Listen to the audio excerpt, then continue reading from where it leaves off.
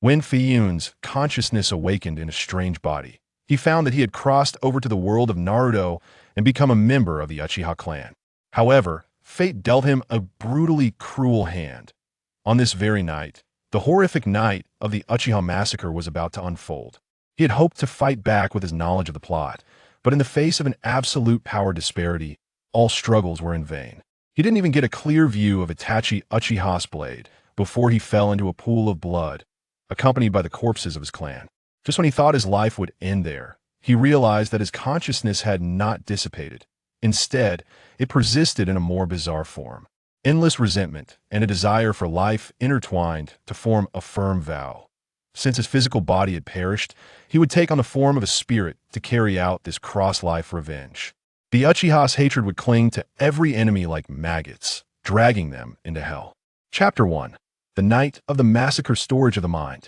In the 55th year of Konoha, a blood moon hung high in the sky.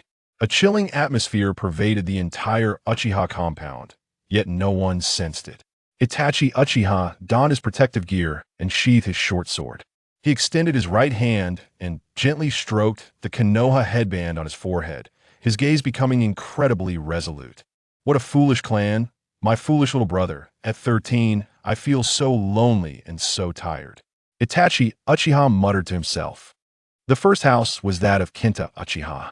Kenta was a chunin of the clan, gentle in nature, and would always greet Itachi warmly whenever they met. Itachi silently infiltrated the courtyard, peering through the paper door to see Kenta kneeling at a low table, grading student assignments as he taught at the Ninja Academy. Itachi's Sharingan glowed with an eerie red light in the darkness. The three tomo slowly rotated, and he saw the chakra pathways flowing within Kenta, noticing the most vulnerable artery in his neck. The paper door was silently pulled open, and Kenta looked up, still wearing a gentle smile. Itachi-kun? So late. A flash of the blade, and Kenta's throat erupted with warm blood. His eyes widened in disbelief as he looked at the once proud young clan leader. The assignment book was soaked with blood, and the name Uchiha Sasuke, which had been half-graded, gradually turned red. Kenta's wife rushed out from the kitchen, still holding the late-night snack she had prepared for her husband. Kenta? What sound? Her question forever halted in her throat. Itachi's blade pierced through her heart, dishes shattered on the ground, and miso soup spilled everywhere. From upstairs came the cries of child. Itachi ascended the stairs, his steps light as a cat. 4-year-old Shota Uchiha stood in the hallway, holding a doll and rubbing his eyes. Daddy? Mommy? A cold light flashed. The doll's head and the boy's head fell simultaneously to the ground. In the Hokage office, Sarutobi Hiruzen and Shimura Danzo were engaged in their usual banter. Danzo slammed his cane down on the ground, producing a crisp sound. Hiruzen, Itachi is about to make a move. We must go assist. I've gathered everyone from Root. I know your Umbu are already assembled. Sarutobi Hiruzen slowly took a puff from a bag of 500,000 Ryo worth of old tobacco. No, we can't attack our comrades in the village. Danzo's single eye widened. Hiruzen. Nearby, Mito came in and Tsurugi Kohara sipped on 300,000 Ryo per packet of Yusen tea, glancing back and forth between the two arguing old friends. A cloud of smoke escaped from the third Hokage's mouth as he anxiously paced the room. There must be another way. The Uchiha have been our comrades for decades. Danzo snorted coldly. Do as you wish. I'm taking action. For the safety of Konoha, I must surround them first. With that, Danzo prepared to turn and leave. Sarutobi Hiruzen spoke sternly. Danzo, only surround them. Don't do anything excessive. Danzo whirled around. What did you say? If the Uchiha realize what's happening, do you know how many will die? Ru must take action. Sarutobi Hiruzen, no. Danzo, for Konoha, I must act. Sarutobi Hiruzen. Danzo, I said no. Danzo, Hiruzen. Sarutobi Hiruzen. I am Hokage. Danzo, you will regret this. Bang. With that, Danzo slammed the door and left. Tsurugi Koharu and Mito came and exchanged glances, then spoke. Hiruzen, although Danzo's tone is harsh, he does have a point.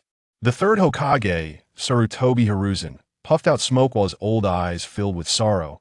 It's all my fault. I didn't find a better way to handle the Uchiha situation. After squeezing for a long time, Sarutobi Hiruzen, unable to shed tears, continued. There are spies in the northeast of the village posing as our ninjas. Inform Umbu to seal off that area. Kill without mercy. Within the Uchiha compound, a shadow rushed into a courtyard, and a 90-year-old man gazing at the stars at the door had his throat slit before he could make a sound. The shadow rushed into the house, slaughtering a couple and their 2 nursing infants, then swiftly moved to the next home. The entire process took less than 10 seconds, and with each movement of the shadow, another household was erased. Just after killing a heavily pregnant woman and her unborn child, the male head of the household rushed out. He was a jounin of the Uchiha clan, possessing a 3-tomo Sharingan. Clang! After blocking the shadow's strike, the man shouted, trying to alert his clan for help. However, his voice was blocked by an invisible barrier, unable to escape.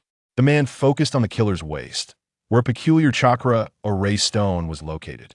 That's the Umbu's movement barrier stone. Swish! The shadow moved at lightning speed, appearing before the man in an instant and piercing his heart with a blade. At such close range, the man finally saw the shadow's face and angrily, yet helplessly spoke. Why, young clan leader? Why? This is not just a difference in strength, but a difference in ocular power. Itachi Uchiha did not look back at the fallen man, but turned ahead to the next house, suddenly stopping in his tracks. He scanned the corpses on the ground, murmuring, I remember there are 5 people in the Uchiha family, not counting the unborn. Using his Sharingan to survey, Itachi quickly pinpointed the location and approached a wardrobe, opening the door and grabbing the delicate ankle of a 3-year-old girl, yanking her out. The little girl, with baby fat, desperately clung to the wardrobe, crying in her still-developing speech, Itachi and I, Booyao-sha, Booyao-ya. Thud! With a swift strike, the little head, stained with tears and snot, rolled away, blood spraying everywhere. The baby-fat little hands continued to scratch at the wardrobe, as if the muscles had yet to realize that the body was already dead. Itachi Uchiha wasted not a second and dashed towards the next house to kill. A young mother, who was telling her child the first Hokage's story to lull him to sleep, suddenly felt a chill at her neck, and the next moment, blood sprayed onto her child's face. Even so, the young woman, who had not yet died, instinctively fell over her child, trying to protect him. However, thud, the sharp blade precisely pierced through the woman's body, stabbing into the heart of the child who had just been awakened. The blood moon hung high, and demons flashed as lives continued to vanish one after another. In truth, many strong individuals belonged to the Uchiha clan, but they were facing the clan's top-tier combat power, the Mangekyo Sharingan. Not only was their proud Sharingan completely useless and thoroughly countered, but more importantly, everyone was at home in the most relaxed state, while the killer was fully armed. After all, with the elite from the Uchiha police force around, no one generally had the chance to infiltrate the clan's territory. But no one expected that there would be a great filial son within the family, caught off guard and killed. At the same time, inside the Uchiha police force, chaos ensued as a man in a tiger-striped mask slashed down the last patrolling Uchiha ninja and slowly walked out of the police department's main door. Just then, Uchiha Izumi, who happened to pass by, threw a shuriken, accurately piercing the masked man's head. Izumi's lips curled slightly. This was a signature technique taught by her boyfriend Itachi. Ha! Ha! Ha! However, the shuriken directly pierced through the tiger-striped, masked man's head and struck the wooden pillar behind him, making a crisp sound. What? Izumi couldn't help but be shocked, her beautiful eyes wide open, her pupils contracting sharply. She deeply realized the terrifying strength of the man in front of her. She was absolutely no match for him. Run.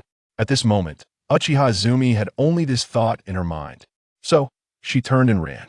However, a pitch-black iron chain wrapped around her like a python, instantly binding her hands and slender waist tightly. Then, Uchiha Izumi felt a tremendous force come, causing her to lose her balance and fall to the ground, being dragged along, getting closer to that demon-like man. Itachi, please save me. Tears of despair streamed down Izumi's eyes as she called out her boyfriend's name, hoping he would suddenly appear and rescue her. Chapter 2. The 2-tomo anger battle of the kaleidoscope. Itachi won't save you. He's too busy exterminating the Uchiha clan. Thank me for sparing you from dying at his hands. Izumi's face was filled with disbelief as she murmured, What? The man in the tiger-striped mask did not continue to explain, but instead slashed down with the long knife in his hand. 3 Tomo Sharingan? I suppose I can keep it as a backup. As he spoke, the man in the tiger-striped mask reached out and gouged out Uchiha Izumi's eyes, placing them into a petri dish. "Aunt Kino," Itachi softly called out from the doorway. Uchiha Kino turned around and saw the blood dripping from the knife in Itachi's hand, her face instantly turning pale. Instinctively, she protected her daughter behind her, her trembling hand reaching for a kunai in her ninja tool bag. "Why? Itachi-kun, why?" The answer to her was a knife that was as fast as lightning. Kino fell, still maintaining a protective posture over her daughter. The little girl screamed and lunged toward her mother's cold body as Itachi's blade pierced through her back, penetrating the hearts of both mother and daughter. The blood moon rose higher, and the screams from the Uchiha clan's territory were blocked by the barrier, without a sound reaching the outside. Itachi's movements became increasingly rapid, as if executing some mechanical task. His Sharingan with 3 Tomo had already transformed, forming a kaleidoscope pattern. 297. 298. Itachi counted silently in his heart. The black shirt beneath his vest was soaked with blood, sticking to him. Every household, every familiar face, every innocent child. His blade showed no hesitation that in a remote part of the Uchiha clan territory, a boy named Uchiha Feiyun suddenly opened his eyes wide and jumped up from his bed. What the hell? Is today the night of extermination? Sensing the flames of life extinguishing one after another, Uchiha Feiyun was greatly shocked. Could it be this unlucky? Just after crossing over, he encountered the night of extermination. Yes, Liu Yunxing, a contemporary wage slave, was struck by a runaway truck from the god of crossing over and brought into this world.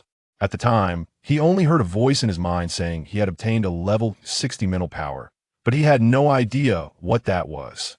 He only knew his perception was particularly sharp, but he had no other uses for it, or rather, he didn't know how to utilize it at all. Damn it, here it comes again. It's always like this. Good things never come in time, but bad things come one after another. Graduated from elementary school. The school was renovated and introduced a computer room. Graduated from middle school. The school was tuition-free and hired foreign teachers. Graduated from high school. The classroom had air conditioning and the dormitory was refurbished with hot water installed. Finally managing to graduate from college. And now you tell me there are college students everywhere. And this year college students can't even find jobs? Good gracious, just partnered with someone to open a shop. And masks came for 3 years that can't hold on any longer, just closed down. And now the lockdown is lifted and industries are reviving. Truly, he had not caught a single warm breath. He had not missed a single pitfall. Hooray, hooray. Let's applaud for destiny. Now, finally catching up with 6-star alignment, becoming a noble transmigrator. Hey, my family is about to be exterminated. Is it surprising, unexpected, or thrilling? Uchiha Feiyun had just managed to get along with the people around him, and the little girl at the village head was just starting to chat.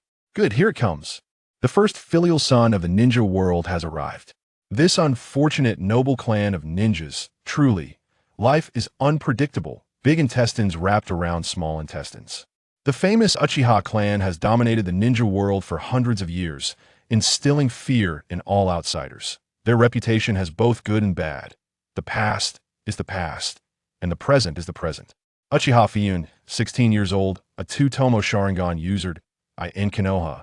He wasn't considered outstanding, but it was still acceptable. At least he was a bloodline limit holder and had just managed to obtain a Chunin title. He quickly recalled the original owner's memories, trying to find a way to break the deadlock. However, after thinking for a while, he couldn't come up with any practical solutions. There was no way to escape, and even if he got out of the clan territory, the outside was probably a dead end. Should he remind some big shot to resist with him? That wouldn't work either. Besides the clan leader, no one in the Uchiha clan was a match for Itachi, and that incompetent clan leader had already given up on resistance. If you want to find him, he might be bought 2 for 1 by that Sarutobi Fugaku. There's no time to think about this. Uchiha Feiyun felt the death point getting closer to his home, gritted his teeth, and ran to his sister and mother's room. Their family consisted of just the 3 of them, and only he had awakened the Sharingan and became a ninja. Uchiha Feiyun's mother, Uchiha Chiyao, was awakened. Feiyun, what's wrong? There's a situation. You guys stay asleep. Uchiha Feiyun struck his still half-asleep sister unconscious with a knife hand, then did the same to his mother. Earth release, earth style. He formed seals to use a basic earth release ninjutsu, throwing the two women underground.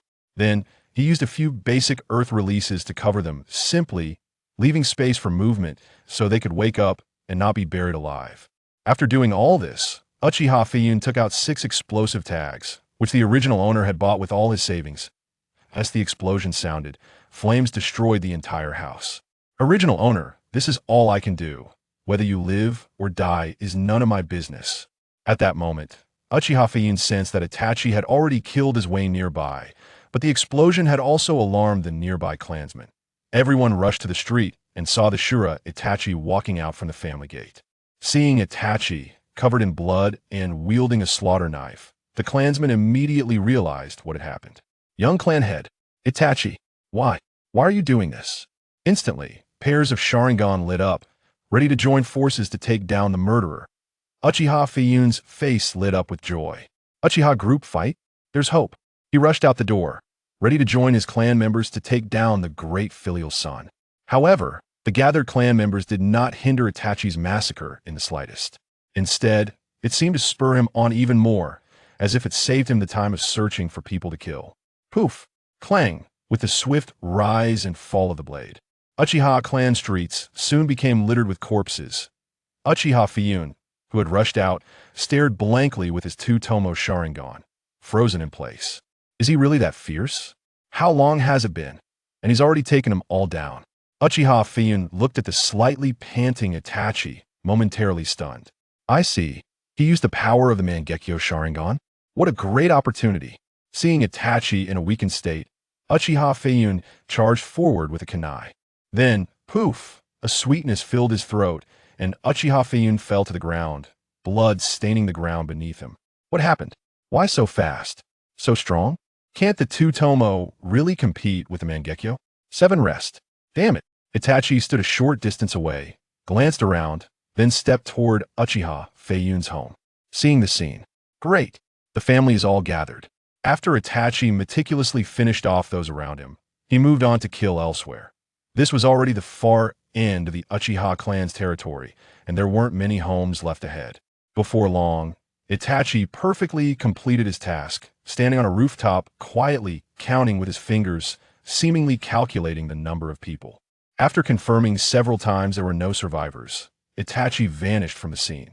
Watching Itachi leave and glancing at the bloodied corpses around him, it was truly a scene of tragedy. Based on the time Itachi entered the house, his mother and sister had likely already been killed. Sigh. A wave of sorrow surged in his heart. Having inherited the original owner's memories, he naturally felt their influence, and the deaths of so many friends and family left Uchiha Feiyun with a strong sense of grief. The 2 Tomo Sharingan in his eyes spun and transformed into 3 Tomo. Wait. Why does it feel like something is off? Huh, didn't I already die? Chapter 3 Mental Power. Why can I still think and see my surroundings? I'm clearly face down in a pool of blood. Why can I see Itachi above the roof? Could it be that Uchiha Feiyun couldn't help but think of the 60 levels of mental power he received when he arrived? Wait, mental power. Could this be the legendary path of mental power? It is said that when mental power is cultivated to a certain level, one can ignore the death of the physical body and even reconstruct it. Ha, it's finally my turn. KONOHA 4, Uchiha Itachi, Uchiha Bito, just you wait. I will repay you in kind. No one will have it easy. However, it seems that Uchiha Feiyun was too early in his joy. He found that no matter how hard he tried, and no matter what methods he attempted, his body remained motionless.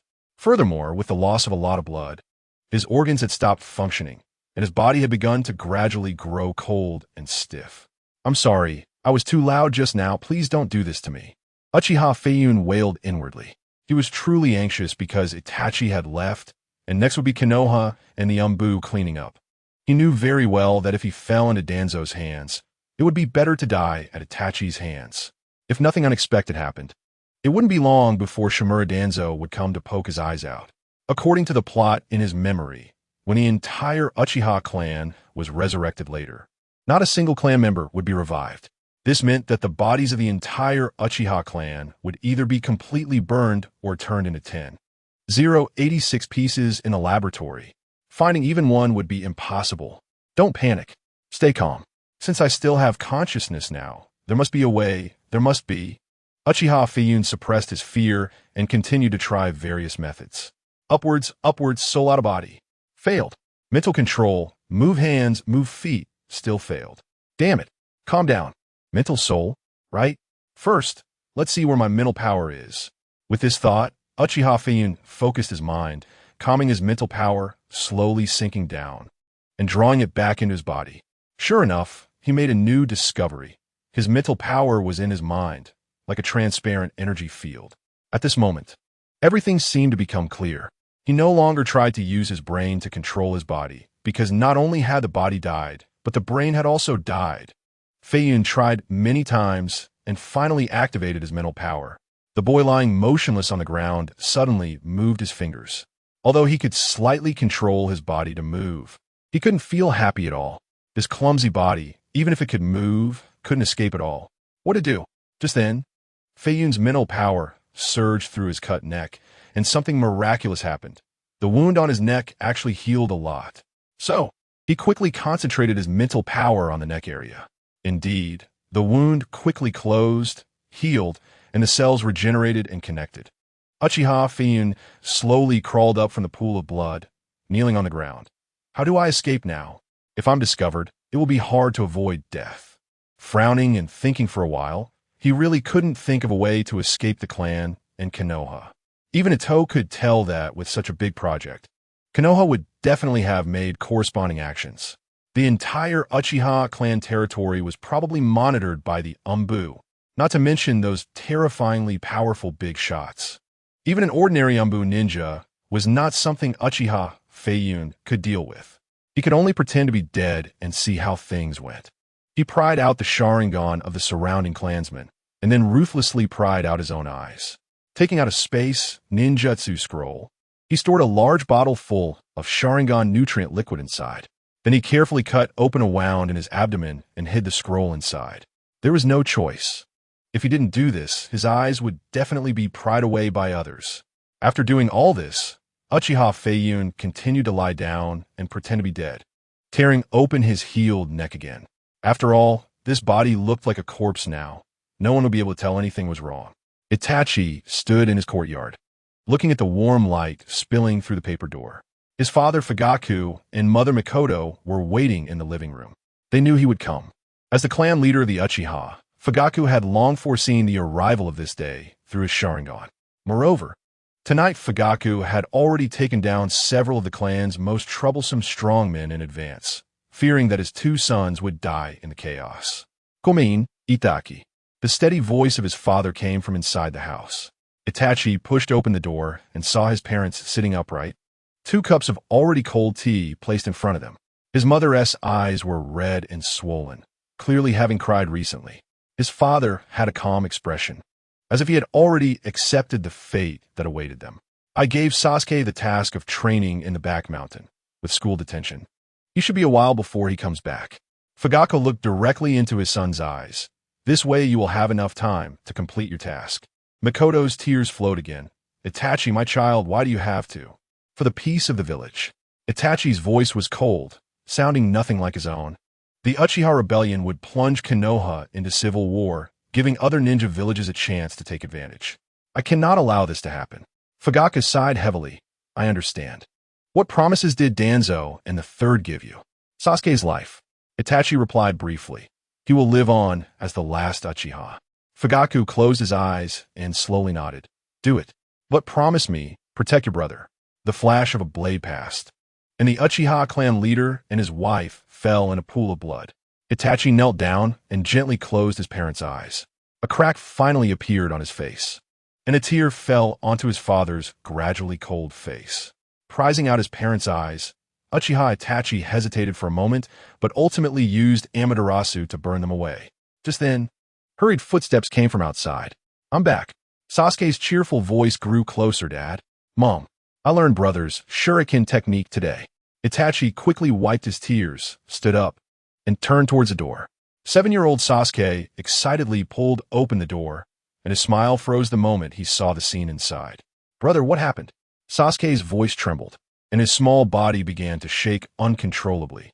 He saw his parents lying in a pool of blood, saw the blood-dripping knife in his brother's hand, and saw those unfamiliar, murderous eyes. "Sasuke." Itachi's voice was cold, almost inhuman. "You are too weak." Sasuke's pupils constricted to the size of pinpoints, and his legs went weak. Collapsing to the ground, "No, it can't be Dad, Mom, brother. Do you want to know why?" Itachi's Manjiki Sharingan began to spin. "Look into my eyes." "Sasuke." The terrifying illusion instantly invaded Sasuke's brain. This illusion was too advanced, comparable to reality. He saw his brother slaughtering the entire clan, could hear the cries of children, could vividly smell the strong scent of blood. Every tragedy replayed before his eyes. Every detail was clear enough to make one nauseous. Sasuke screamed, holding his head, tears and snot covering his entire face. His world collapsed at that moment. The brother he admired most became the enemy he hated most. Itachi looked down at his collapsing younger brother, his voice cold. "My foolish brother, if you want to kill me, then hate me, despise me. Run away, then live on in a miserable and ugly way. Then, when you have eyes like mine, come find me." After saying this, Itachi turned and walked towards the door, leaving Sasuke curled up on the ground, sobbing. "Wait." Sasuke suddenly raised his head, his eyes revealing the single Tomo Sharingan. Under extreme emotional stimulation, he finally awakened the Uchiha bloodline limit. "I will kill you, Itachi."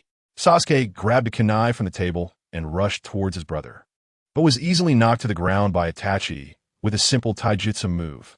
The kunai clattered to the ground far away, and Sasuke's face was pressed into the blood of his parents.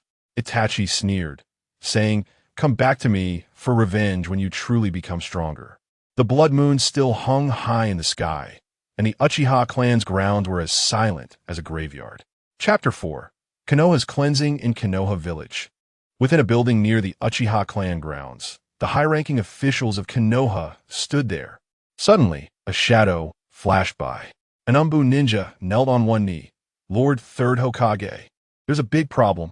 A large number of corpses have been found in the Uchiha clan grounds." "What? How could this happen?" Sarutobi Hiruzen's face was filled with shock. Shimura Danzo's eyes flashed with a hint of contempt, thinking to himself, "What a good actor." However, Danzo was in a good mood and immediately raised his cane, pointing towards the Uchiha clan grounds. "Root ninjas, immediately enter the Uchiha clan grounds to investigate and be sure to catch the murderer." Saying this, Danzo hurriedly walked out. Sarutobi Hiruzen waved his hand. "Activate the emergency plan. Notify the Umbu to seal off all entrances and exits of Konoha." "Yes." The Umbu ninja responded respectfully, then vanished from the scene. Only Sarutobi Hiruzen remained in the hall, gazing out the window, a barely noticeable arc forming at the corner of his mouth. Taking a deep breath of the expensive old tobacco, he felt that today's smoke was exceptionally fragrant and soothing. As the leader of Konoha, he was well aware of the situation in the village. However, he often chose not to know certain things. In Sarutobi Hiruzen's mind, the disappearance of the Senju and Uchiha clans was a good thing for everyone. The village no longer had to fear and suspect the inherently evil clan every day, although the villagers would suspect the Uchiha, believing it was them manipulating public opinion. A gentle breeze swept by, and an unknown figure appeared behind the third Hokage. Sarutobi Hiruzen remained motionless, steady as an old dog, only slightly aware of the presence behind him out of the corner of his eye. With his back to the newcomer, Sarutobi Hiruzen's voice was choked as he spoke. "Why did it come to this? Fugaku and I have worked so hard for so long, Itachi. Don't worry. Everyone else has been sent away." "You've worked hard, Lord Third." Itachi nodded, his deep voice echoing. "In any case, this way, Konoha has finally avoided a civil war, and the peace of the village has been preserved." Sarutobi Hiruzen sighed deeply. "I am very sorry. I regret that I did not find a better way." Itachi's expression was melancholic. "I apologize, Lord Third. We did not heed your advice." Sarutobi Hiruzen shook his head. "The one who should apologize is me." It is my and Fugaku's incompetence that has caused you to bear all of this. Saying this, Sarutobi Hiruzen slowly turned around, looking at Itachi with compassion. Are you mentally prepared? From now on, Konoha will classify you as a rogue ninja, and you will be labeled as the murderer of your entire clan. You will be wanted not only by all of Konoha, but by the entire ninja world. Itachi's expression remained melancholic. That is only natural. Sarutobi Hiruzen's voice was sorrowful. What are your plans for the future?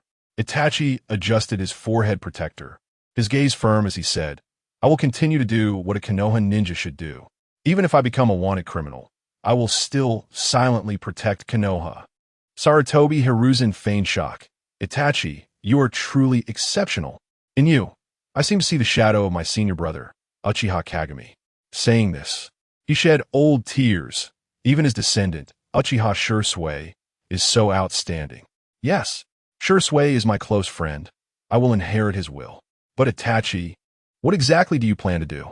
Itachi softly said, in this operation, I borrowed the power of someone. His strength is very strong. I want to stay in his organization to monitor him and prevent him from doing anything harmful to Konoha, just to protect my younger brother, Uchiha Sasuke. Can you give me a promise, Lord Third? Sarutobi Hiruzen nodded solemnly. Of course. I promise you that I will do my utmost to protect Sasuke's life and ensure his healthy growth. However, I am powerless to change the hatred he feels towards you. Itachi's eyes were melancholic. I have long been prepared to bear all the blame, including Sasuke's. Sarutobi Hiruzen sighed. Go ahead. Konoha's barriers and defensive outposts won't undergo major changes. You can come back to see Sasuke often. He couldn't help but feel relieved. To be honest, no matter what, he would find a way to keep Sasuke in Konoha. If he couldn't keep Sasuke under his control, Sarutobi Hiruzen wouldn't feel at ease letting Itachi leave. Itachi slowly turned and walked out, feeling sorry that the Uchiha clan could not understand the good intentions of Lord Third. Sarutobi Hiruzen watched Itachi's departing figure, taking a deep puff of his old tobacco. After this night, the name and glory of the Uchiha clan, which had resounded in the ninja world for hundreds of years, would finally come to an end, buried by the very village he had built with his own hands. From this point on, all contributions and achievements of the Uchiha clan to Konoha became meaningless. However, for Sarutobi Hiruzen, who had lived for nearly 70 years, this was not surprising at all.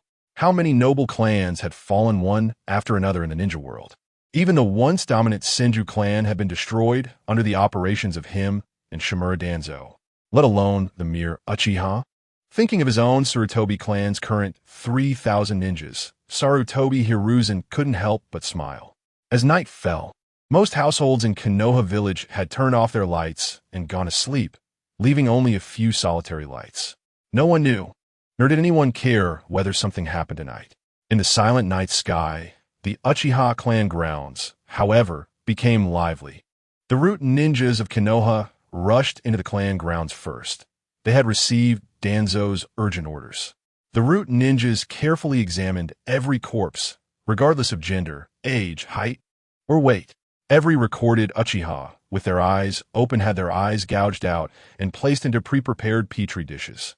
According to Danzo's words, this is the greatest legacy the Uchiha left for Konoha, their final value to Konoha. For Konoha, it must be properly received. Shimura Danzo stood in the center of the Uchiha clan grounds, personally supervising everything. His heart was wildly excited. How many precious Sharingan were there? With them, his right arm would have enough ammunition, plus Shursui's Manjiki Sharingan, who in a ninja world would be his opponent. Even a monkey might not be able to defeat him. At that time, the Hokage's seat would be within his grasp. Looking at the blood and corpses of the Uchiha all over the ground, Shimura Danzo felt an indescribable exhilaration. The Uchiha clan had finally been eliminated by his own hands, and their influence and threat had completely disappeared. Danzo couldn't help but gaze up at the night sky at a 45-degree angle, a look of joy and intoxication on his face. Teacher Tobarama, did you see that? Your student did it. I did not disappoint your expectations. I'm the most suitable man to be Hokage. Chapter 5. The man who crawled out of the grave, Lord Danzo, Many of the Uchiha clan Sharingan have been gouged out. A masked root ninja reported softly. Danzo frowned slightly. It must be Itachi and that man, right? Oof. No need to worry about this. Quickly collect the remaining Sharingan. Yes. The root ninja disappeared in a flash, but one person wearing a dog mask remained still. Danzo was slightly surprised, knowing that the root ninjas all had cursed seals within them, which meant they couldn't disobey his orders at all. Danzo turned and said, "What are you doing? Why aren't you hurrying to act?" The masked man slowly raised his head, a pair of scarlet Sharingan fixated on Shimura Danzo. "Remember what you promised me. Danzo, I will always be watching you from the shadows." Tuanzo was taken aback, his one eye wide open. "Itachi, Uchiha? What did you sneak up on me?" Itachi's Mangeki Sharingan was like the gaze of the Grim Reaper, softly saying, "I can come to your side at any time. So don't even think about making a move on Sasuke. Otherwise," clang, an unparalleled eye power enveloped Tuanzo. Countless cold glints of sharp blades flashed by, and Tuanzo's body was completely shredded. Huffing and puffing, Tuanzo took 2 steps back, and around him, there was no trace of Itachi. Jinjutsu? So strong. Before long, the bodies of the Uchiha clan were gathered together, neatly stacked. One must say, the Uchiha clan truly lived up to being a proud family, with generally high looks and good figures among its members. Many of the Uchiha women's bodies had clearly been tampered with, and it was not difficult to speculate that they had been insulted, and perhaps even worse. On the edge of Konoha village, atop a tall giant tree, 2 figures stood. The man with the tiger mask looked at the distant clan land, his voice low. "The Konoha people came really quickly. I didn't even have time to do more. Well, the matter is finally over. Itachi-kun, come with me now. The true peace of the ninja world needs your power for our common ideal." Itachi just stood quietly, suddenly speaking softly. "Madara, do you know what the meaning of life is?" "Itachi-kun, life has no meaning, and this world has no meaning. Only our ideals are the only meaning." Itachi said expressionlessly, "I understand. I will go with you, but you must agree to one condition." "Condition? What is it?" "That is, you must not make a move against Konoha."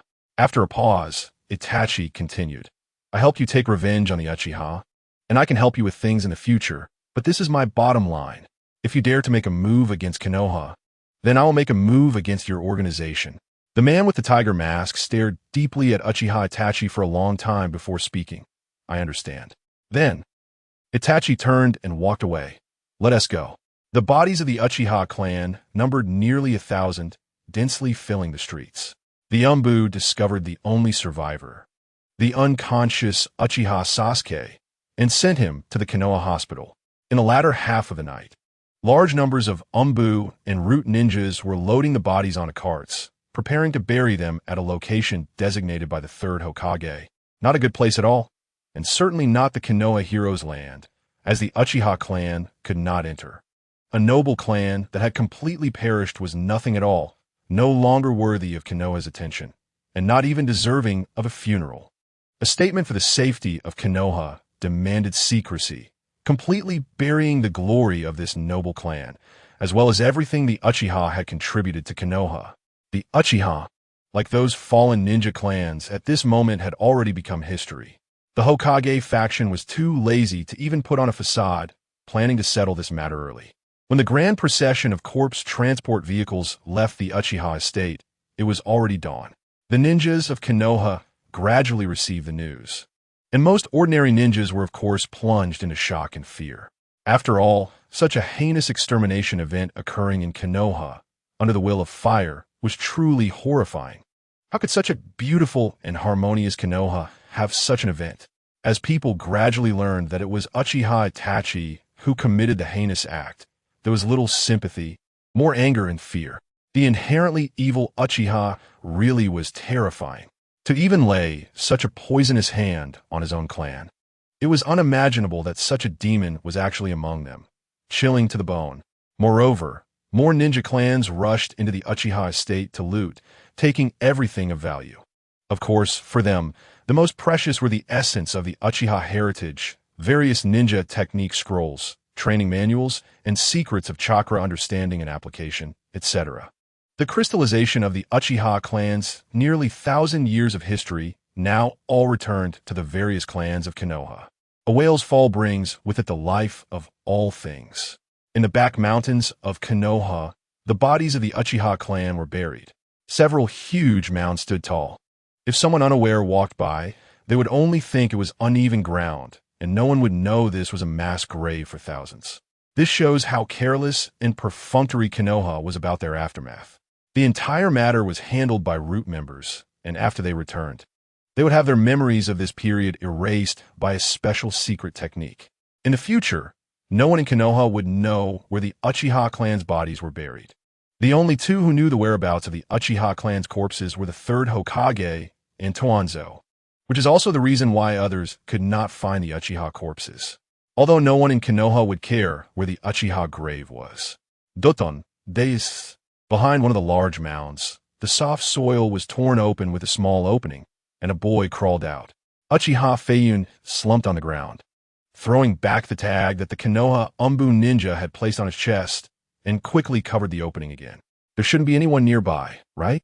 He had sensed earlier that everyone had left before crawling out of the grave. However, Uchiha Feiyun still wasn't at ease and carefully sensed again, confirming there was no one. He began to deal with the traces behind him while moving away from the area. He didn't dare to have the slightest chance of luck. What if someone from Konoha returned and discovered traces of someone leaving? Wouldn't he be hunted to death? After moving hundreds of meters away from the mound, Uchiha Feiyun finally stopped clearing the traces. He turned to look at the huge mounds, softly saying, "I'm sorry, I tried before. I can only repair my own body. I can't save you." Although he wanted to put up a monument for them, the conditions didn't allow. After speaking, Feiyun turned to look in the direction of Konoha.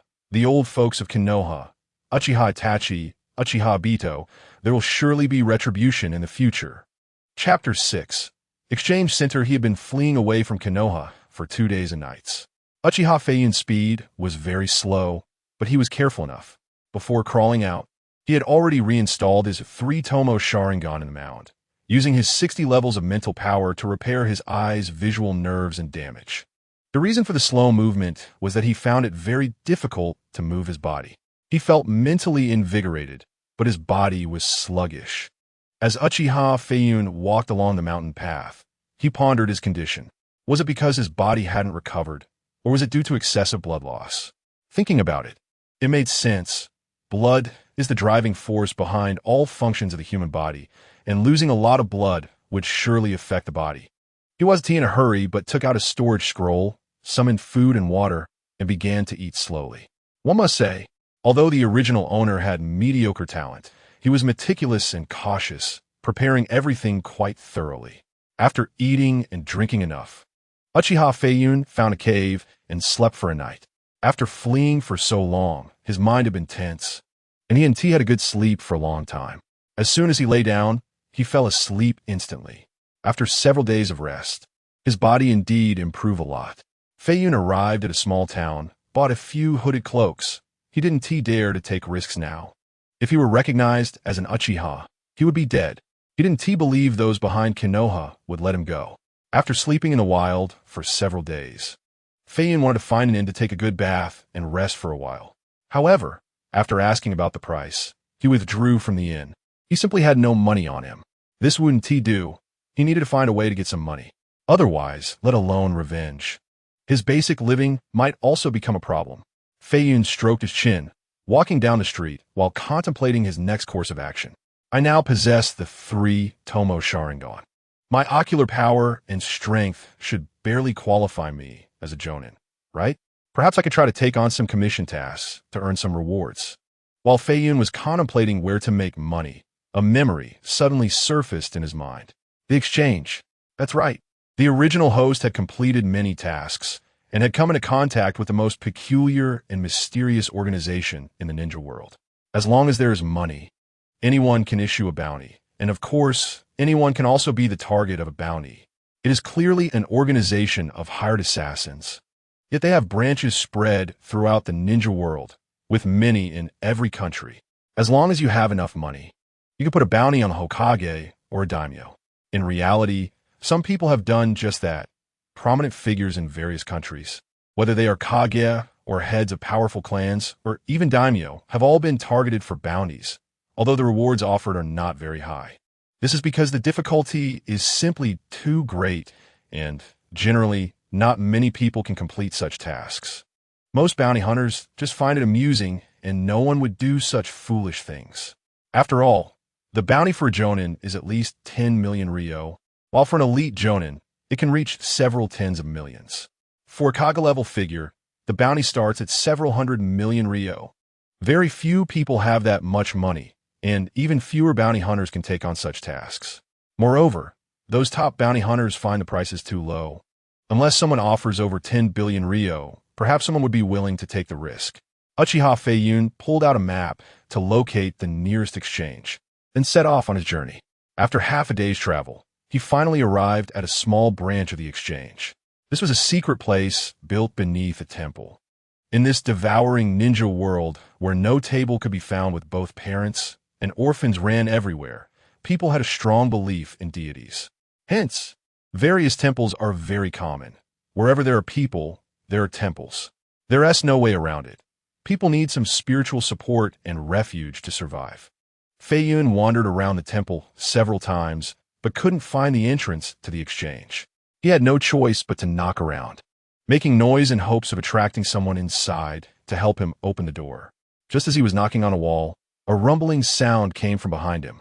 A tall man with a thin face and squinty eyes emerged from a passage in the ground, sizing up Feiyun. "Are you looking for the exchange?" Feiyun smiled and replied, "That's right, this is my first time here, and I can't find the entrance. Follow me." The two walked into the underground passage and, after a while, they arrived at the underground exchange, surrounded by grid walls. The thin-faced man said softly, "My name is Ju and I. What should I call you?" After pondering for a moment, Feiyun replied, "Just call me Nameless."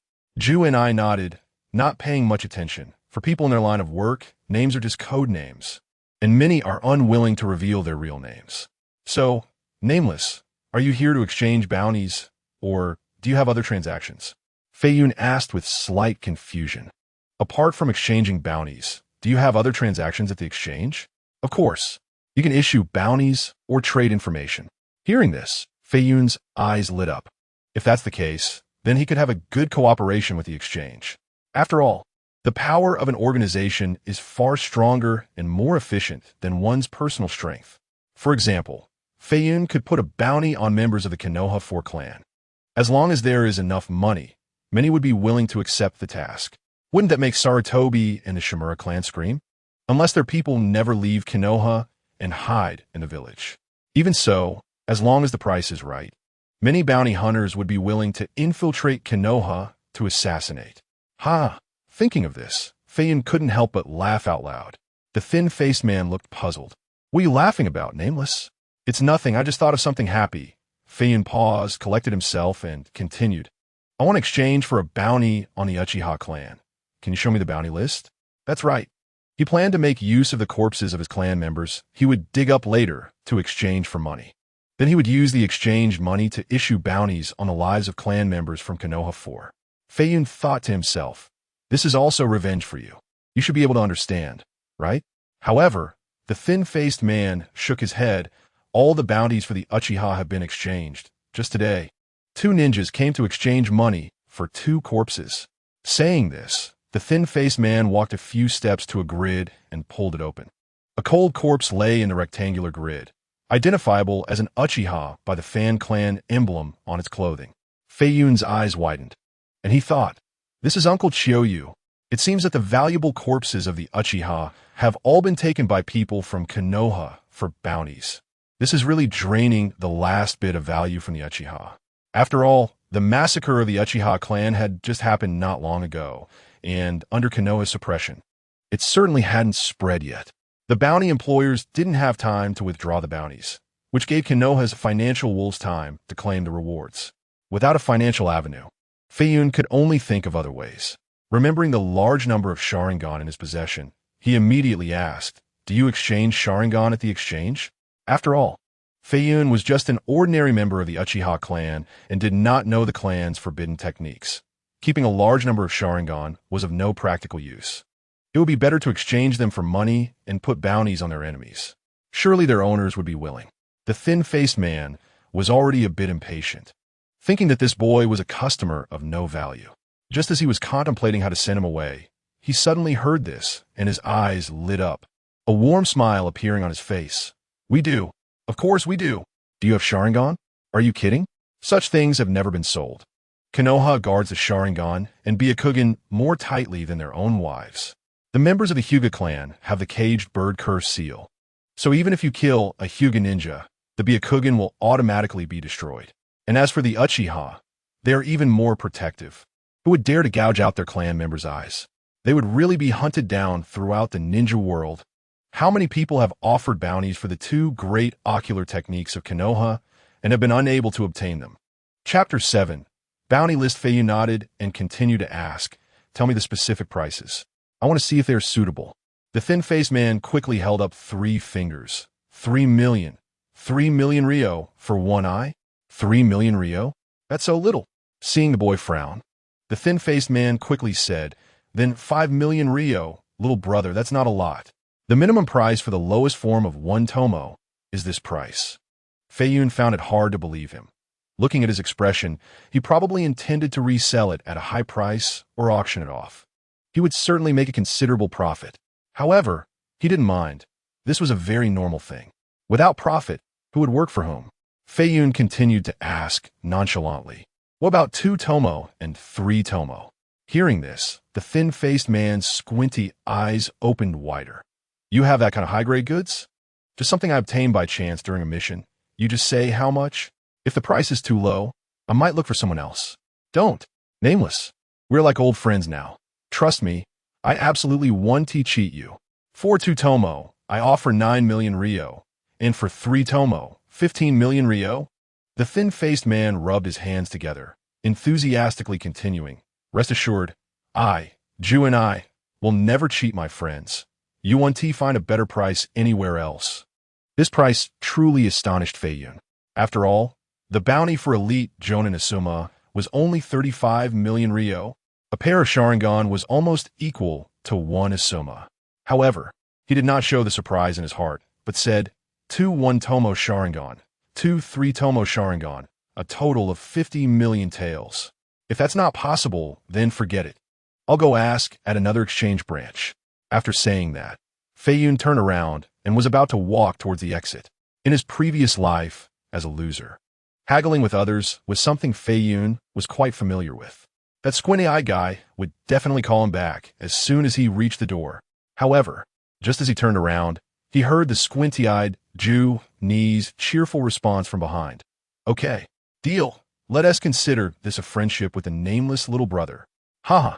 Feiyun turned around and looked at the excited squinty-eyed man with suspicion, silently cursing. "I've been tricked by this guy. It seems I still offered too low a price." However, he didn't dwell too much on it. After all, during the night of extermination, he had collected quite a few Sharingan, for eyes were just a small portion. Feiyun readily took out 2 petri dishes, each containing a pair of Sharingan. One pair was 1 tomo, and the other was 3 tomo. However, he couldn't tell what the difference was between the owners of these 2 pairs of Sharingan. After all, they were all instantly killed by Itachi Uchiha. Ju and I joyfully took the petri dishes and jogged towards the back room. "Please wait a moment.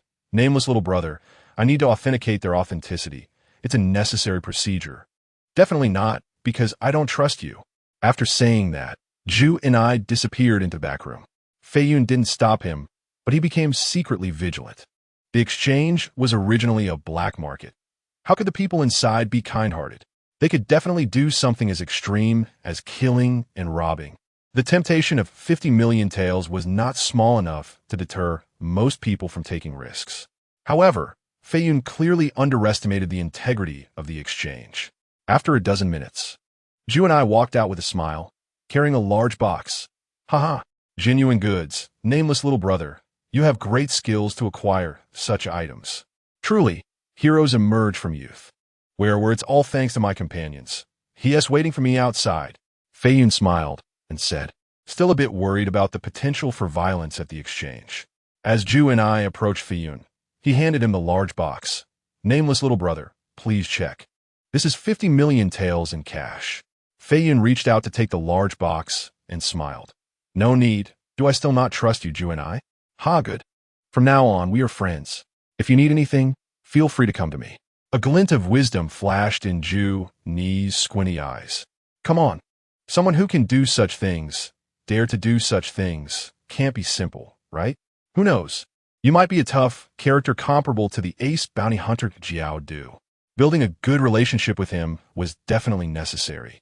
Even if you didn't rely on him for anything, just based on his abilities, future business pressure would be greatly reduced. Feiyun nodded and suddenly said, I actually have something I need Ju Ni's help with. Ju and I readily replied, What do you need help with? Just say it. Nameless little brother.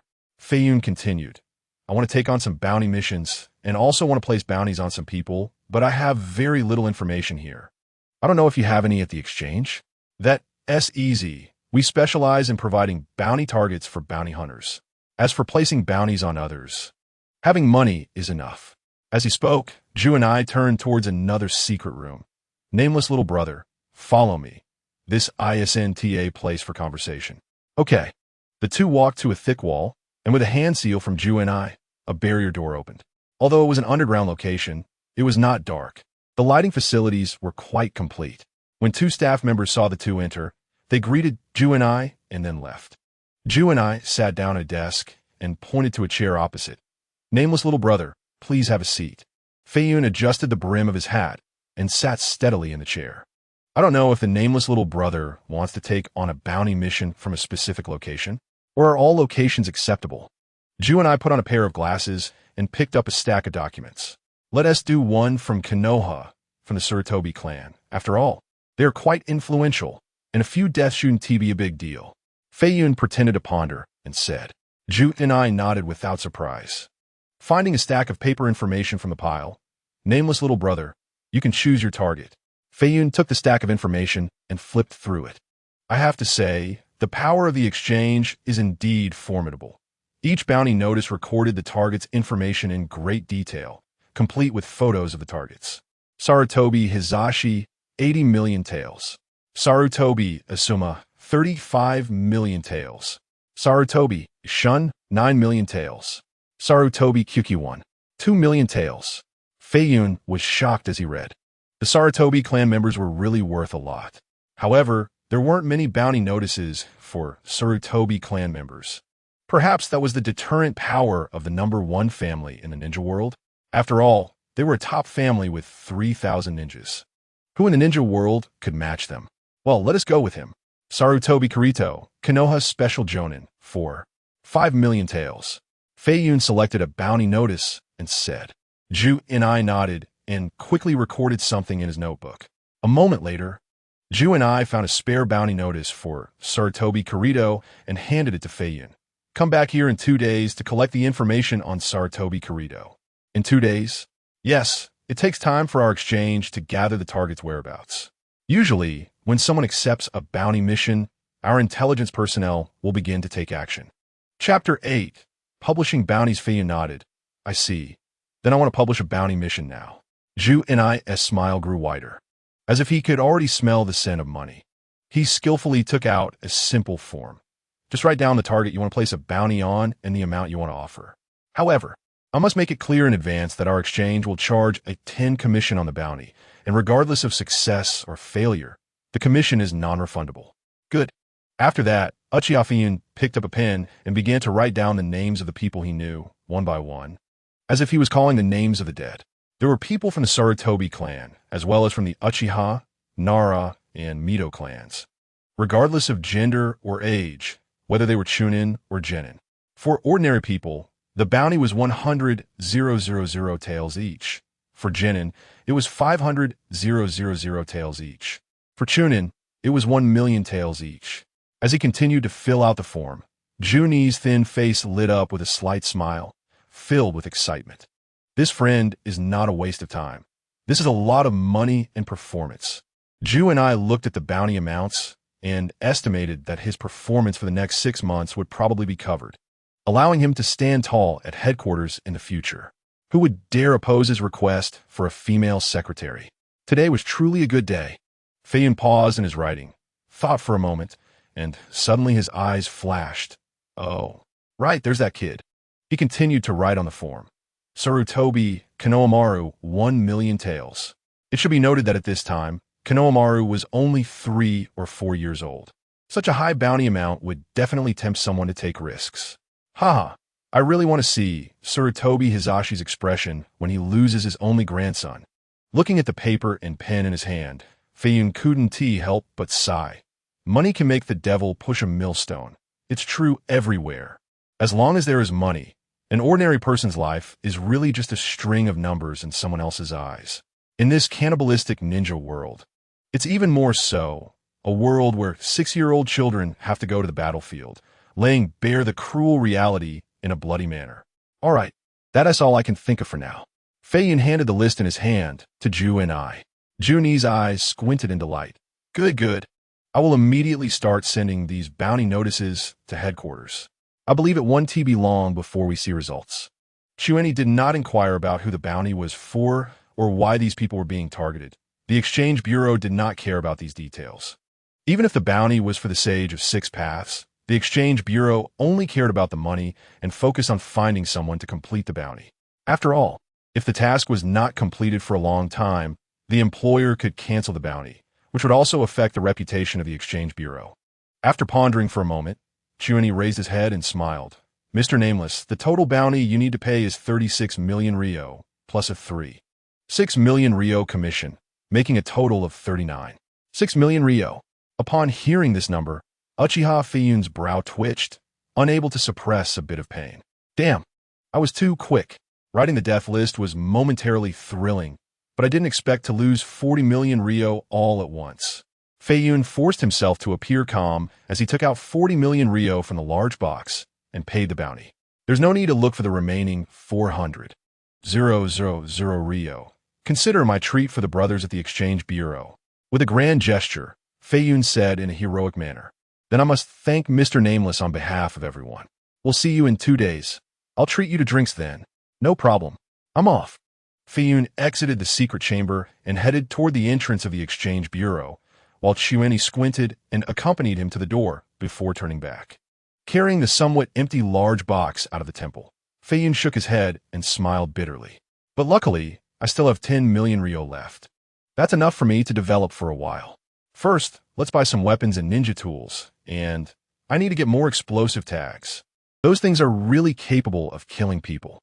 Feiyun planned to hunt down Leaf Village ninjas to earn money while using the money earned to put bounties on the members of the 4 great clans. As long as things progressed smoothly, it would create a virtuous cycle. As long as the investment was substantial enough, in time, not to mention leaving the Leaf Village. They wouldn't even feel secure staying within it.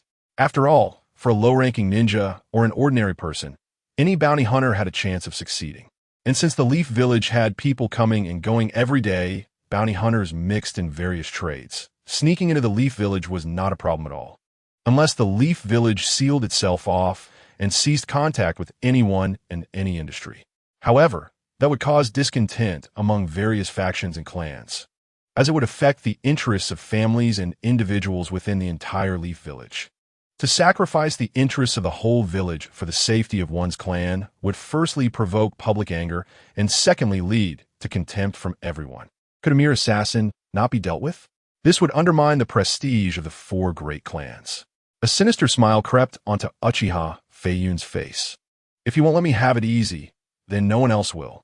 The Leaf Village, Uchiha Itachi, Uchiha Bido are all too powerful and not easy to deal with. However, it's not that there aren't feasible methods. On the Leaf Village side, while for now, I can't deal with those main culprits. Can't I just target the people from the clans below you? Uchiha Itachi, I can't defeat you for now, but I can kill your brother. Uchiha Bido. Feiyun thought for a moment. Suddenly, his eyes lit up, and he had an idea. Find a way to dig up the grave of Noera Rin. Firstly, I can torture Uchiha Bido's soul, and secondly, I can find a way to resurrect Noera Rin and continue to torment Abido's will. Feiyun remembered the plot. Uchiha Bido would visit Noera Rin's grave every time he returned to the Leaf Village. He couldn't help but let out a strange laugh at this thought. After all, this was still within the borders of the Land of Fire, which belongs to the influence of the Leaf Village. Feiyun didn't dare to go to those bustling big towns, as the supplies in small towns were relatively scarce. After visiting several small towns, he finally bought everything he needed, including various combat weapons and tools, as well as ninja technique scrolls recorded by elite ninjas. Before long, night fell, and after a hearty meal, Feiyun arrived at an inn. He booked a high-quality guest room, took a comfortable bath, and then lay down on the soft bed. "Oh, this feels great. It's been a long time since I've been this comfortable." These days, he'd been sleeping outdoors, in caves, and on stone blocks, which had been quite tough. Lying on the comfortable bed, Feiyun felt his whole body relax, and in just a few seconds, he fell asleep. Chapter 9. The hunt begins 2 days later. Uchiha Feiyun stepped into the underground chamber of the Exchange Bureau once again. This time, Chuani's attitude was even more respectful than before, even personally pouring him a glass of expensive liquor from the land of snow. "Mr. Nameless, your bounty has spread throughout the entire underground world." Chuani squinted as he handed over a scroll. Currently, 3 hunting teams have taken the job, with the Blood Crow team being the most efficient, having completed 2 targets already. Feiyun took the scroll and slowly unfolded it. It recorded the latest hunting reports. Sarutobi Kiyoshi, lower ninja, died from poisoning.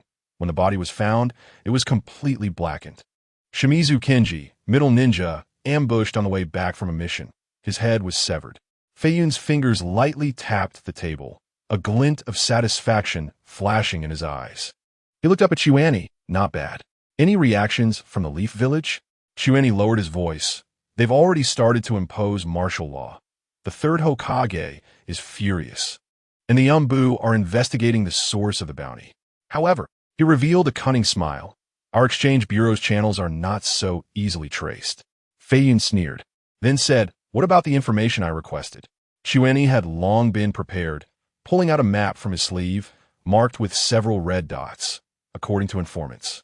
Sarutobi Kiyoshi is a special upper ninja from the Sarutobi clan, currently patrolling the border of the Land of Fire, expected to pass through the Korea Gorge tonight.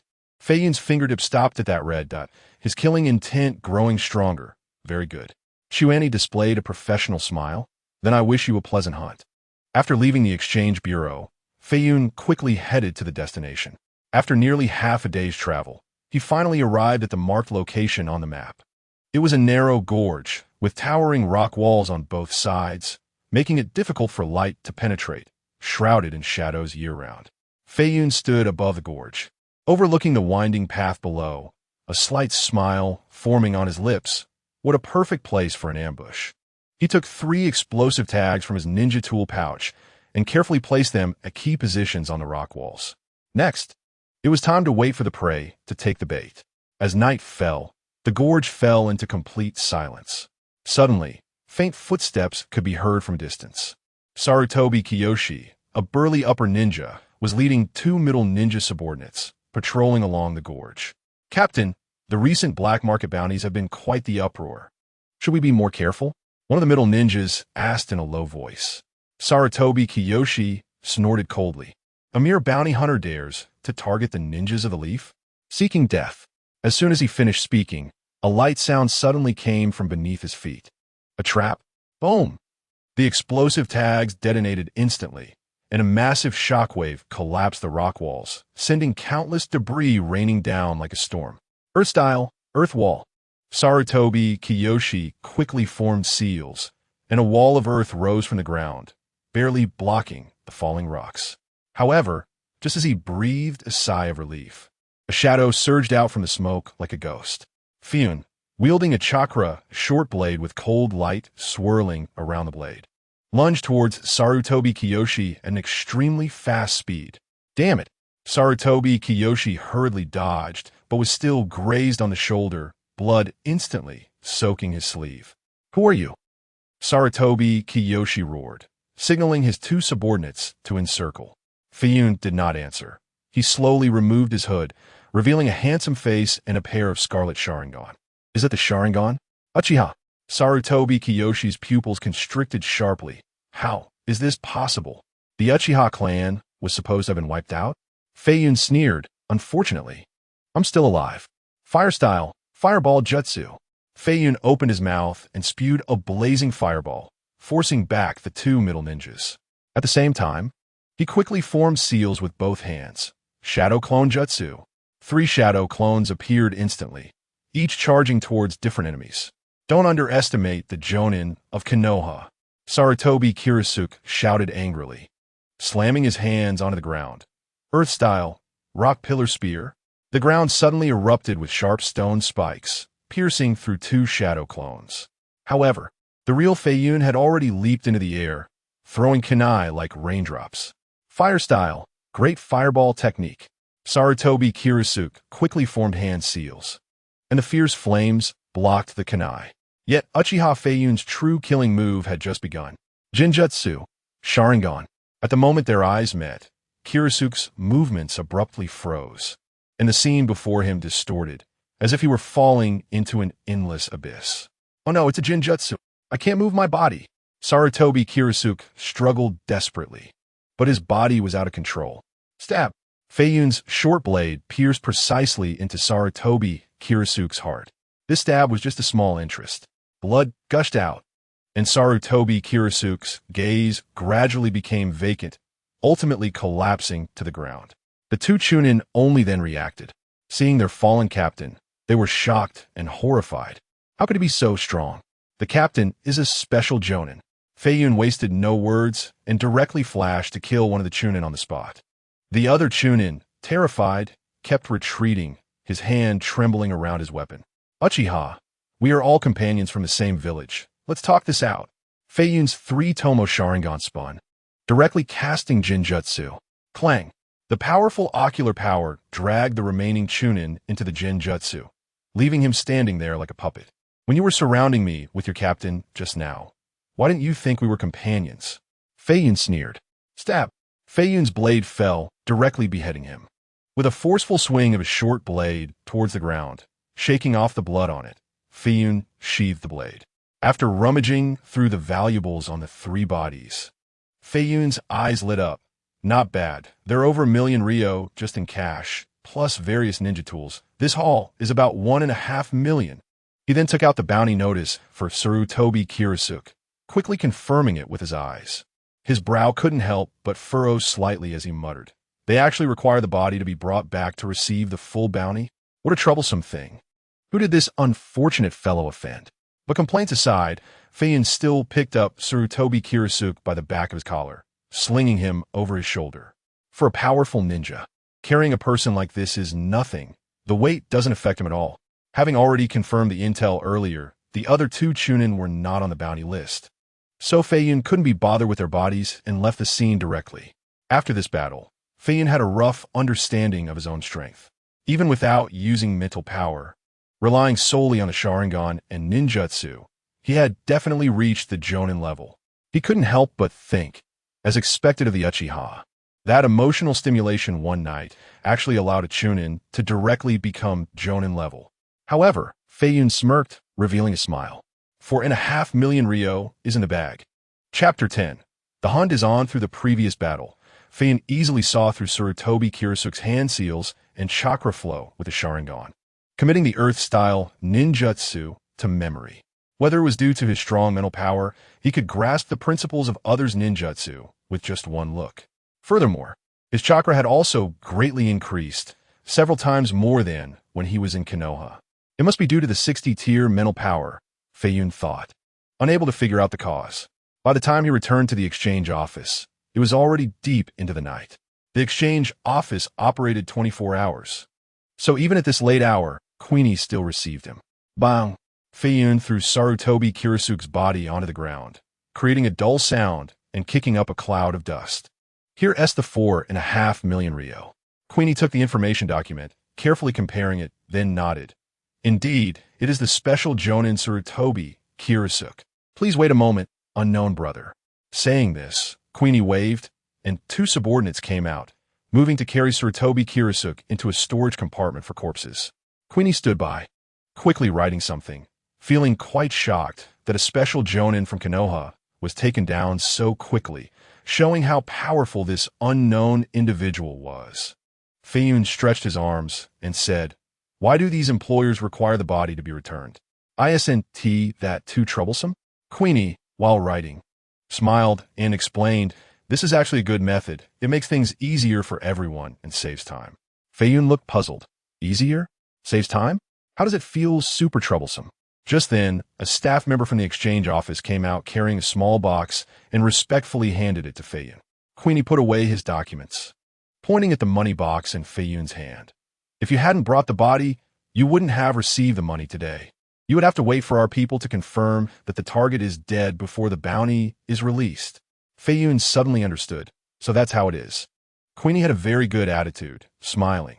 After deducting a 5% handling fee, the rest is all inside. Congratulations on successfully completing the task, unknown brother. Feiyun wasn't too surprised by this. The exchange office was so large and had such a strong background, it undoubtedly needed a lot of funds to operate. Earning a 5% handling fee from bounties was perfectly normal. Feiyun stored the money box into a space scroll and looked at Queenie. I want to continue taking bounty tasks, so give me the bounty list for the Sarutobi clan. I feel their clan members are quite weak. Queenie again found a stack of bounty notices and handed them to Feiyun. Unknown brother, your strength is remarkable to improve efficiency. You can take multiple bounty notices at once. We will send you information on whichever targets have intel. Feiyun raised an eyebrow, asking in surprise, you can proactively send me information? How do you find me? Queenie nodded. We naturally have our own methods. Saying this, Queenie took out a chakra stone engraved with patterns and handed it to Feiyun. This is our exchange office's special sensing ninja stone. We raise ninja hawks that correspond to it. Feiyun stroked the stone with his fingers. You must have sent out quite a few sensing stones. How can the ninja hawks accurately distinguish who to send them to? Queenie patiently explained. The sensing ninja stones come in pairs.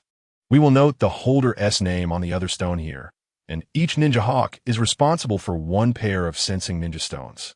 Also, the sensing ninja stones sent out by the exchange office aren't too many. Queenie paused, continuing. Only bounty hunters above a certain rank qualify to receive the sensing jade stones used for contact by the exchange office. Feiyun nodded in understanding. So, it's a one-to-one membership service. You could say that. All right, then I'll choose a few more targets. Feiyun selected about 10 ninja from the Sarutobi clan who had bounties, then also requested the bounty list for the Shimura clan, similarly selecting a batch of targets. However, he did not select elite jonin. At this stage, he still planned to play it safe and take his time. After all, his combat strength and experience were not extraordinary. Each elite jonin was formidable. If he was too careful and fell into a trap, then his revenge plan would be thwarted. When faced with the entire KONOHA's pursuit, who would he turn to for help? Feiyun intended to hunt slowly, accumulate combat experience, and enhance his own strength. Once he was strong enough, he would then plot for greater actions. Reluctantly setting aside the 35 million Ryo bounty for Sarutobi Isuma, Feiyun thought, 35 million Ryo will eventually be mine. After confirming the bounties he would take, Feiyun spent another 6 million Ryo to continue the bounty on the members of KONOHA's 4 great clans. Queenie smiled so broadly that he couldn't close his mouth, happily bidding farewell to Uchiha Feiyun. He hadn't encountered such a high-quality client in many years. The money exchanged at the gold exchange was profitable, and every cent was spent without bringing any home. Queenie was determined to hold onto this valuable client tightly and must not let any competitors take away his treasure. In the following days, Uchiha Feiyun traveled from place to place, setting off immediately to hunt down bounty targets upon receiving intelligence from the gold exchange. As he had guessed, his strength was increasing rapidly in battles. Not only was his combat experience and ninjutsu becoming more proficient and diverse, but his chakra amount was also steadily rising. One must know that a ninja's combat is a battle of intelligence and chakra. Earth Release, Earth Dragon Bullet. A massive Earth Dragon broke through Shimon's water wall defense, crashing into him and severely injuring him, causing him to spit blood continuously. Damn, who are you? Why are you attacking us, the Leaf Ninjas? Shimon fell to his knees, looking at his fallen comrades beside him, screaming in despair and anger. Their team of ninjas had taken on a mission to escort a merchant convoy, and they had completed the task, happily returning to the Leaf. Just as they were discussing how to spend the rewards from this mission, A mysterious boy cloaked in a windbreaker appeared out of nowhere and launched an attack without a word. Now, only Shimon was left alive from the entire team. Feiyun removed his hood, revealing a handsome face, with black tousled hair dancing in the wind. Is this the level of a Jonin from the Leaf? You truly disappoint me. Clang!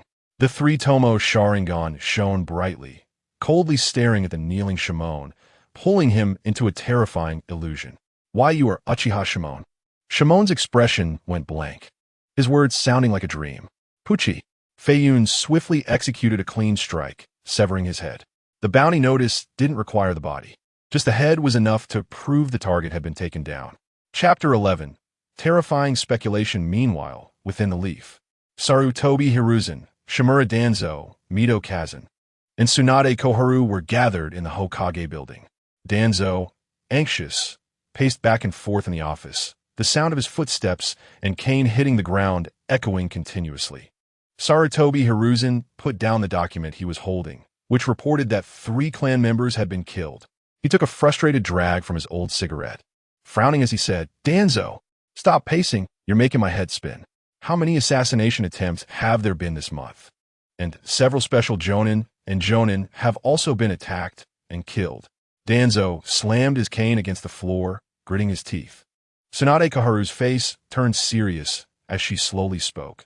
Moreover, those who were attacked are all from our 4 clans. This is clearly a targeted retaliation. Danzo turned and growled. Hiruzen, this can't go on. Has the intelligence department found out who is targeting our clansmen? Sarutobi Hiruzen exhaled a puff of smoke and shook his head every time. There are no survivors, making it difficult to find valuable clues. Mito Kazan pushed the intelligence document in front of him, according to the intelligence summary from this period. Our clansmen, regardless of age or gender, have been in danger. It seems someone has put a bounty on them. Sarutobi Hiruzen nodded. I know about this. It's the bounty hunters. The problem is, who placed the order? That's the key. Mito Kazan continued to analyze. Based on the deaths of the first casualties, Sarutobi Kazuki, all the ninjas who have met misfortune faced enemies using Jinjutsu. Most likely visual-type Jinjutsu. Danzo suddenly woke up, speaking in a low voice, visual Jinjutsu, and someone who harbors hatred toward our 4 clans. Such a person is quite rare. Tsunade Koharu and Mito Kazan exchanged glances, waiting for Danzo's next words. Sarutobi Hiruzen's gaze sharpened as he asked, Oh, Danzo, do you have any leads? Tell us. Danzo's single eye gleamed with intensity as he gritted his teeth. Within my knowledge, the only person who fits this condition and possesses such ability is. The 3 spoke simultaneously. Who? Danzo pronounced each word clearly. Uchiha Itachi. What? That's impossible. Tsunade Koharu and Mito Kazan exclaimed in surprise. Sarutobi Hiruzen took a deep breath from his cigarette, pondering for a moment before saying, that shouldn't be possible. I know Itachi fairly well. Why would he do something like this? Danzo sneered. How old is Itachi? Not even 14. At that age, a person's mindset and values can change easily, especially since he is in that extremely dangerous organization, Akatsuki. It's not a simple matter to corrupt a child. Danzo's expression darkened as he continued. I should have listened to my instincts earlier. We need to bring Itachi back to the Leaf and control him. Only then can we be foolproof. Sarutobi Hiruzen shook his head. Impossible. Itachi's will cannot be shaken, and we all know that. Hiruzen, let me handle Itachi. Danzo insisted. Not a chance. Sarutobi Hiruzen rejected him. Danzo made another request, but Hiruzen rejected him again. Oof. Hiruzen, you will regret this. Danzo, remember, I am a Hokage. The 2 advisors quickly stepped in to mediate, calming the 3rd Hokage and Danzo. After a moment, Sarutobi Hiruzen lit another cigarette, took a deep drag, and said, Could it be other Uchiha clan members? Did we overlook anyone? Mito Kazan looked incredulous. How is that possible? We've checked the personnel list and the bodies several times, unless someone revived and crawled back from hell. But how is that possible? Sarutobi Hiruzen and Tsunade Koharu fell into contemplation, considering other possibilities and enemies. Hearing this, Danzo suddenly startled, thinking of a certain terrifying eye technique of which he had only scratched the surface. No.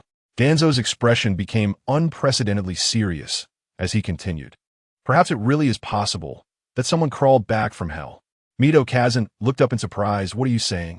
Seeing the three looking at him, Danzo whispered. Have you forgotten the forbidden technique of the Uchiha clan that can change fate? Everyone recalled some terrifying memories, beads of cold sweat forming on their foreheads. Izanagi, Izanami. This taboo technique had already disappeared from the annals of history, causing a great panic in the ninja world at the time. Very few in the Leaf knew about it, but as someone who had lived for nearly 70 years, they certainly did. Uchiha Kinyu could actually change his entire fate, even that of the dead. He could even determine the fate of others. Just thinking about it made their scalps tingle. It was truly terrifying.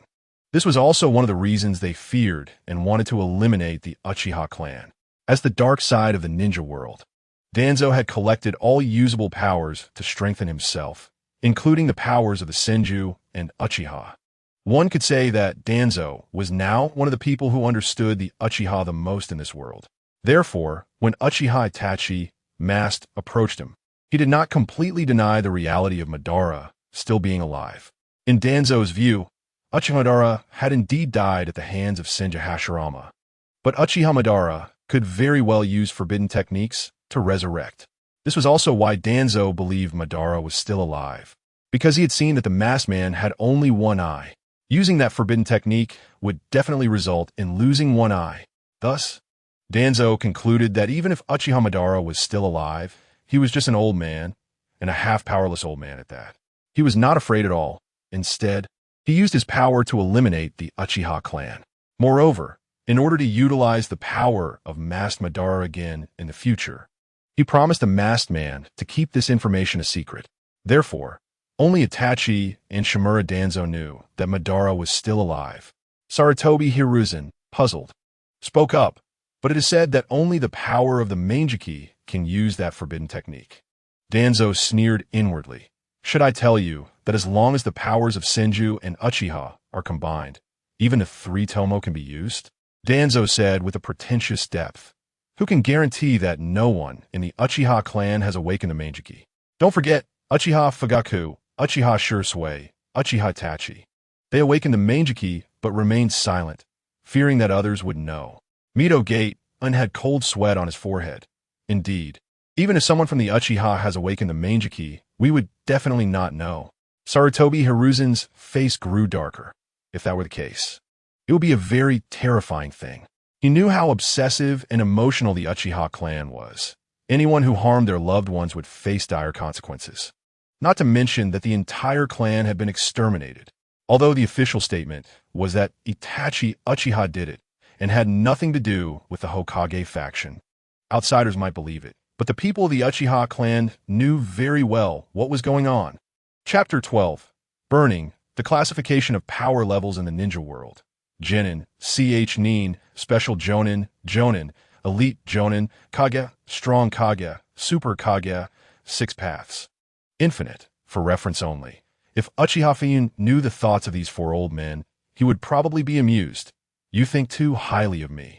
Sarutobi Hiruzen stood up directly, his expression serious as he spoke. Danzo, call your root members to follow us to check the corpses of the Uchiha clan. Now. All right. Danzo turned and left. At this point, he didn't mind the trouble anymore, and if necessary, he would use means to erase the memories of the participants again. In the back mountains far from KONOHA village, Sarutobi Hiruzen and others led a group of root ninjas to gather in front of several hills. This place was very desolate, and normally no one would come here. However, Sarutobi Hiruzen still arranged for Umbu ninjas to set up a perimeter in the distance to prevent outsiders from stepping in. Sarutobi Hiruzen held a pipe in his mouth and began to form hand seals with both hands. Earth release, Doton, Dazekiri. Boom! Several giant hills rose from the middle, then cracked open, exposing a large number of rotting corpses that had already begun to smell. Seeing this, Shimura Danzo waved his hand and ordered loudly, check all the corpses and identity tags. Make sure to tally them. Yes. The root ninjas began to move and started counting, and the scene became busy. The pungent smell did not affect their work efficiency, as they had been raised like tools They only had tasks and orders in their hearts. The efficiency of the root ninjas was quite high. With various ninjutsu and the cooperation of shadow clones, soon all the corpses were counted neatly. After completing the statistics and situation summary, a root captain handed the organized report to Danzo. Danzo and Sarutobi Hiruzen reviewed it in turn and then passed it to Tsunade and Midogate Inn for inspection. The four compared and verified, removing the corpses that were to be exchanged for money and used for experiments. After careful inspection, only one tag did not correspond to a corpse. Sarutobi Hiruzen and the others stared at the tag in Shimura Danzo's hand, inscribed with Uchiha Feiyun's name, their faces darkening. The worst thing had happened. Someone really crawled out. Tsunade said nervously, "What should we do?"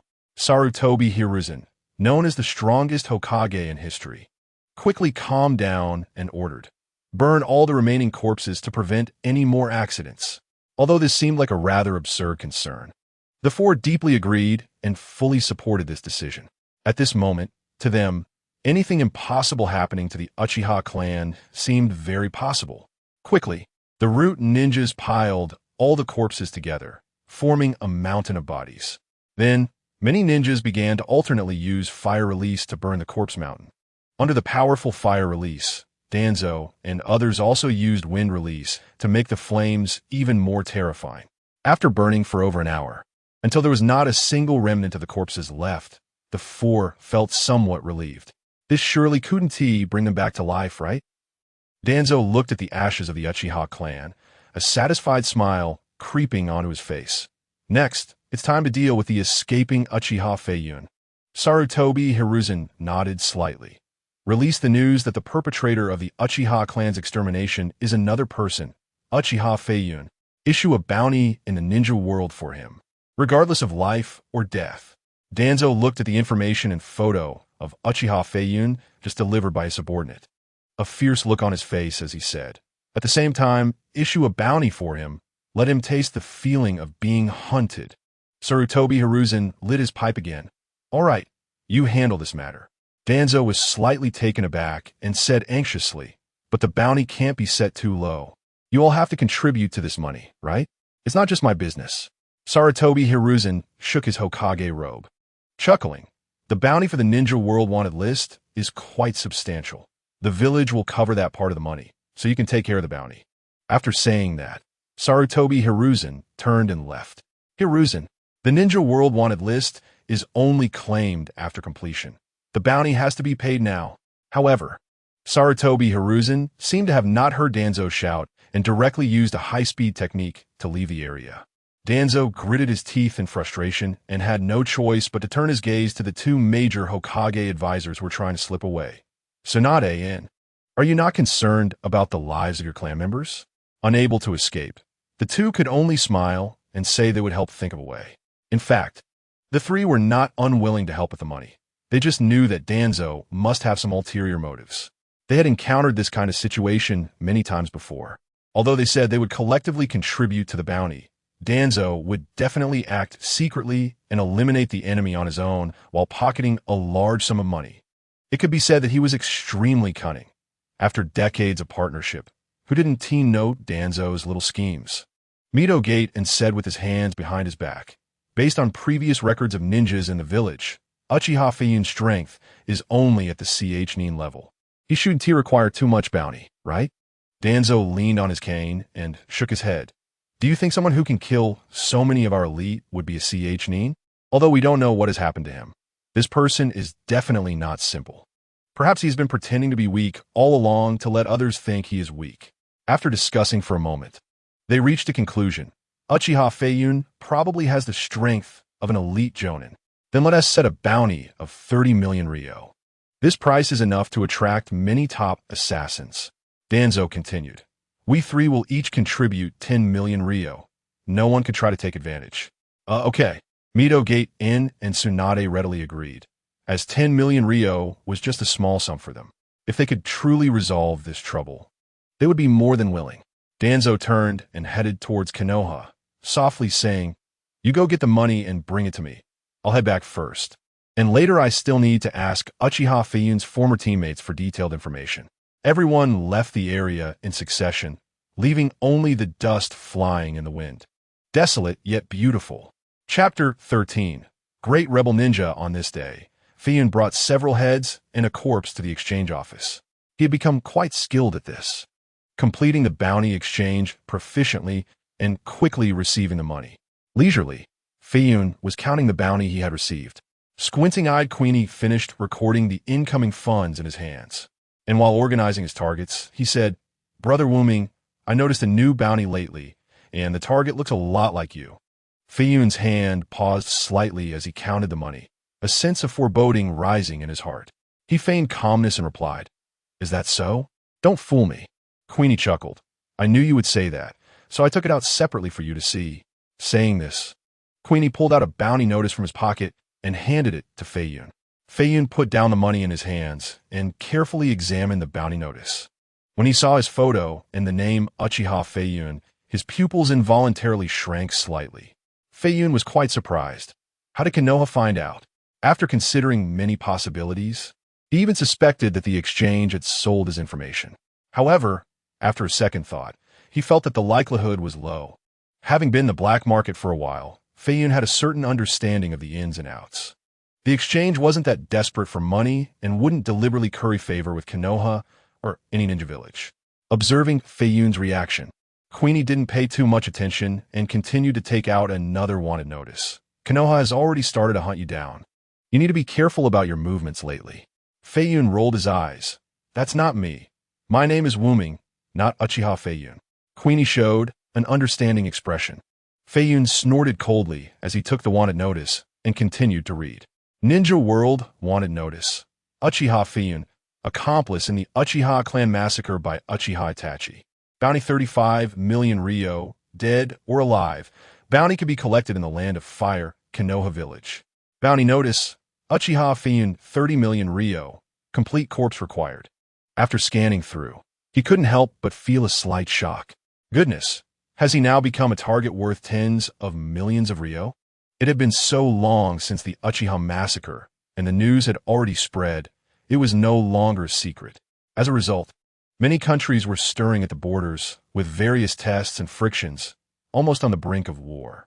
KONOHA was extremely busy, mobilizing a large number of ninjas to various places to stabilize the situation. The daimyo of the Land of Fire also sensed the crisis and repeatedly allocated funds to strongly support the third Hokage in strengthening defensive forces. Although war hadn't broken out yet, numerous reconnaissance teams and spies had already infiltrated near KONOHA, and many experts had even entered the village. Naturally, KONOHA's intelligence department wasn't naive either. They were aware of these situations, but they couldn't kill them. And the third Hokage didn't dare to act decisively unless it was against his own people. Therefore, the third Hokage organized several large-scale ninjutsu practice sessions both inside and outside the village, summoning all special Genin and above to participate and perform vigorously. The intention was to show the spies KONOHA's strength, and it must be said that the performance of hundreds of Genin indeed subdued various factions. At least the small countries had all become obedient, tucking their tails between their legs. After all, the strength of the great ninja armies isn't something you can mess around with. KONOHA could easily send out a few Genin squads, which are not something small countries could easily deal with. Feiyun put away the two bounty notices and tugged at the corner of his mouth. Well, I'd look a bit like that. Looking at the face of the boy under the hood, Queenie smiled without speaking. Feiyun's eyebrows twitched. "Brother Queenie, you're not thinking of using me to make money, are you?" Queenie was slightly taken aback, squinting his eyes at him. "What are you talking about, Brother Wuming? How could that be possible? You don't need to worry so much. Which bounty hunter above a certain level isn't wanted and has a bounty? That's completely normal." After a pause, Queenie continued, "Our exchange relies entirely on you bounty hunters to operate. How could we do something that cuts off our own financial path? Many times, we even find ways to protect outstanding hunters." Feiyun nodded, no longer dwelling on the matter. Given his style of doing things, even if he hadn't been wanted by KONOHA, the exchange could probably guess some things. Life is truly unpredictable. He never expected to suddenly become a trader worth tens of millions of Ryo.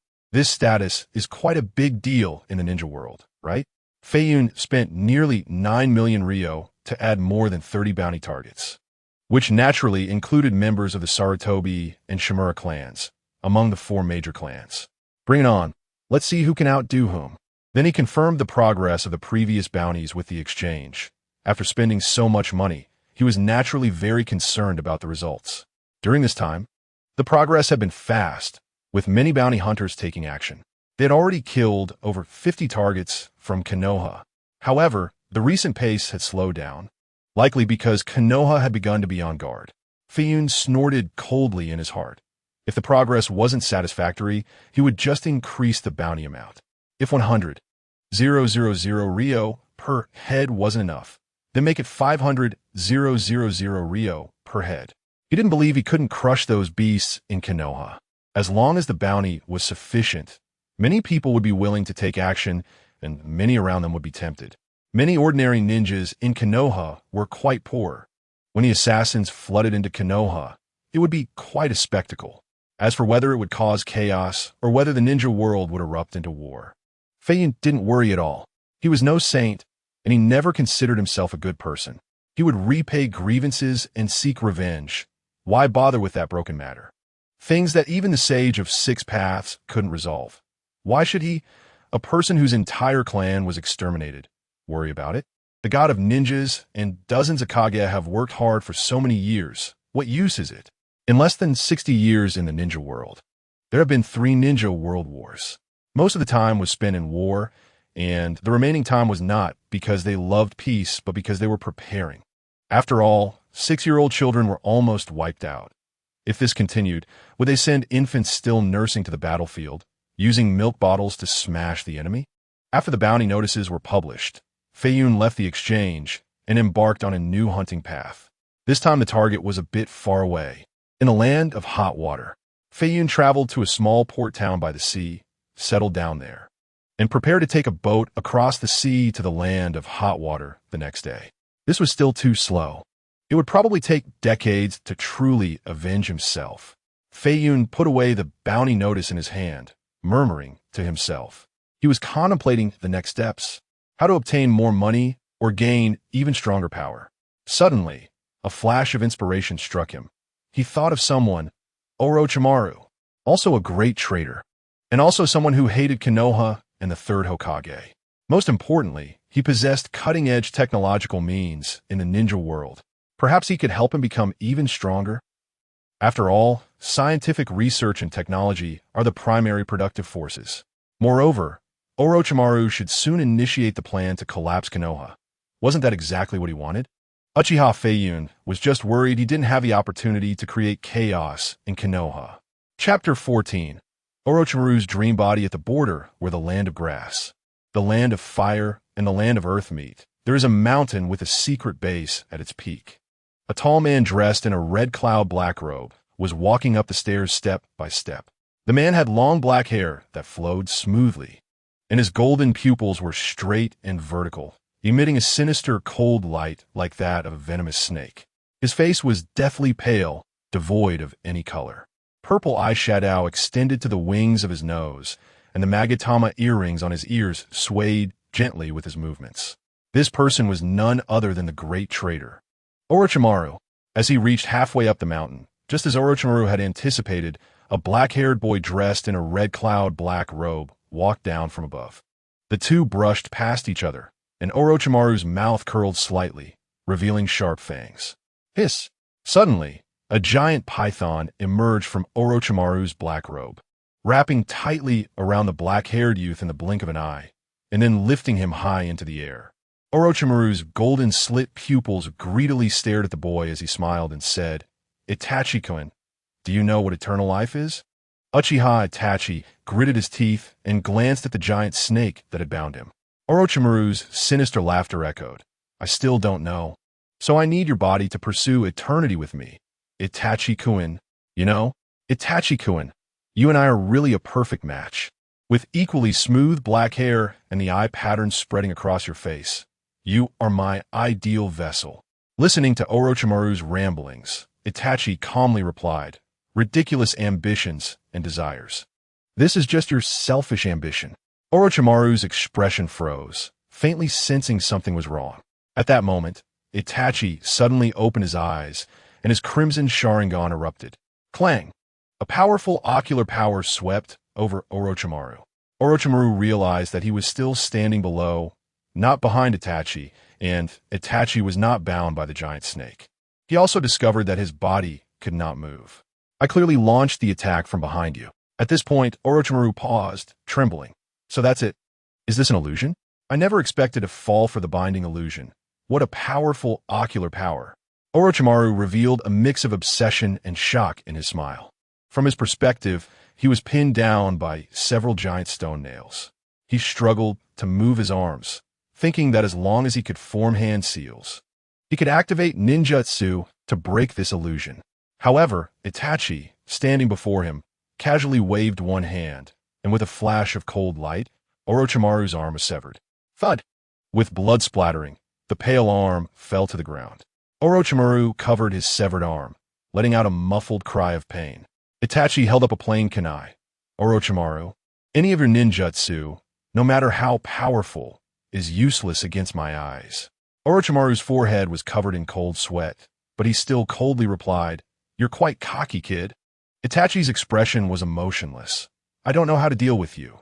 Should I kill you here now, or keep you for other uses? You're still far from enough. No. That's already too much, your ambition and desire. As he spoke, Itachi slowly brought the kunai to Orochimaru's forehead, frightening Orochimaru into a scream. Orochimaru could not understand Itachi's mutterings, only sensing a deadly, killing intent.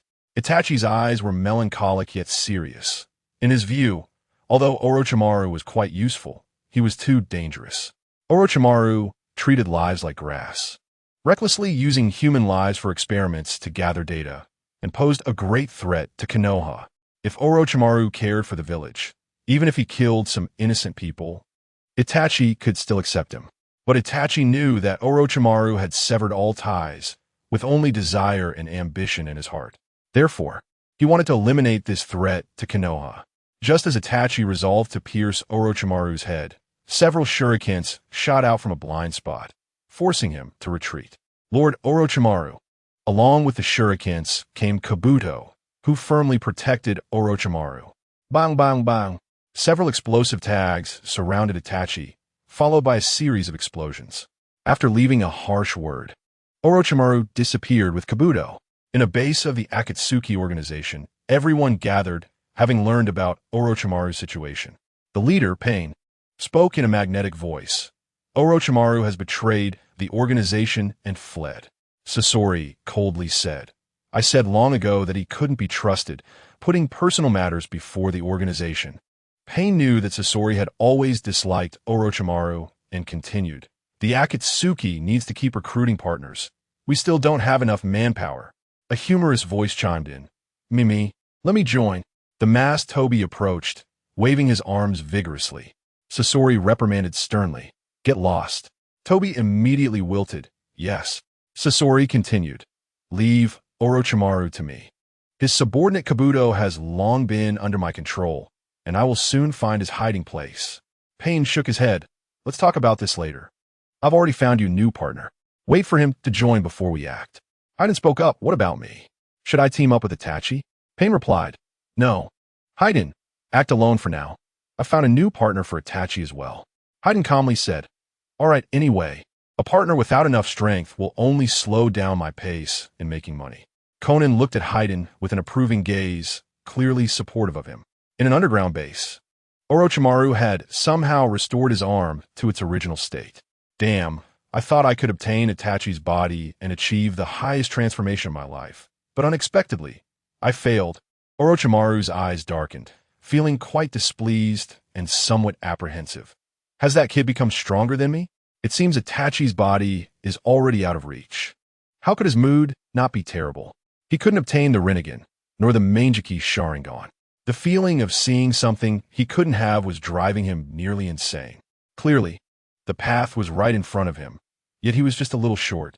Kabuto said, Lord Orochimaru, we can take our time. Orochimaru suppressed his emotions, a smile creeping onto his lips.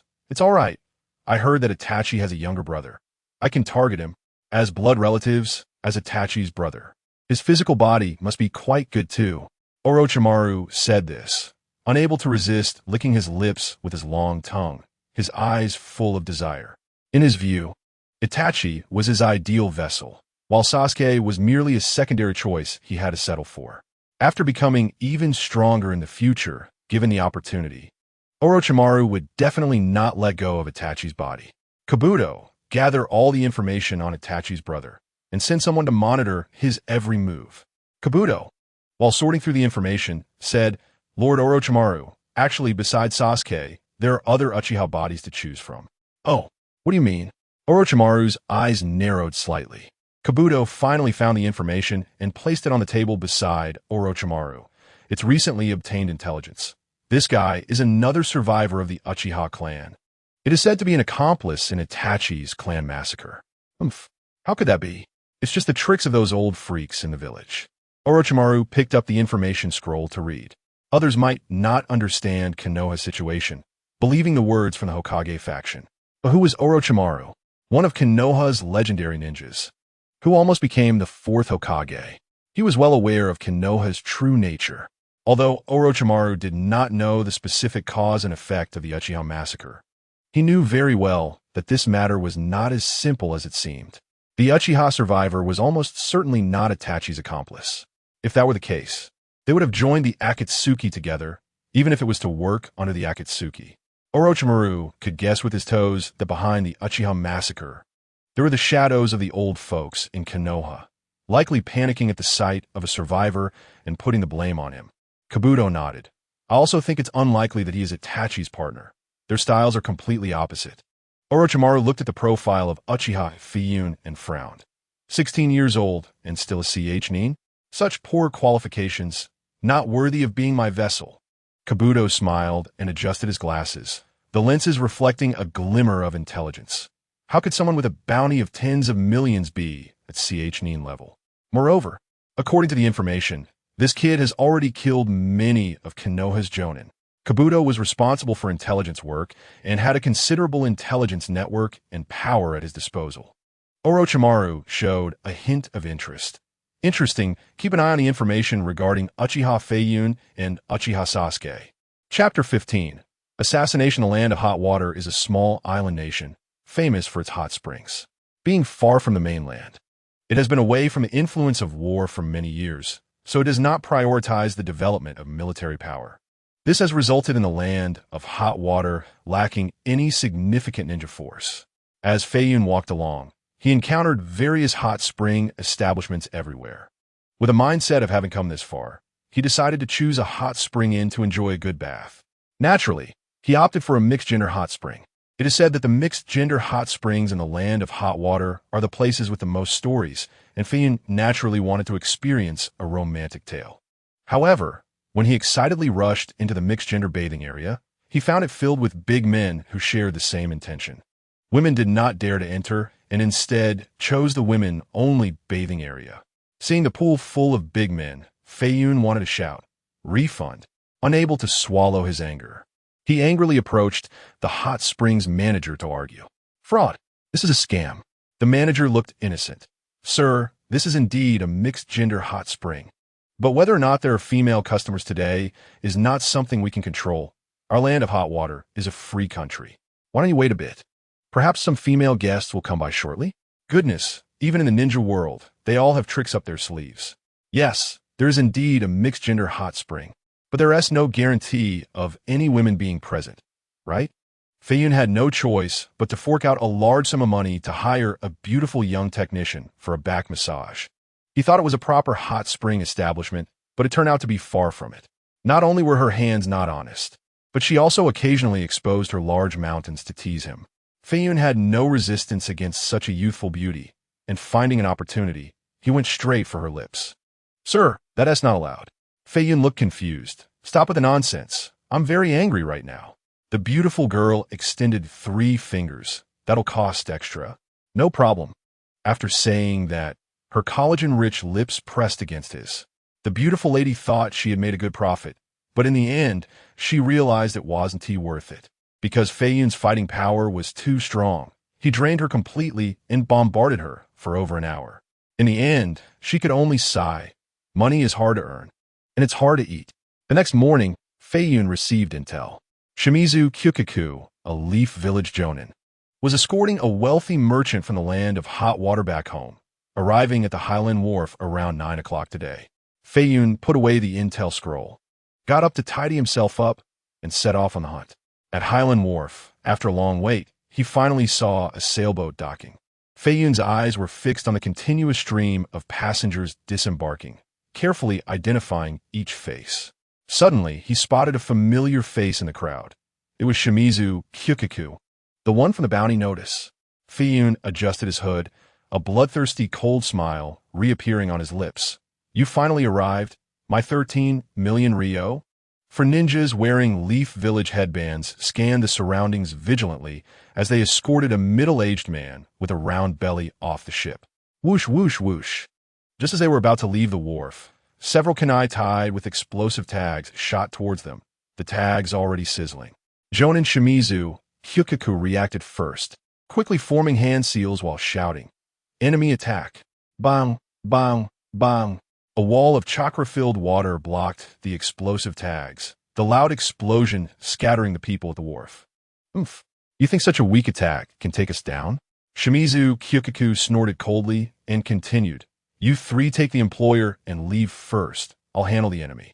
However, before he could finish, a shadow appeared behind the water wall, charging towards his back. A cold glint flashed as a sharp blade pierced through Shimizu Kyukaku's heart. Feiyun's icy voice rang out. "I didn't expect a simple explosive tag could take you out." Boom! An unexpected scene occurred as Shimizu Kyukaku transformed into a puff of white mist and disappeared. Feiyun's expression darkened. He knew this was a shadow clone. Since the Sharingan cannot see through shadow clones, this was a technique specifically developed by the second Hokage to counter the Sharingan.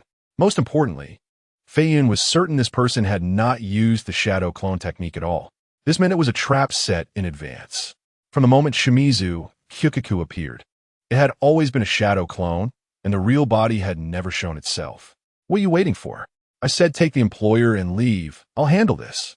At this moment, the real Shimizu Kyukaku flashed in front of Feiyun, coldly staring at him. "Yes, Captain." The three team members quickly helped the merchant up and ran away. Though he had been tricked, Feiyun remained calm. At worst, he would just kill the target again. "You're cautious enough, but today you still can't escape death. I'll collect my 13 million Ryo." Shimizu Kyukaku's gaze darkened. "Recently, our Leaf ninjas have been frequently attacked. It's you I sent it? Who exactly are you?" Feiyun had covered his face as he coldly laughed. "Who knows? Oomph. No matter who you are, today you're finished. Do you really think we Leaf ninjas are so easy to kill?" Swish! Feiyun flashed forward, bursting with speed towards Shimizu Kyukaku. Shimizu Kyukaku drew a kunai, accurately blocking Feiyun's short knife, while his other hand thrust another kunai towards Feiyun's throat. Clang! With three tomo spinning in the Sharingan, Feiyun saw through Shimizu Kyukaku's movements, evading the thrust while kicking the enemy in the abdomen, sending Shimizu Kyukaku flying. Shimizu Kyukaku flipped in midair, retreating a few steps to create distance. Though injured, he revealed a delighted expression. "So it's a Sharingan. You must be Uchiha Feiyun. What good does it do to know who I am? Today you still have to die." Feiyun replied blandly. Just as he prepared to continue attacking, several figures flashed around, surrounding Feiyun. Feiyun focused his gaze and was surprised to see elite Jonin from the Leaf Village. Might Guy, Asuma Tsurutobi, and two elite members of the Umbu. Asuma Tsurutobi took a deep puff from his cigarette. "Uchiha Feiyun, you have some guts. Not only did you kill your entire clan, but you also continue to attack others in the Leaf." Feiyun coldly smiled, too lazy to respond to Asuma, as he calculated their respective strengths and possible countermeasures. Might Guy, filled with righteous anger, shouted, "A demon like you shouldn't exist in this world. For the sake of the Leaf, I must take you down today." "For the Leaf?" Feiyun glanced at Might Guy, realizing this person was truly not very bright. No wonder he was used as a tool. However, he didn't dare to be careless and didn't want to provoke Might Guy too much. The Leaf sent Might Guy to deal with him, indicating this matter was not simple. They probably hoped Might Guy could help eliminate a major threat, just like his father. Wind release, wind cutter technique. The elite Umbu member struck first, several invisible blades slicing towards Feiyun at high speed.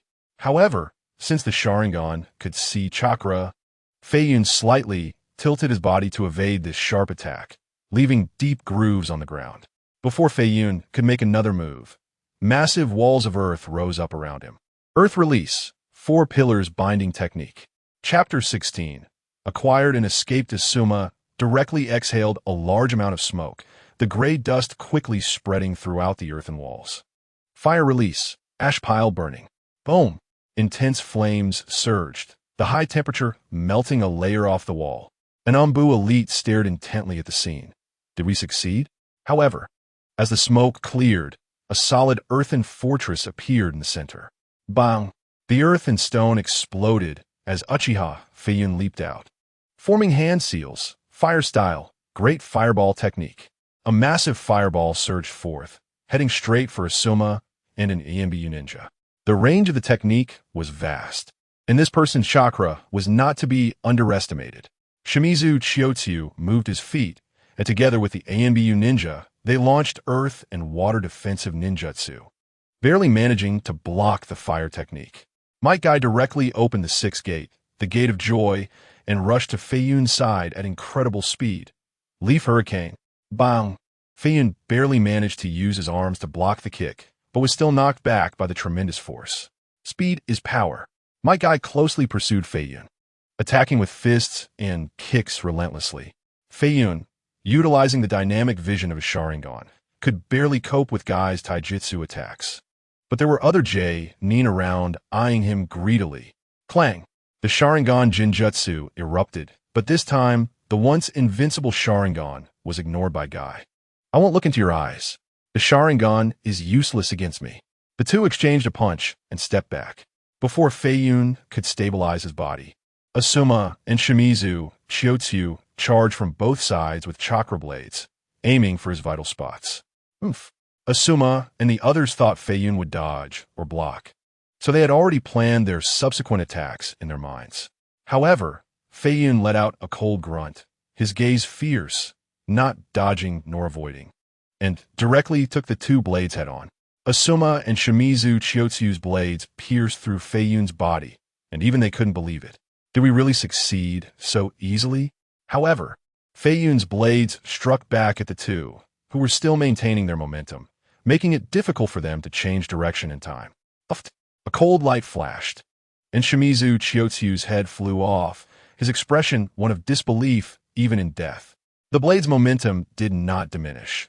After severing Shimizu Chiotsu's head, it continued to cut towards Sarutobi Asuma. Sarutobi Asuma reacted slightly faster, managing to dodge just as blood sprayed around him, but he was still slashed on the arm. Clang! The sound of weapons and bodies hitting the ground echoed. Sarutobi Asuma covered his injured arm, his eyes trembling uncontrollably, truly ruthless, choosing to fight to the death. The AMBU ninja watched the scene and murmured, "But with this, it's over. It's a pity to lose AJ Nin." Might Guy slowly withdrew his aura, frowning as he said, "Damn it, he killed our comrade right under my nose. This guy is really strong." Everyone nodded in fear. Thankfully, they had taken down the enemy, and Uchiha Feiyun had been pierced in multiple vital areas, making it impossible for him to survive. However, just as the KONOHA members breathed a sigh of relief, the Feiyun who should have fallen did not collapse after all. Instead, amidst everyone's shocked gazes, he slowly pulled out the blades from his body.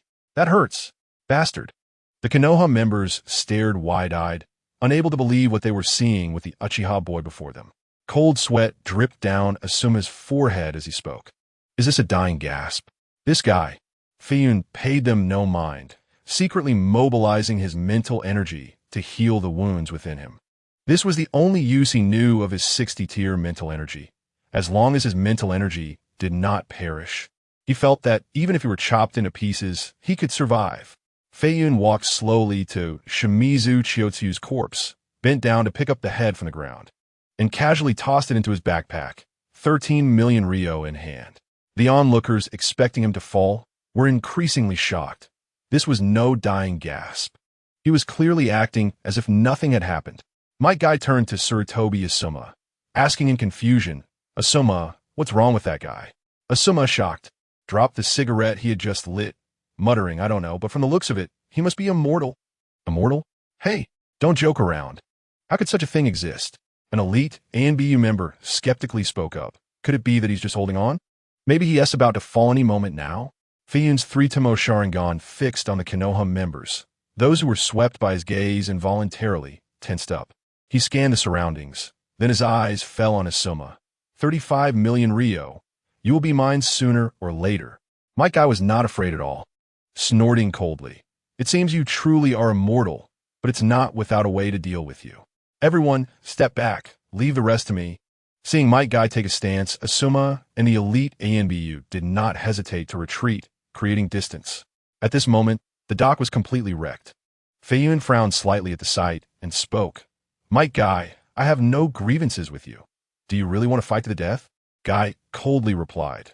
The demon that exterminated my clan must be killed. This is my duty as a Konoha ninja. As Might Guy was about to explode, Feiyun raised a hand to stop him. Wait, I didn't kill any Uchiha clan members. On the contrary, I am avenging them. Might Guy paused slightly. What? Sarutobi Asuma shouted from a distance. Nonsense. Then how do you explain killing so many Konoha comrades? Feiyun shot a cold glare at Asuma. I will get your bounty sooner or later. Hearing Asuma's words, Might Guy's expression grew resolute again. No matter what, you have committed a grave mistake. Whatever you have to say, come back to Konoha and explain to Lord Hokage. Feiyun stopped wasting words and threw out a large number of smoke bombs he had prepared earlier. Bang, bang, bang. The smoke bombs exploded, and the dock was engulfed in smoke.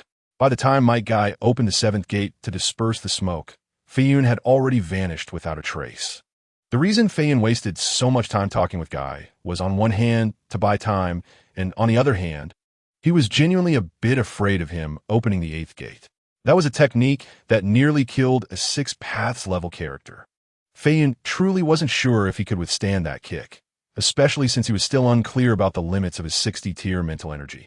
Moreover, Might Guy had no bounty. Why should he risk his life against him? It wasn't worth it.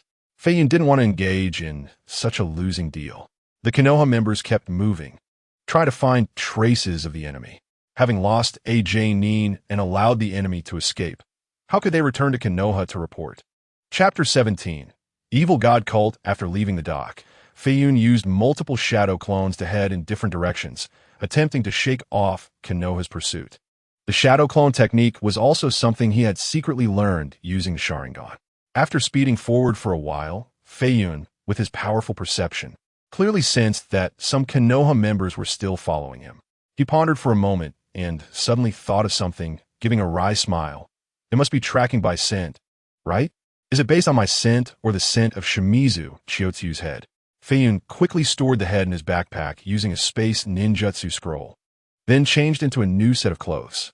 He tossed the discarded clothes along with the backpack to a shadow clone, then separated from the clone again. This time, it was indeed effective. The Konoha members disappeared from his perception range. This is quite troublesome. Why not split up to chase me? If Sarutobi Asuma had come alone, Feiyun would definitely have fought him fiercely. Who knows, he might have secured that 35 million Ryo bounty. However, this unexpected incident also made Feiyun realize that Konoha had already begun to take serious action against him. This made him laugh. Konoha was really dark enough, and fortunately, he had become a rogue ninja.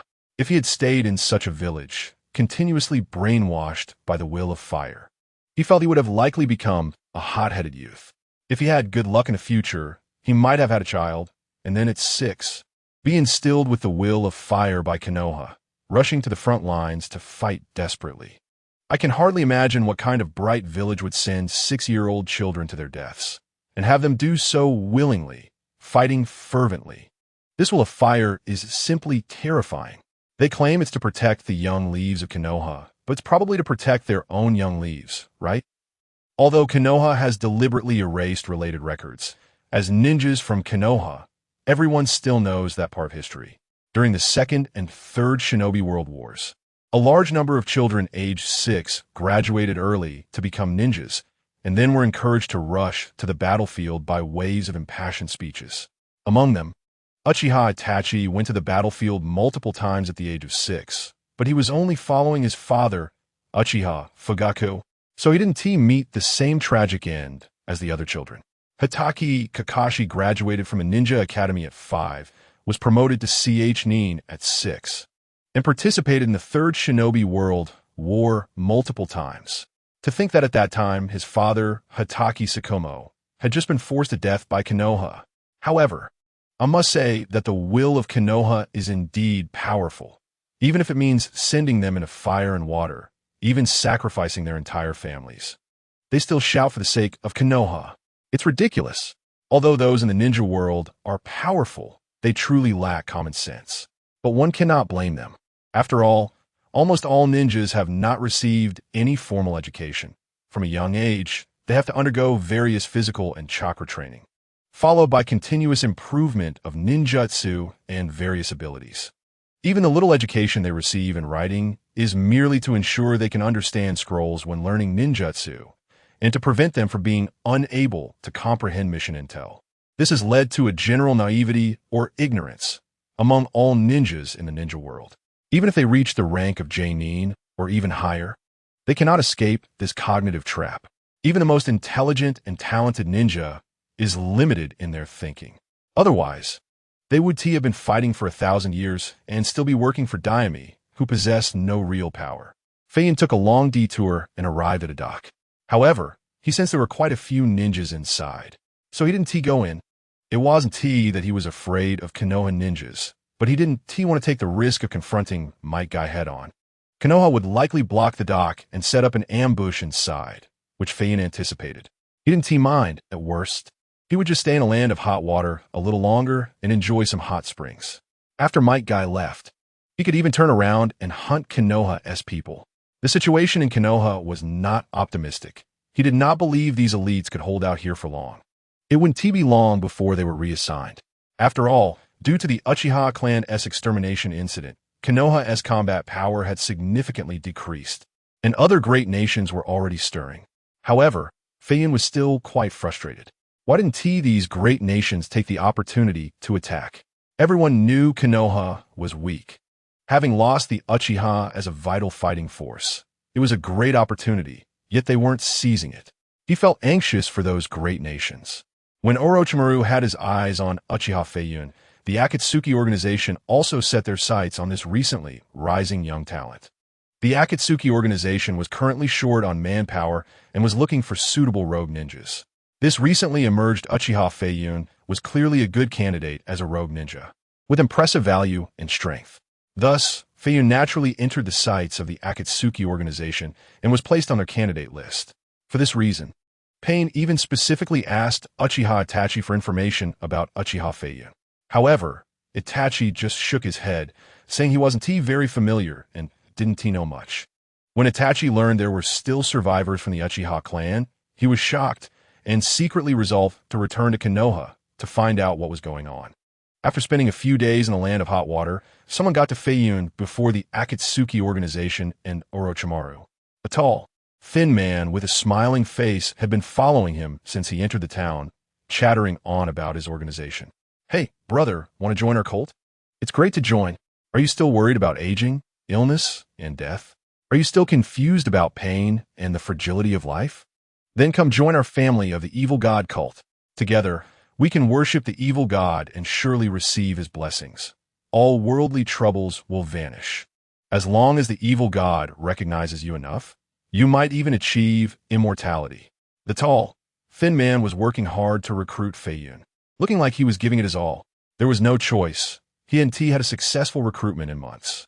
The higher-ups had already said that if he didn't bring anyone in this month, he would be sacrificed to the Evil God. Although being sacrificed to the Evil God wasn't bad, he still wanted to earn the Evil God's favor and become a messenger who sacrifices others.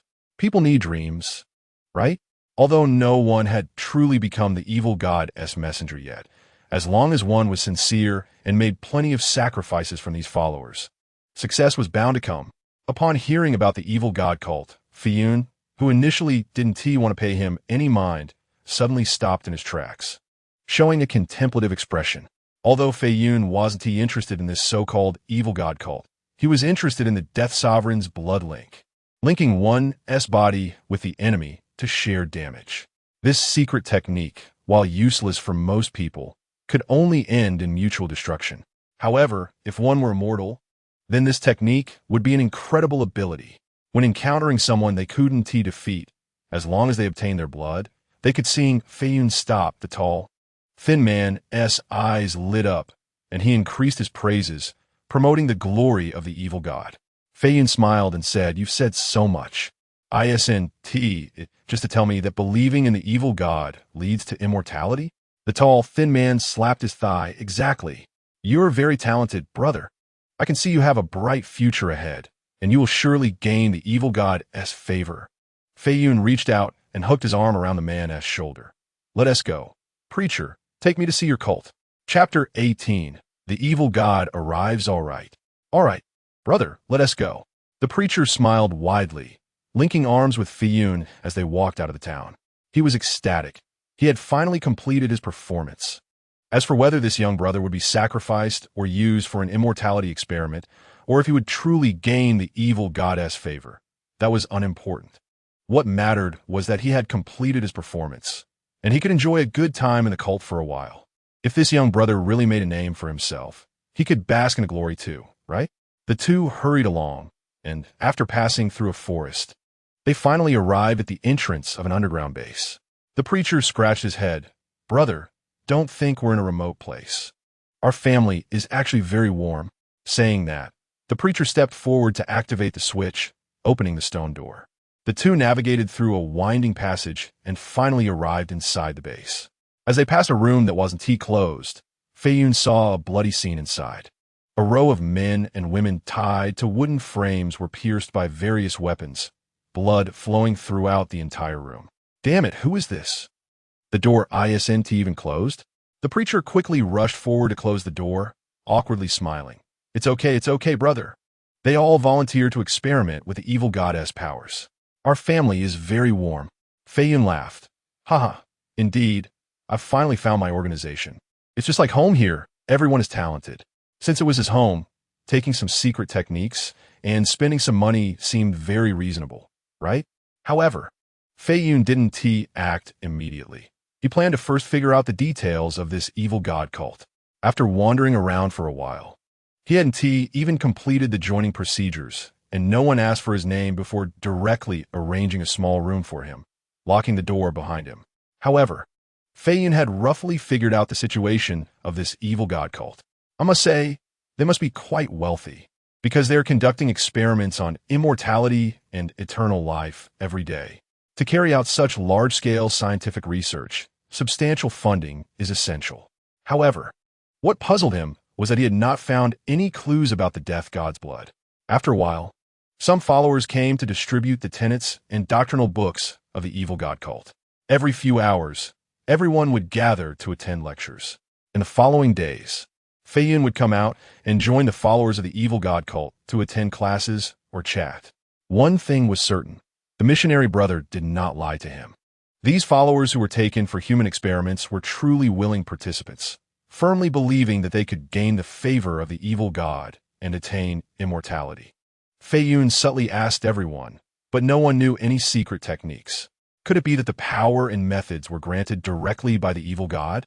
Feiyun thought to himself. Just then, while listening to the nearby followers talking, he suddenly saw a grayish white-haired boy being brought into the laboratory. Wasn't that Feiyun? He was shocked. It seemed that the current Feiyun had not yet succeeded in achieving immortality, because the evil god cult still had not produced any successful cases and was still in the experimental exploration phase.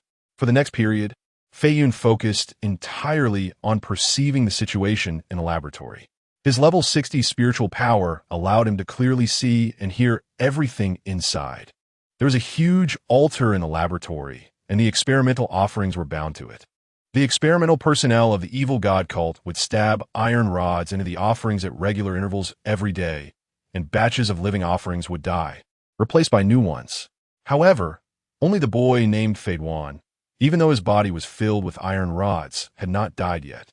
On the third day, an experimental personnel violently thrust a huge crescent blade into Feiyun's body, piercing through vital organs like the heart and lungs.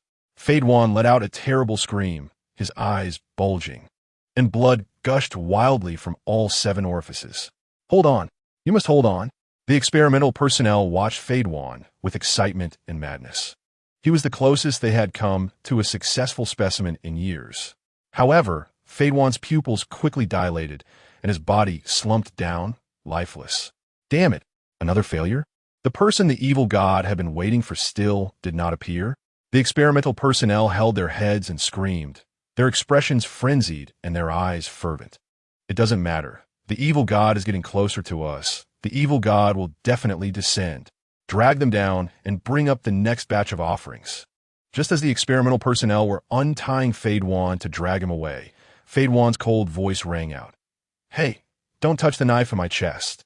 It hurts." "What?" Upon hearing Feiyun's voice, all the experimental personnel were shocked, and then they knelt on the ground to worship Feiyun. "Is the evil god. The evil god has descended. Ha ha ha. Long live the evil god. Long live the evil god." Everyone went wild, shouting for the evil god, their eyes burning with fervor. Feiyun pulled out the crescent blade and swung it, cutting the experimental personnel in front of him in half. "Ha ha. Evil god, I understand now. You need the pain of everyone here." Feiyun let out a mad laugh and continued to swing his blade, killing all the experimental personnel who tried to escape. "The evil god commands. You are all offerings. Why run? Aren't you the most devoted followers of the evil god? This is resisting the evil god. You are traitors." He then broke out of the laboratory, chopping down anyone he saw. Some resisted, but all attacks were ineffective against Feiyun. "Ha ha ha."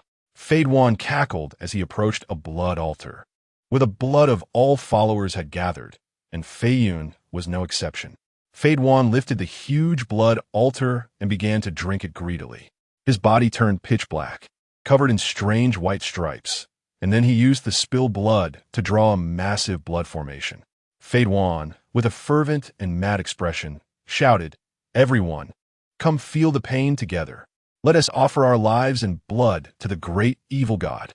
Pucci, the bloody crescent blade, pierced the heart again, and everyone's chests burst forth with blood, nearly torn in half. The scene was too spectacular. The entire base seemed to be enveloped in a water release technique. Except this water was blood. It soaked the entire base. Everyone blinked and fell dead to the ground, comparable to a hell on earth. Piercing the heart. This deadly pain and fear are truly wonderful. Evil god. Feiyun pulled out a pendant resembling the evil god cult's insignia from somewhere, closing his eyes and praying devoutly. Chapter 19. Eating too much after a while, Feiyun climbed up from the ground, his crimson 3-tomo Sharingan fixed on Feiyun. "Don't you have any other actions?" Feiyun, as if he hadn't heard him, continued to close his eyes, silently praying for something, his demeanor very pious. Seeing this, Feiyun frowned and continued, "Is your damn ritual too long? Is it not over yet?" Feiyun impatiently kept his eyes closed and said, "Don't disturb me. This is the divine rule of the evil god." After a long time, Feiyun slowly opened his eyes, looking puzzled at Uchiha Feiyun. Hey, who are you? Why are you still not dead?" Feiyun's eyes were suspicious. "Is your brain half taken by the evil god too?" Feiyun's reflexes were so slow that he was speechless. It took him so long to realize he wasn't dead yet. Unable to find any clues with the Sharingan, Feiyun decided not to pretend to be dead anymore. "What did you say? Bastard, dare to disrespect the evil god? I will sacrifice you." Feiyun shook his head, instantly appearing in front of Feiyun, his 3-tomo Sharingan spinning, and he slashed down with a knife, decapitating Feiyun. The current Feiyun had not experienced any battle. His physical and illusionary combat abilities were too poor. The body, now devoid of brain control, fell weakly to the ground. Yet even with his head severed, Feiyun's mouth continued to curse. Feiyun directly picked up his head, used the 3-tomo Sharingan Jinjutsu, and demanded, "Tell me the method to learn the death god's blood." Feiyun mumbled, "The evil god grants." Just then, a terrifying mental pressure forcefully broke the Jinjutsu of the Sharingan, simultaneously knocking Feiyun unconscious. Feiyun felt as if he had fallen into an ice cave, his body covered in goosebumps. Although he could see nothing, there was a feeling of being crushed into powder at any moment. It was as if a pair of divine eyes were watching him. The invisible pressure enveloped Feiyun, seemingly scrutinizing him. Feiyun involuntarily unleashed his level 60 spiritual power, breaking through that suffocating pressure. Oomph. I don't care who the evil god is. If you have the ability, come out and fight. He forced himself to encourage and stabilize his state. He had a gut feeling that if he did not dominate that fear in terms of spiritual power, he would be controlled by this invisible force for a lifetime. Moments later, for some unknown reason, the mysterious energy dissipated as if it had never appeared, causing Feiyun to doubt whether he had just fallen under a jinjutsu. Shaking his head, he decided not to dwell on it and instead set out to scavenge within the evil god cult.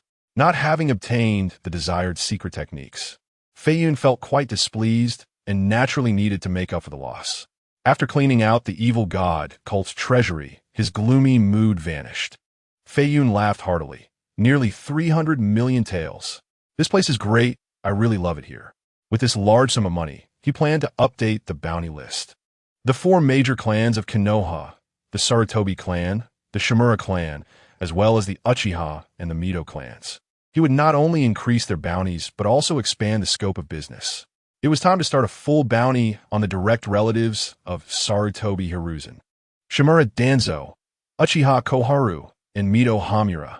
And a huge bounty must be offered. Whether it's ordinary people or ninjas, the reward must be increased. Increased enough to touch the hearts of every bounty hunter. Feiyun experienced the feeling of a big shot using money to crush people. Money can indeed kill, and it can kill a lot. The days ahead for the 4 major families might not be easy. Ordinary clansmen might be killed to the point where they don't dare to step outside, and staying indoors won't help, as many assassins driven by profit will definitely come to provide their services. Moreover, employers looking to hire Konoha ninjas probably wouldn't dare to hire people from the 4 major families, because their ninjas are always attacked. When hiring them, is it the employer protecting them, or them protecting the employer? After all, the bounty for the ninjas from the 4 major families might be higher than the value of the goods they are escorting. Isn't that just paying for danger? Hee. Thinking of this, Feiyun couldn't help but let out a strange laugh. Deeply realizing the benefits of money, he continued to loot valuables, not missing the corpses on the ground, robbing them of all their wealth. Half an hour later, Feiyun finally walked into the laboratory, looking at the various instruments and array bases. He put away a large culture dish, preparing to package Heiden's body and take it away. Arriving at the workbench, he flipped through a pile of experimental records. It was a collection of obscure data, various strange markings, and professional terms he couldn't understand at all. These things Orochimaru would definitely desire, right? After all, they are experimental data on the research of immortality. And Heiden's body, these are all valuable assets, although they are of no use to him. Can't they be sold to interested parties? I believe many people would go crazy over this data, especially since the case of immortality, Heiden, is right there. If handled well, he might gain unimaginable wealth. And with money, just thinking about it is thrilling. Stepping outside, he placed Heiden's head and body separately into the culture dish, set up sealing techniques, and then stuffed everything into a storage scroll using space ninjutsu. Although living beings cannot survive in a storage scroll due to the lack of air, there is a culture dish, and the culture dish contains nutrient solution. After tidying up, Feiyun turned and walked towards the outside of the evil god cult. Looking at the base of the mountain blood, Feiyun sighed. I'll just do a good deed. You all take care, After saying that, he mobilized a large amount of chakra, then formed seals with both hands. Earth style, earth crumbling. Boom! A violent sound erupted, the ground trembled, and the underground space completely collapsed, buried under massive rocks. The legendary evil god cult was thus completely erased from the ninja world. However, this might be a good thing for the land of hot water. After all, this evil god cult has caused a lot of deaths. The number of lives sacrificed daily is quite shocking. Indeed, when people live too comfortably, things can easily go wrong. The land of hot water has been far from war for many years, making it a relatively peaceful and tranquil country. Yet they created this organization researching immortality. And as a result, the entire organization was killed by the very thing they researched. One could say it was quite abstract. Eating too much is not a good thing. After taking a break, Feiyun rushed towards the dock. It was time to go back. Recently, he had received a lot of intelligence from the exchange office, and new targets were waiting for him. Chapter 20, just small change. Quietly arriving near a dock by the sea, Feiyun activated his spiritual perception ability. Moments latte. He opened his eyes and muttered to himself. As expected, they have left. Only 2 Sishnin are left monitoring in the dark. Just as he anticipated, Konoha's people had not gained anything for so long and had already withdrawn from the land of hot water. After all, Konoha couldn't afford to waste resources. There were still many issues in the village that needed elite handling. Feiyun donned a hood to cover his handsome face, entered the dock, and silently took out the 2 Konoha Sishnin, standing by a rocky area by the sea. Feiyun looked down at the 2 Konoha Sishnin gradually losing their body heat, as the cruel sea washed away the blood stains beneath their bodies. He was checking the Konoha bounty list handed to him by the exchange office. After comparing for a while, Feiyun discovered that these 2 Sishnin were not on the bounty list. He couldn't help but show a look of disdain. So useless, not even on the bounty list. Do you even deserve to be ninjas? Saying this, Feiyun kicked them both into the sea. After killing them, Feiyun felt no guilt whatsoever. As a ninja executing a mission, it is naturally so. It's either you kill me or I kill you. Memories surged back. He remembered when he was in Konoha, the original host happily went out with others to carry out missions, which actually meant going out to kill each time. Successful missions, killing enemies, would lead to a celebratory feast back in the village, eating and drinking with a few companions. If the mission failed, it would mean returning to the village to attend a comrade's funeral, mourning silently for a few days. To be honest, Feiyun detested this ignorant and boring ninja life. Living day by day, completely unaware, with no idea what was going through their heads. What is worth celebrating about killing others? Since it's about killing, what is there to mourn if one gets killed in return? Every day they shout about having already realized the will of fire. Little do they know, how many ordinary ninjas in Konoha can live to old age. There are very few ninjas who live to be 40. And one doesn't know how many lifetimes of luck it takes to survive. Many times, anyone with a bit of heart can estimate that the average lifespan of a ninja is hard to exceed 30. Most of the ninja clans that existed when Konoha was founded have actually disappeared in the nearly 40 years of governance by the Konoha 4, including the 3 great clans that instilled fear in the ninja world: the Senju clan, the Uchiha clan, and the unwavering ally Uzumaki clan. Although the Uzumaki clan still has Naruto, the Senju clan still has Tsunade, and the Uchiha clan still has Sasuke. It's important to note that the Sarutobi clan alone has 3,000 ninjas. Indeed, when being a ninja only requires using one's brain to analyze combat. There is no need to see the reality clearly. Anyone with a bit of brains can understand that most ninjas in Konoha, including themselves, are just pitiful tools, cannon fodder. It's worth noting that 6-year-old children have already been sent to the battlefield by the higher-ups. How can the 4 major families still be so strong? How can they have so many ninjas? Of course, the other ninja clans in Konoha are very clear about this, but they all dare not speak out. Haven't you seen how many ninja clans have been exterminated? There were more than 60 ninja clans when Konoha was founded, and now only a dozen remain. That is why the Hyuga clan almost forced their clan leader to death, not daring to speak out.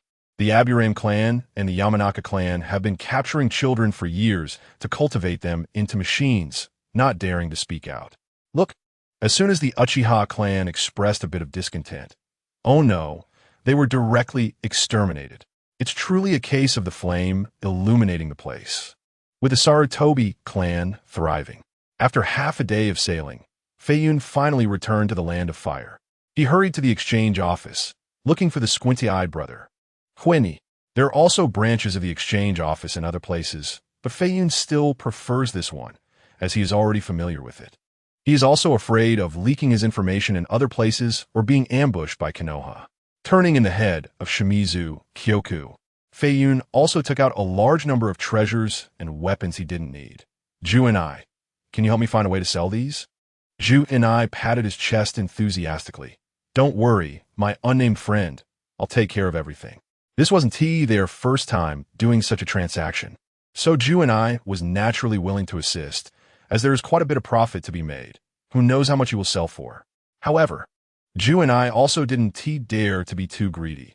He was aware that if he pushed too far and demanded too much, it might not just be losing a friend, who in the black market of bounty hunters is easy to deal with. Feiyun knew very well that Queenie had benefited a lot from him, but as long as it wasn't too excessive and he could get the vast majority of the money, that was enough. After all, as the saying goes, without benefits, who would help you work? "Queenie, hurry up and bring me some paper and pen. I need to update the bounty list." Haha. After finishing these trivial matters, Feiyun began to get down to business. All right. Queenie led Feiyun to a secret room and personally poured him some valuable tea. Feiyun skillfully took the paper and pen, quickly writing on the form, becoming happier with each stroke, unable to suppress the smile at the corners of his mouth. He. Ha ha ha. Queenie looked at the laughing Feiyun with surprise while sipping his tea. Has the nameless guy found a treasure? Why so happy today? After a while, Feiyun finished writing and pushed the new bounty list in front of Queenie, savoring his tea. Queenie smiled politely and respectfully, taking the bounty list and examining it in his hands. Just one glance, and Queenie's eyes were drawn to the form, squinting in disbelief, unable to maintain his calm demeanor and smile. This. Queenie's hands trembled slightly, his heart racing with excitement. Ha ha ha. As expected of the nameless guy. In all my years of work, I've never seen such a large bounty. How about it? With this bounty amount, can we take down half of the targets? This is amazing. I even want to quit my job and become a bounty hunter in KONOHA. Really? He. The two burst into strange laughter, their moods delightfully uplifted.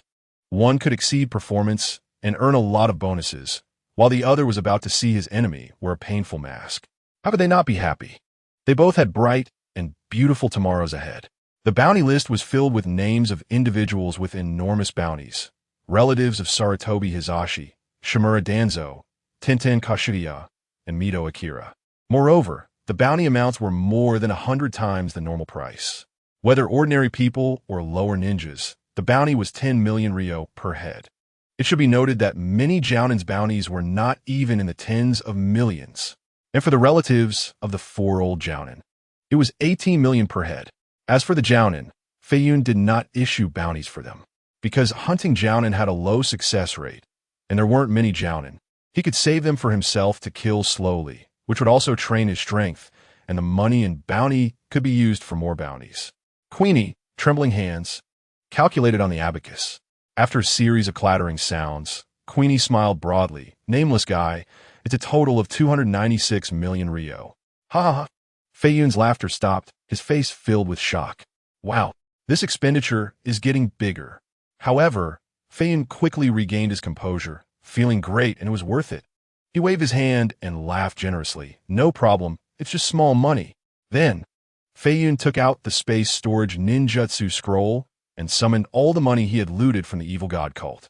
Looking at the mountains of banknotes piled up in the secret room, Queenie's smile revealed his back teeth. Chapter 21. All mine that night. The underground black market went completely crazy. A batch of sky-high bounty lists flowed into various mercenary organizations, clubs, wandering ninjas, defected ninjas, and thugs. These creatures lurking in the dark corners of the ninja world became restless like hunting dogs smelling a scent. They feared nothing, following the principle of the survival of the fittest and the supremacy of money. As the saying goes, people die for wealth, birds die for food. On this road, paved with corpses towards wealth, there have always been desperate people. Killing an ordinary person can earn 10 million ryo. This Sarutobi Kanomaru is actually worth 25 million ryo. Damn, if this job is done well, I won't have to take another job in my life. At the tables in various black markets, the latest sky-high bounty lists were passed around by countless hands, with pairs of fervent and greedy eyes lighting up with crimson light. How long has it been since we've fought such a rich battle? Doing one job is worth 100. Who wouldn't be tempted? Who wouldn't go crazy? If they didn't seize this opportunity to get rich, they might not achieve such results even if they worked until they died. In an instant, the underground black market was in turmoil and the winds of change were gathering towards the harmonious hidden leaf village in the land of grass, within a mountainous forest. A large group of ninja guards was battling several black monsters, which were continuously spewing various chakra balls from their mouths, and the fighting was extremely fierce. Protect the master. Were these monsters? A man in a red cloud black robe with slicked back hair was wielding a large knife to attack the important figure being protected. Suddenly, Kaku, who was watching from the side, changed his expression, turning to look at the messenger hawk flying from the sky. Is that a contact from the exchange? Steadying himself to catch the intelligence scroll that was dropped, Kakuzu leisurely opened it to check.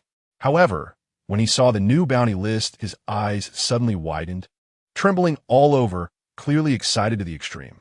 Interesting, Kakuzu whispered excitedly while scanning the sky-high bounty list of the 4 major clans. This is really too interesting. Mine. All mine. As a diligent and dedicated gold medal bounty hunter, no one was more excited or eager than Kakuzu. After putting away the intelligence scroll, Kakuzu's eyes burned as he looked towards Konoha, as if he could already see vast wealth and money beckoning to him. The current policy of the Akatsuki organization is not to act against Konoha, right? So troublesome because of that Uchiha Itachi. Kakuzu calmed down slightly, pondering and mumbling to himself. Memories of Pain's Rinnegan and Itachi's Sharingan flashed alternately in his mind. But in the next second, the words Sarutobi Kinomaru 25 million Ryo on the scroll crushed all hesitations. I can't possibly give up this chance to make money. As long as the organization doesn't find out, it's fine, right? Kakuzu's mouth curved into a greedy smile, determined to rush to Konoha as quickly as possible. If he was late, he was afraid of being outpaced by others. After all, it was impossible for only him to have obtained this information. Other bounty hunters would definitely take action too. Kakuzu quickly formulated an action plan in his mind. First, he had to evade the eyes of the Akatsuki organization. Although the leader wouldn't pursue him too much, if he couldn't explain things to Itachi, the leader might not help him. And to evade the organization's responsibility, Kakuzu looked at the man with slicked back hair who was fighting valiantly, revealing a cruel smile. As long as no one knows where I went, that's fine. Kakuzu gathered a large amount of chakra, forming hand seals. Suddenly, 2 black monsters merged together, and a strong chakra fluctuation erupted from their mouths. Fire style, Phoenix Fire Jutsu. Wind style, pressure damage. A powerful hurricane expanded the high-temperature flames infinitely, surging wildly towards everyone. Boom!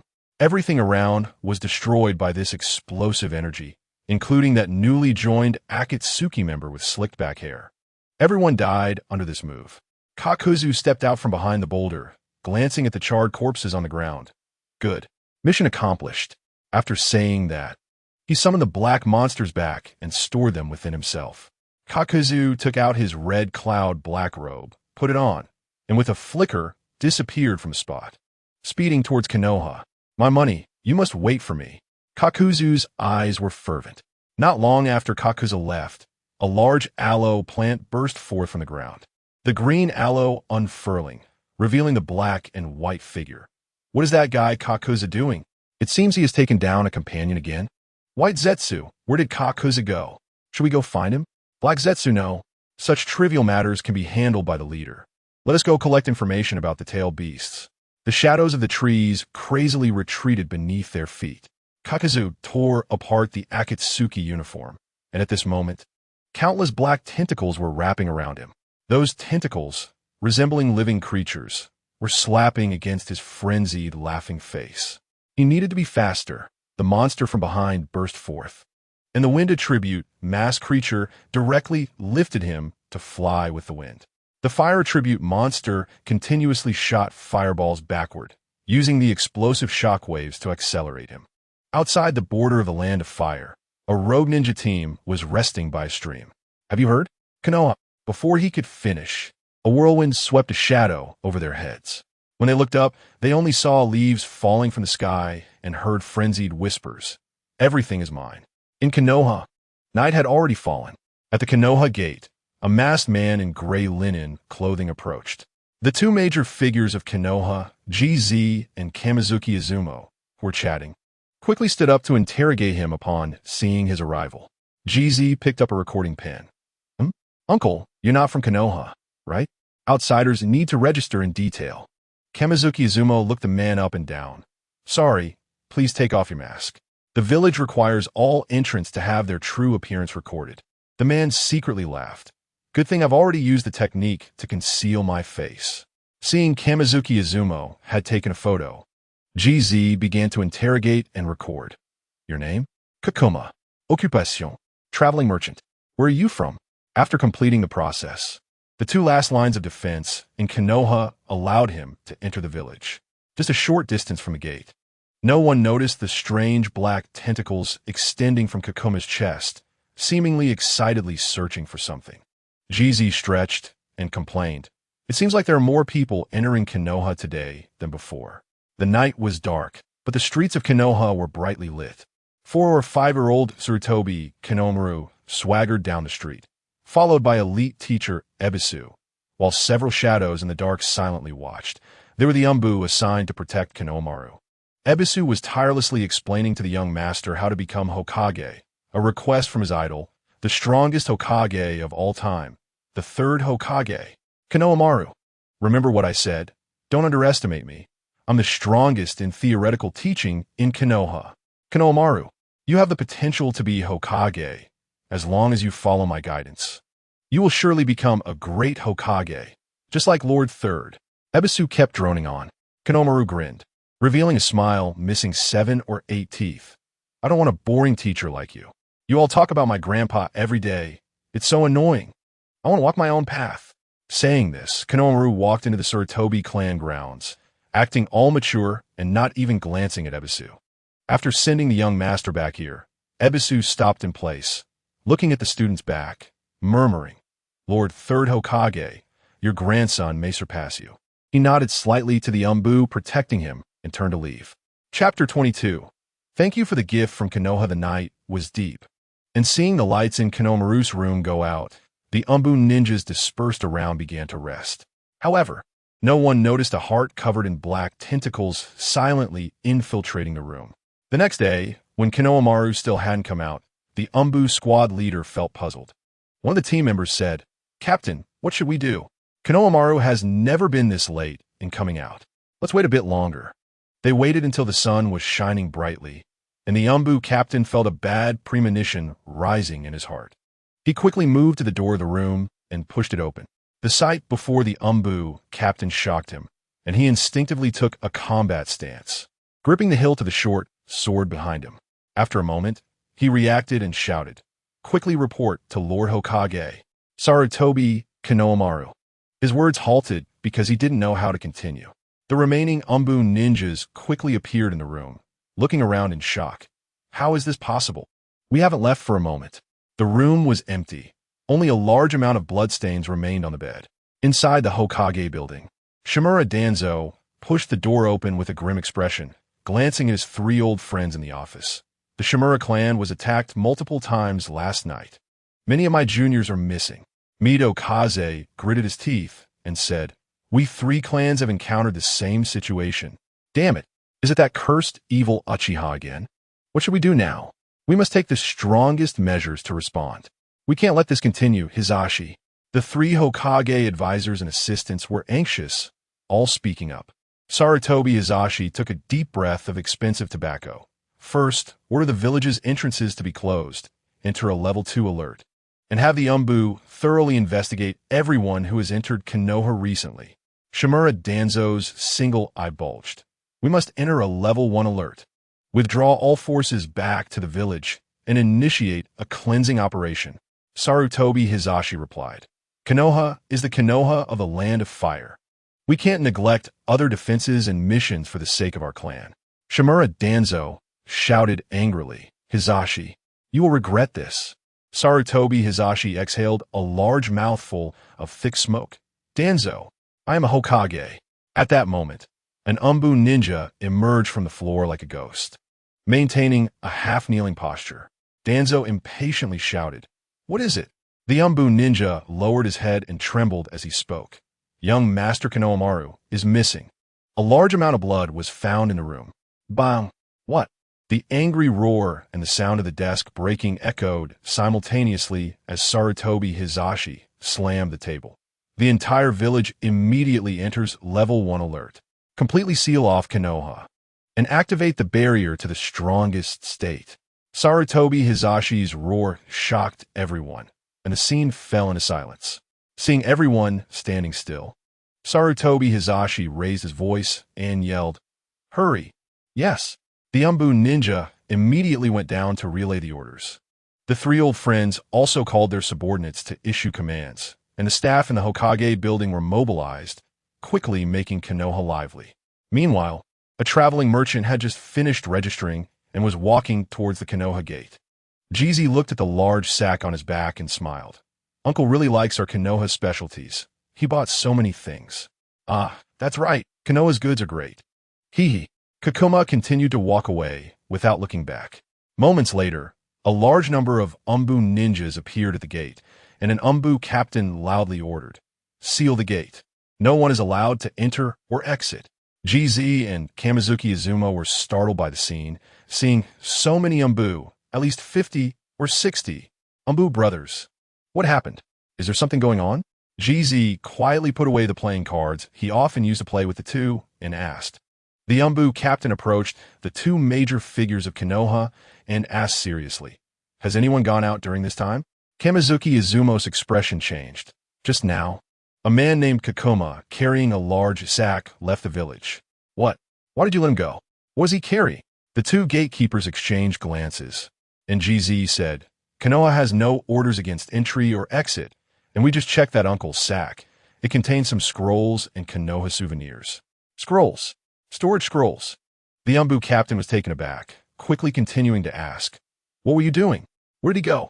GZ showed an unhappy expression, feeling that the Umbu were targeting them. Weren't the Konoha gatekeepers supposed to have some dignity? Realizing his attitude was problematic, the Umbu captain took a deep breath. Calming his tone, a large number of assassination incidents have occurred in the village, and Lord Hokage has personally ordered an investigation. Upon hearing this, GZ nodded. Once he left Konoha, he must have gone in the direction far away from Konoha. The Umbu captain turned around directly, gave a few instructions, and then led two teams out of Konoha at high speed.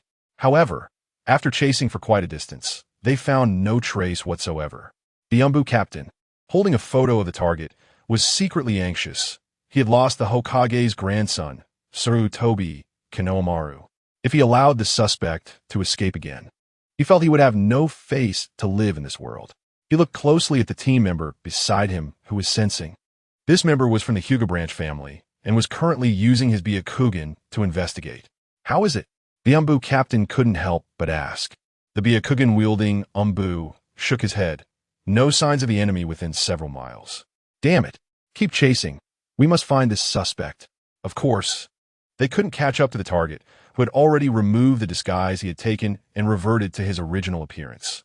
Deidara's speed was incredibly fast, riding a black monster infused with lightning chakra, its tail roaring like a super engine running at full speed. Ha ha, this feels great. Thanks for the gifts from Konoha. Deidara laughed heartily. He had gained a lot this time, estimating that he had taken down over 100 million Ryo worth of bounties. He was well aware of the risks. Konoha was not a place that just anyone could mess with. Therefore, Deidara did not get greedy, quickly harvesting and swiftly retreating from the village. He had prepared himself to break out of Konoha, thinking that Konoha might have already taken action to seal off the village. However, he did not expect Konoha to react so slowly. Nevertheless, he noticed the movements in Konoha. It was clear they had begun to act. So, as soon as he left the Konoha gates, he used wind, fire, and lightning to accelerate his escape, even though it consumed a lot of his chakra. However, just as he had spent the cost to come to Konoha, it was all worth it. After all, if he were entangled by Konoha's ninjas, elite shinobi would continuously rush to the scene. Being on Konoha's territory, Deidara, despite his arrogance, knew well that falling into such a situation would mean even someone as strong as him would have to pay the price. Chapter 23. The Great Rogue Ninja. A few days later, Feiyun brought a corpse of a Sarutobi clan ninja to the exchange office. After skillfully completing the bounty exchange, he and Queenie returned to the secret room to drink tea. Feiyun was now not only his biggest client, but also his benefactor. Since meeting Feiyun, Queenie had earned money he had not seen in decades, along with status and honor. Now, he could be considered a key figure in the entire exchange organization. Queenie poured a cup of precious tea for Feiyun and gestured for him to drink, then took out the prepared information from his pocket and handed it to Feiyun.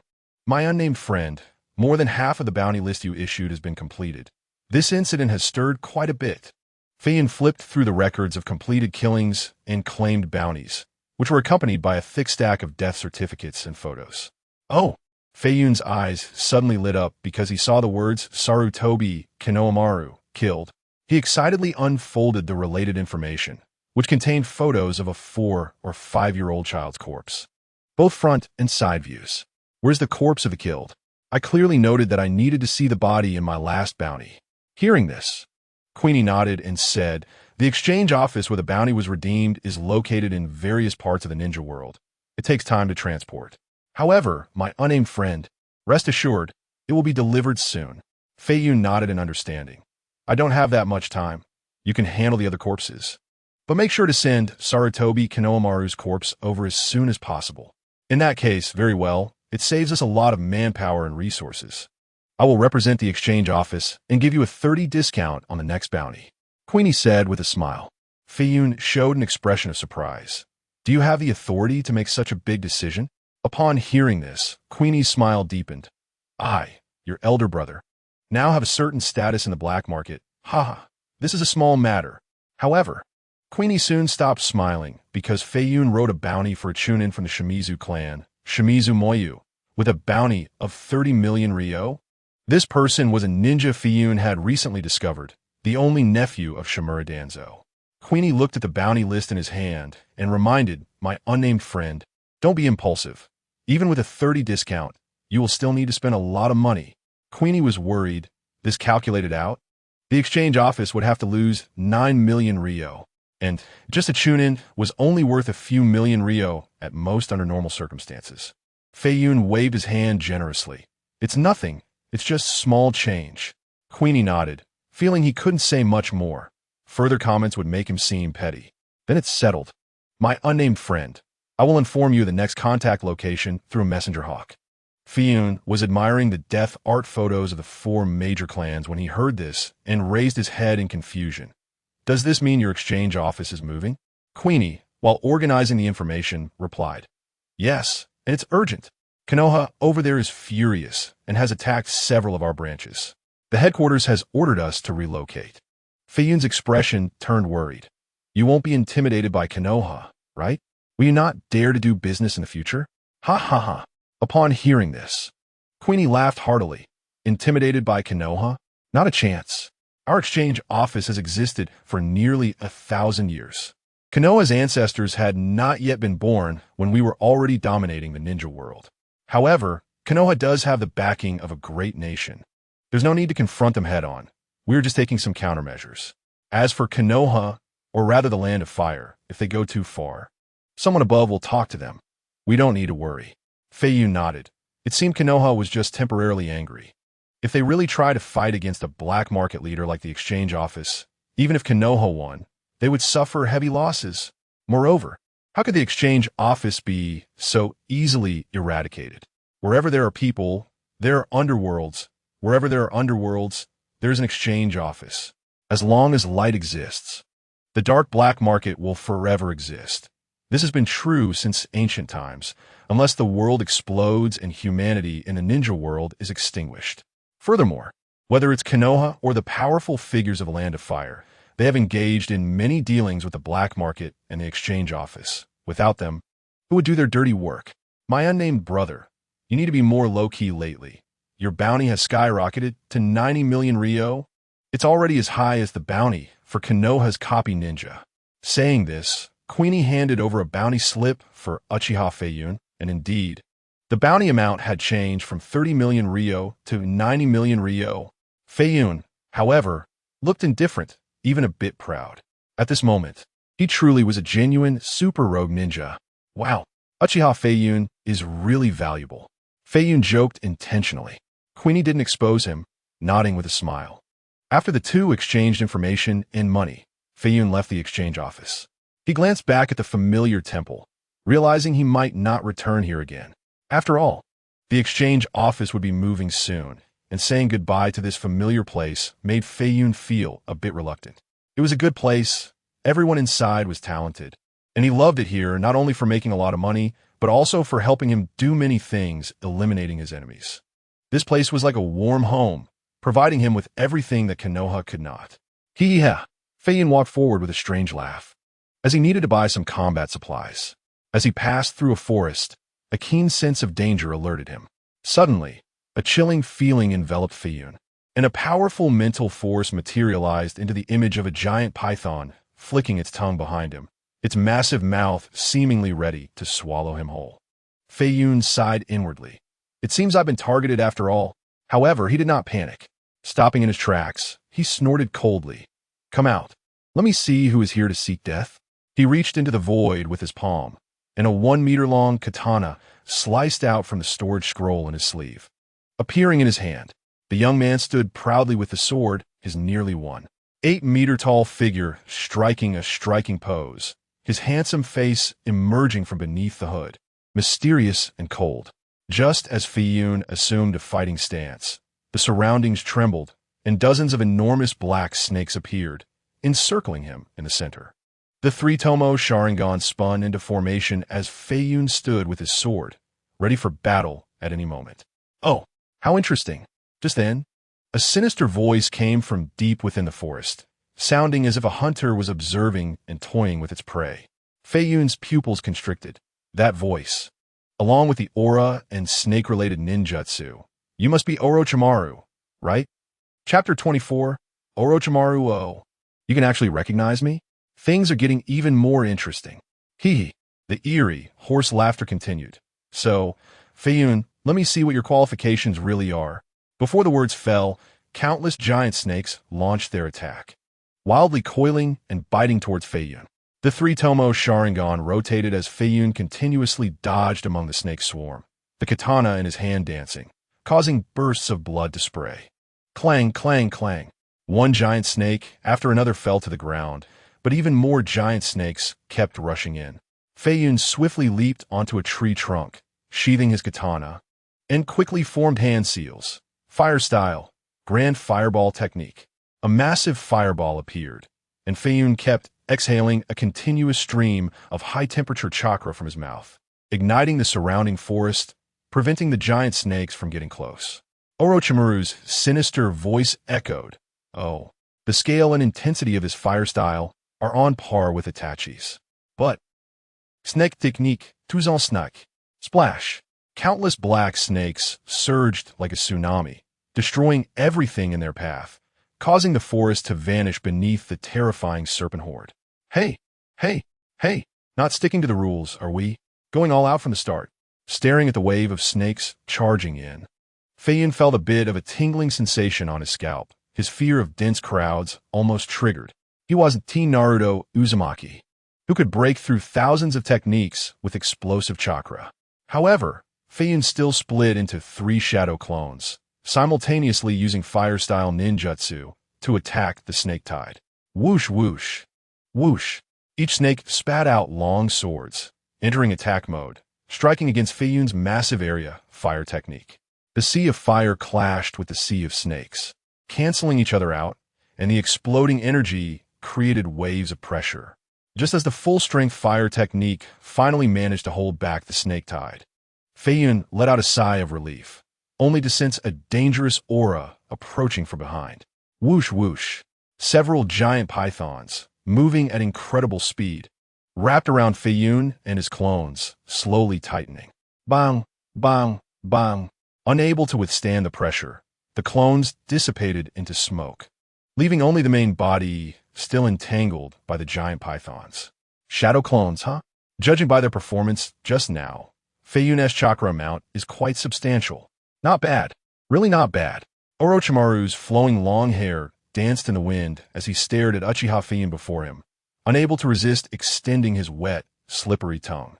Feiyun felt as if his handsome face had been licked fiercely, leaving a damp sensation.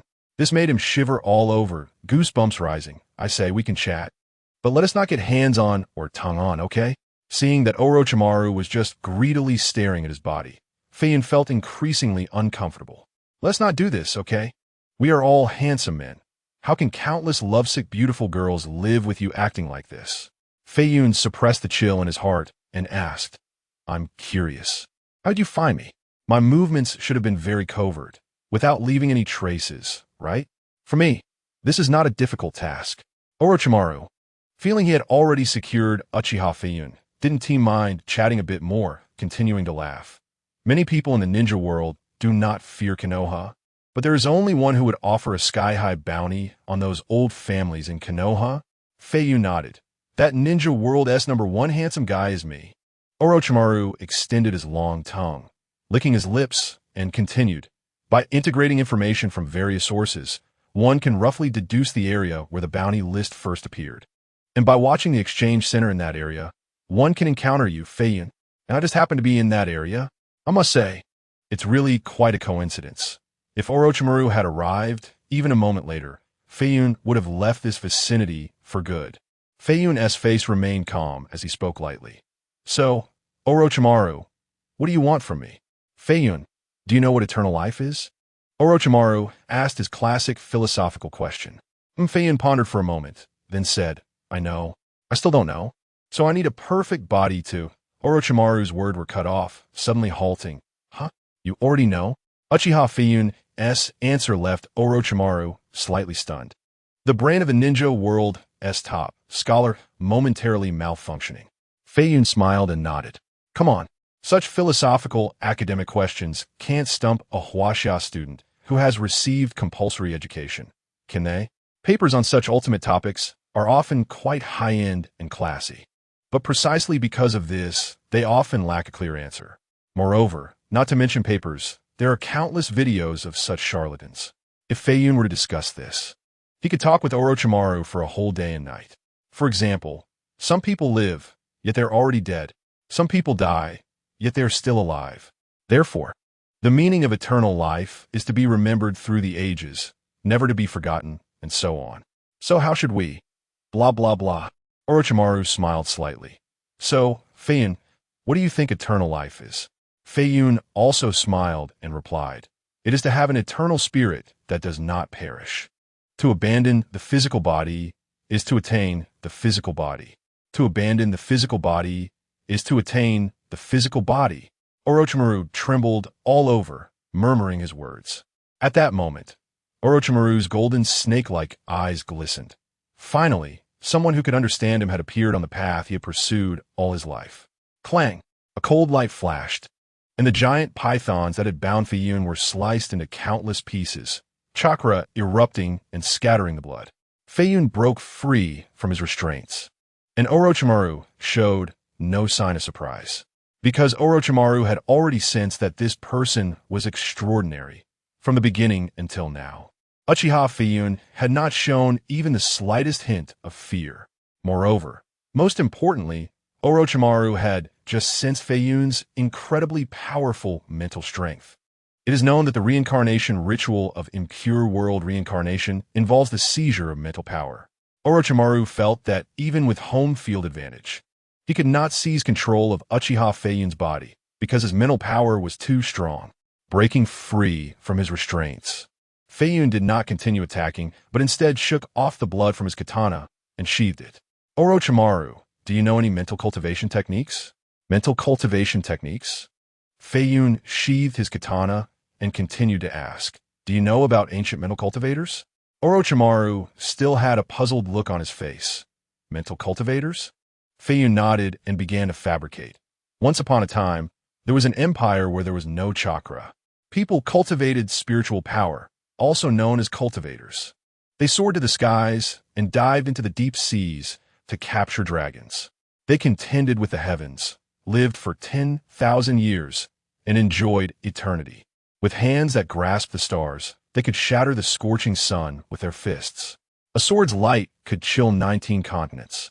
And they fought across 30,000 miles against gods and demons.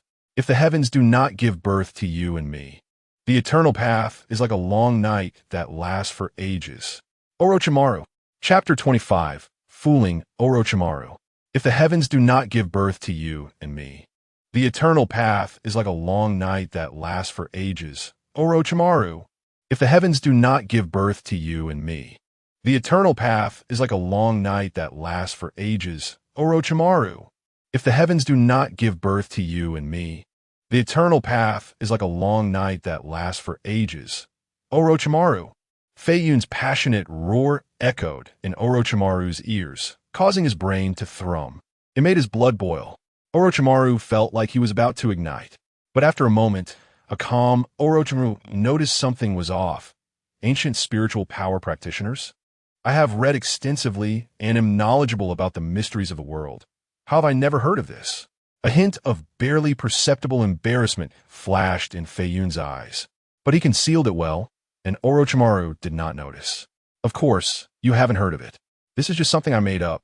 However, Feiyun genuinely wanted to use Orochimaru's wisdom to explore the uses and mysteries of his 60-level spiritual power, so he spun this grand lie.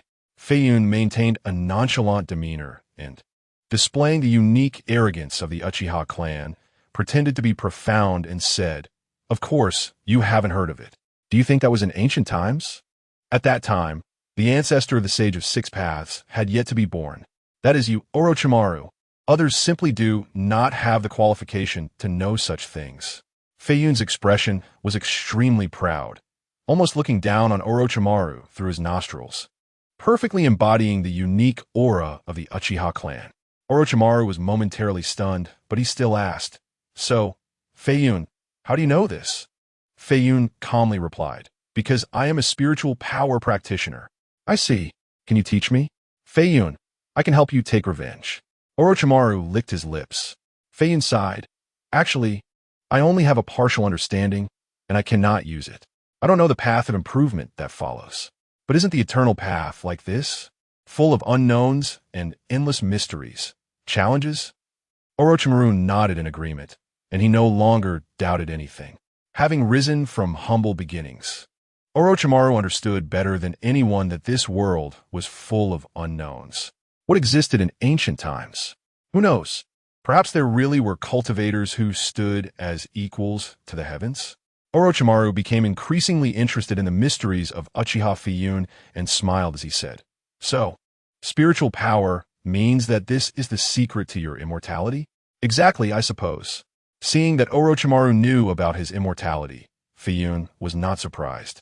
As this information had already been obtained by KONOHA, it was not particularly difficult for Orochimaru to acquire this information. Orochimaru's golden vertical pupils flickered with a longing light. Although he might not be able to obtain Uchiha Feiyun's body, this was still a research direction, wasn't it? His own path to eternity now had an interesting subject. With a research direction and a ready case before him, with Orochimaru's abilities, how far could success be? Thinking of Uchiha Feiyun's calm demeanor from beginning to end and how he shared so many secrets with him, Orochimaru was certain that this kid had long wanted to collaborate with him. This is so interesting. Orochimaru couldn't help but lick his lips again. So, how did such a powerful and perfect spiritual power practitioner become extinct? Feiyun spread his hands. Extremes will turn into opposites. Prosperity will inevitably decline. Orochimaru narrowed his eyes slightly. "What do you mean?" Seeing that Orochimaru was relentless, Feiyun forced his brain to work and continued to spin more tales. For example, if you and I become eternal, ruling above all beings, would we end the era of ninjas? Feiyun stared into Orochimaru's golden vertical pupils. Given our disappointment in the ninja world and our disdain for fragile lives, would we? Orochimaru showed a thoughtful expression and nodded after a moment. It is entirely possible. Ninjutsu and ninjas will only bring death and suffering to the world, nothing else. The two left the battlefield, as the commotion from the fight had already attracted the attention of nearby ninjas, who rushed over to investigate. On the way to Orochimaru's base, Feiyun detailed his physical condition and spiritual power issues to Orochimaru. After all, Feiyun hoped to find a breakthrough from Orochimaru. Immortality wasn't important to him. He just wanted to gain sufficiently strong power. After listening to Feiyun's explanation, Orochimaru pondered for a moment before saying, "To be honest, I envy your situation. Your future achievements might surpass mine, and you may seek eternity before me. Based on your body and the intensity of your spiritual power, I analyze that you should be able to perfectly withstand the cells of Hashirama." Upon hearing this, Feiyun showed an interested expression and repeated Orochimaru's words as he walked alongside him. Hashirama cells? Although Feiyun knew that Hashirama cells were impressive, he wasn't very familiar with their principles and the associated risks. Orochimaru nodded, revealing a fervent expression. Hashirama cells are the greatest treasure in the ninja world. Their power in terms of vitality even surpasses that of the progenitor of ninjas, the Sage of Six Paths. In many ways, the power of Hashirama cells is even more precious than the power of the Sage of Six Paths. Hearing Orochimaru's words, Feiyun also showed a longing expression.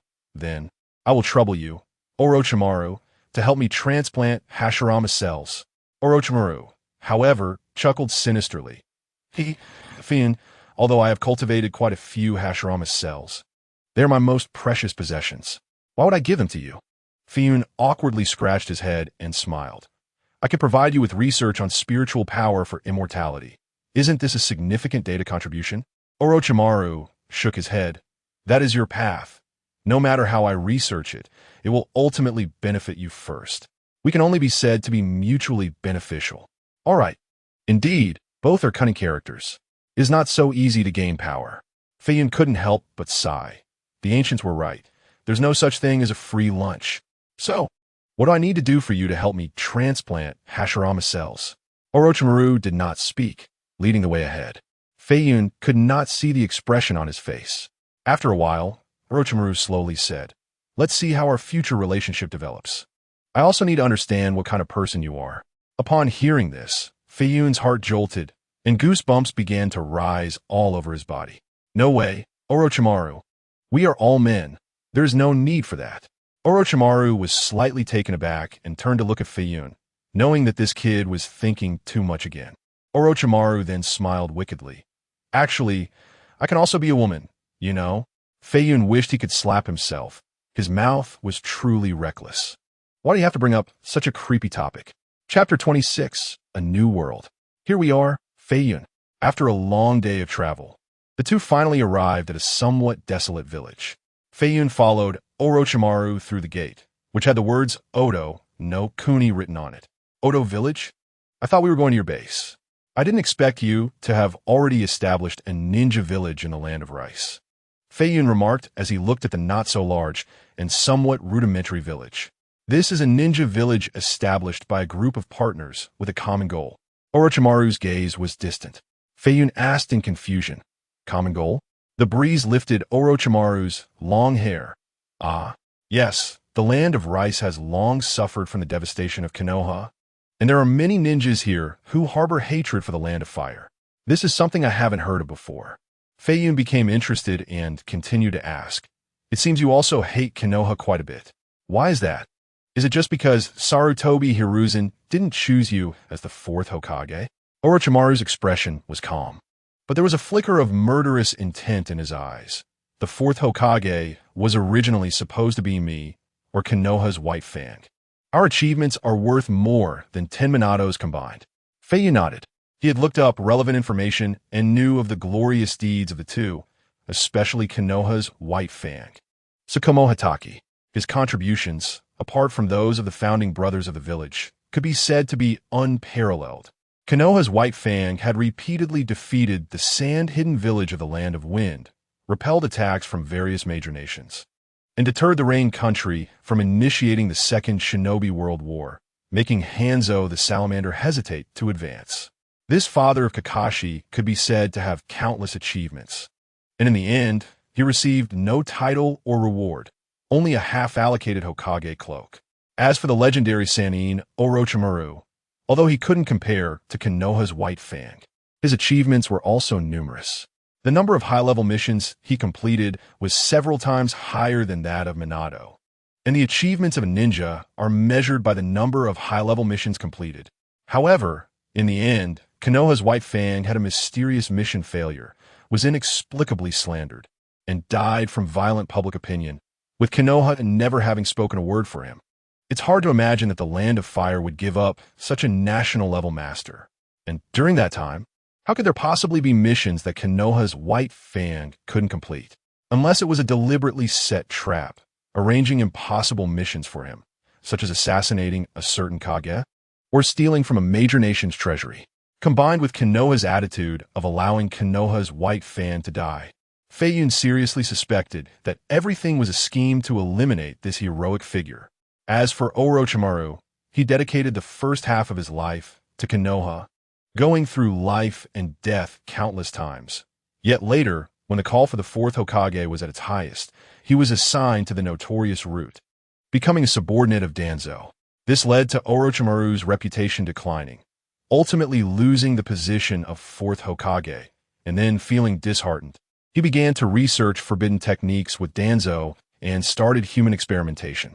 But in the end, the human experimentation was exposed, and Orochimaru became a notorious rogue ninja, while Danzo faced no consequences, only receiving a verbal reprimand from the third Hokage. Orochimaru stood at the entrance of the Sound Village, speaking lightly. Do you know? To support Minato's rise, they even promoted him as a savior, the hero who single-handedly ended the Shinobi World War. Although I admit Minato is excellent. Thinking of those titles makes me want to laugh. Haha. Feiyun nodded. I also want to laugh. The savior actually died at the hands of a tailed beast. Haha. Orochimaru looked at Feiyun with gratitude and continued. Do you know why they like Minato and want to push him to the Hokage position? Feiyun stroked his chin, pondering for a moment before saying, probably because Minato has a gentler personality, making him easier to control. Orochimaru showed a hint of surprise. I didn't expect you to be so perceptive at such a young age. I really like you more and more, Feiyun-kun. You might want to stop liking me. Orochimaru seemed to have found a kindred spirit and continued. In fact, losing the fourth Hokage position is not the main reason I hate Konoha and the third Hokage, Feiyun-kun, do you know? Feiyun felt a bit speechless and wanted to say, I don't want to know. However, seeing Orochimaru's mood rise, it would be inappropriate to spoil the atmosphere. So he could only remain silent. Orochimaru, however, continued. It's because I found Konoha really boring. Everything about Konoha is boring, whether it's the Hokage or the ninjas. What Will of Fire is just endless killing and death. I can't even remember how many comrades have died around me, nor how many foreign ninjas I've killed. Too many, just too many. Feiyun chuckled. Orochimaru-kun, is it really good to criticize the Hokage like this? The third Hokage spared your life back then. Orochimaru smirked. He cares too much about his perfect image. Wouldn't he killing me saddle him with the infamous label of killing his own student? And do you think he could really kill me? It's truly ironic. His three beloved students have long distanced themselves from Konoha, unwilling to even meet him, especially Tsunade, who dislikes the third Hokage as much as I do. Feiyun's eyes brightened. Oh, by the way, can we get Tsunade to come over to our side? Her brother, lover, and even her entire clan died during this time. Orochimaru shook his head. Tsunade's will is not something we can sway. Although she hates the old folks of Konoha, she deeply loves Konoha in her heart. As for Jiraiya, haha, what a fool. Feiyun's mouth twitched. He hadn't even asked about Jiraiya, and he was thinking of taking the opportunity to deal with him. A thin mist enveloped the valley, and the morning light, like a knife, cut through the lingering night air. Orochimaru stood on the newly built stone steps, his pale fingertips brushing over the still damp mud.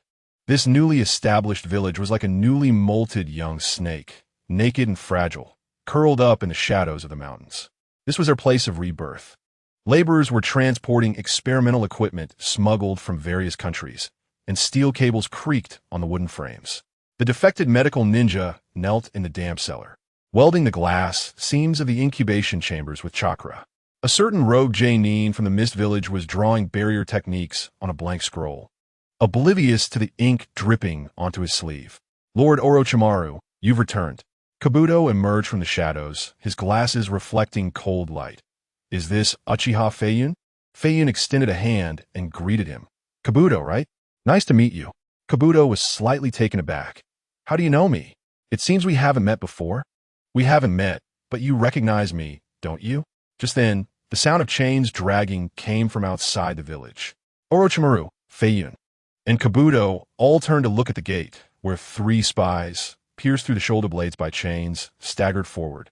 The other end of the chains held by 4 sound ninjas. The youngest boy suddenly looked up, revealing eyes like a dying beast. Good eyes. Orochimaru's tongue swept over his lips, and a small snake darted from his sleeve, affectionately coiling around the boy's bloodied neck. The 4 sound ninjas knelt in unison. Lord Orochimaru. Bang! An explosion suddenly rang out from a distance. The newly built smelting factory billowed black smoke, and several workers screamed as they fled, soon being pinned down in the mud by the patrol team. The third act of sabotage. Kabuto adjusted his glasses. It seems the surrounding forces have already taken notice. No matter, Orochimaru walked toward the large building in the village, not bothering to look at the chaos in the distance. You all go have fun nearby. Remember to leave a live one to send back. And just don't expose my identity. Chapter 27. The Unpleasant Place for a Long Time to Come. Feiyun planned to spend his time with Orochimaru. The reasons for choosing to follow Orochimaru were twofold. First, because he could find a path to becoming stronger, and second, because Orochimaru was about to launch the plan to destroy Konoha. Although the bounty was nice, it was better than avenging oneself without getting one's hands dirty. However, nothing could compare to directly storming into Konoha, and at that time, he had to make them taste the thrill of a swift strike. On the 3rd day, Feiyun took some time to visit the new exchange center to retrieve Sarutobi Konohamaru's body. As for Orochimaru, he was constantly moving between various ninja villages, saying that he had to seek new things, talents, so that the ultimate path would continue to develop. However, Feiyun knew that Orochimaru was more concerned with protecting the Sound Village, because if people found out that Orochimaru was in the Sound Village, that village would probably be in danger. After all, Orochimaru had too many enemies, and they were too powerful. Not to mention, if the Akatsuki organization came knocking, the Sound Village would probably not be able to withstand it. So Orochimaru had to appear in various places to attract attention and buy time for the development of the Sound Village. With the support of the daimyo Matsuki Saburo from the land of rice fields, the Hidden Sound Village is rapidly developing, and the number of ninjas is continuously increasing. In the Hidden Sound Village, the status of Uchiha Feiyun is second only to Orochimaru, as he defeated Kimimaro, which made Orochimaru's unruly subordinates dare not act recklessly. Now, anyone who sees the proud Uchiha Feiyun must kneel on one knee and respectfully call out, Lord Feiyun. It must be said that Orochimaru is really suited to be a teacher. No wonder he has trained a group of strong warriors, among whom several have become Kage-level figures, Uchiha Sasuke, Kabuto Yakushi, Kimimaro. Not long after coming to him, Feiyun has already learned to use the chakra blade and his snake summoning technique. Even a genius like Orochimaru cannot help but marvel at the emergence of Uchiha geniuses. Months later, after hunting down a ninja from the Uchiha clan, Feiyun returned to the Hidden Sound Village, only to be approached by Orochimaru. Feiyun-kun, come with me for a moment, Orochimaru said with a smile, a large hemp rope tied around his waist. No time, I need to practice ninjutsu, and I have to go collect my bounty soon. Feiyun pointed to the corpse of the Uchiha man hanging on his back. Orochimaru crossed his arms. Don't say that. You are now a member of the Hidden Sound Village after all. Looking at the corpse behind Feiyun, Orochimaru continued, I'm not saying you, Feiyun-kun, but such small matters can be left to your subordinates. Doing everything yourself is really a waste of time for training. Feiyun smirked. You really can talk. But all these people are your subordinates. Where are mine? Oh, if anyone disobeys, I'll take care of them. All right, I'm scared of you. Feiyun waved his hand and tossed the Uchiha man's corpse to Orochimaru. Orochimaru did not catch it, but slightly sidestepped, effortlessly avoiding the corpse's attack. Mayo. Orochimaru called out to a girl, standing guard not far away. The girl, Mayo, quickly jumped forward and bowed respectfully. Lord Orochimaru, what is your command? Take this corpse of the Uchiha clan to the exchange for the bounty. Yes. Feiyun and Orochimaru hurriedly made their way to an underground casino in the Land of Fire. You have such a hobby? To be honest, I hate this the most. It's just a moment of pleasure, and then your whole family ends up in the crematorium. Feiyun said with disgust. No, I'm just here to stock up. The reserves for my experimental subjects are running low. Orochimaru extended his long tongue and licked his lips. The dim gas lamps swayed on the low ceiling, distorting shadows into clawing monsters. The murky air was filled with the stench of cheap tobacco, alcohol, and sweat, occasionally mixed with a metallic scent of blood. The casino had no windows, and time lost its meaning here. Money, desire, despair, all were explicitly priced. Next to a roulette table surrounded by people, a gaunt man trembled as he placed his last chip. That was his daughter's indenture. The dealer grinned, his gold tooth glinting in the light. Bet Slotsket.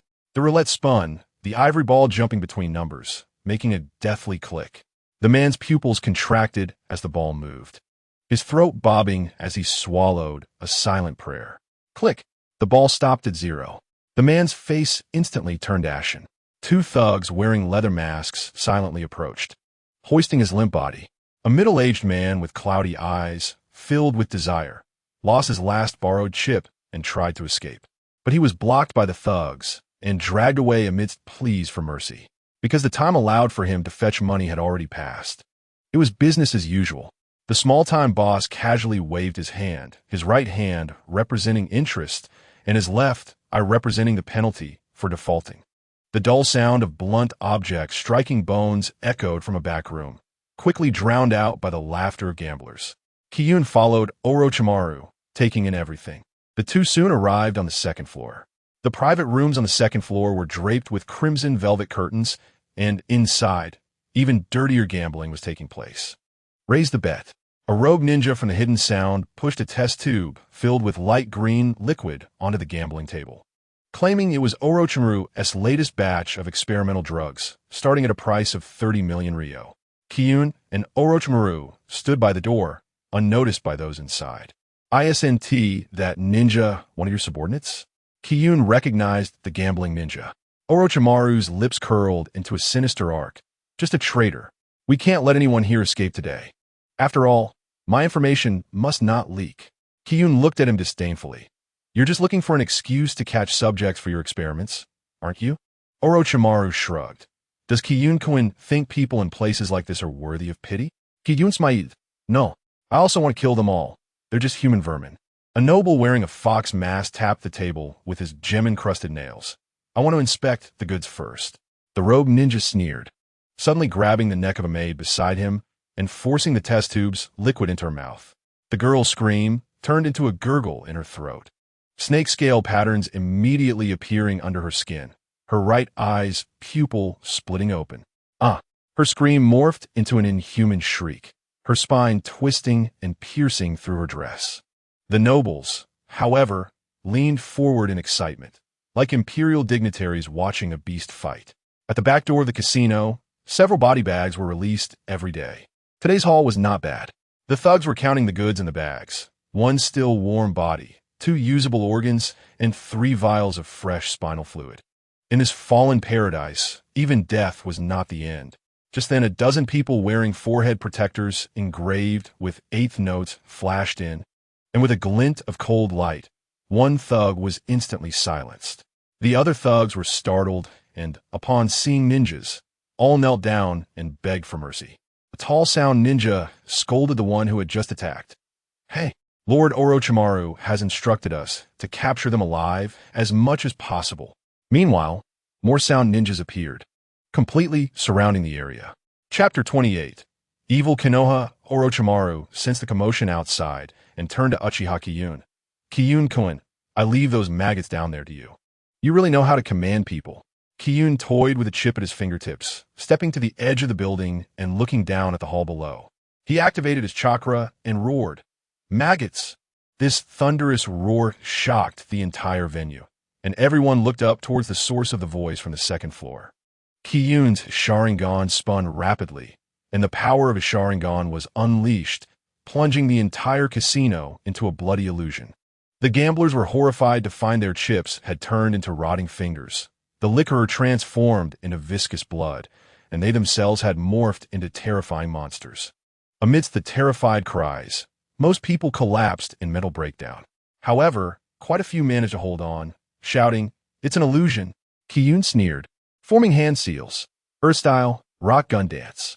Bang, bang, bang. The ground suddenly erupted with sharp earth spikes, skewering the remaining standing ninjas into meat skewers. Orochimaru softly said, "Feiyun-kun, please show mercy to my experimental subjects." At this moment, everyone in the private room on the second floor had already been bound by Orochimaru's snakes.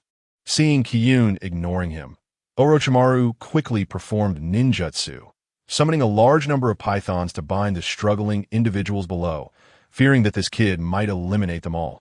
Just then, a large number of sound ninjas charged in, completely taking control of the situation. Orochimaru looked at the over a dozen killed and sighed. Feiyun-kun, what a waste. Those were valuable data.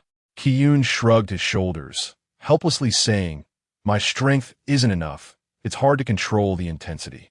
If Orochimaru-kun could transplant Hashirama cells for me, it wouldn't be like this, would it? Moreover, if I obtained Hashirama cells, I would definitely help you more sincerely, wouldn't I?" Orochimaru signaled the sound ninjas to escort the captives back to the village and then stopped caring about the situation at the scene. Hearing Feiyun's words, Orochimaru was slightly taken aback, then said, "So Feiyun-kun is still thinking about the Senju cells?" Feiyun smiled and replied, "How could I possibly forget?" However, Orochimaru's expression became serious. "Feiyun-kun, the reason I don't agree to your request for the Senju cell transplant is actually for your own good. After all, no one has ever succeeded in transplanting them. Although the Senju cells are powerful, it is precisely because they are too strong that no one can withstand their erosion.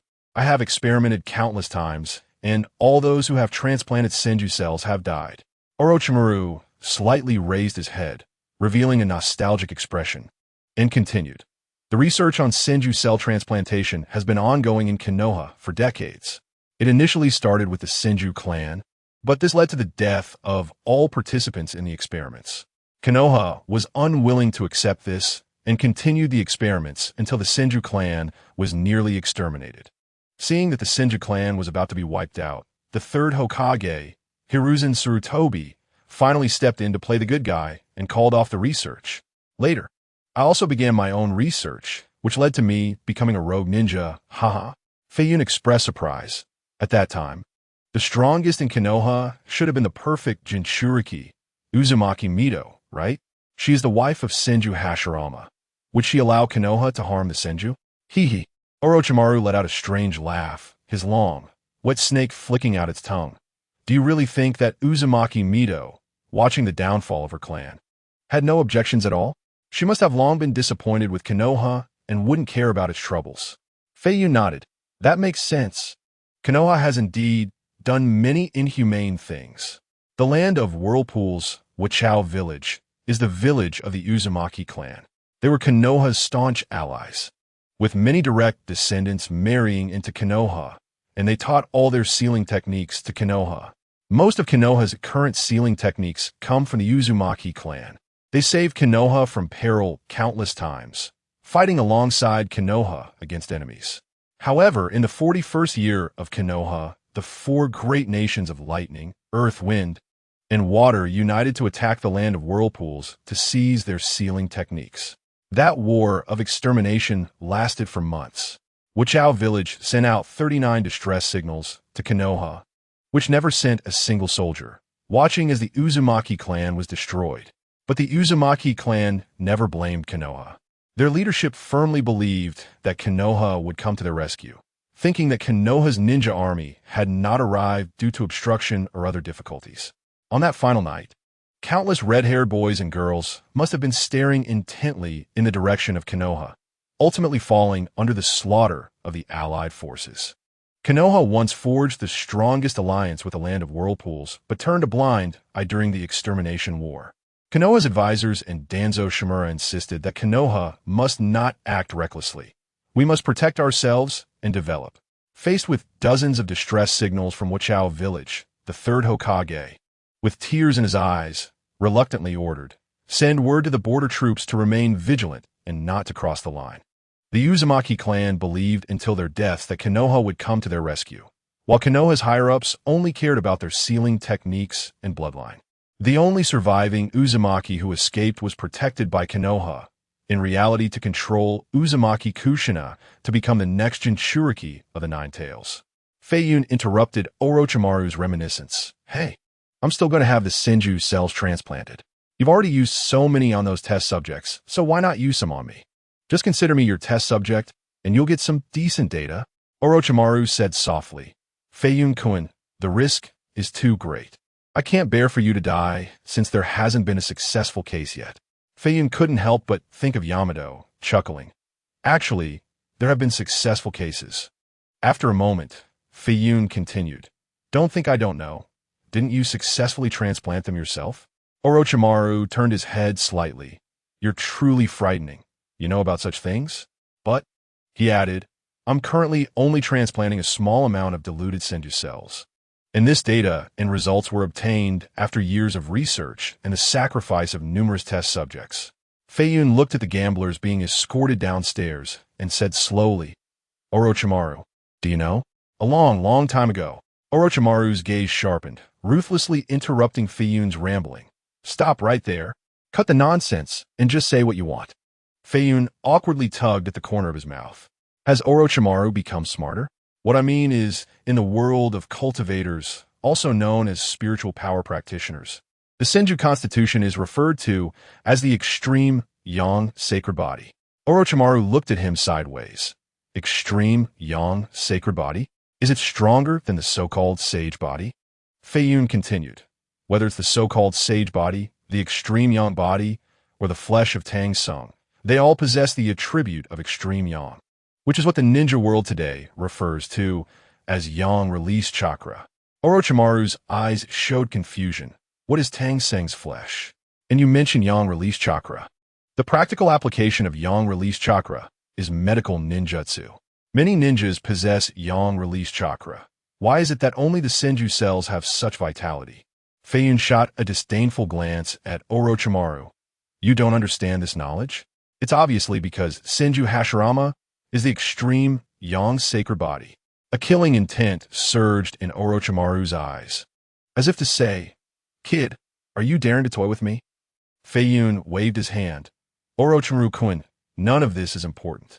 What matters is that we Uchiha are naturally In release chakra, and the Sharingan is the ultimate manifestation of In release, and In can suppress yang. Therefore, you must give me the Senju cell transplant. Orochimaru turned to look at the busy sound ninjas.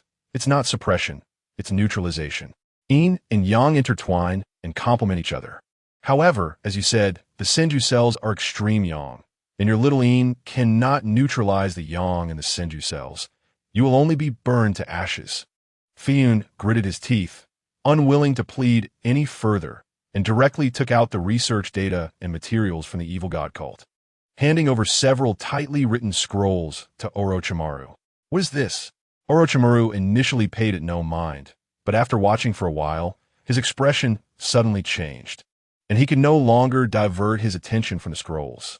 He trembled slightly, scanning the research data and text that Feiyun couldn't understand with fascination.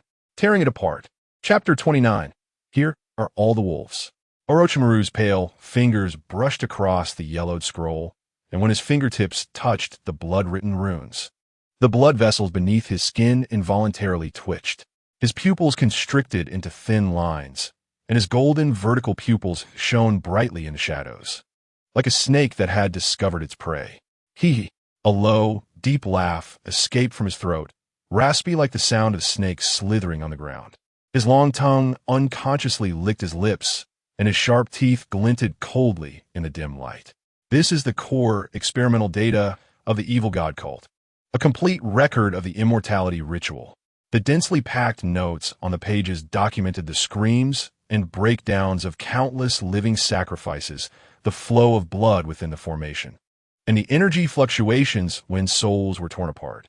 Every symbol seemed to writhe, presenting Orochimaru with a forbidden door that transcended life and death. Perfect too perfect. His fingers suddenly tightened. Orochimaru's sleeve slipped out a small white snake, affectionately coiling around his wrist, as if sharing its master's excitement. This is not just immortality.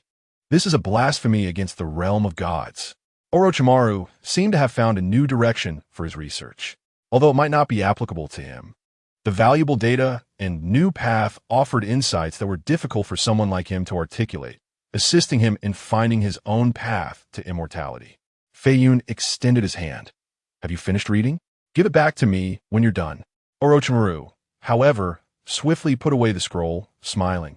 Don't be so stingy, Feiyun-kun. I'll study it a bit more and return it to you in a few days. Hearing this, Feiyun smiled in annoyance, firmly extending his hand. No way. You can't even spare a little Senju cell for me to transplant. So who is being stingy here? Why would I give you such a treasure? Orochimaru licked his lips. Feiyun-kun, isn't this all the data? You should have more, right? This is none of your business. If you don't give me the Hashirama cells, don't even think about it. With that, Feiyun was about to move forward to snatch back the scroll. I understand. Orochimaru quickly took 2 steps back, dodging Feiyun's claws, and adjusted his torn clothing. How about this? You give me all the research data from the evil god cult, and I will help you implant the Hashirama cells when I get back. How's that sound? Feiyun smiled in satisfaction. That's more like it. Here, take it. Saying this, Feiyun pulled out a space storage ninjutsu scroll and tossed it to Orochimaru. Orochimaru reached out to catch the scroll and eagerly cracked the seal of the space scroll, summoning a pile of experimental data and documents. His golden snake eyes scanned the data on the ground, and he was extremely excited, like a gluttonous ghost facing an unparalleled beauty. Feiyun waited for a moment and impatiently said, Hey, everyone has already left. How long are you going to look? Orochimaru reluctantly put away the scattered scrolls and documents, then slowly stood up. This is indeed great, but just like the Hashirama cells, there probably isn't anyone in the world who can successfully obtain this power. It's too difficult. Feiyun tilted his head and said, What in this world is easy? Ordinary people find it extremely difficult to survive, and even if they manage to survive through countless hardships, they are just destined to be beasts of burden for their entire lives. If achieving immortality and eternal life were so easy, what would we need you and me for? Feiyun struck a pose like a charlatan and shouted, Heaven did not give birth to you and me. The path to immortality is as long as the night. Orochimaru-kun. Heaven did not give birth to you and me. The path to immortality is as long as the night. Orochimaru-kun. The path to immortality is as long as the night. Orochimaru-kun. Orochimaru-kun. The echoes of their voices resonated loudly in the empty gambling hall, making Orochimaru's head buzz. Caw-caw. A few crows, startled, took flight, flapping their wings to escape. Orochimaru, with a neutral expression, said, Let me teach you a sound-based ninjutsu. If you practice well, you can definitely scare a bunch of lower ninjas to death. Oh, really? You actually have such a heaven-defying forbidden technique. Feiyun showed an interested expression. Hee. The two of them left the place one after the other. Feiyun followed behind Orochimaru, looked around, and asked in confusion, Aren't we supposed to go back to the Sound Village? This isn't the direction to the Sound Village. Orochimaru chuckled lightly. Don't worry. Our mission this time is to capture enough living subjects, and the capture of the subjects isn't complete yet. Before long, Feiyun followed Orochimaru to a mountain peak where bandits gathered. Both of them were skilled, with fast speed and reactions, directly entering the center of the bandits' hideout without being discovered. Halfway up the mountain, a village made of rough wood and bones was crookedly embedded on the cliff's edge. The lanterns hanging high at the village gate attracted crows with rotting flesh, and from a distance, it looked like a single eye grinning in the darkness. This was not the human world, but a den of wolves. The village gate was made of human skin, with 2 stripped pine trees propping it up, and several dried corpses hung from the beams, including merchants, civilians, and the last one was a child under 10 years old. The tops of each corpse had been chiseled open and stuffed with burning pine resin, serving as eternal lights to illuminate the entrance to the village. The bandit guarding the gate was using a dagger to carve fresh human ears, tossing the chunks of flesh to a few fierce dogs tied at his feet. The beasts, with mouths full of bones, wagged their tails pleadingly at their master. A cage held kidnapped passers-by, and, on the stone wall, blood was used to draw slanted characters recording the number of days the goods had survived. In the iron cage, more than a dozen naked captives were contained, their ankle tendons severed to prevent escape. In the corner, a few discarded bodies were piled up, and one child's hand was still twitching. It was used as a stepping stone for others to trample. Feiyun watched all this with disgust. Although he had killed countless people, they were all enemies in his eyes, those who deserved to die. Faced with such perverts who took pleasure in torturing strangers, Feiyun felt truly sick. Let's just make a move. My sword is already thirsty for blood. Feiyun looked at Orochimaru beside him and said. Orochimaru shook his head. No, Feiyun-kun should hold the line. Just make sure no one escapes. Orochimaru didn't want Feiyun to take action, otherwise he would end up killing his precious experimental subjects, which would be a waste of effort. Receiving a chakra signal from his subordinates, Orochimaru knew the personnel were in position, so he decisively made his move, summoning a large number of snakes that surged toward the entire bandit hideout. What is this? Enemy attack. In an instant, the entire hideout fell into chaos. Screams, cries of pain, and sounds of battle intertwined, echoing on the mountain. Feiyun flashed to behind a bandit who was about to raise his sword to kill a girl, swinging his chakra-wrapped katana. Thud! The bandit was cut in half, blood and flesh splattering everywhere. Blood splattered onto the curled-up girl, who trembled in fear, having lost all strength and courage to scream. Holding the katana, Feiyun softly said, "Don't be afraid, you are safe now." The girl just stared blankly at the tall and handsome young man in front of her, still trembling, her fear impossible to dispel. Just then, two bandits swung their giant axes at him. "Damn it, you must be the attacker. You bustat." Feiyun didn't even turn his head, as if he didn't see the vicious bandits coming from behind, but the girl's expression changed slightly, her small hand flailing in the air as if trying to warn the young man. Thud! Thud! With a flash of cold light, the heads of the two bandits flew off, blood gushing high into the air from their necks. Feiyun showed a smile he thought was friendly. "Don't be afraid." The girl finally screamed, then fainted. Feiyun's smile froze. Am I more terrifying than the bandits? They didn't scare her, but I did. Chapter 30. A different Orochimaru. Feiyun shrugged and turned to prepare to kill elsewhere. At this time, the sound ninjas had already entered to finish off the remaining bandits, and most of them had been bound by Orochimaru. Orochimaru appeared in front of Feiyun, glancing at the few corpses on the ground. "Didn't you say not to kill them?" "Feiyun-kun." Feiyun's face was calm. "Couldn't help it. I was a bit heavy-handed."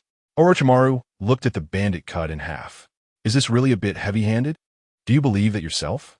Orochimaru said earnestly, "I understand your feelings, but what you've done is not punishment, but rather helping them. I could have made their deaths much worse.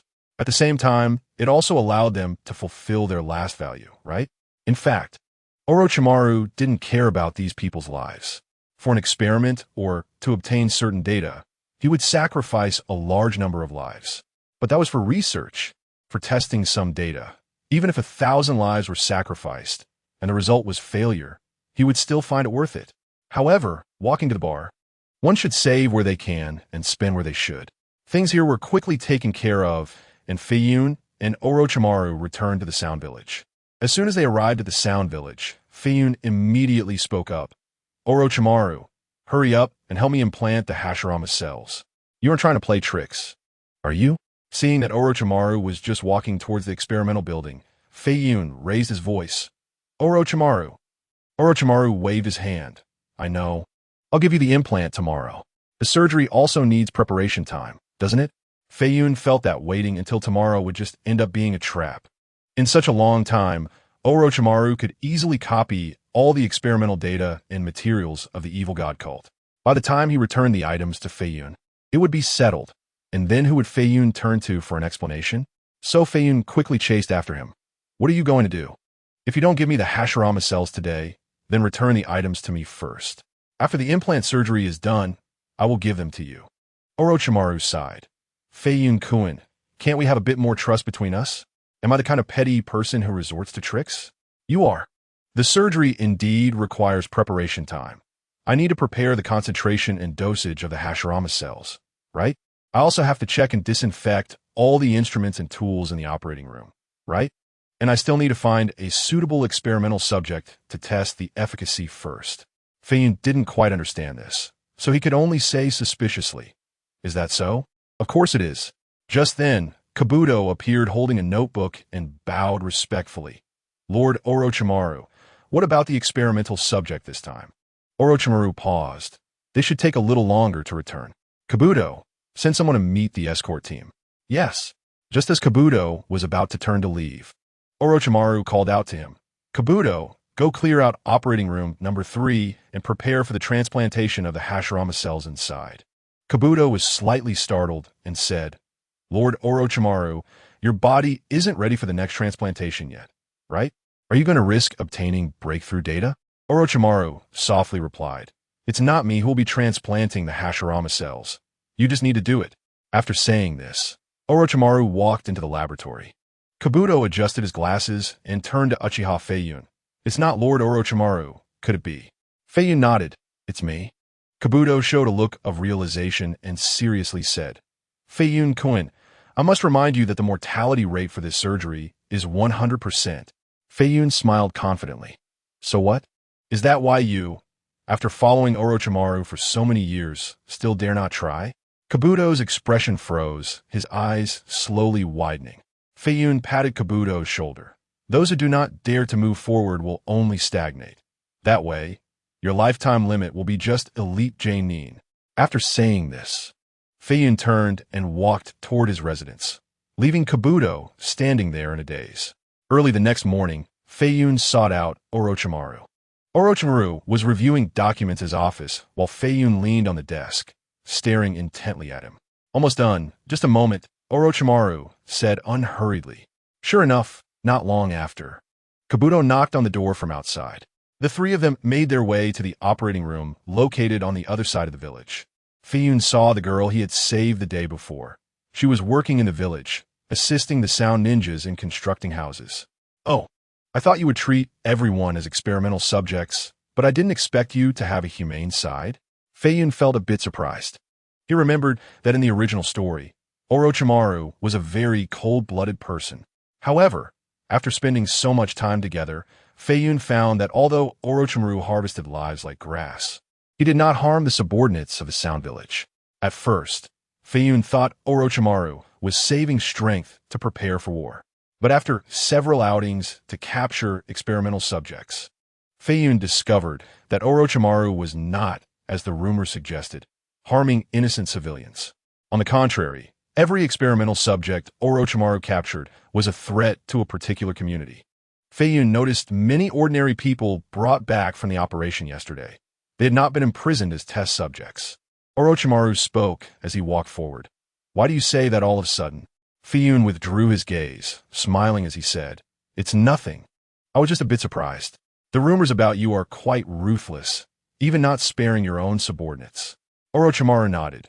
"For subordinates with ulterior motives, or in certain situations, I will indeed take action." At this point, Kabuto interjected. "Lord Orochimaru has great charisma. Otherwise, how could so many people follow him devotedly? Are they all fools?" Adjusting his glasses, Kabuto continued to mock. "The most ridiculous thing in this world is rumors. And the rumors? Sarutobi Hiruzen is still the strongest and greatest Hokage of all time."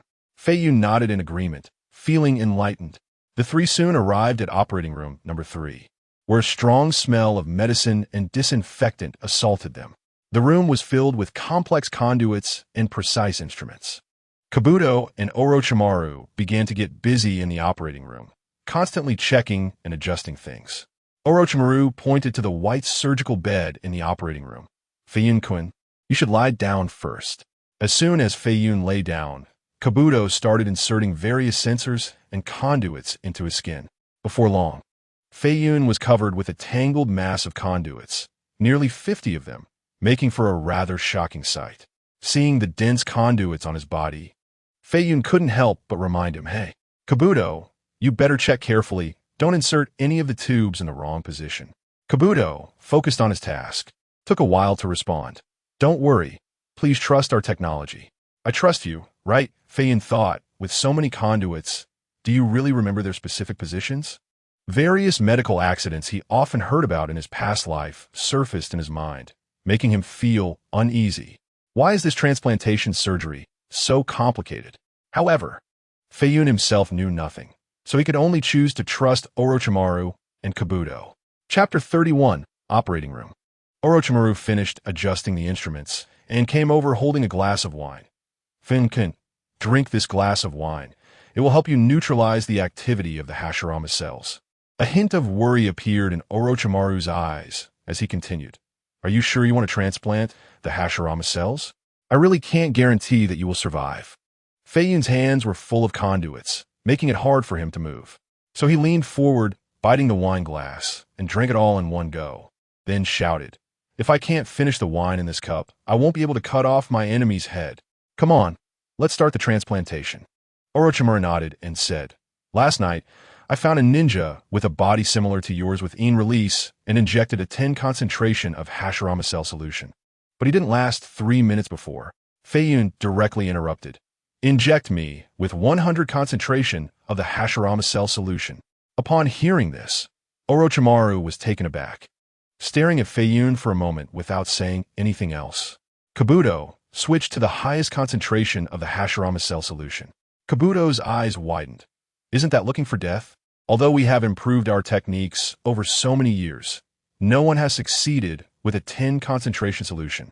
Having assisted Orochimaru with so many Hashirama cell transplant surgeries, he understood the horror of the Hashirama cells too well. Although the procedure had evolved from barbaric transplantation and cultivation of flesh to the current injection of cell solutions, which could adjust dosage and concentration, the success rate for concentrations above 10 was still 0. If it was a 100 concentration, the experimental subject would explode. Even Orochimaru only dared to use small amounts multiple times to slowly fuse the Hashirama cells. Go ahead. Orochimaru waved his hand. Seeing both of them insist, Kabuto had no choice but to agree, yes. Soon, Kabuto returned holding a test tube, emitting a strange glow. Orochimaru took the test tube and drew the thick liquid into a syringe. Kabuto, turn on all the detection and stabilization devices and also activate the emergency adjustment device. Orochimaru and Kabuto began to get busy as all the instruments and conduits started to operate. It's about to begin. Orochimaru held the glowing syringe in front of Feiyun. Come on, Feiyun said calmly. He wasn't blindly seeking death. He had absolute confidence in his body, as long as his mental energy did not extinguish. No matter how his body changed, he was confident he could repair it. Pissed, Orochimaru plunged the thick needle into Feiyun's body, and with a push of his thumb, the 100 concentration of Hashirama cells was injected into him. Boom! Feiyun felt a force explode within him like a tailed beast bomb, and his body instantly went numb. Losing control, stimulated by the Yang attribute chakra, the power of the Sharingan appeared automatically, but it was like a drop in the bucket, unable to suppress the invasive force at all. Orochimaru revealed a look of obsession, the corners of his mouth curving into a mad grin. What will the outcome be? I'm so looking forward to it. Feiyun's eyes bulged, blood flowed from his eyes, and his whole body began to convulse, as if countless insects were crawling beneath his skin, rising and falling, writhing madly. Various instruments began to light up with red alerts, sounding alarms. Kabuto was sweating profusely, operating back and forth. Lord Orochimaru, the subject heart rate is nearing 200. It's broken 200, and it's still rising. The physical response is jumping severely. Not good. Multiple blood vessels are starting to burst. The internal organs can't hold on. Kabuto shouted anxiously, his glasses flashing with various fluctuating data. So it really failed? Lord Orochimaru, please step back a bit, it's going to explode. As if he hadn't heard Kabuto's frantic shouts. Orochimaru continued to stare intently at Uchiha Feiyun's disintegrating body, excitedly extending his hands as if to catch it, his eyes crazed. Excellent. So this is what happens a few minutes after injecting 100 concentration. Ha ha ha. Orochimaru had entered a state of obsession, forgetting the rescue measures he had prepared in advance, losing the concept of success or failure. At this moment, he was only immersed in the various physical reactions and the operational patterns of the cells. How did the Hashirama cells tear apart a resilient body? How many seconds can the muscles endure? What kind of mutations do the bones undergo? Orochimaru's snake-like eyes shimmered with an obsessive and frenzied light, staring intently at the flesh beneath him. Bang! Bang! Bang! Uchiha Feiyun's body continually burst open, countless wooden fibers pouring out, rapidly growing larger, even sprouting green leaves and flowers. And it continued to grow. Kabuto shouted several times in panic as the wooden pillars pierced through Orochimaru's clothes and flesh. Yet he remained indifferent, only laughing crazily. Kabuto wanted to escape the secret room, having been in similar situations before, nearly losing his life multiple times. The symptoms of the subject were clearly the same as before. The wood release was about to explode. But Orochimaru wouldn't leave, and Kabuto didn't dare retreat. He had to assist Orochimaru in recording various data, even the data from that 1 second when the body exploded. Kabuto knew that for researchers, this precious data was sometimes more important than life itself. Beep, beep. Various alarms blared in the operating room, instruments emitting strange sounds. Kabuto had no choice but to form hand seals, creating 2 shadow clones, one ready to forcibly take Orochimaru away, and the other prepared to deploy defensive ninjutsu at any moment, while his own body continued to focus on recording data and adjusting the instruments and the injection of the drugs. At this moment, the wooden fibers on Uchiha Feiyun's body had grown into trees, filling half the operating room. Truly a perfected, innate, sacred body, just cells, and so powerful. Feiyun naturally also realized the situation with his body. He was startled, not expecting the Hashirama cells to be so domineering, unable to fight for control of his body. Feiyun gave up on using chakra to suppress the Hashirama cells and instead mobilized the mental energy in his mind to surge throughout his body. Orochimaru was pushed away by the expanding vines, and upon seeing this, Kabuto no longer hesitated, putting down his work to prepare to take Orochimaru away. It had reached its limit. He was done for. Just as Kabuto was about to move, the expanding branches suddenly stopped. What is this? What's going on? All the data also stopped skyrocketing. This had never happened before. Kabuto was slightly startled, then came to his senses and hurriedly continued to record the data changes. After a moment of the branches stopping their expansion, they began to slowly shrink, eventually fully integrating into Uchiha Feiyun's body. Uchiha Feiyun's body emitted white smoke, and all his wounds began to heal automatically. Lord Orochimaru, the data from Uchiha Feiyun's body has returned to normal ranges. It worked. It worked, Lord Orochimaru. Kabuto exclaimed excitedly. Orochimaru's golden pupils trembled violently, his mouth slightly open as if in a dream. Tear it apart. It's amazing. Chapter 32 would release Feiyun gradually regained control of his body, and after mastering the power of the Hashirama cells, he felt his physical form transcend. It was as if he was shedding his mortal shell. Moreover, a peculiar and powerful sensation emerged in his eyes. Under Orochimaru's dazed gaze, Feiyun slowly stood up, twisting his neck and joints, causing his body to crackle. Orochimaru was stunned for a moment before regaining his senses. He excitedly approached and grabbed Uchiha Feiyun's shoulders, extending his long, wet tongue to lick Feiyun's face. Feiyun was startled, wanting to dodge, but his newly fused and elevated body was still somewhat uncooperative, and in an instant, he fell victim to Orochimaru's act. What the hell are you doing?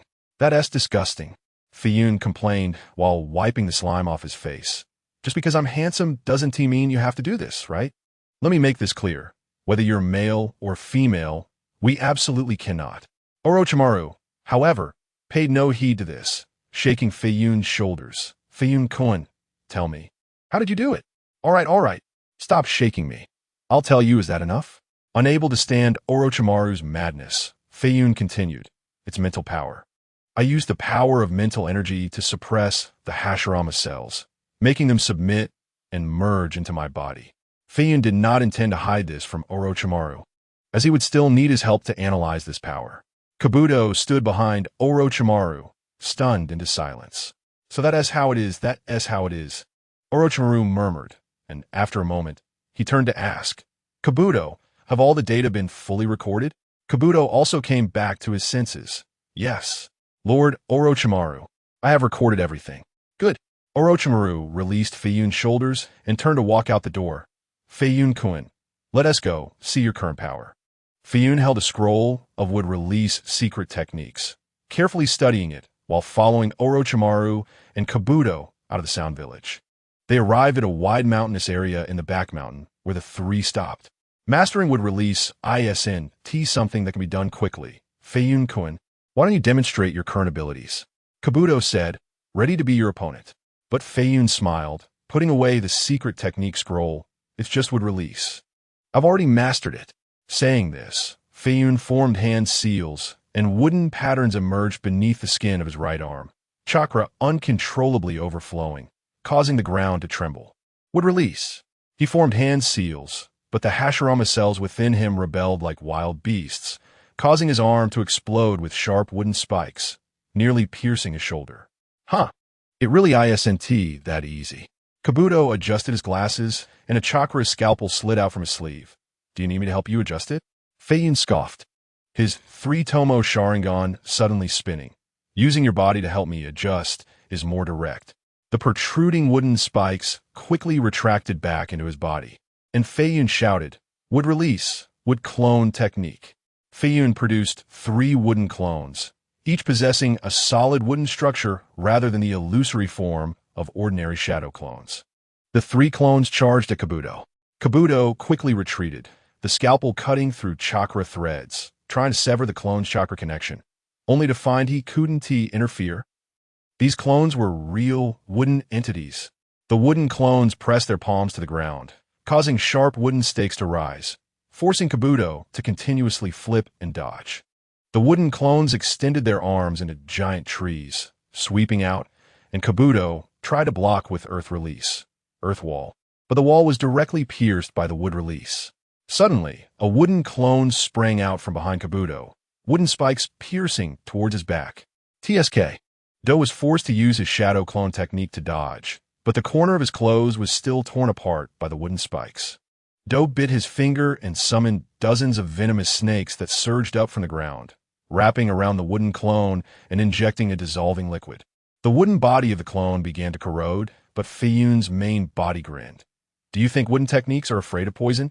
In the next moment, the wooden structure of the clone actively shed off, and new branches sprouted from within, instantly binding Do's limbs. Bang! Do gathered a large amount of chakra in his hands and sliced through the vines that bound him, beginning to counterattack. Oh, finally showing your true abilities? Huh?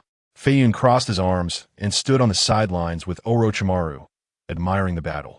Orochimaru said softly, Feiyun-kun, your growth rate is frightening.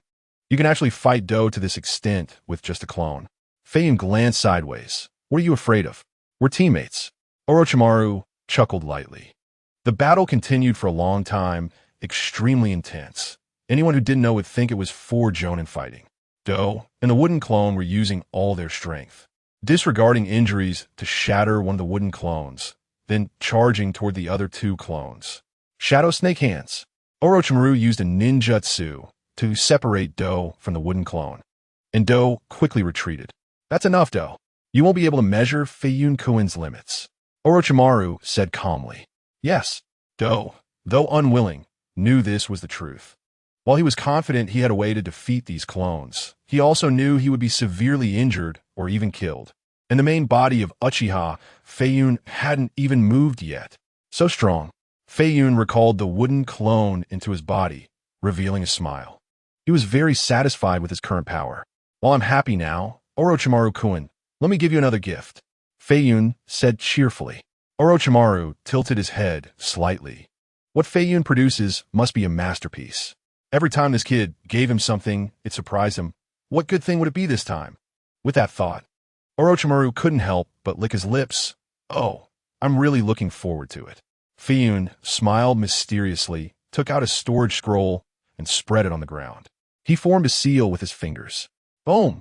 As a cloud of white mist rose, a huge cultivation dish appeared. Inside the dish was the headless body of a man. Orochimaru frowned slightly. Who is this? Feiyun-kun, are you really going to give me a corpse? He was a bit unhappy. Was this how the kid repaid him? Did he look down on him? He had plenty of experimental subjects. Did he need this little bit? Feiyun chuckled. Look closely. Orochimaru was slightly taken aback. Was there some mystery?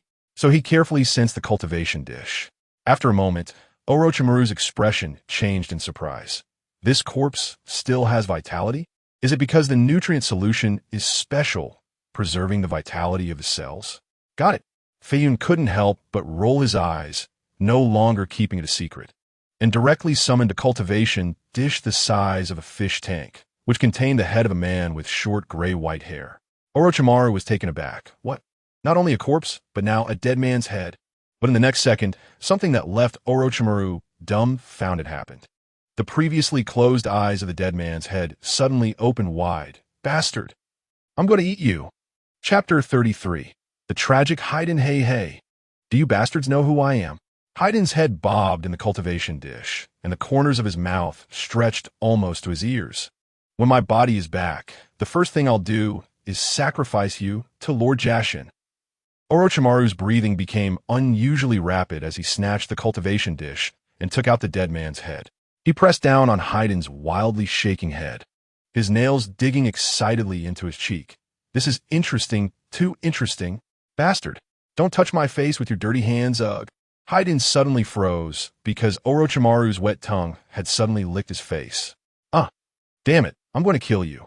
I must kill you, Haiden shouted angrily. He wanted to wipe off the disgusting saliva on his face, but he had no hands. Under the microscope, Haiden's severed blood vessels squirmed like worms, trying to reconnect with the surrounding flesh. Orochimaru used a scalpel to cut off a piece of tongue tissue, and within 3 seconds it regenerated. When Orochimaru dripped Haiden's blood into a cultivation dish containing a special liquid, the blood suddenly formed mysterious runes. Haiden laughed maniacally. Ha ha ha. Lord Jashin's curse is not something you can handle. What do you need a chainsaw for? Orochimaru attached Haiden's head to a puppet, and the latter started cursing. This broken body can't even self-harm. Feiyun, standing aside, said, his immortality seems to depend on rituals rather than the cells themselves. But Orochimaru was obsessed, stroking Haiden's forehead. No, this is another form of immortality. Haiden suddenly revealed a sinister grin. Do you know? Lord Jashin loves idiots like you who think they can control everything. Orochimaru smiled instead of getting angry, licking the sweat off his cheek. Perfect, this is true immortality. Feiyun-kun, I'm very grateful for this gift. It's simply wonderful. With Haiden as a case study, combined with the previous data, Orochimaru spread his arms, seemingly to embrace some supreme existence. He gazed 45 degrees into the void. The heavens did not give birth to you and me. The path of eternity is like a long night. Feiyun couldn't help but sweat. How did he learn my lines? For a long time afterward, Feiyun focused on practicing wooden techniques and some ninjutsu taught by Orochimaru. He challenged Orochimaru multiple times, but Orochimaru refused, claiming he was busy with research and had no time. Who knows? Maybe he was afraid of losing to Feiyun and being embarrassed later. Of course, Feiyun didn't forget to go to the exchange office to update the bounty list and carry out his work of hunting the 4 major clans of Konoha. After all, no kind of training compared to actual combat. The experience and strength gained from fighting couldn't be matched by a step-by-step training. As for Konoha, the 3rd Hokage sent people multiple times to invite Tsunade back to the village, but all were refused. The situation in Konoha was indeed not optimistic, or rather, the situation of the 4 major clans was very grim. Assassins were endless. No matter how much they tried to catch them, they couldn't stop them. They were everywhere. Sometimes, even some usually honest villagers turned into assassins. After all, the bounty was too tempting to commit crimes. Killing an ordinary person could earn 10 million Ryo. Why work? Why farm? Why not take a gamble and become a boss? Thus, Uncle Wong, who forged iron, ergo from the village, and the cleaning lady from the Konoha Ninja School all took action. Money makes people lose their minds. And since Tsunade couldn't be called back, the 3rd Hokage had no choice but to continue issuing orders, requesting Jiraiya to return to the village. Unable to withstand the 3rd Hokage's repeated pleas, Jiraiya had no choice but to return to the village to gather material. With the three ninjas stationed, it indeed had an effect. The assassin's arrogance was greatly dampened. Jiraiya entered Sage mode several times, and his powerful sensing ability enveloped all of Konoha, eliminating several batches of bounty hunters. Such terrifying abilities, coupled with Konoha's exaggerated propaganda, gradually calmed many people who had been blinded by money. And because Konoha had begun to take various countermeasures, it became increasingly difficult for Feiyun to hunt down the ninja from the four major clans. Konoha was exceptionally focused on the intelligence regarding the movements of the four major clans' ninjas, especially those with bounties. The exchange office found it increasingly difficult to easily obtain their information. However, although the efficiency was not as high as before, Feiyun no longer expected to obtain information on bounty targets through the exchange of gold. He had built a good relationship with Do, who was responsible for intelligence work, and obtained a lot of information about the four great clans from him. Whether there was a bounty or not, Feiyun didn't discriminate. As long as there was information, he would act immediately. Do, who harbored deep hatred for Konoha, was more than willing to help Feiyun due to the painful memories of the orphanage that made him wish for Konoha to explode on the spot. One day, Do proactively approached Feiyun, who was training in ninjutsu. Feiyun-kun, there's a big fish. Feiyun sheathed his chakra blade and turned to ask, what big fish? Tell me. Do adjusted his glasses, a smirk appearing at the corner of his mouth. Asuma Sarutobi. He will be leading a team through the border town of Shikaku today. Feiyun's eyes lit up and he smiled. Oh, that really is a big fish. What are we going to do? Do it. Of course, we're doing it. I'm going for 35 million Ryo. Do nodded, took out an intelligence scroll, and detailed the route and relevant information recorded on it. Feiyun took the scroll, unfolded it, and looked at it. Time is tight. I have to go. I need to prepare and act immediately. Before he finished speaking, Feiyun had already vanished from the training ground. Not long after he left, Orochimaru emerged from the shadows and slowly approached Do. Do hurriedly bowed. Lord Orochimaru. Orochimaru looked in the direction where Uchiha Feiyun had left and frowned. I just heard your conversation. The four old men from Konoha are now on high alert. How could the whereabouts of an elite jounin like Asuma Sarutobi be leaked? Do was startled by this and quickly knelt on one knee. My intelligence network. Orochimaru said lightly, an intelligence network is a sharp tool, but sometimes it can also hurt oneself, such as being manipulated by others. Intentionally releasing some news to bait you?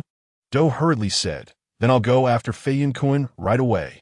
No, Orochimaru interrupted him, a mysterious smile creeping onto his lips. I want to see how high his current limit is. Besides, it's been a long time since I've gone out to move around. Chapter 34. The trapped Shikaku town is a small town at the border between the land of fire and the land of wind, often plagued by sandstorms, hence its name. Three ninjas wearing Konoha headbands enter the town. The leader was the elite jounin Asuma Sarutobi, who was smoking a cigarette, with the light smoke being blown away by the wind and sand. On the third floor of a tavern in the town, Feiyun, dressed in a windbreaker, did not turn to look at Asuma Sarutobi and his companions who had entered the town. He didn't need to look. His spiritual perception was his eyes. It seems there is no ambush. There are no decent chakra strongholds nearby, Feiyun muttered to himself. Of course, he wasn't foolish. He was aware of some of the risks involved. Asuma and his companions entered a tea house to rest, and one of the Konoha Chunin complained, Mr. Asuma, this trip has been really tough. Another special jounin nodded in agreement. Who says it hasn't? The environment in the land of wind is too harsh. I don't want to come again. Asuma scanned the surroundings cautiously, extending his finger to pinch the cigarette burning near his mouth. Let's take a short break and hurry back to Konoha. Soon, the three Konoha ninjas left the tea house and headed toward the exit of the town. Just as they reached the town's exit, spikes suddenly erupted from the ground beneath Asuma's feet. Asuma retreated while drawing his special chakra blade, shattering the pursuing spikes with the chakra blade. The other two Konoha ninjas quickly escaped, creating distance. Who dares to attack a Konoha jounin? A figure flickered and appeared behind Asuma. Asuma reacted quickly, channeling all his chakra into his special hand blade, slicing the figure in half, only to realize it was just a wooden clone. The real Feiyun emerged from the shadow of the eaves, his Sharingan glowing coldly beneath his hood, The Hokage's son is much more entertaining than ordinary fish. Wind release. Great breakthrough. Without hesitation, Asuma unleashed the powerful wind release ninjutsu. A fierce wind shattered half the street, causing people to flee in all directions. Yet Feiyun did not dodge or evade. Wood release. Great force technique. A large amount of wooden fibers erupted from Feiyun's right arm, colliding with the wind blades, creating a barrier of wood chips mixed with sand that obscured the sky. What is this? Wood release. Asuma was utterly shocked. Boom! Watching Uchiha Feiyun slowly emerge from the dust, Asuma gritted his teeth. Evil Uchiha, you really are a persistent ghost. Feiyun scoffed. I think you're the one who is more evil. Your techniques have destroyed many civilian homes. Swish! Before Asuma could continue speaking, Feiyun instantly vanished, drawing his sword to slash. Asuma, being quite skilled, managed to block this strike. The clash of chakra blades sparked, the sound ringing out continuously. However, Asuma's taijutsu ultimately could not match Feiyun's, suffering multiple injuries, and finally, he was pierced through the shoulder by a blade. Not bad. You managed to avoid a fatal blow, Feiyun said coldly. But the 35 million Ryo, I will be taking. Just as Feiyun prepared to deliver a horizontal slash to cut Asuma's body along with his shoulder, another Asuma charged out from behind him, covered in explosive tags, and hugged Feiyun. Let us see how you handle this, Uchiha brat. The real Asuma fixed Feiyun's katana with his dual blades and then retreated. Did he form a shadow clone in advance? Feiyun's expression remained calm. Boom! The entire street collapsed in the explosion, with Feiyun being encased in a wooden barrier, while Asuma had already circled around to his blind spot. Fire release. Ash pile burning. The intense flames erupted, but the next second, Feiyun's burned skin surprisingly peeled away like wood chips, revealing the unique patterns of Hashirama's cells beneath the newly formed skin. The monstrous Asuma's pupils constricted sharply, and then he turned to flee. Feiyun extended his right hand, fingers curling. I was just going to test your body's defensive capabilities. Let us end this. Swish! Feiyun dashed after Asuma. Just as he was about to catch up, a figure charged in from the side. It was the KONOHA Chunin. Bang! Unexpectedly, Feiyun was actually knocked back, the Chunin transforming into a one-eyed old man, Danzo Shimura. Feiyun flipped over and stabilized himself, looking at Danzo in surprise. Oh, I see. You had an ambush right beside you. No wonder it felt a bit strange. You just used wood release, didn't you? What on earth is going on? Danzo interrogated. Yes, Feiyun replied, looking at him as if he were an idiot. Danzo's expression twisted with rage, gritting his teeth. The inherently evil Uchiha. I will send you to hell. Wind release. Vacuum wave. Feiyun snorted coldly. Earth release. Earth flow wall.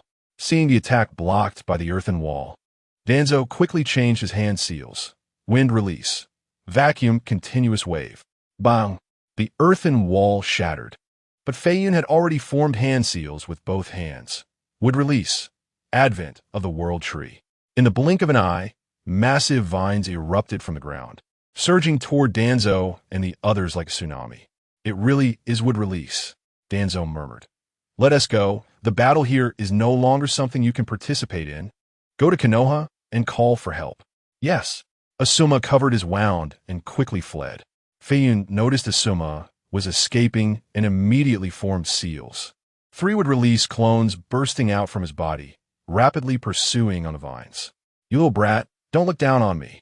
Your opponent is me. Danzo roared, his family having lost too many descendants at the hands of Uchiha Feiyun, making it impossible not to be furious. Summoning technique. Roar. A giant, long-nosed monster appeared, smashing through the vines and blocking the wood release clones. Danzo stood atop the head of the summoning beast. Your wood release is far from enough. Feiyun wanted to summon a giant snake to fight, but he didn't want to expose Orochimaru. That would be too dishonorable. The summoning beast let out a long roar, opening its massive mouth and beginning to devour everything in front of it. A large amount of chakra gathered at Feiyun's feet to stabilize his form. And at the same time, he formed a hand seal, fire release, great fireball technique. As expected, Mangma absorbed all the flames, howling in pain. Fire is strong against wind. and Danzo knew this well, yet he still used this technique. This meant that Feiyun directly turned around and swung his sword toward the attacking Danzo, their chakra blades clashing together. Trying to sneak attack? Bang, bang, bang. Clang. The two exchanged blows, entangled with each other, sometimes separating and sometimes colliding. It was still too difficult for the three Tomo to defeat someone of the shadow level. Seeing that he couldn't gain any advantage, Feiyun's three Tomo slowly rotated, transforming into a gear-shaped kaleidoscope Sharingan. On the day when he successfully transplanted Hashirama cells, his body underwent a complete sublimation, and he had actually awakened the kaleidoscope Sharingan. Bang! Danzo was pushed back by a strike, his face filled with shock. Is that the kaleidoscope Sharingan? How is this possible? Without hesitation, Danzo directly unwrapped the bandage on his right hand, revealing a pale arm covered in large eyeballs. Terrifying. Fire release. Great fireball technique. As Feiyun used the fire release, the gear-shaped kaleidoscope in his right eye spun, unleashing a powerful ocular power that directly affected the ninjutsu. Holy honor. Boom! The ordinary fireball transformed into a massive sea of fire, an incredibly intimidating sight. Danzo had originally intended to use a defensive ninjutsu, but upon seeing the enormous scale of the sea of fire, he gave up the struggle. Is this the power of your kaleidoscope? Holy honor is the ability of Feiyun's right eye kaleidoscope, which can greatly amplify the power of ninjutsu. The power awakened in Feiyun's left eye is command, which can mark enemies and make them obey the caster's command for a brief period of a few seconds. However, it can only be marked once within 10 minutes. Boom! The violent sea of fire engulfed Danzo, turning him to ash. However, Feiyun knew it was too late. Danzo had already initiated a forbidden technique. Indeed, Danzo appeared from the side, directly launching a swift attack. Clang! Feiyun swung his sword to block, the tremendous impact causing both to retreat. Danzo looked astonished. You actually managed to react? There shouldn't be anyone who could detect my sudden revival. Feiyun sneered coldly. Just a poor version of his Itachi. What's so hard to deal with? How did you know about this? A layer of cold sweat formed on Danzo's back. The Uchiha brat before him gave him a chilling feeling, not because he was particularly strong, but because he had too many unknowns. And it was this sense of the unknown that was the most terrifying. Although Feiyun said this, he also didn't know how to handle the situation. Spending effort to attack Danzo would be futile. Even if he killed him, he would revive. This is really a headache. No wonder he is the legendary big eyeball of the ninja world. Chapter 35. Danzo the Old Dog. I can only fight and see what happens. Feiyun disappeared in an instant, leaving only the wind stirring up sand. In the next moment, his katana was already pressed against Danzo's back, but it pierced into a substitute wooden stake. The ground beneath Feiyun's feet suddenly revealed a ceiling array, with countless cursed chains wrapping around his legs. Danzo emerged from the soil, his right hand holding a shuriken aimed at Feiyun's throat. The soul of Uchiha should stay quietly in the grave. Why crawl out? Feiyun's right arm, bound by the cursed chains, suddenly turned wooden, and the violent chakra shattered the ceiling array. He pressed one hand to the ground, and countless sharp wooden stakes erupted. Wood spike technique. Wind release. Vacuum wave. Feiyun flashed behind Danzo. The gear-shaped kaleidoscope Sharingan slightly. A cold light flashed, and the katana struck down at Danzo's head, but Danzo's corpse transformed into an illusion, appearing intact 10 meters away. Useless, Danzo sneered. I have a whole armful of Sharingan to spare. Feiyun remained silent, his left eye suddenly wide open, the kaleidoscope ocular power erupting. Command. Danzo's expression suddenly froze, sensing a strange sense of disharmony, a disharmony with himself. Cut off your own head, Feiyun said coldly. Danzo infused chakra into the shuriken in his hand, then swiped it across his neck. What? Puffed. Danzo's head fell again, and one of the Sharingan on his right arm slowly closed, forever losing its light. Then, Danzo appeared intact, not far away, filled with dread. Is that also the power of your kaleidoscope? Feiyun charged forward again, genuinely wanted to kill Danzo. He didn't know if it was influenced by the original owner's memories or if he simply despised this dark old dog. Useless. I am immortal. Danzo also wanted to kill Feiyun, and the two fought again. Bang, bang, bang. Intense explosions sounded. Danzo revived again, while Feiyun's injuries healed automatically. Whoosh. While Feiyun attacked with all his might, he mocked. Immortal? Don't make me laugh. Bang. Clang. Seizing the moment, Danzo landed. Feiyun clasped his hands together. Would release. Dozens of wooden vines erupted from the ground, tightly wrapping around Danzo, then tightening more and more, eventually strangling him to death. Not far away, Danzo reappeared, raising his right arm to glance at the half-exhausted Sharingan, gritting his teeth in secret. Seeing Feiyun charging again, Danzo no longer took the attacks head-on, but kept dodging and fleeing into the distance. You can't escape. Feiyun chased closely, forcing Danzo to fight again. Both were trying to conserve chakra, no longer using ninjutsu, but engaging in a life-and-death struggle with taijutsu. Watching Feiyun's wounds heal automatically, Danzo was driven mad with jealousy. This is true immortality, the power he had always dreamed of. Feiyun's katana pierced Danzo's heart, pinning him to the ground. Danzo roared. The Uchiha will always be a threat to Konoha. Whoosh. The revived Danzo immediately vanished, not wasting a moment, while Feiyun followed closely behind. He frowned in thought. Something's not right. I haven't gained the upper hand. Why does Danzo keep choosing to flee? Catching up again at high speed, Feiyun slashed at Danzo. And at that moment, a shadow flashed swiftly. Bang! Feiyun was violently knocked back, his legs carving two deep furrows in the ground. He focused his gaze, his expression darkening. I see. It seems Danzo was stalling for time, waiting for you. Feiyun looked at the man with flowing white hair, carrying two frogs on his shoulders, and spoke in a deep voice. Jiraiya? Jiraiya stood in front of the panting Danzo, his white hair fluttering in the wind, his gaze heavily fixed on the man in the windbreaker opposite him. Feiyun's kaleidoscope Sharingan shimmered with a blood-red hue in the flying sand. You, a demon who slaughters your own village. How could the Uchiha clan produce people like you and Itachi? Jiraiya said in a deep voice. Feiyun sneered. His katana slanted toward the ground. The Sannin of Konoha are nothing but hypocritical watchdogs. Jiraiya clapped his hands, and his thick white hair suddenly flowed backward into countless sharp needles. Sage art, needle jutsu. Feiyun did not dodge, but directly summoned a massive wooden wall to defend against the rain of attacks. Jiraiya leaped into the air, performing seals with Fukusaku and Shima. Sage art. 5 right gate. Fire, oil, and wind fused into a raging flame that engulfed the ground, melting the rocks in the extreme heat. The ground, scorched by high temperatures, suddenly erupted with giant wooden hands.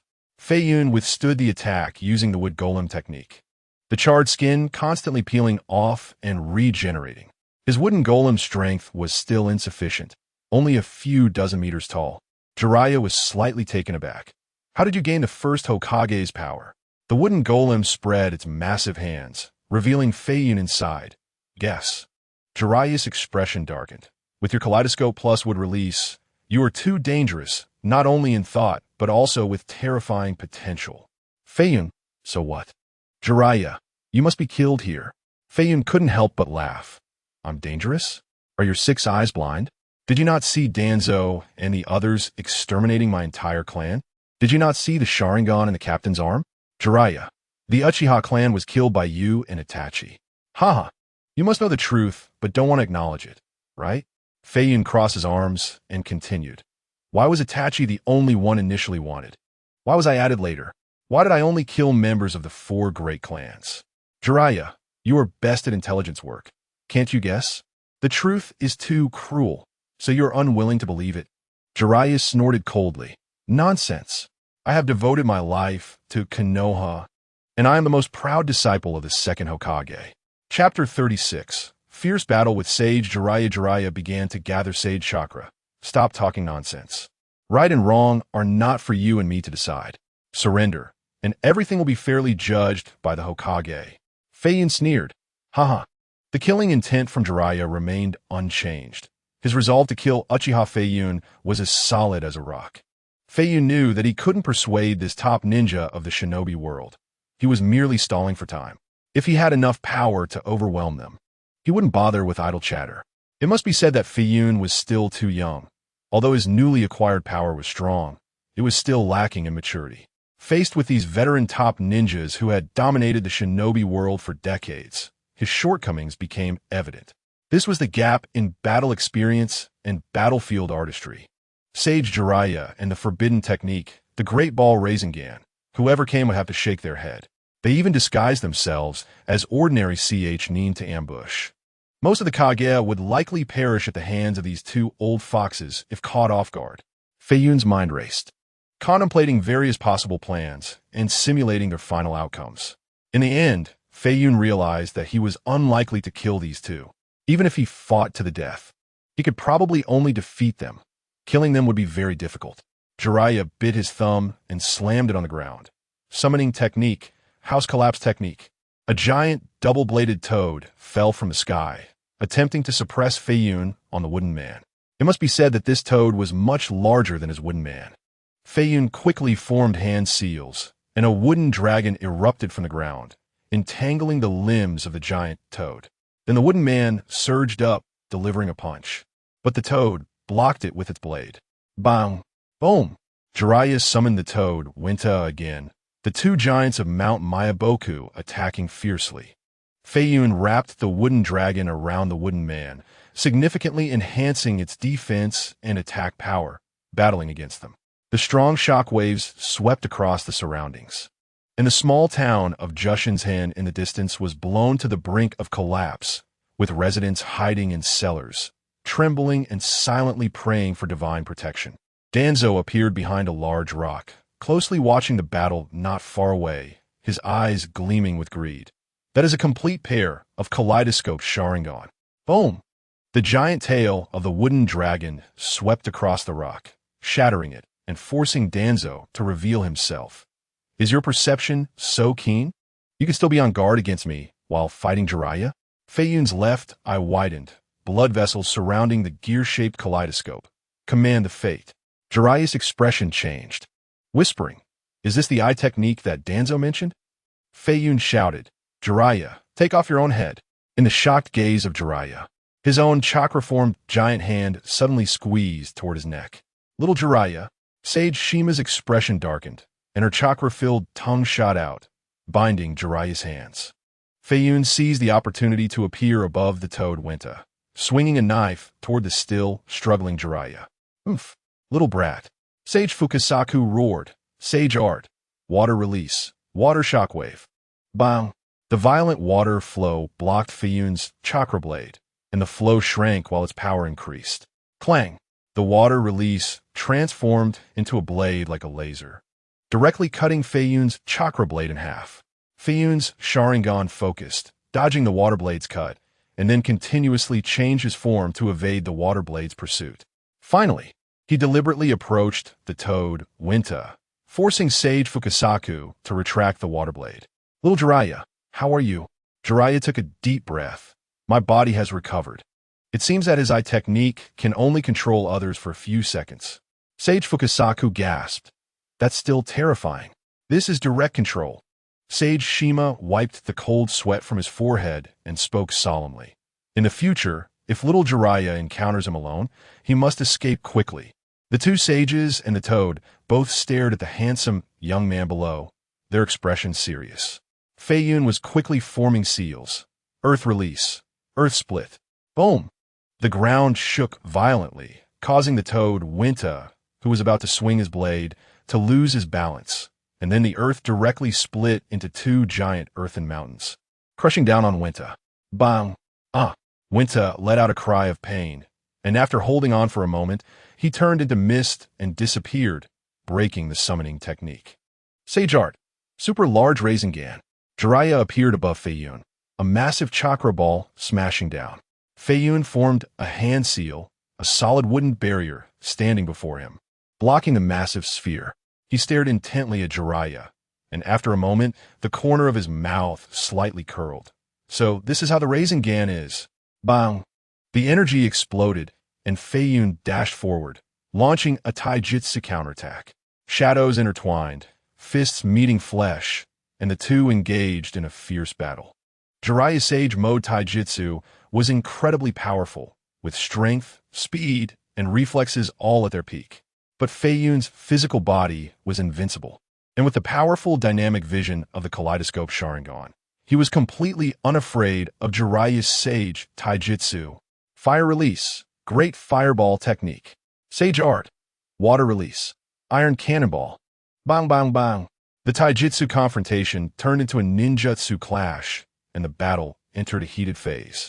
With the enhancement of his right eye's holy reputation, Feiyun's ninjutsu was not weaker than Sage techniques, and even stronger than Jiraiya's Sage techniques. After consecutive battles, Jiraiya had sustained multiple injuries. While Feiyun's wounds healed in the blink of an eye, Jiraiya continuously dodged the wooden spikes attacks, and Sage Fukasaku whispered, "This person is too strong. Ninjutsu and Taijutsu probably won't be able to take him down." Oh, what to do? Jiraiya shattered the vine wood coming at him. Saying this, Sage Fukasaku continued in a low voice, "We can only use Jinjutsu now." Jiraiya kicked Feiyun away, but he was also hit by a punch, both being sent flying. However, "I'm not good at Jinjutsu at all. Little Jiraiya, just buy some time. Leave the rest to me and the kid's mother." Sage Shima had a reluctant expression. "I don't want to. Isn't there still Danzo from Konoha? Besides, more Konoha ninjas will arrive soon." Sage Fukasaku's expression was serious. "Kid's mother. There's no time to waste. This person poses too great a threat to Konoha." The wise Shima still refused, analyzing. "The Uchiha clan is best at Jinjutsu, and what's more, the opponent possesses the legendary Sharingan. Our techniques may not succeed." Jiraiya and Fukasaku fell silent at this remark. It was indeed true, and they had no idea when that troublesome technique would activate again, leaving them unable to prepare wholeheartedly. Chapter 37, Retreat Summoning Technique. Jiraiya called forth Gamakichi, who held a giant shield in one hand and a fork in the other, using it to block the incoming wooden dragon. "Hey, what's going on? Is this high-level battle something I can participate in?" Jiraiya was forced back by a fire technique and turned to say, "Bunta and Gamabunta are heavily injured. Keep an eye on that guy's wood release." Boom!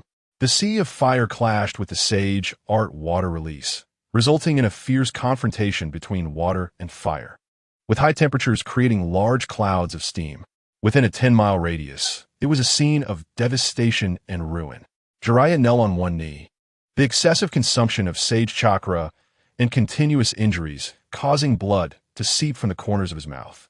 The giant toads of Mount Mayaboku had also been heavily injured and retreated back to the mountain. Fukasaku and Shima appeared fatigued, clearly having exhausted themselves.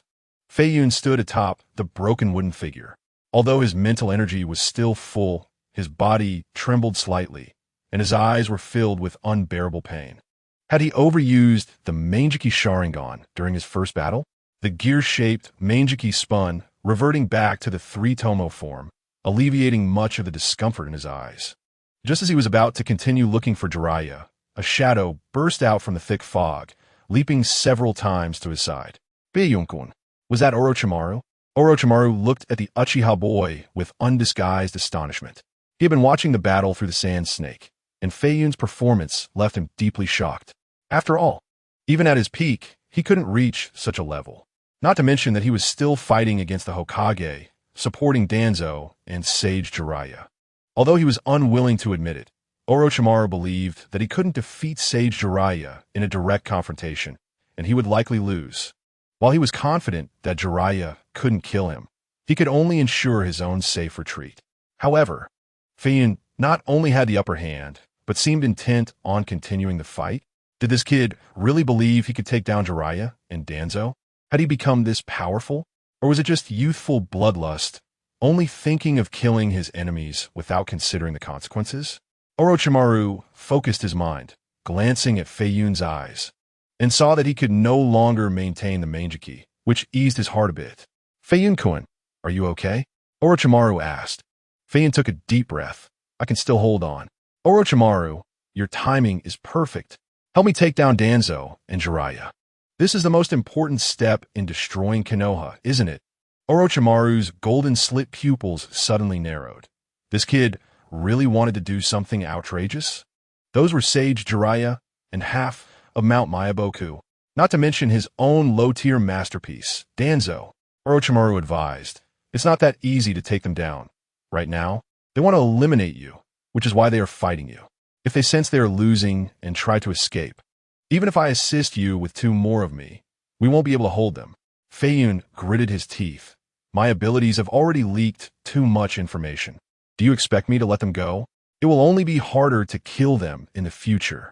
Orochimaru comforted. There is plenty of time ahead. You are still young, with infinite possibilities, while they are already old and decrepit. After a pause, Orochimaru continued. Moreover, my reconnaissance snakes have discovered a large number of Konoha ninjas rushing this way. If we continue, we will be in danger of being surrounded. Feiyun knew he had already exhausted himself, and his body was starting to weaken. Reluctantly, he nodded. Then let Danzo live a little longer. Hearing this, Orochimaru finally breathed a sigh of relief. He was genuinely worried that Uchiha Feiyun would insist on a direct confrontation, which would completely disrupt his plans. After all, Orochimaru could not abandon the only friend he had on his path to immortality. Yes, he didn't know when it started, but Orochimaru had slowly come to regard Uchiha Feiyun as his friend. Orochimaru formed hand signs and used ninjutsu, and their figures disappeared into the mist. Jiraiya, who was half kneeling on the ground, was also discussing with the 2 sages whether to continue the fight or retreat. Little Jiraiya, don't push yourself too hard. You're almost at your limit, Fukasaku said solemnly. But I can't just stop him here. Jiraiya coughed up blood as he spoke unwillingly. Shima's expression was worried. You've already been seriously injured, and that guy has the self-healing ability of Hashirama Senju. If you keep going, you'll die. At this moment, Danzo also approached Jiraiya's side. Jiraiya, when the time comes, I'll be the bait to create an opportunity for you. What? Suddenly, Jiraiya exclaimed, standing up straight and staring intently into the mist. Danzo was slightly startled and asked, What's wrong? Jiraiya gritted his teeth and said, a chakra signature just appeared, taking away Uchiha Feiyun. Fukasaku asked, Is it his accomplice? Danzo inquired, Who is it? Jiraiya clenched his fists and shook his head after a moment. That person used a secret technique to deliberately conceal their chakra, so I can't tell who it is. Danzo felt anxious and immediately disregarded Jiraiya, moving swiftly into the fog in pursuit. However, after searching everywhere, he couldn't find any trace at all, secretly regretting not bringing a sensory-type subordinate. After all the effort he put into setting up this ambush, he still failed to capture that inherently evil Uchiha brat. Danzo was furious, realizing he had wasted so many resurrection coins for nothing. Before long, a large number of Konoha ninjas arrived. A group of root ninjas arrived first, all kneeling on one knee behind Danzo. Lord Danzo, where's the enemy? Danzo re-wrapped his right arm and tucked it into his robe, treasuring the remaining beloved eyeballs in his bosom. Why'd he keep them there? Simply because it was closer to his heart. Things he loved should naturally be kept close. Danzo spoke darkly. There may be 2 enemies, sensory ninjas. Split up and find them for me. Yes. The root ninjas responded in unison and quickly sprang into action. Danzo's eyes darkened as he murmured to himself, It's time to have a talk with Itachi. To deal with the Sharingan, we must use the Sharingan. Regarding his own Sharingan, Danzo had his own set of explanations when questioned by Jiraiya. In recent years, the threat of the Uchiha clan to the village had been increasing. To protect Konoha, to deal with the Sharingan, and to prevent excessive sacrifices among his subordinates, I, Shimura Danzo, had no choice but to sacrifice my own body, resolutely transplanting the Sharingan that had been collected over decades for the sake of Konoha. Chapter 38. Regret and Shadow, seeing Jiraiya still harboring doubts. Danzo showed a weary expression and sighed. If only you young ones could stay in Konoha. You and Tsunade have been away for years, and the village relies on us old folks to hold it up. How old are we now? If you and Jiraiya were wholeheartedly dedicated to Konoha, will we need to work ourselves to the bone like this? I'm 70 years old. Don't we want to retire and enjoy our old age? But who will support Konoha when we retire? Huh? Jiraiya, you should just stay in Konoha? Jiraiya showed an unwilling expression and awkwardly waved his hand. No, no, no. I'm not cut out for that. I'll head back now. Danzo watched Jiraiya's embarrassed departure and sneered. Dare to question me? I can't deal with a little white-haired brat like you. In a conference room in Konoha, the flickering candlelight illuminated four grim old faces. Sarutobi Hiruzen's pipe had long gone out, yet he unconsciously clenched it between his teeth, his fingertips tapping incessantly on the table. Tsunade's toothless lips were pressed into a thin line, and the tea in her hand had already gone cold. Meanwhile, Danzo Shimura's bandaged right arm was seeping fresh blood, and the impatience in his single eye was hard to conceal. The scroll spread out on the table recorded the latest intelligence. Uchiha Feiyun, confirmed to have mastered would release. Manjiki Sharingan, threat level. Transcendental, extermination difficulty requires activation of the Shadow Eradication Plan. Bang! Danzo's fist slammed down on the table, knocking over the tea. The water stains spread on the scroll, mirroring the out-of-control situation they faced. It should have been done my way. His voice was hoarse. I should have been allowed to act with full force during the massacre. Now, a single loose end threatens to overturn all of Konoha. Mito Kazan frowned. What's the use of saying this now? The priority is... The priority? Danzo sneered. Don't you understand yet? That kid can already fend off Jiraiya head-on. The next step is to return to Konoha and nail us all to Hokage Rock. Sarutobi Hiruzen finally removed the pipe, his aged hands trembling slightly. His Manjiki ability. The voice of the third Hokage was hoarse, one that could forcibly control others' movements, one that could amplify the power of ninjutsu, and he had also gained would release. The conference room suddenly fell into silence. Everyone recalled that name, Senju Hashirama, the god of shinobi who ended the Warring States period by his own strength. Could it be? Mito Kazan's Adam's apple bobbed. Is he trying to become the second Uchiha Madara? Sarutobi Hiruzen suddenly stood up, the chair scraping loudly against the floor. Immediately recall all elite jonin stationed outside. Issue the highest alert order. Seeing his old friends' worried and fearful expressions, Sarutobi Hiruzen reassured them. Don't be disheartened. Over the past 40 years, how many storms have we weathered? Konoha will be fine again, just like before. And this time, it's not without gains. We've obtained precious intelligence. Next time we deal with him, it will be much easier. The three nodded. They could only comfort themselves with this small victory. Danzo's gaze was dark. Hiruzen, you must find a way to bring Tsunade back. Konoha is in a perilous situation now. As a member of Konoha, how can she not return for over a decade? The other three showed no emotion in response to Danzo's anger. They knew very well what was happening. They were all old foxes who didn't know who. Why did Tsunade stay away from Konoha? Wasn't it due to Danzo's covert operations, combined with their tacit approval?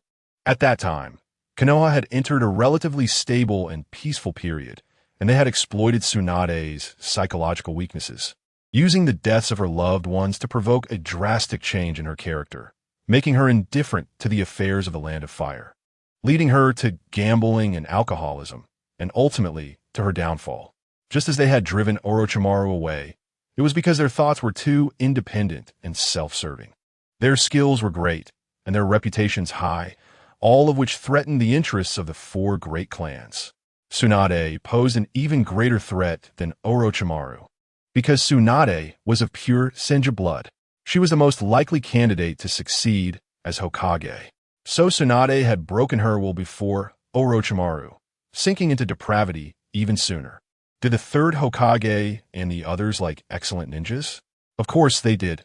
They were the future and hope of Konoha. For the strength of Konoha, they had genuinely been nurturing generations of successors, loving their descendants. But you could be excellent. You just couldn't be better than me. You could be better than me, but you couldn't disobey. The four truly missed the days when they could see another Minato Namikaze emerge. What a great successor, unparalleled in excellence, and so agreeable, willing to listen to the opinions of these old folks.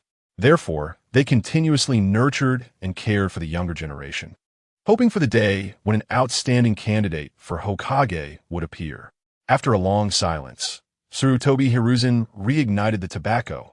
As for Tsunade, I will persuade Jiraiya to talk to her. That kid still loves the village deeply. I believe in her. The others nodded. Now that the power of the four great clans was basically stable, even if they gave the Hokage position to Tsunade, it wouldn't be a big deal. After all, no one could weaken their voice, and Tsunade was just a woman, the only one of the Senju clan. Everything was still under control. If it came down to it, they were all 70 now. How long could they remain in power? And there was no one in the family with sufficient qualifications. They had to make plans early. After all, raising excellent descendants was enough. Wouldn't the Hokage position return to their family in due time? Danzo squinted slightly. Jiraiya's personality definitely won't allow him to become Hokage, but we can use the pressure of having him succeed to fully focus on bringing Tsunade back. Sarutobi Hiruzen showed an unhappy expression. Scolding, this old bone of mine can still hold on. No need to be so afraid. No matter how strong Uchiha Feiyun is, he's just one person. We have Konoha. We have a land of fire behind us. Danzo looked down on him. Hiruzen, it's not like we're really handing over the position. It's just a pretext to persuade Tsunade to return. Sarutobi Hiruzen's gaze turned cold, staring at Danzo. No, Danzo, don't think I don't know what you're thinking. I am the Hokage. Danzo's single eye widened. Humph. You will regret this, Hiruzen. After a brief exchange of banter, they each left. Meanwhile, Tsunade and Mito Kazan had not lifted their eyelids throughout. They knew this matter had been settled. They were too familiar with this scene, having rehearsed it countless times. As before, Danzo and the others would implement, and the third would oppose. Chapter 39. The Road in Otoge-cure. After listening to Feiyun's account, Orochimaru fell into deep thought. After a moment, Orochimaru frowned and said, So, is your current physical recovery ability due to the effect of 60-level mental power or the power of Hashirama's cells? Feiyun waved his hand. That's not important. I just want to know how to use this 60-level mental power. Orochimaru's expression turned serious. No, this is very important. Every piece of data must be precise to the millimeter. Otherwise, the results will be vastly different. Orochimaru showed a nostalgic expression, slowly saying, I have witnessed the oppressive power of the White Snake Sage, based on my research on you over the past year. Your mental power strength is likely at the level of the White Snake Sage. The ancient mental power practitioners you mentioned might refer to figures like the White Snake Sage and the Great Toad Sage. As he spoke, Orochimaru's face lit up with excitement. In that case, the ancient cultivators you mentioned can be accounted for, because the White Snake Sage, the Great Toad Sage, and the Slug Sage have all survived for thousands of years. The three Holy Lands are ancient ruins, so they have preserved the means of cultivation. Orochimaru's hands gestured as if holding something, his eyes full of wisdom. In other words, the so-called cultivators cultivate natural energy. Feiyun was momentarily stunned by this. He had to admire Orochimaru's imagination, being able to make these connections and deductions. Moreover, the deductions seemed quite reasonable, although far from the truth. It seemed to touch on some key points. Feiyun shrugged and spoke. Mental power should not be natural energy, although there is some correlation. They are not part of the same system. Natural energy should be considered physical training, while mental power is about training the mind. The stronger the body, the more mental power will correspondingly increase. However, being strong in mental power does not necessarily mean the physical body is strong, because those with strong mental power might not need a physical body. After a pause, Feiyun continued, but one thing you said is quite reasonable.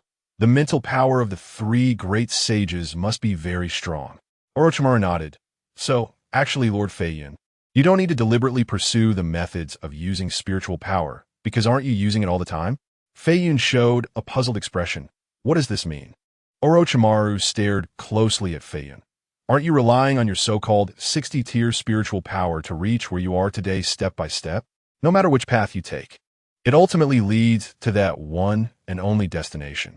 What's important is to take solid steps upward. For me, every step I take is supported by a vast amount of data, while for you, Lord Feiyun, every step of your growth is built on an incredibly solid foundation of spiritual power. Feiyun looked strange. Are you trying to say that a tall building rises from the ground? That glory can only be achieved through one's own efforts? Orochimaru was slightly taken aback and smiled. Your fresh phrasing is quite apartment. What we need to do is continuously discover new things and incorporate them into ourselves. When we acquire enough, there will be nothing in this world that we don't understand. Orochimaru's expression became obsessed.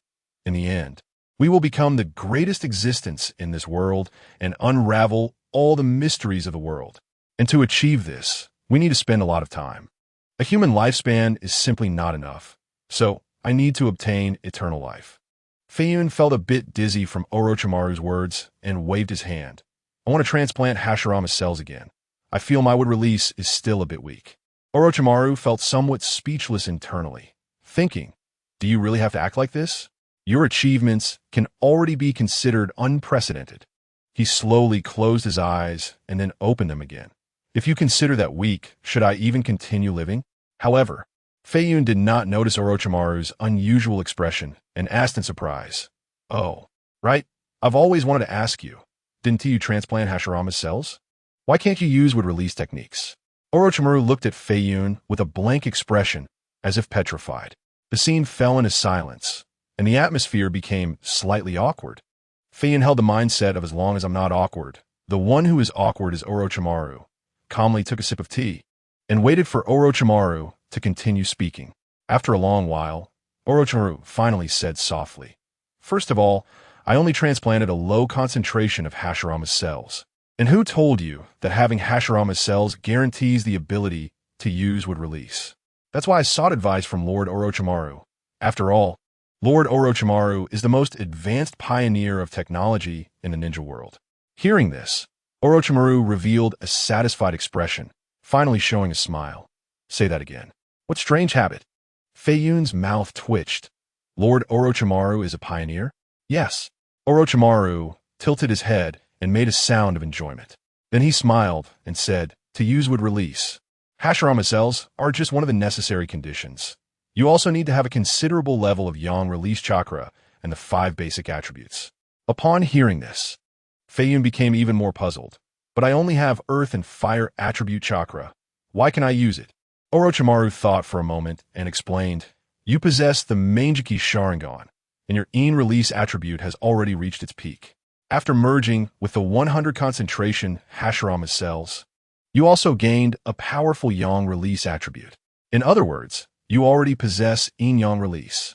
And Yin-Yang release encompasses all 5 basic attributes. I see. Then, it seems that Yamato's situation is a mutation, or does he also have some secrets? Feiyun showed a thoughtful expression, then suddenly asked, Orochimaru, you have fought with Itachi, Uchiha, right? What do you think of him? Orochimaru's expression turned cold and greedy. Very strong. He has already surpassed me by a lot. Feiyun nodded. Then who do you think is stronger, me or him?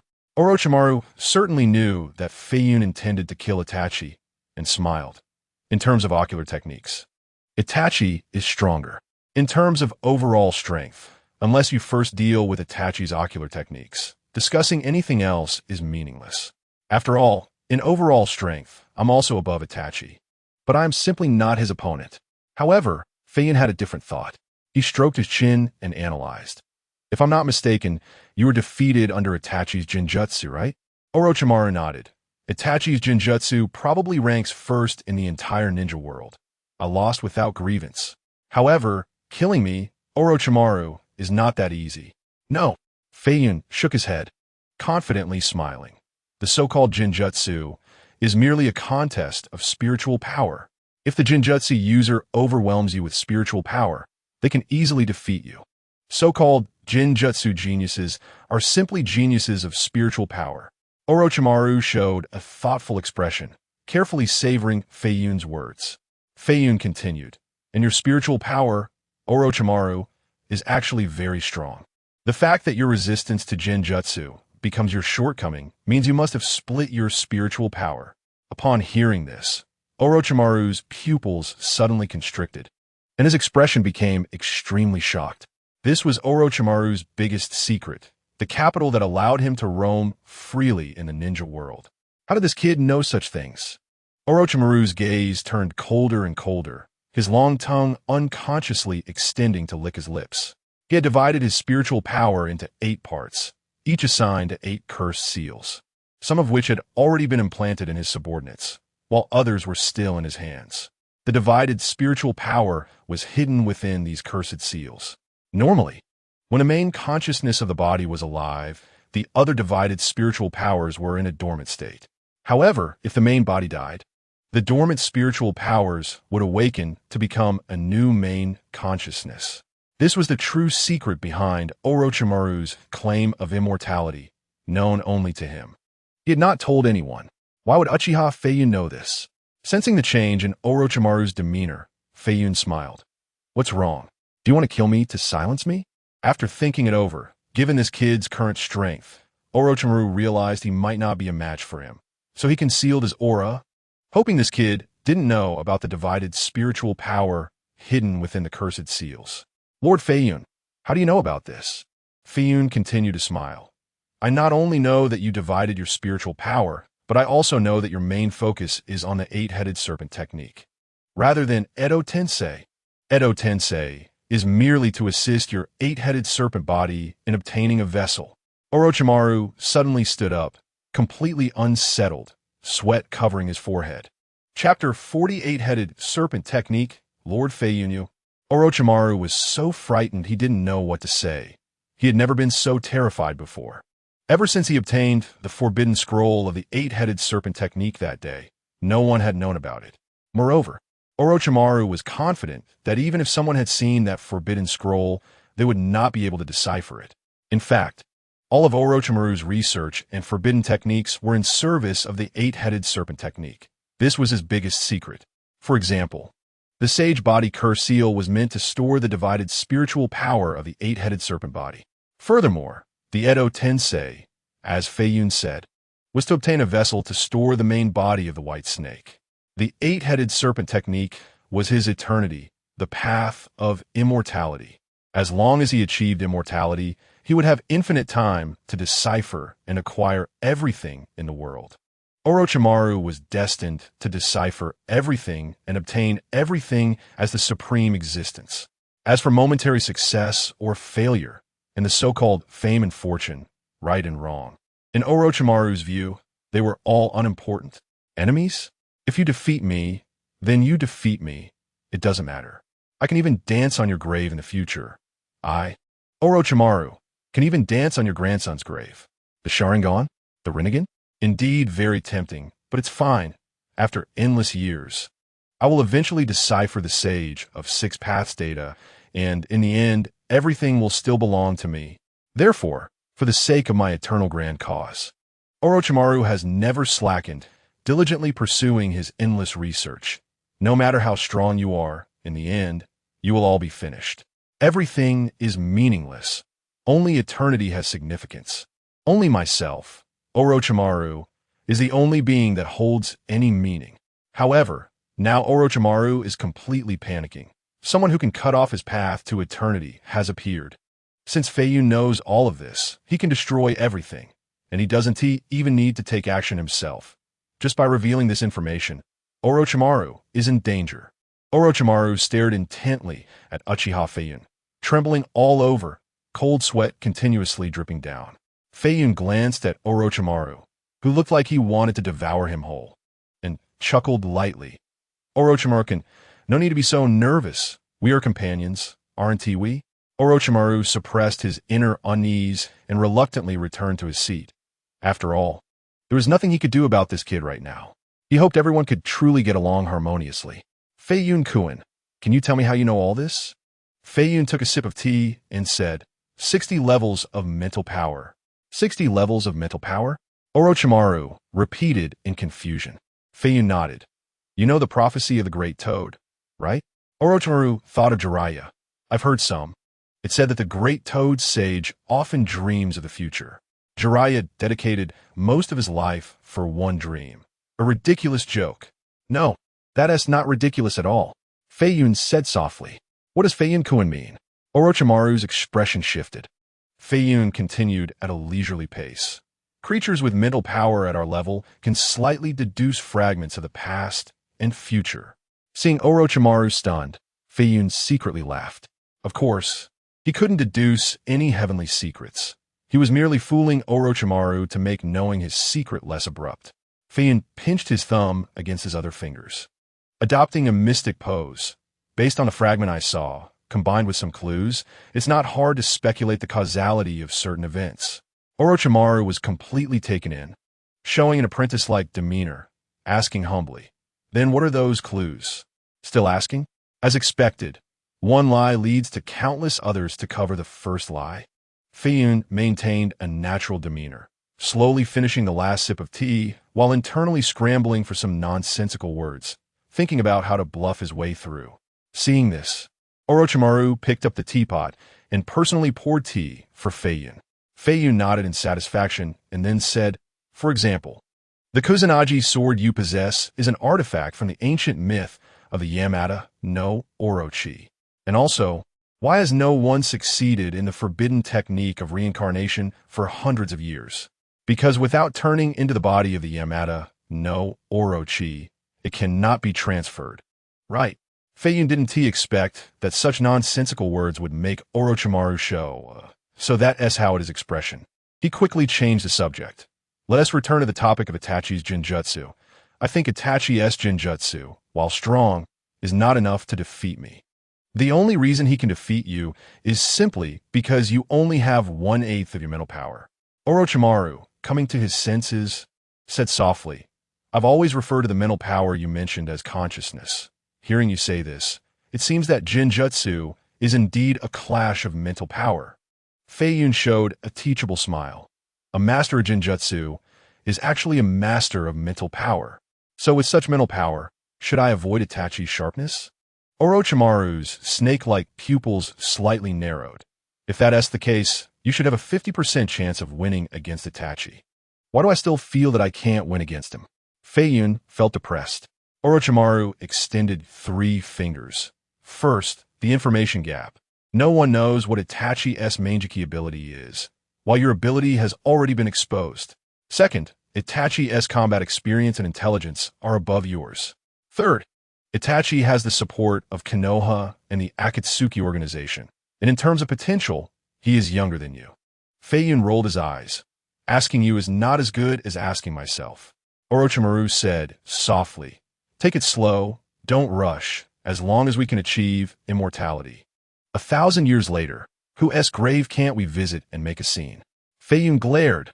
"What are you talking about? 1,000 years is too long. We must seize the day." After saying that, Feiyun fell silent, carefully thinking about how to find a way to eliminate Itachi or those old geezers in Konoha. Just making them suffer emotionally isn't enough. He needs to find a way to make them experience the pain of death. Seeing that Feiyun was no longer speaking, Orochimaru cautiously opened his mouth. "Feiyun-kun, about that thing of mine?" Feiyun, deep in thought, responded impatiently. "That thing? About my Yamata no Jutsu. It must not be known to anyone. Please, Feiyun-kun, if the heavens do not give birth to you and me, then eternal life." Feiyun quickly interrupted his spellcasting. All right. I know. Chapter 41. Edo Tensei 6 months later, it has been almost 3 years since the night of the massacre. On this day, Orochimaru once again found Uchiha Feiyun, who was training. A giant hand made of golden chakra blocked a rain of shurikens. Countless shurikens struck against the skeletal giant hand, only sparking a series of sparks. The battle with Jiraiya over half a year ago made him realize that relying solely on wood release and Mangeki Sharingan was not enough to crush all of Konoha. Susanoo. Feiyun stared at his right hand, recalling the records in the Uchiha ancient texts, the supreme power of the Uchiha, using chakra as fuel and ocular power as fire. The gear-shaped Mangeki suddenly spun. Crack, crack, crack. Golden chakra erupted from his body like lava, coalescing into a giant skeletal hand around him. The bony, jagged claws gripped the rock wall, easily grinding the hard rock into powder.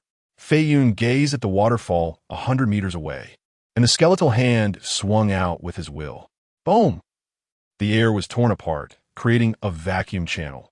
The waterfall was actually horizontally severed for 3 seconds. Emerging from the mist of water was the rock wall, now a crater, with cracks spreading like a spider web throughout the valley. Still not enough, Feiyun muttered to himself. Impressive. Orochimaru entered the valley, his eyes filled with amazement. This is power. The golden chakra slowly dissipated as Feiyun withdrew Susanoo. I say, Orochimaru-kun, why do you always spy on others' training? My intelligence has been completely stolen by you. Orochimaru smiled slightly. Feiyun stretched lazily. What brings you to me? Is the third cell transplant surgery ready? Orochimaru crossed his arms. No. Your body has reached saturation. Continuing the transplant would not be significant.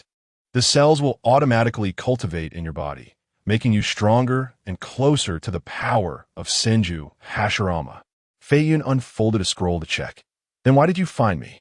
You're not going to ask me to help you capture some experimental subjects again, are you? Orochimaru revealed a mysterious smile. Feiyun-kun, I'll take you to see something good. Oh, what good thing? Can it make me stronger? The two made their way back to the Sound Village, heading towards the underground base in the village. Orochimaru led the way with a graceful, snake-like stride, a look of excitement always on his face. Feiyun internally speculated whether Orochimaru was male or female now. He really wanted to launch a surprise attack to find out. Feiyun couldn't help but ask, Orochimaru-kun, what treasure are you going to show me? Orochimaru slightly turned his head. We're almost there. You'll know soon. The two arrived in a spacious secret room, where Orochimaru activated the barrier. Kabuto was busy operating something in the secret room. Upon seeing them arrive, Kabuto respectfully spoke. Lord Orochimaru, Lord Feiyun, all the requirements for the technique have been prepared. Feiyun looked at Orochimaru. Technique? What technique? Orochimaru chuckled lowly, his shoulders slightly shrugging. The greatest forbidden technique of KONOHA, Edo, Tensei. How about it? Not much. Orochimaru's expression was excited as he continued. Feiyun-kun, haven't you always yearned for the power of Hashirama? Today, we will summon that great man, the god of ninjas, the first Hokage of Konoha, Senju Hashirama. How about that? Feiyun remained calm, blinking. Let's just do it. Orochimaru's excited expression froze. His hands, which were poised in a dramatic gesture, suddenly had nowhere to go. Why is this kid so calm? Is this right? Normally, who wouldn't be excited about meeting the god of ninjas? Who is it? It's someone whose blood and saliva are worth more than gold in the ninja world. You really are not romantic at all. Orochimaru was angered and turned to prepare. Although Feiyun was tough on the outside, he was indeed looking forward to it. Edo Tensei, the ultimate forbidden technique developed by the master of forbidden arts, Senju Tobirama. This is a technique that can summon souls from the pure land. It can resurrect the dead and control them. It requires a certain amount of flesh or bones from the deceased, and a living person must be prepared as a vessel for the deceased soul. Hashirama's body is definitely not a problem for Orochimaru. As for sacrificing a living person, that is even less of an issue. Orochimaru has plenty of experimental subjects. In the ninja world, lives are not worth much, and Feiyun, who has experienced the Uchiha massacre night, knows this all too well. Yakushi Kabuto brought a man controlled by Genjutsu to kneel in the center of the secret room. Judging by the man's attire, he was likely a ninja from a Wagakure, and his forehead protector was missing. Feiyun had seen this person not long ago. He was a rogue ninja captured by Orochimaru from a black market. What a lucky guy to be used as a vessel for the god of ninjas. Merging with him, Orochimaru licked his lips. Regardless of whether it was fortunate or unfortunate, this man would soon become the vessel for Hashirama's soul. Orochimaru spread out a scroll inscribed with mysterious array techniques on the ground, then placed a blob of something in the center of the technique. As Orochimaru formed hand seals, the mysterious array and blood began to spread out, forming a glowing circle around the sacrificial man. Summoning technique, Edo Tensei. Orochimaru slapped the ground with one hand, and a low roar echoed. The light within the circle grew brighter, and a surge of soul power flowed out with the scattered remnants, slowly wrapping around the sacrificial man. Soon, it enveloped most of his body. A piercing scream rang out. That was the scream of the sacrificial man's soul being crushed by another soul. No one could endure the pain of soul being crushed and erased. In the blink of an eye, the remnants completely covered the sacrificial man, transforming him into the Senju Hashirama, clad in red armor from the Warring States period. Edo Tensei succeeded. The first Hokage has returned to the world. Here he comes. The founder of the ninja village system who ended the Warring States period, the first Hokage, Senju Hashirama. Orochimaru was extremely excited. The summoned Hashirama was vivid and indistinguishable from the records. However, the cracks covering his body and his pitch-black eyes reminded everyone that he was not a normal human. Orochimaru stepped behind Hashirama and inserted a kunai tied with a control talisman into the back of his head. After a puff of white smoke, a surge of soul energy emerged, and Hashirama slowly opened his dead eyes. Chapter 42. Senju Hashirama. Oh, this is the Edo Tensei technique, right? I can't believe there would be a day when I would be summoned by this technique too. Tobarama. That's why I said this technique should be prohibited, right? My judgment is never wrong. Hashirama's murmurs echoed in the secret room. He raised his hand to look at his palm, flexing his fingers. And this technique has no combat power at all. It's truly a useless technique, Tobarama. Feiyun, curious inside, couldn't help but activate his Sharingan to observe. Hashirama sensed the familiar power fluctuation and turned to look at the three people in the secret room. Oh, the Sharingan, what a long-lost and familiar gaze. Uchiha boy, how old are you? Have you eaten? Hashirama's face was filled with a gentle smile, exuding concern. You three are ninjas from Konoha, right? Why have you summoned me?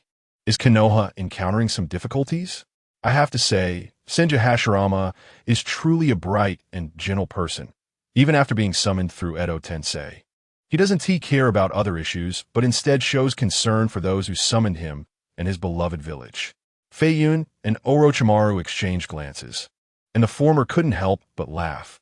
Konoha might really be facing an unprecedented difficulty. After a pause, Feiyun continued, Moreover, the three of us are no longer Konoha ninjas. They have given us new titles. Hashirama pouted. New titles? Orochimaru nodded and smiled. The people of Konoha call us rogue ninjas. Hashirama sighed. It seems the village is not very harmonious. Then who are you? Uchiha Feiyun. Orochimaru. Yakushi Kabuto. Hashirama questioned. Why would a boy from the Uchiha clan betray the village? Tobarama may not like Madara, but he would definitely treat the Uchiha fairly. Fairly? Ha ha ha. Upon hearing this, Feiyun let out his trademark Uchiha-style crazy laugh. The first Hokage, the Uchiha clan has been exterminated, and I crawled out from the grave. Konoha did not build a grave for the Uchiha. I crawled back from hell. The second Hokage did treat the Uchiha clan well, but he has long since died. His capable disciples have brought Konoha into a survival mode for decades, making it the weakest of the 5 great nations, only able to ally with the impoverished Sunagakure to survive. Hashirama was dumbfounded. How is this possible? Orochimaru spread his hands. Nothing is impossible. Nearly 60 ninja clans established during the founding of Konoha have mostly perished. Even your Senju clan has been exterminated, leaving only your granddaughter. Feiyun grinned wickedly. And during the 16 years of Konoha, that is, more than 40 years after death, most of the time was spent in the ninja world wars. Yakushi Kabuto adjusted his glasses and added, the Uzumaki clan has also been wiped out by Konoha. The amount of information was overwhelming, and the already not-so-bright Senju Hashirama was momentarily stunned and shocked. What's going on? My Konoha, the #1 village in the ninja world, gazing down on all, needs to ally with Sunagakure for self-preservation? And the Senju, Uchiha, and Uzumaki clans, 3 families that once looked down on the ninja world, how could they be exterminated? Even without myself and Madara, the foundations of these 3 clans are incredibly strong.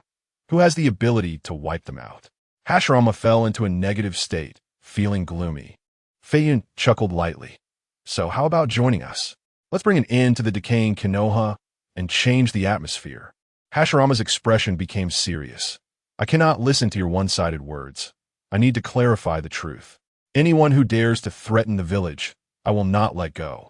Whether that person is a friend, family member, or my child. Orochimaru waved his hand impatiently. Let's stop chatting here.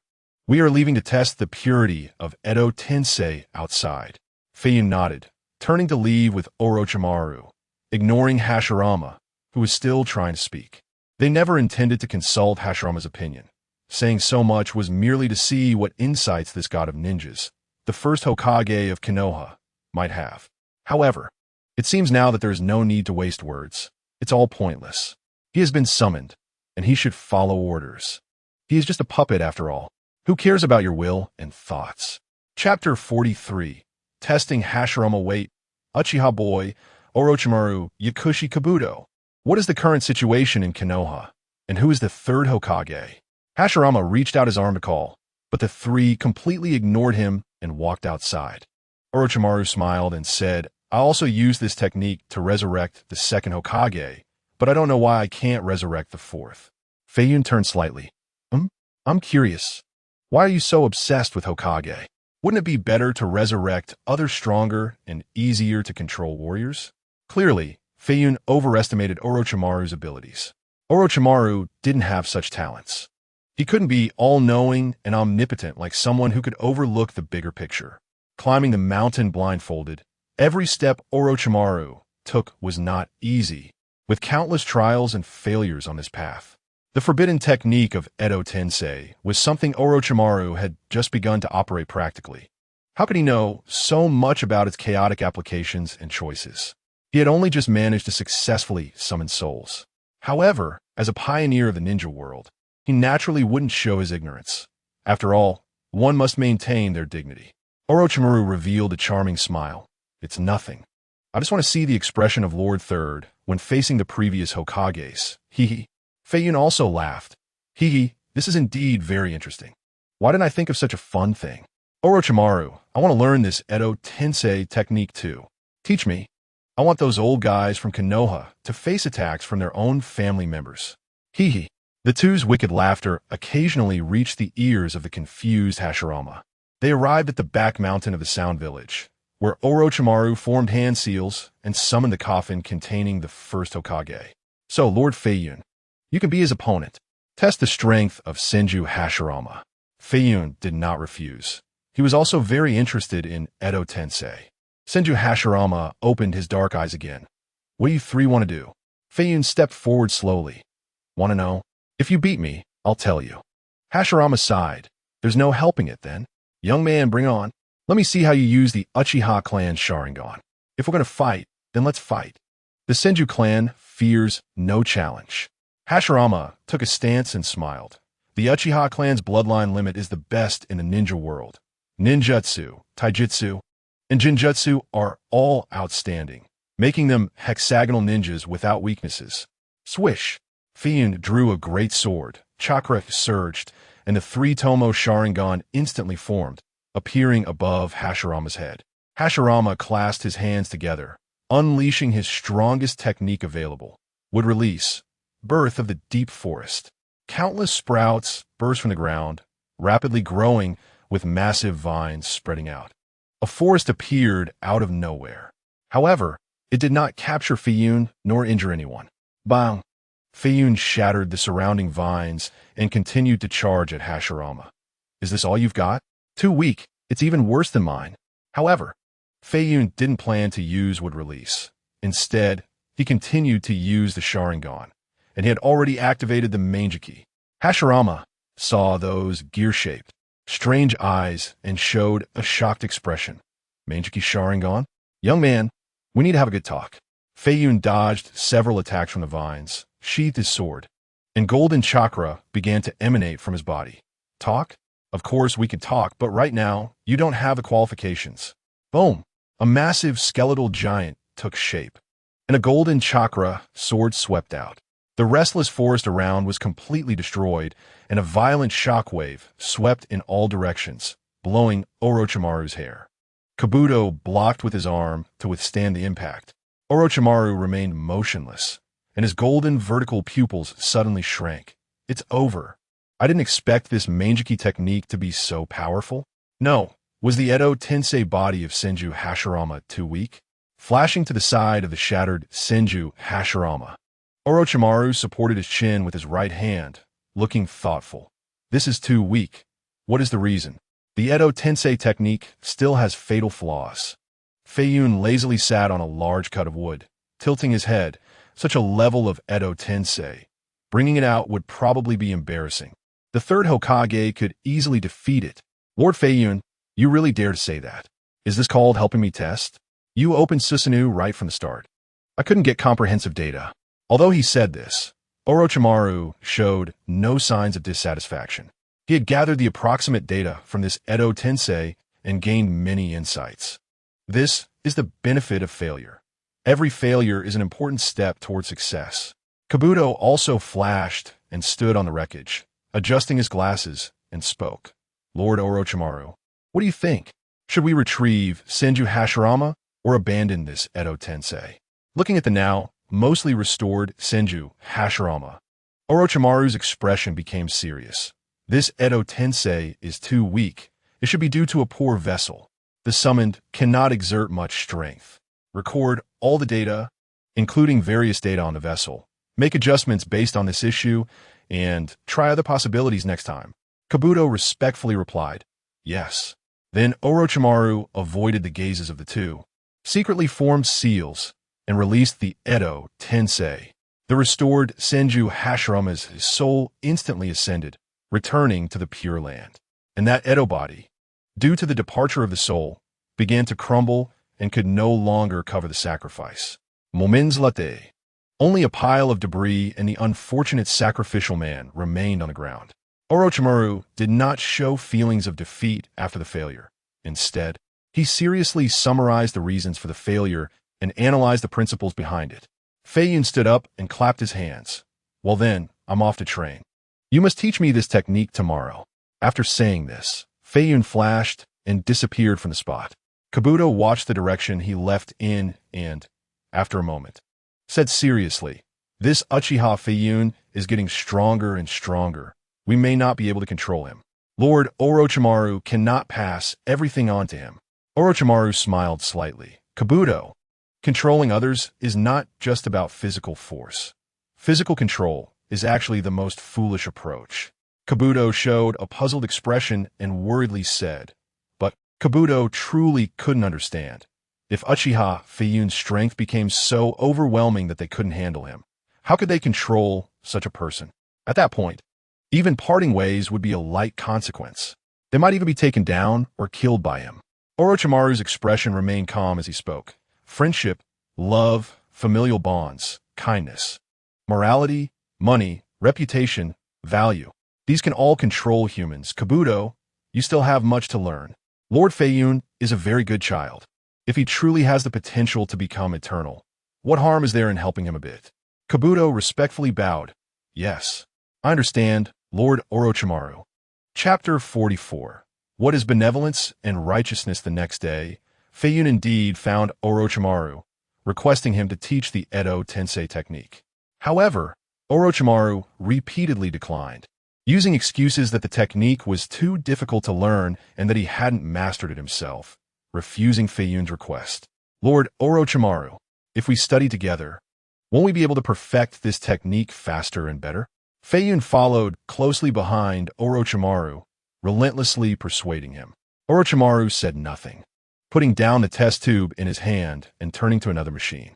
Lord Orochimaru, Feiyun immediately followed, continuing to persuade him. Orochimaru merely picked up a scroll for recording experimental data and began to read it by himself, seeing that Orochimaru remained indifferent despite his best efforts. Feiyun couldn't help but feel a bit anxious. You thick-browed, big-eyed Orochimaru, I've given you my most precious thing, and you won't even teach me a single ninjutsu?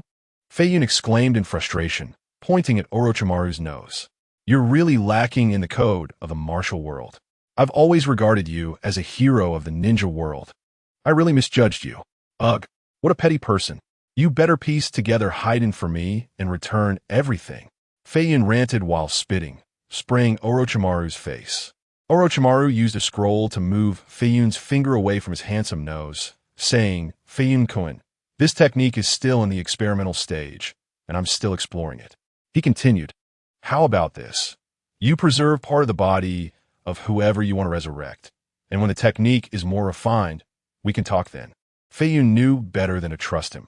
He understood that Orochimaru was unwilling to teach such a forbidden technique.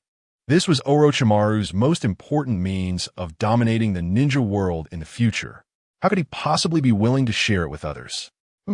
Fine. But whoever is resurrected through impure world reincarnation must be under my control. Feiyun didn't dwell too much on this matter, as the technique was indeed still not very refined. Orochimaru smiled and said, "That's natural. Don't worry, Feiyun-kun, we are." Feiyun interrupted him. "All right, let me ask you, when it's refined, will you teach me?" Orochimaru pondered for a moment and then nodded. "I will teach you." "All right, that's enough for me. To be honest, I don't really want to use this heaven-defying, forbidden technique in the future." Feiyun valued the enhancement of his own strength more. External help is ultimately just that, external.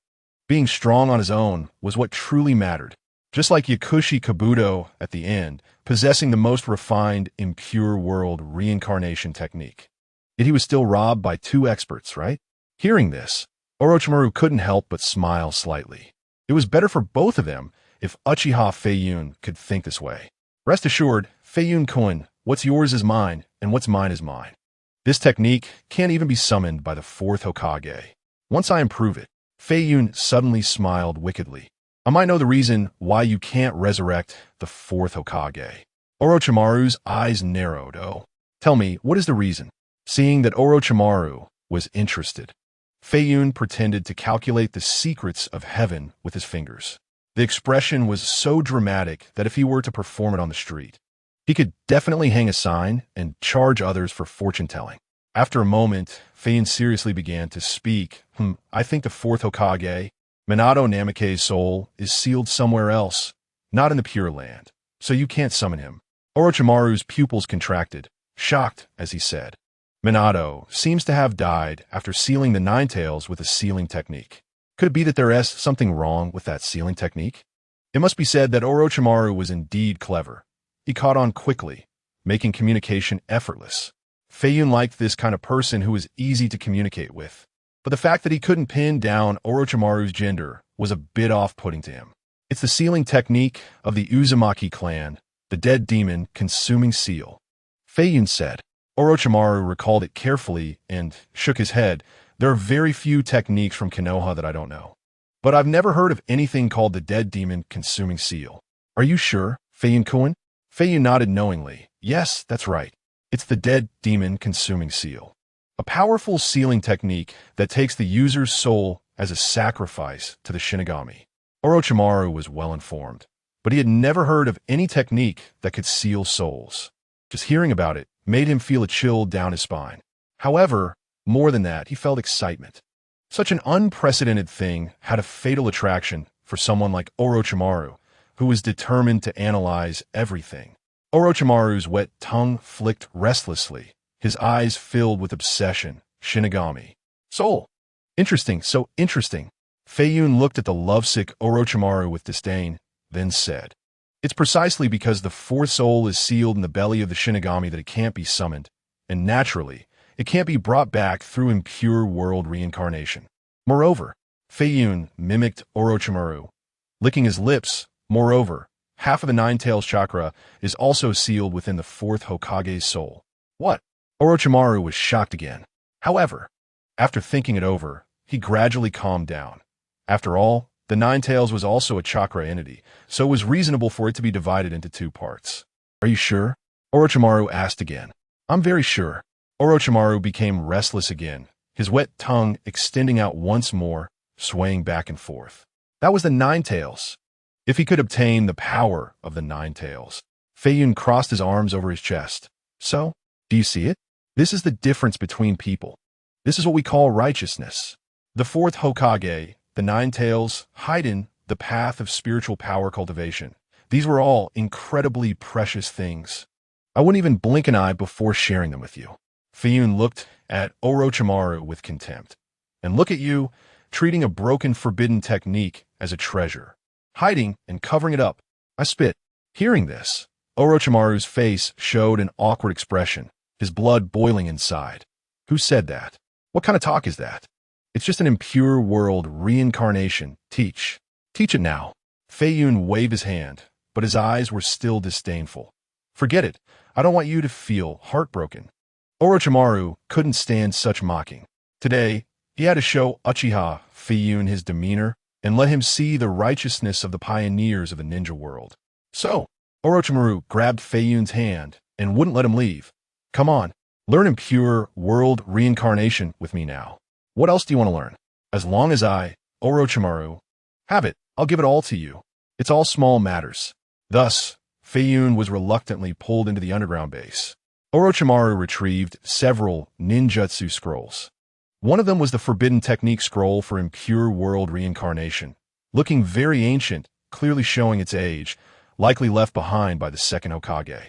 However, just this one ninjutsu scroll would probably be incomprehensible to anyone. The vast majority of people wouldn't be able to learn it even if they obtained the Forbidden Technique scroll. The content was too profound and elusive, and the principles and details were not something the average person could understand. The research genius Orochimaru had possessed this Forbidden Technique scroll for many years, and after countless hours of research, sacrificing a large number of test subjects and resources, he had only recently made slight progress. However, there were still huge flaws. And strictly speaking, Orochimaru had not yet successfully completed this technique. The other scrolls, filled with dense writing, were Orochimaru's insights from his research and analysis. Written down in plain language. Feiyun-kun, the key to this technique is the part of the resurrected person's flesh, as well as the requirements for the container that were discovered yesterday. However, these are not the most critical. The most important part is the engraving of this technique's mysterious patterns. This pattern is extraordinary. It connects to the Pure Land. It requires ink made from special minerals closest to the underworld, and the engraving of the gate must be precise. No deviation greater than 25. Otherwise, the time-space passage to the Pure Land cannot be accessed, and the souls of the deceased cannot be summoned back. You first need to understand the principles of the raw materials, and then familiarize yourself with the engraving. Orochimaru talked at length, then picked up his own notes to explain. Feiyun became increasingly confused as he listened, but fortunately, he roughly understood the principles and seals of this forbidden technique. Perhaps due to his powerful spiritual energy, Feiyun had an extraordinary comprehension ability when learning anything.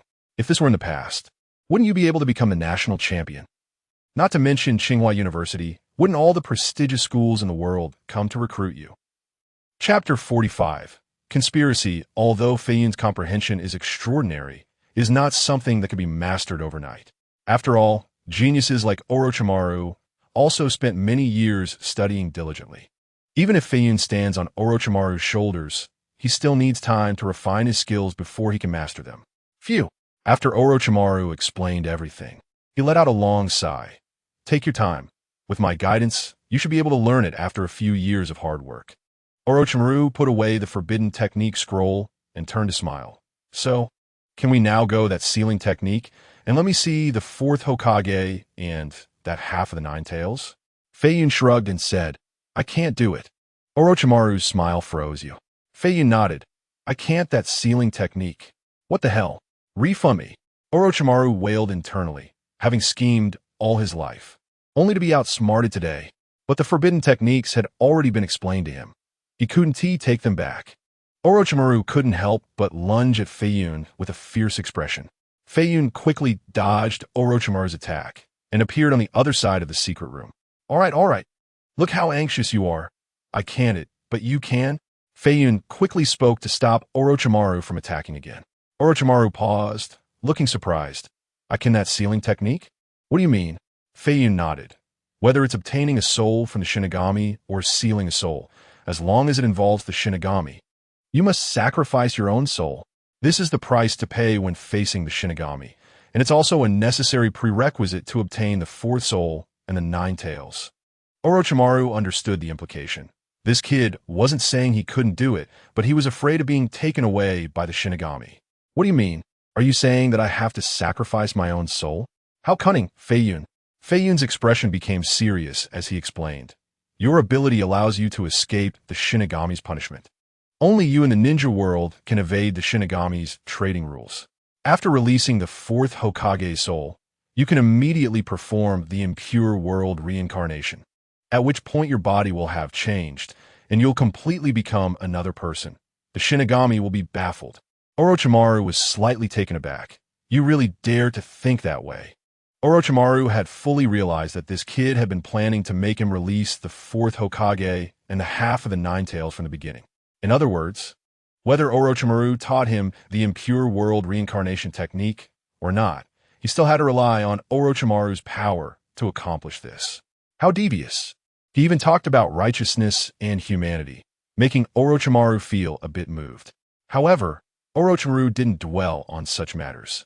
After a moment of silence, he continued to ask, "So, how do we summon the Shinigami? Who in Konoha knows this sealing technique?" Feiyun smiled. The sealing technique of Minato Namikaze was naturally taught by Kushina Uzumaki. You know that Minato was chosen as Hokage because he was obedient to the old folks. So, if Minato has it, how could the third Hokage not have it? Orochimaru sneered. Are you saying that Minato taught this technique to the third Hokage? But how do we get the old man to hand over this technique honestly? Feiyun shook his head. To summon the Shinigami, you don't necessarily need to know the dead demon consuming seal. Orochimaru asked in confusion. What do you mean? Are there other methods? Yes. Feiyun began to act mysteriously, gesturing with his fingers. The Uzumaki clan has recorded the Shinigami's mask. As long as you wear the Shinigami's mask, you can summon the Shinigami, but the moment you put on, the transaction with the Shinigami begins, and the sacrifice must die. And at that moment, Orochimaru, it's your performance time. Is there anything more interesting than playing tricks on a god? This is what we, who seek eternity, should do, Orochimaru. Feiyun became more excited as he spoke, stretching out his hands. The heavens did not give birth to you and me. The path to immortality is eternal. All right. Orochimaru ruthlessly interrupted Feiyun's performance. So shall we now go look for the Shinigami's mask? The land of whirlpools has already been destroyed. Can we still find it?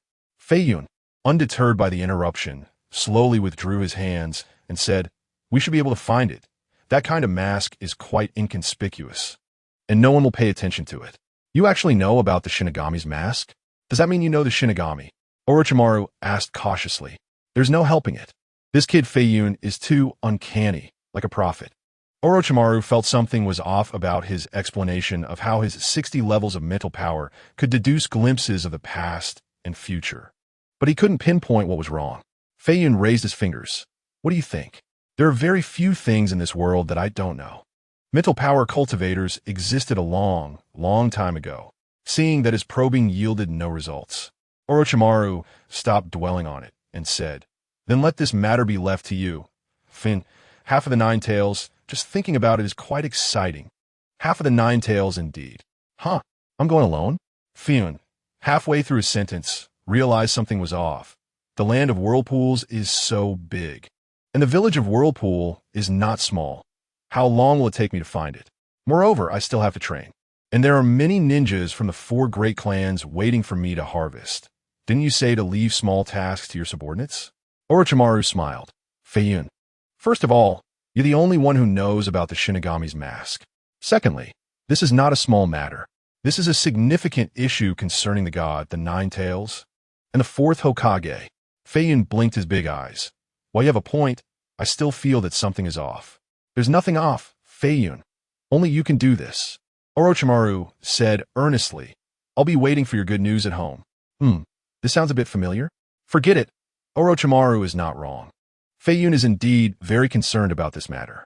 Not to mention anything else, he definitely wants to obtain the power of the Nine Tails. That is the strongest supporting power. And going to Konoha to get Naruto Uzumaki is risky.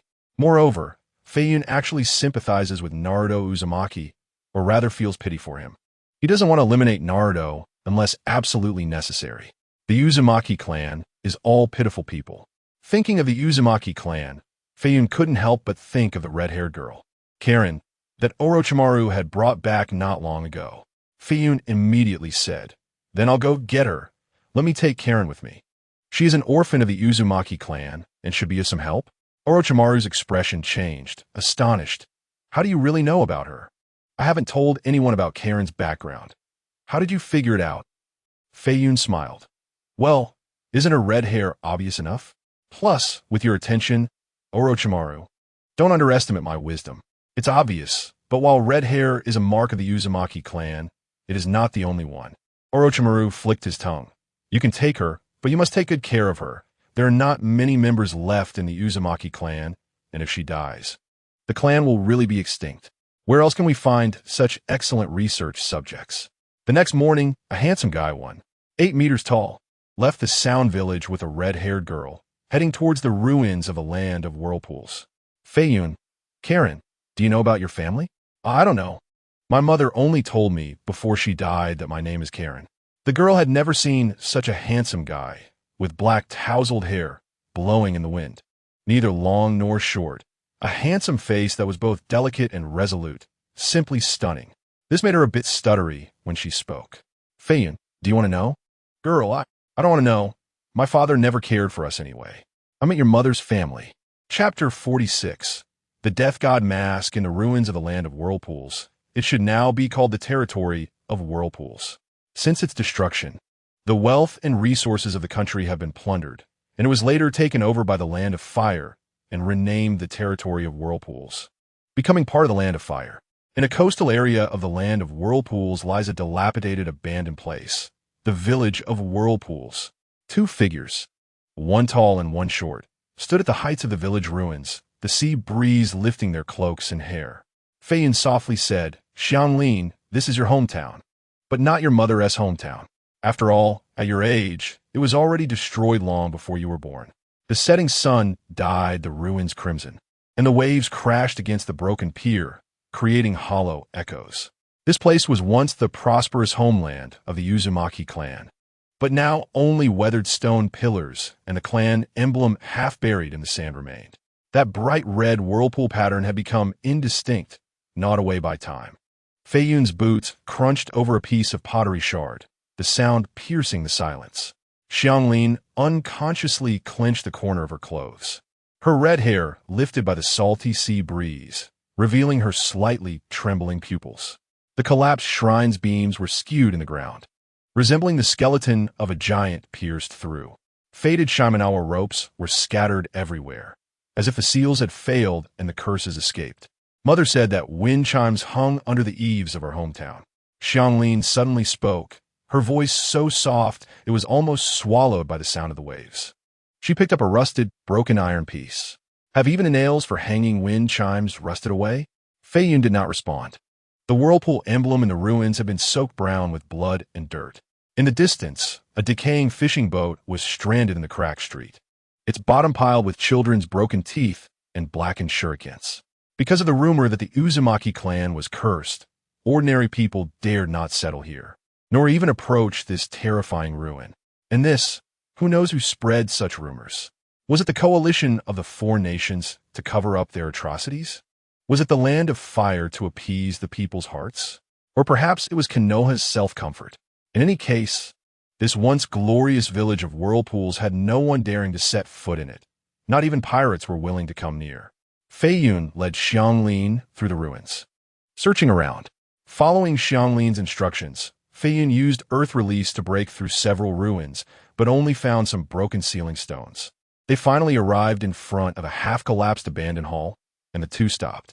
On the crooked wooden door, the characters for Namen could still be faintly seen. Feiyun smiled. Namen Hall? This must be the place. Upon entering, they indeed saw various masks on the cracked walls. Looking at the countless masks, Feiyun couldn't help but frown slightly. When he told Orochimaru that he knew about the Death God mask, he was actually boasting. To someone like Feiyun, who had no interest in masks at all, they all looked the same. Just like how humans see cats and dogs, every cat and dog looks indistinguishable, and vice versa. To them, humans all look alike. Just as Feiyun was about to pack them all up to take away, Xianglin pointed to a mask above with 2 sharp horns on its forehead and a mouth full of fangs, saying, "That mask has a terrifying feeling. It seems to be alive." Feiyun's expression sharpened as he extended his arm. Shadow, snake hand.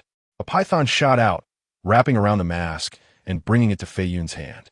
Once he held the mask, a repulsive power surged through his palm.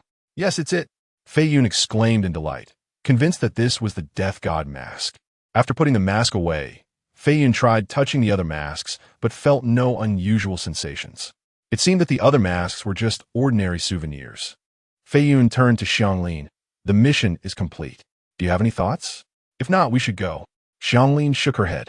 Feiyun nodded. Let's go. I'll take you out for a nice meal. The two walked out of Namen Hall, heading towards the outskirts of the village of whirlpools. Xianglin secretly raised her eyes to look at the tall and handsome figure in front of her. In the Sound Village, she had heard many legends about this man. The strongest ninja in the Sound Village, on par with Lord Orochimaru. The Light of Sound, the immortal hero of the ninja world. Of course, whether he was truly equal to Orochimaru, no one knew. Just as they were about to exit the ruins of the village of whirlpools, Xianglin gathered her courage and said, Lord Feiyun. What's wrong, Xianglin? I heard that Lord Feiyun is very skilled with shurikens. Could you teach me? Shuriken technique?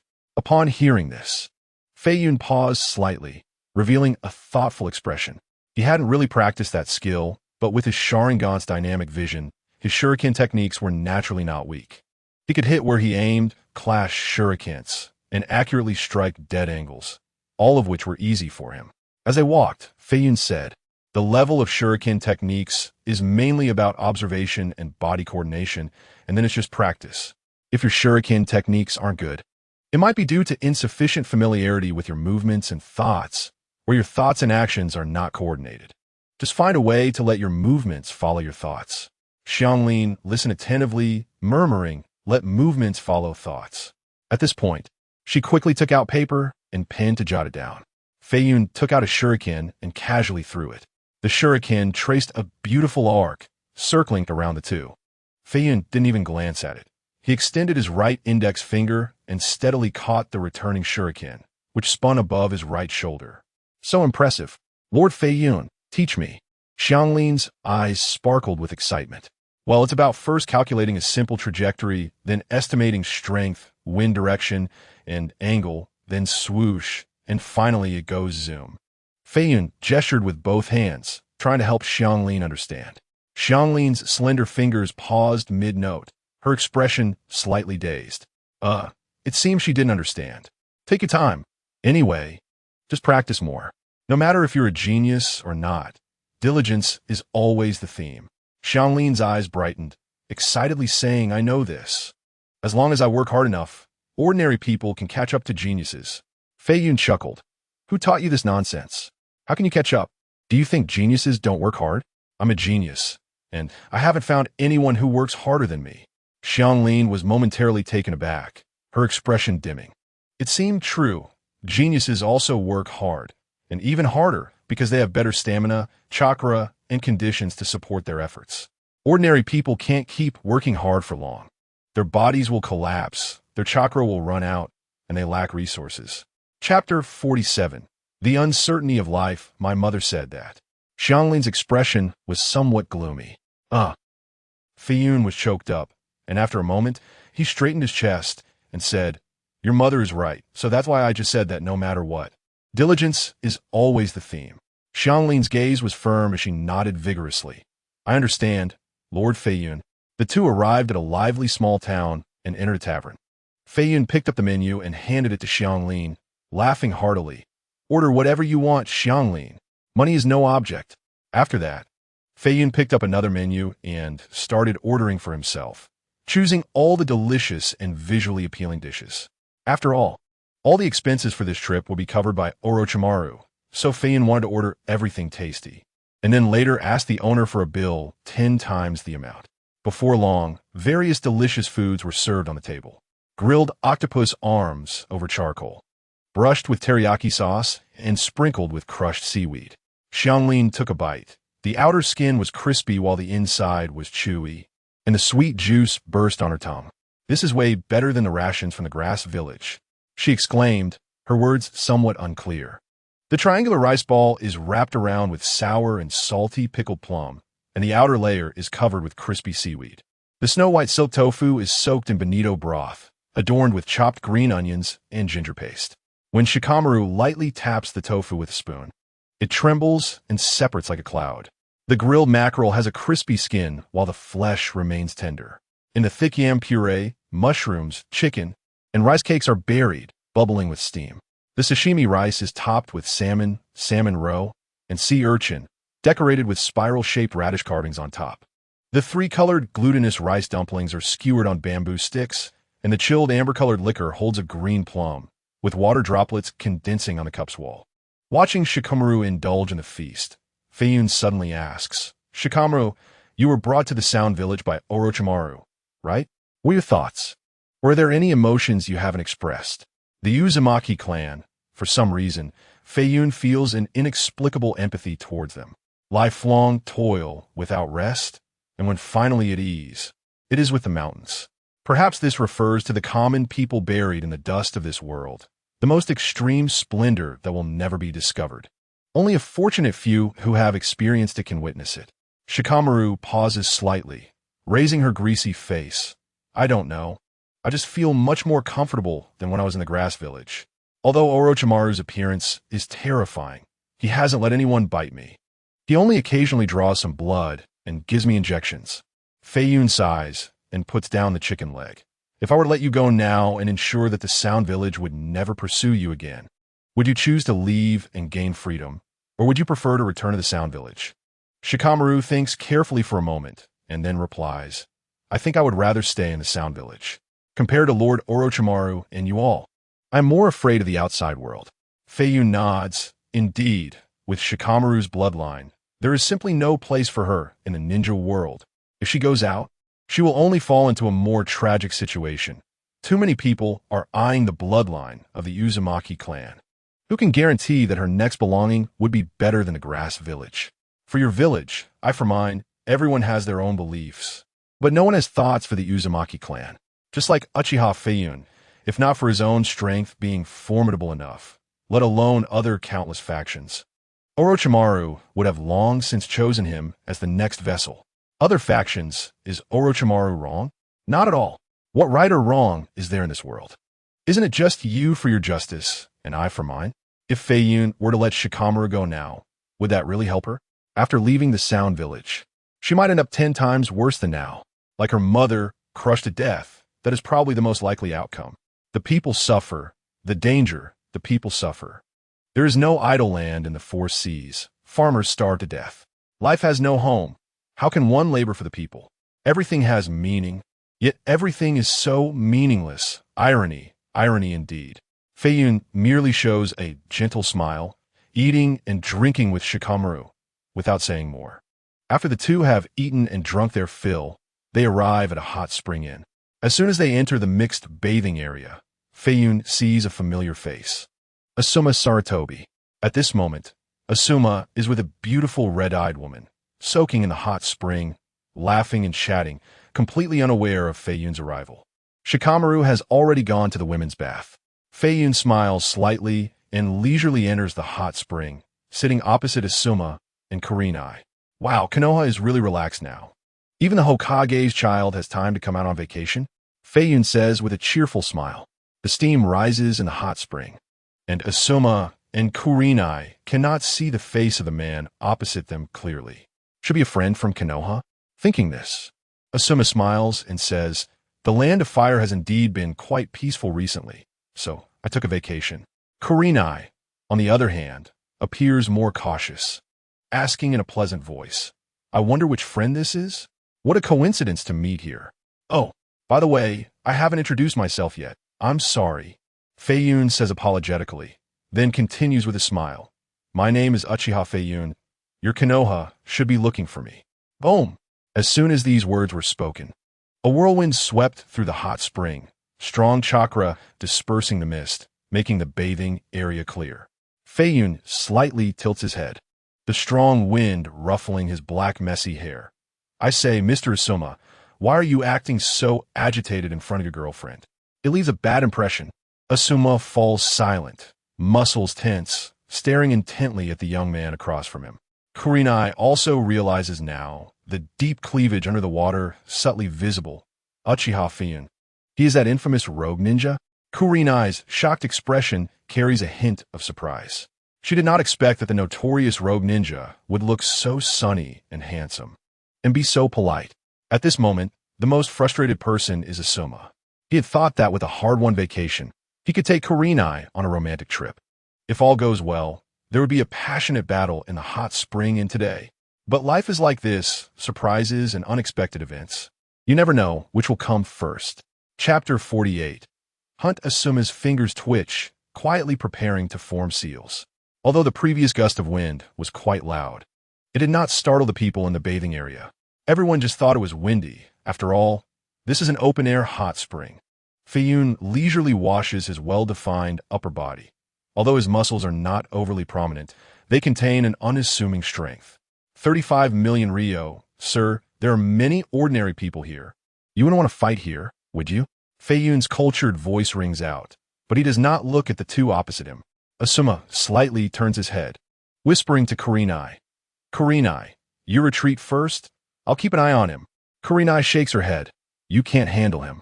It said he already has the strength to repel Lord Jiraiya. Let's go together. Asuma discreetly glances towards the entrance of the bathing area.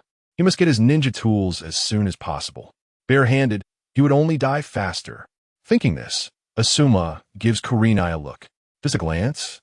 And Kurenai understands Asuma's intention. The two have fought together for a long time. Their tacit understanding has reached an incredible level. Thanks to this understanding, countless enemies have fallen under their blades. Just as the two are poised to strike, Feiyun lightly raises his head. You go ahead, grab your things. Whether you escape or wait for me, I will come and take my 35 million Rio in 1 minute. Upon hearing this, Kurenai's expression slightly changes. You will let us go? Feiyun shows a polite smile.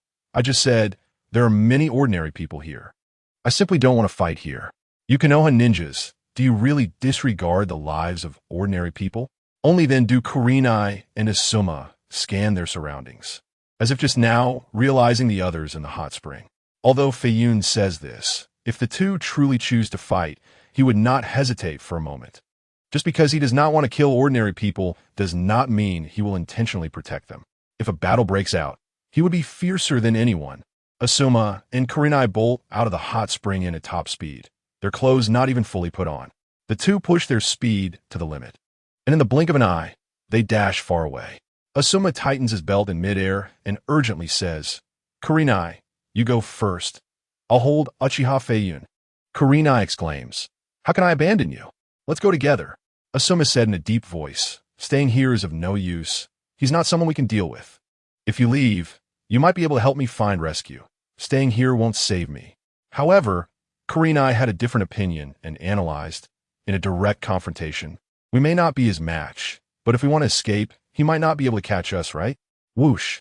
Several shurikens came from behind, aiming straight at Asuma and Kurenai's backs. Have they caught up so quickly? The two of them deflected the shurikens, but more shurikens came flying at them. They hurriedly jumped to avoid the other attacks.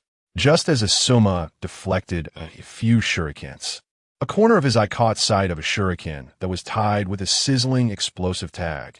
The sparks emitted a strong sense of crisis. Bang! Bang! Bang! A series of violent explosions erupted, flames burst forth, thick smoke billowed, and the powerful shockwave sent nearby trees crashing in all directions. Whoosh! A glaring red flare broke through the smoke, shooting straight up into the sky. Feiyun glanced at the sky and then redirected his gaze towards the smoke. A signal for help? As the smoke gradually dispersed, the figures of Asuma and Kurenai appeared on the opposite side, and neither of them was injured, clearly having used defensive ninjutsu. Asuma chose not to continue fleeing, as he already knew that Uchiha Feiyun's speed was above theirs, and he certainly possessed powerful sensory abilities. In this situation, running away would only lead to a faster death. Kurenai, don't look at his Sharingan. It can cast Jinjutsu. Asuma held two specially made short blades, with wind chakra infused into them. Whoosh! Asuma charged forward first, engaging in close combat, which he was best at. However, his proud chakra blades were blocked. Feiyun swung his great sword, knocking Asuma back. Chakra blades aren't something you alone can wield. Asuma retreated while throwing the dual blades, quickly performing hand seals and then catching the blades again. Fire style, ash pile burning. Boom! Explosive flames shot up into the sky, engulfing the area ahead. Suddenly, a gigantic golden skeletal hand emerged from the flames, grabbing Asuma. What is this? Asuma exclaimed in shock. Feiyun slowly walked out from the smoke. Although the skeletal hand had not fully enveloped him, a golden chakra had already formed a protective shield around him. "Kurenai, are you not done yet?" Asuma shouted anxiously. Feiyun was momentarily stunned and turned his gaze towards Kurenai. Kurenai's figure bizarrely dissipated, and the surrounding scene changed. Vines erupted from beneath Feiyun's feet, binding him. And then the vines grew into a towering tree, firmly tying him to it. Magical tree, binding kill. Kurenai emerged from the massive trunk, raising a shuriken to stab at Feiyun's head. Feiyun smirked. "Using Jinjutsu on me? You underestimate me." Buzz. In an instant, the situation reversed, and the one bound turned out to be Kurenai.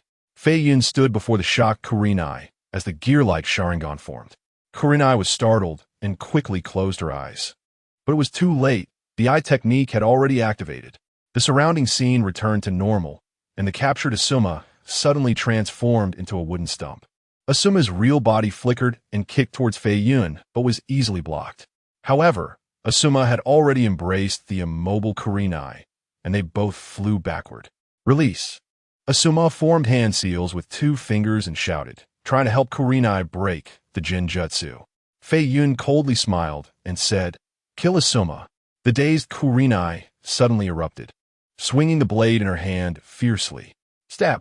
Even though Asuma reacted immediately, he was still slashed across the chest, blood gushing out, the wound deep enough to see bone.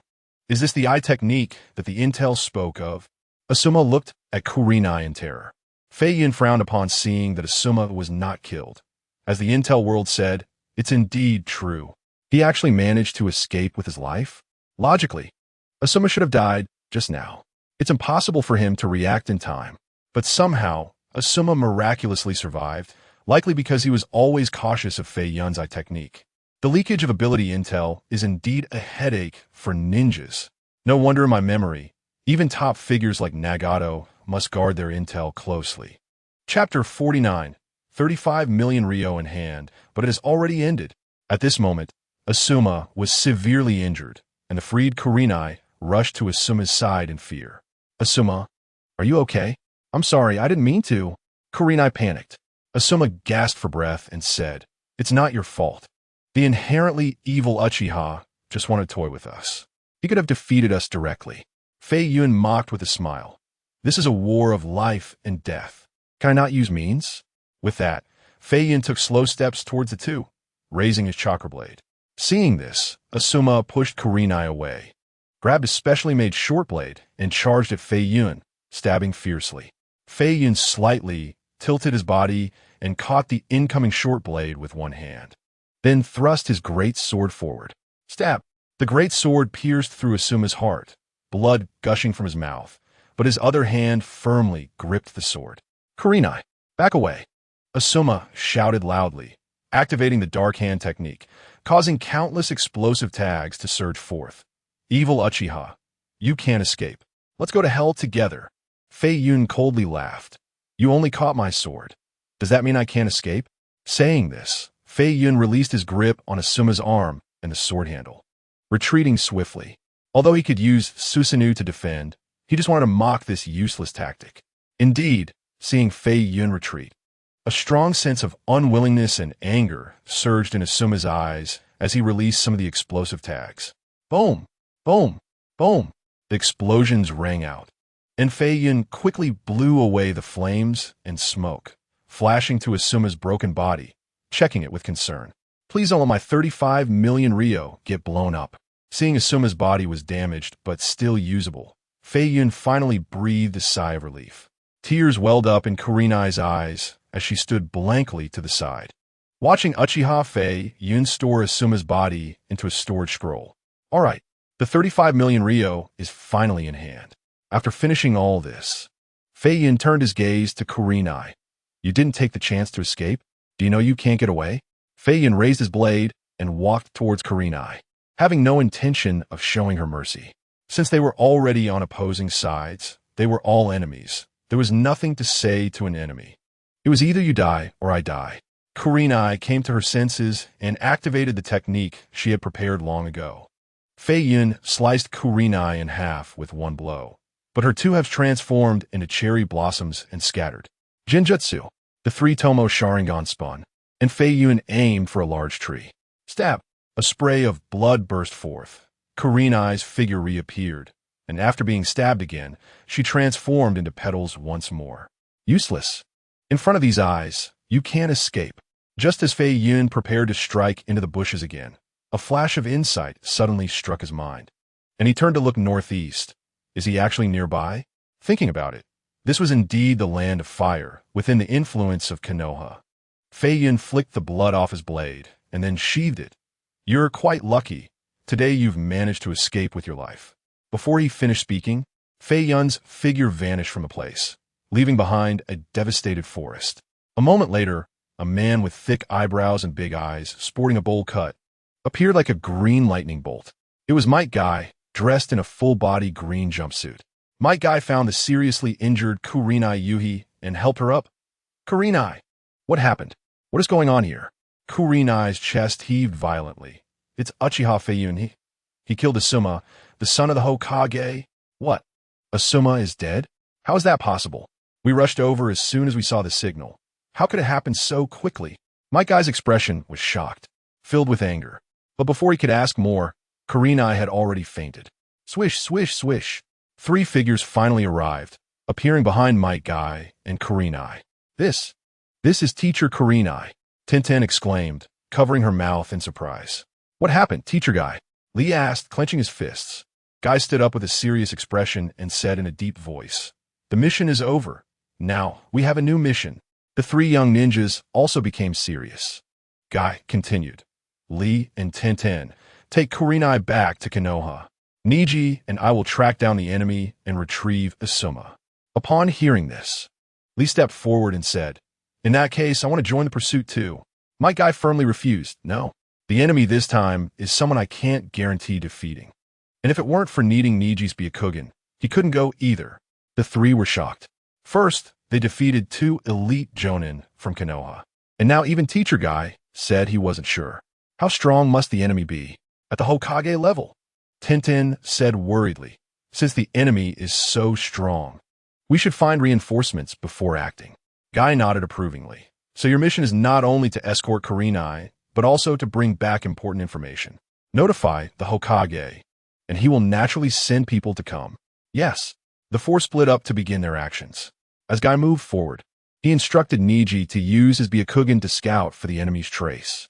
However, they had no idea that Feiyun's perception was far superior to Niji's. How could they hope to catch Uchiha Feiyun with Hyugen Niji's Byakugan?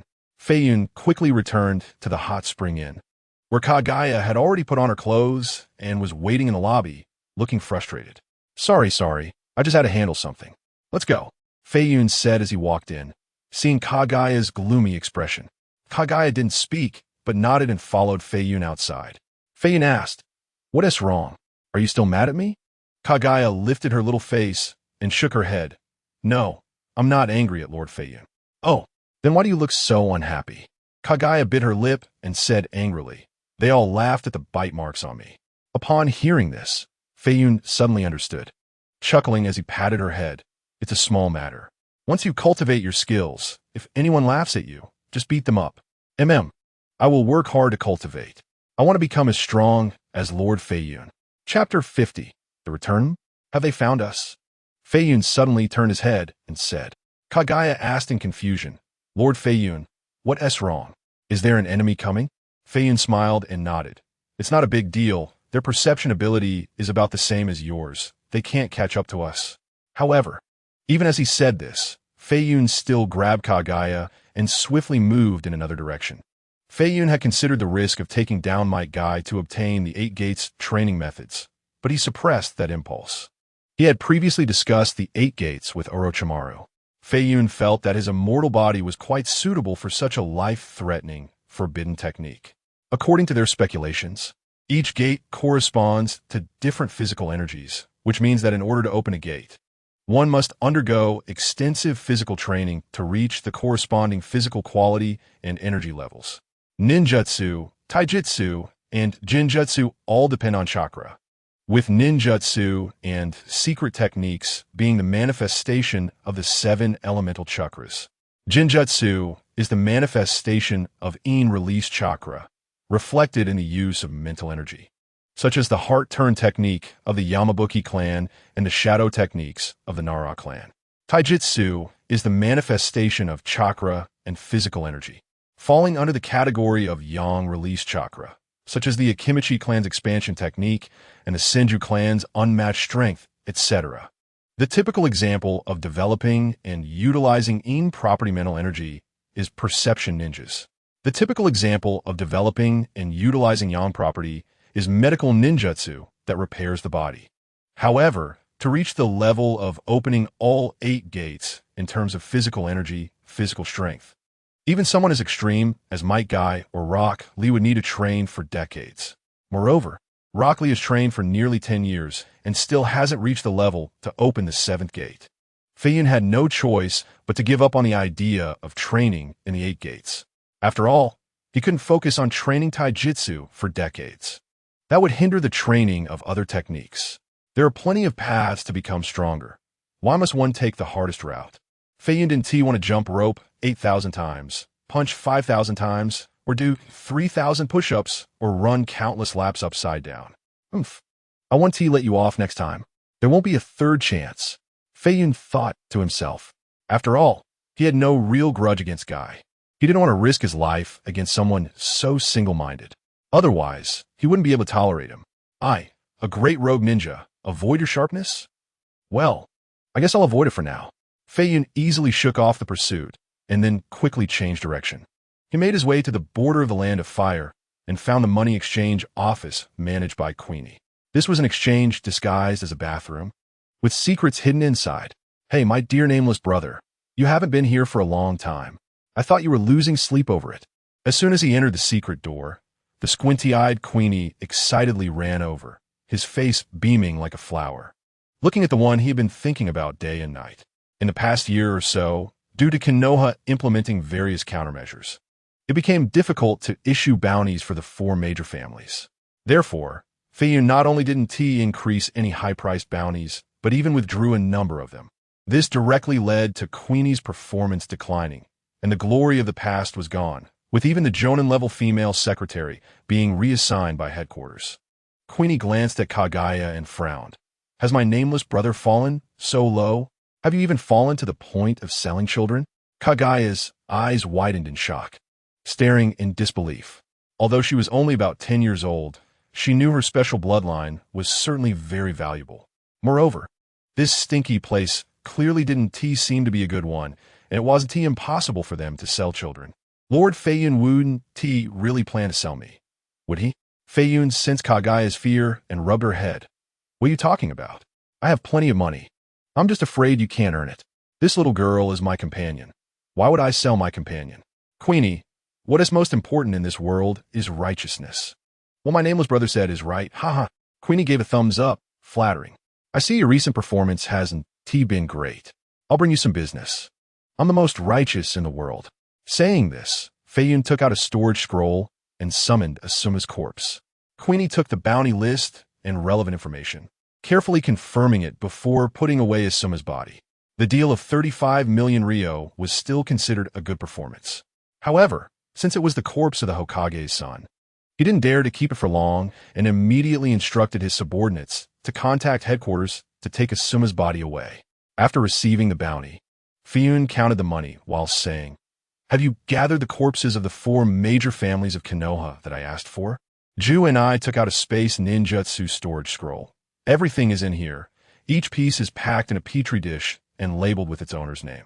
Feiyun took it over and added, You must not get the wrong person or use other meat pieces as substitutes. I have secret techniques to discern these things. If there are any mistakes, I will demand a refund. Ju and I patted his chest and said, Don't worry, my unnamed friend. In this world, one must uphold righteousness. If there are any problems, just come to me for a refund. I will not hesitate. Feiyun chuckled and placed several stacks of cash on the table. Consider the extra as a treat for tea. After saying that, Feiyun left the exchange office with Xianglin, heading towards the village of Sound in the Land of Rice. The next day, just as they were approaching the village of Sound, They encountered a battle between ninjas. By the time Feiyun arrived, the fight was already over. The scene was one of devastation, smoke billowing, various weapons and corpses scattered all over the ground. In the center of the battlefield stood a white-haired boy alone, surrounded by sharp-boned spikes that were slowly being absorbed into his body. He was the last of the Take-Torai clan, possessing the Shikatsumiyaku bloodline limit, Junmaru. Junmaru glanced at Feiyun, then put on his shirt and turned to leave. How about that? One of my best containers. Not bad, right? The strongest defense. The sharpest attack. The voice of Orochimaru echoed as he appeared like a ghost not far from Feiyun and Xianglin. Feiyun didn't even look at Orochimaru, still staring at the departing white-haired boy. You won't get him. Orochimaru's smile froze, and he frowned, saying, "Why do you say that? That boy's dream is to become my container." Feiyun shook his head. His dream is unattainable. He is dying. Chapter 51. The little death god Feiyun-kun. Could you not curse me? This is my most satisfactory backup container. Orochimaru said helplessly, as Feiyun always said some inexplicable things. And the main issue was that whatever this kid said later proved to be true. Feiyun shrugged. Speaking of which, what is going on? How did such a large-scale battle erupt? Did something happen in the village? No, it's just that someone wants to bring down the village of sound. Just a bunch of clowns, nothing to worry about. Orochimaru paused, glanced at Xianglin, and continued, "So, have you found that death god mask?" Feiyun said while walking towards the village of sound, "Of course, let us go. You need to hurry and prepare the cell tissue of the fourth Hokage." Orochimaru smirked slightly, ready to follow, when Xianglin quietly asked, "What about me?" "Xianglin, starting today, you are a member of the Sound Ninja. Here, S your Jinin forehead protector." Orochimaru handed a forehead protector with the 8 sound symbol to Xianglin and continued, "You should head back to the village." "Yes." Xianglin happily took the forehead protector and ran off. In fact, Orochimaru had long been eyeing Xianglin and her mother in the grass village. He originally planned to wait until the Chunin exams to execute his plan before taking Xianglin away. However, after failing to obtain containers one after another and the failed attacks on Itachi and Feiyun, Orochimaru hurriedly brought back the children he had been targeting, including Xianglin. Feiyun and Orochimaru arrived in a secret chamber underground, and soon, Kabuto came in holding a box. They were both very interested in the Death God and the Nine Tails, so they were a bit impatient. "Orochimaru-kun, it's your time to perform next. Put it on." Feiyun took out the Death God mask and tossed it to Orochimaru. Orochimaru caught the Death God mask, and as soon as he touched it, his expression changed dramatically, his eyes widening. Is this the feeling of the Death God's chakra? So cold, fear, and the aura of death spreading everywhere. Orochimaru stared blankly at the Death God mask in his hand, but after a moment, his expression turned frenzied and obsessed. Interesting. So interesting. Orochimaru extended his long tongue, swayed it a few times, but then retracted it. He initially couldn't resist wanting to lick the mask, but it seemed a bit off-putting, so he gave it up. Feiyun urged, "Hurry and put it on. Once you do, you can summon the Death God. Just make a cut on your belly, and you can release the fourth Hokage and the Nine Tails." Orochimaru rolled his eyes at Feiyun. "Put it on? Will I still be alive after putting it on?" Feiyun looked puzzled and continued, just like the plan. "After releasing the fourth Hokage's soul, you can use the impure world reincarnation."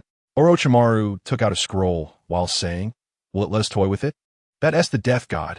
A slight mistake and my soul will be lost. Even if you lose it, it's not a big deal. We can completely revive you," Feiyun said, referring to reviving Orochimaru by awakening the split spiritual power in the Cursed Seal. However, he didn't say this openly with Kabuto present. Orochimaru still shook his head. "I have other, more reliable methods. No need to sacrifice myself. Besides, my impure world reincarnation can only be performed once every 3 years." Orochimaru unfolded a scroll inscribed with the impure world reincarnation formation and took out a lump of corpse residue. At this time, Kabuto also threw an offering in front of Orochimaru. Everything was ready. Impure world réincarnation technique. With a low shout from Orochimaru, the reincarnation formation spread and took shape. as a red-haired man appeared in the secret chamber amidst the screams of the offering. Orochimaru placed 2 control talismans on him. This person is a former elder of the Uzumaki clan. Using him to contract the death god should succeed more. We must maintain enough caution towards such an unknown and dangerous existence. Feiyun, you still have much to learn. Hearing Orochimaru's words, Feiyun understood and had to give a thumbs up, squeezing out 2 words from his throat. Awesome. There are several key points to unsealing the Shinigami. Linking mediums, death god mask, soul offerings, the person wearing the mask, and, of course, a thorough understanding of sealing techniques. Then there's the question of how to survive from the death god's transaction. These conditions seem to only be met by Orochimaru, as only his soul is sufficient to meet the death god's transaction standards. And he is the only one who can avoid the death god's soul transaction through impure world reincarnation. Moreover, this information was just recently told to Orochimaru by Uchiha Feiyun. Feiyun thought that Orochimaru being able to do this was already extremely perverse. However, he never expected that Orochimaru could come up with even more operations using this limited information. Using the soul from impure world reincarnation to trade with the death god. Using impure world reincarnation to trap the death god. Isn't that sinister? It's simply beyond awesome. It still depends on Orochimaru, the little death god. How amusing. But it's also understandable. In the original work, Orochimaru had his hand sealed, making it impossible to use impure world reincarnation, which forced him to risk everything to become a sacrifice for the death god. Under Orochimaru's control, the red-haired man directly put on the death god mask, and in an instant, he seemed to be manipulated by some mysterious force, ultimately posing as if nailed to a wooden frame. Feiyun, Orochimaru, and Kabuto could see nothing, but felt an extremely eerie aura manifesting in the secret chamber, hovering behind the red-haired man. Kabuto was drenched in cold sweat. Whereas the death god? Where is it? Why can't we see it? Feiyun whispered. It should be that only those who contract with the death god or the one being sealed can see the death god. Orochimaru suddenly looked startled, quickly forming hand seals to control the red-haired man with chakra. Seeing this, Kabuto hurriedly asked, Orochimaru-sama, what's wrong? Orochimaru's hands trembled slightly as he formed seals. Interesting. It's contesting for control of the impure world reincarnation. But fortunately, I was prepared. This is being well prepared. The power of the Shinigami is so domineering that if an ordinary ninja wears the mask, they might have their soul taken away directly, unable to do anything. Orochimaru turned his head and instructed Do, bring the other offering up here. As he spoke, Orochimaru formed hand seals and manipulated a man from the Uzumaki clan to control the Shinigami to cut open its belly, releasing a soul. At the same time, the man's belly from the Uzumaki clan also ruptured. Now is the time. Edo Tensei. Orochimaru slammed the remains of the 4th Hokage onto the Edo Tensei summoning array. Accompanied by heart-wrenching screams, a handsome man with golden hair wearing a flashy Hokage cloak appeared. Chapter 52. Minato Namikaze's Orochimaru coldly smiled. This way, the Shinigami should not be able to retrieve Minato's soul, right? Sure enough, after the red-haired man's soul was taken away, the eerie oppressive aura also dissipated. Only a handsome young man with golden hair remained in the scene, comparable to Feiyun. Although still an Edo Tensei body, Minato Namikaze still exuded a sunny and resolute aura. Orochimaru-kun, it seems you have a reason to lose to him, Feiyun said with a chuckle. Orochimaru slightly turned his head and asked in confusion, What do you mean, Feiyun-kun? Feiyun looked Orochimaru up and down, teasingly saying, A gloomy and dark uncle, a sunny and cheerful handsome young man. How should the old folks choose? Is there any need to consider this? He was naturally referring to Orochimaru's defeat to Minato Namikaze in the Hokage selection. Orochimaru snorted coldly, pridefully tossing his head. After installing the control talisman, Orochimaru carefully checked and sensed it, and after a moment, he excitedly said, As expected, there's a large amount of Yin attribute chakra from the 9 tails within Minato's soul. It seems that back then, Minato must have split the 9 tails into Yin and Yang parts, and Naruto has half of the young attribute Nine Tails inside him. Just then, Minato also opened his eyes, staring blankly at his surroundings. Where is this? Mr. Orochimaru. Orochimaru smiled and said, Sashi no Raida, Minato. This is Edo Tensei. I have unlocked the Shinigami's seal and resurrected you.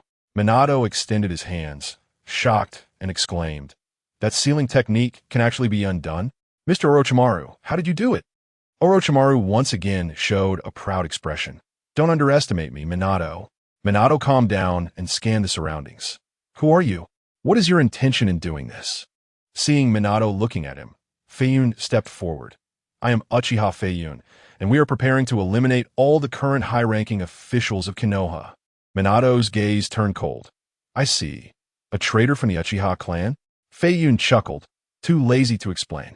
Someone like Minato Namikaze, like Hashirama Senju, only has the village and the will of fire in their minds, and only knows how to eliminate all dangerous elements, without caring about any reasons. I actually have some good things to show you. Minato Namikaze. I wonder what you will think after seeing them. Oh, what is it? Feiyun infused the bits and pieces of Naruto's life into an illusion, showcasing it to Minato through his Sharingan. The sunset in Konoha village dyed the sky red, and the streets were bustling with people, filled with laughter and joy. However, in this lively village, a solitary figure seemed to be forgotten by the whole world, Uzumaki Naruto. He lived in a small, dilapidated apartment, with peeling walls and simple furniture. Yet, every time he returned to his humble home, Naruto would reveal a sunny smile and shout, Tadaima, I'm back, pretending that someone at home was waiting for him. The fridge was often empty, occasionally turning up a few boxes of expired milk and shriveled bread. Every night, he could only curl up in bed, listening to the laughter of other families outside, silently hugging himself. Why does everyone hate me? Young Naruto stood by the swing, watching other children being picked up by their parents, his eyes sparkling with confusion and grievance. He wanted to get closer, but what he received were the cold eyes of adults and the mockery of children. Stay away. Monster, don't play with him. P.S. A demon fox. Your parents died because of you.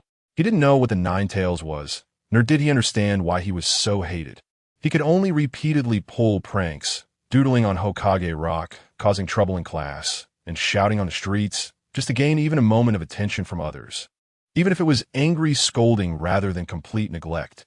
The shops in the village would drive him away upon seeing him or sell daily necessities and food at inflated prices.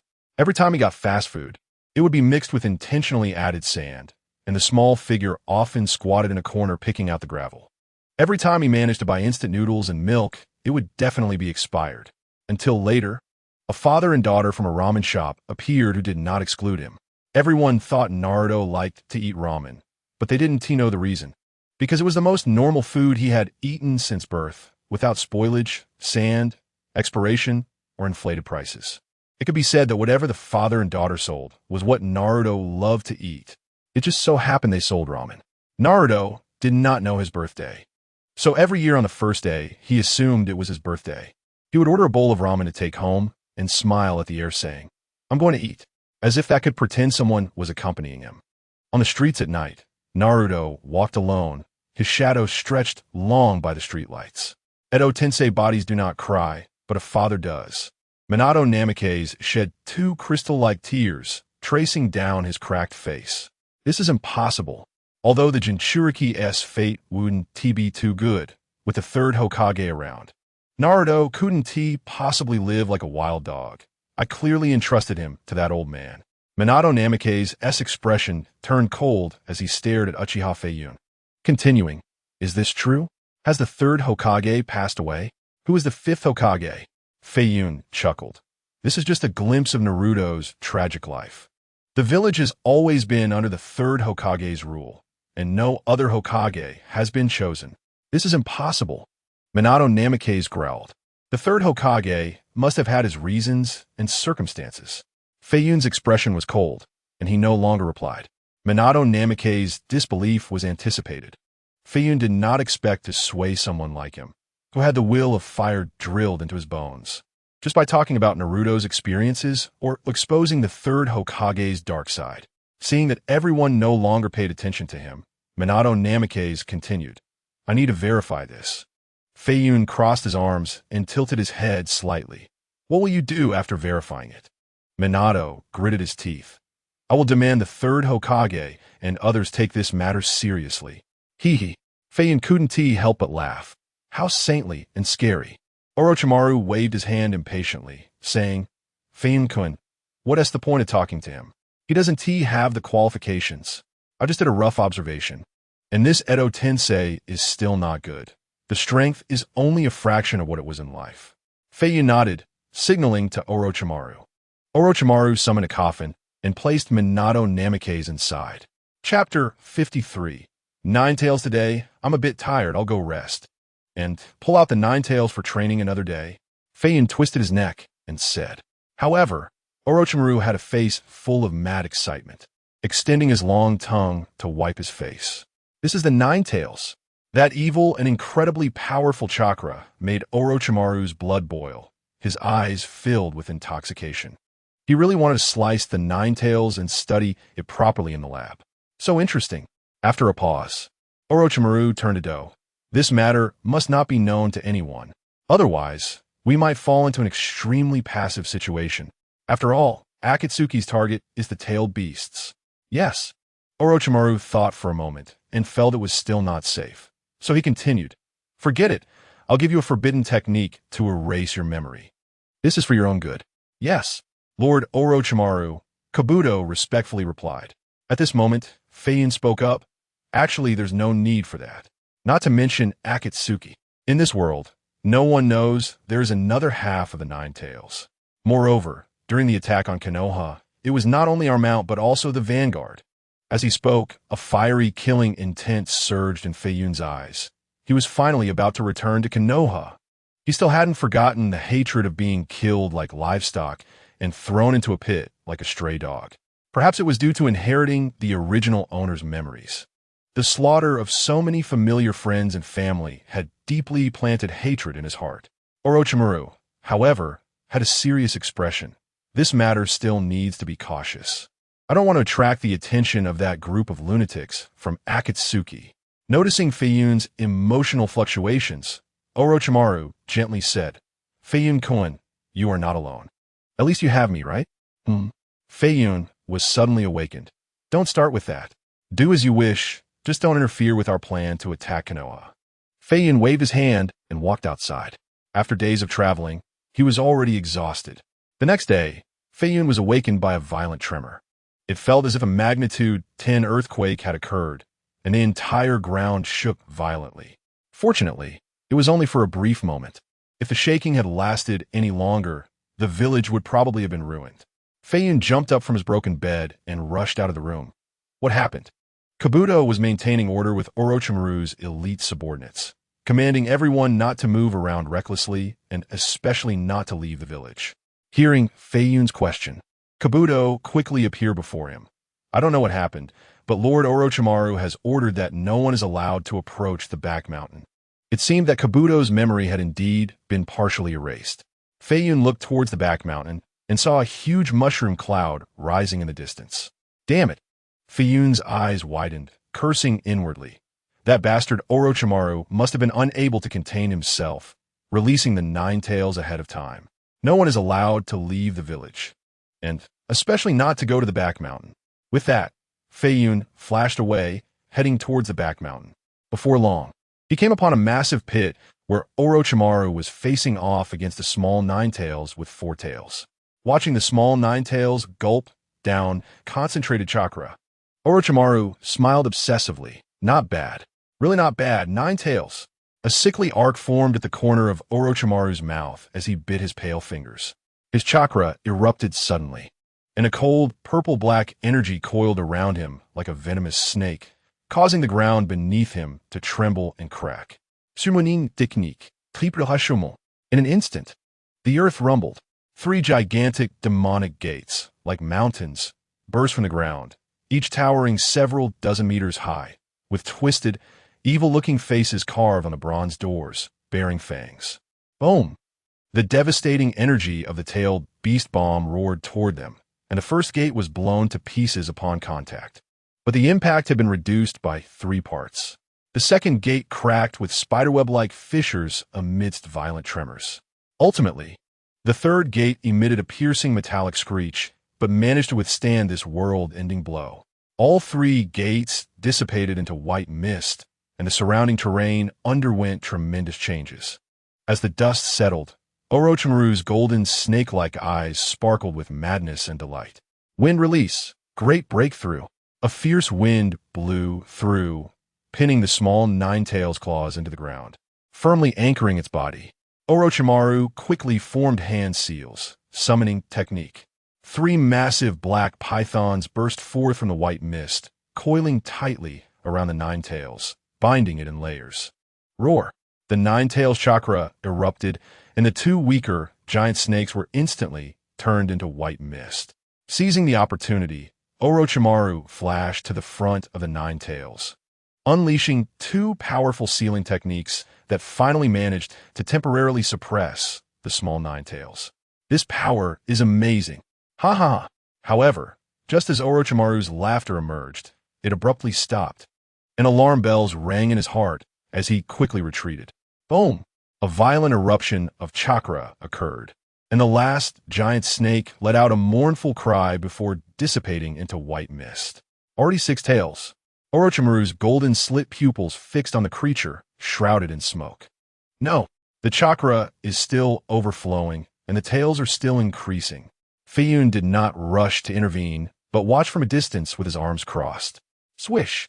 The rapidly growing nine tails darted straight to the top of Orochimaru's head, striking down with a claw. Orochimaru reacted swiftly, opening his mouth wide as a sword suddenly extended out, rapidly lengthening to stab the nine tails away, but it couldn't penetrate. Boom! The nine tails crashed into the forest, kicking up a cloud of dust, shattered wood, and flying stones. Feiyun couldn't help but be slightly surprised. Orochimaru, with both hands intact, is quite strong, able to contend with a tailed beast in this state. Orochimaru's brows furrowed tightly because, in the distant forest, the complete nine tails suddenly roared into existence, radiating terrifying chakra. Looks like things have gone awry. At that moment, Orochimaru turned to Feiyun and smiled. Feiyun-kun, it seems the show has gone on long enough. It's time to take action, right? Feiyun plucked a blade of grass and put it in his mouth, appearing unconcerned.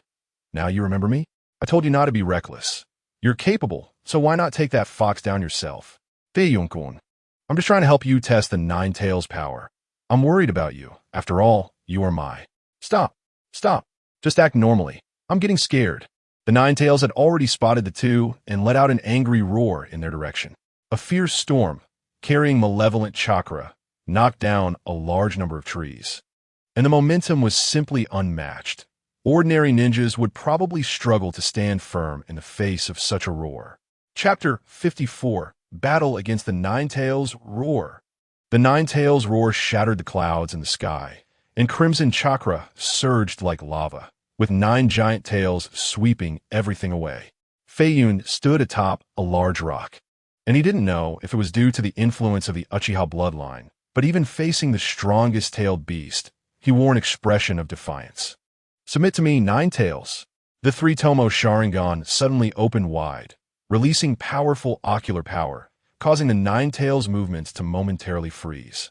But just 1 second later, its pupils shrank sharply, and the chakra of the fox exploded, shattering the illusion. A mere Sharingan thinks it can control me? The Nine Tails' sharp claws tore through the ground as it roared repeatedly.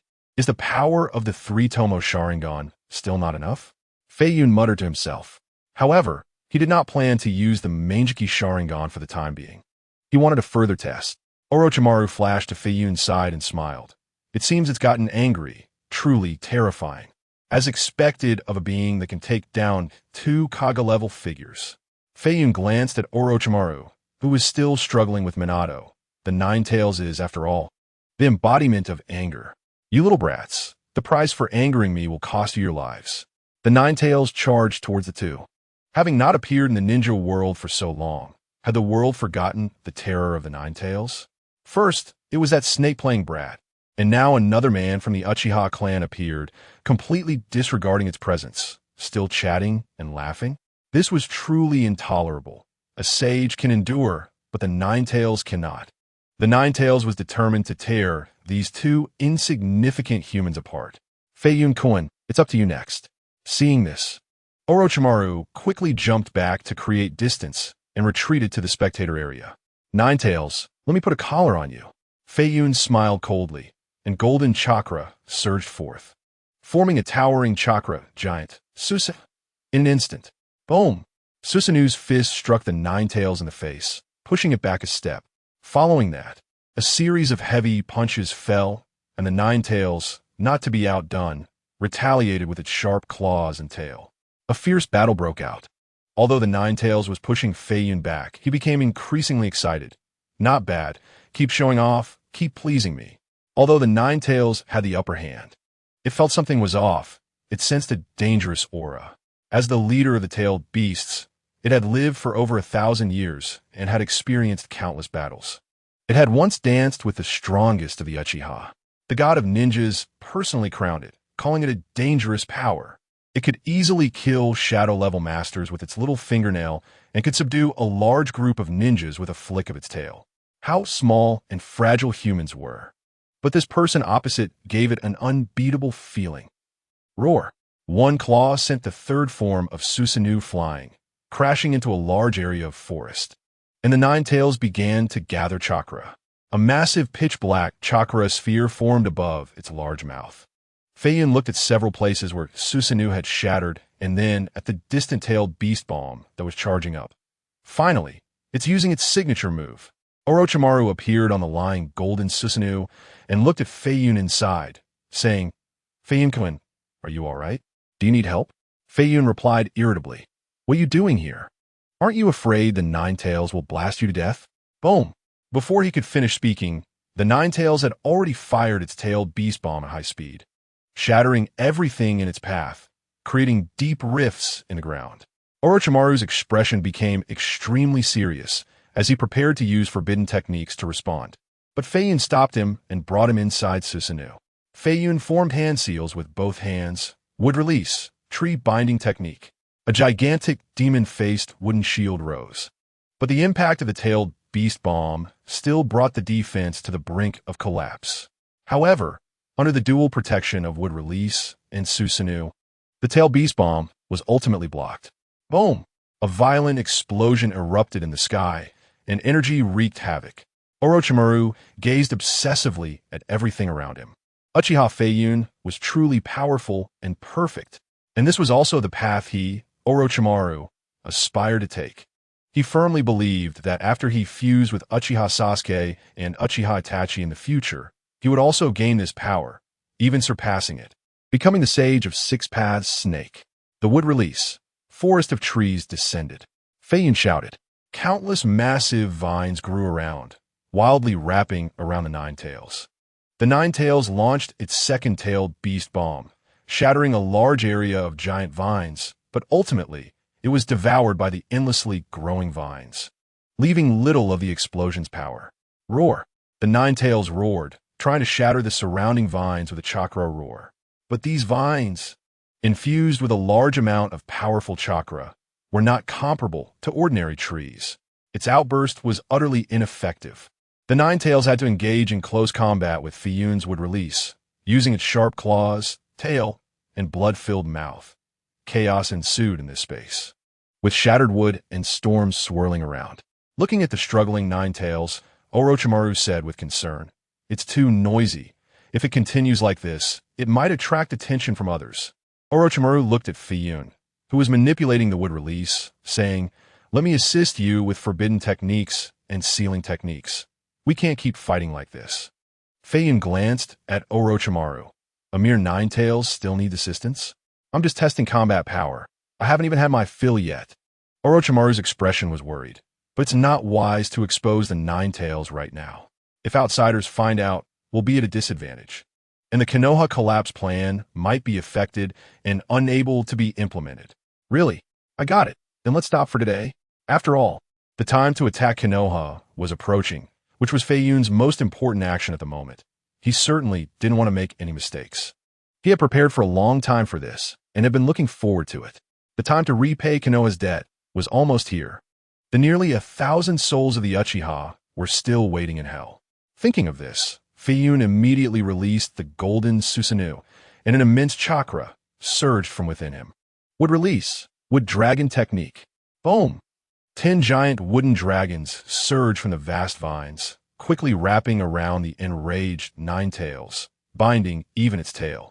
The wooden dragons continuously absorbed the Nine Tails chakra, growing leaves that blocked out the sky.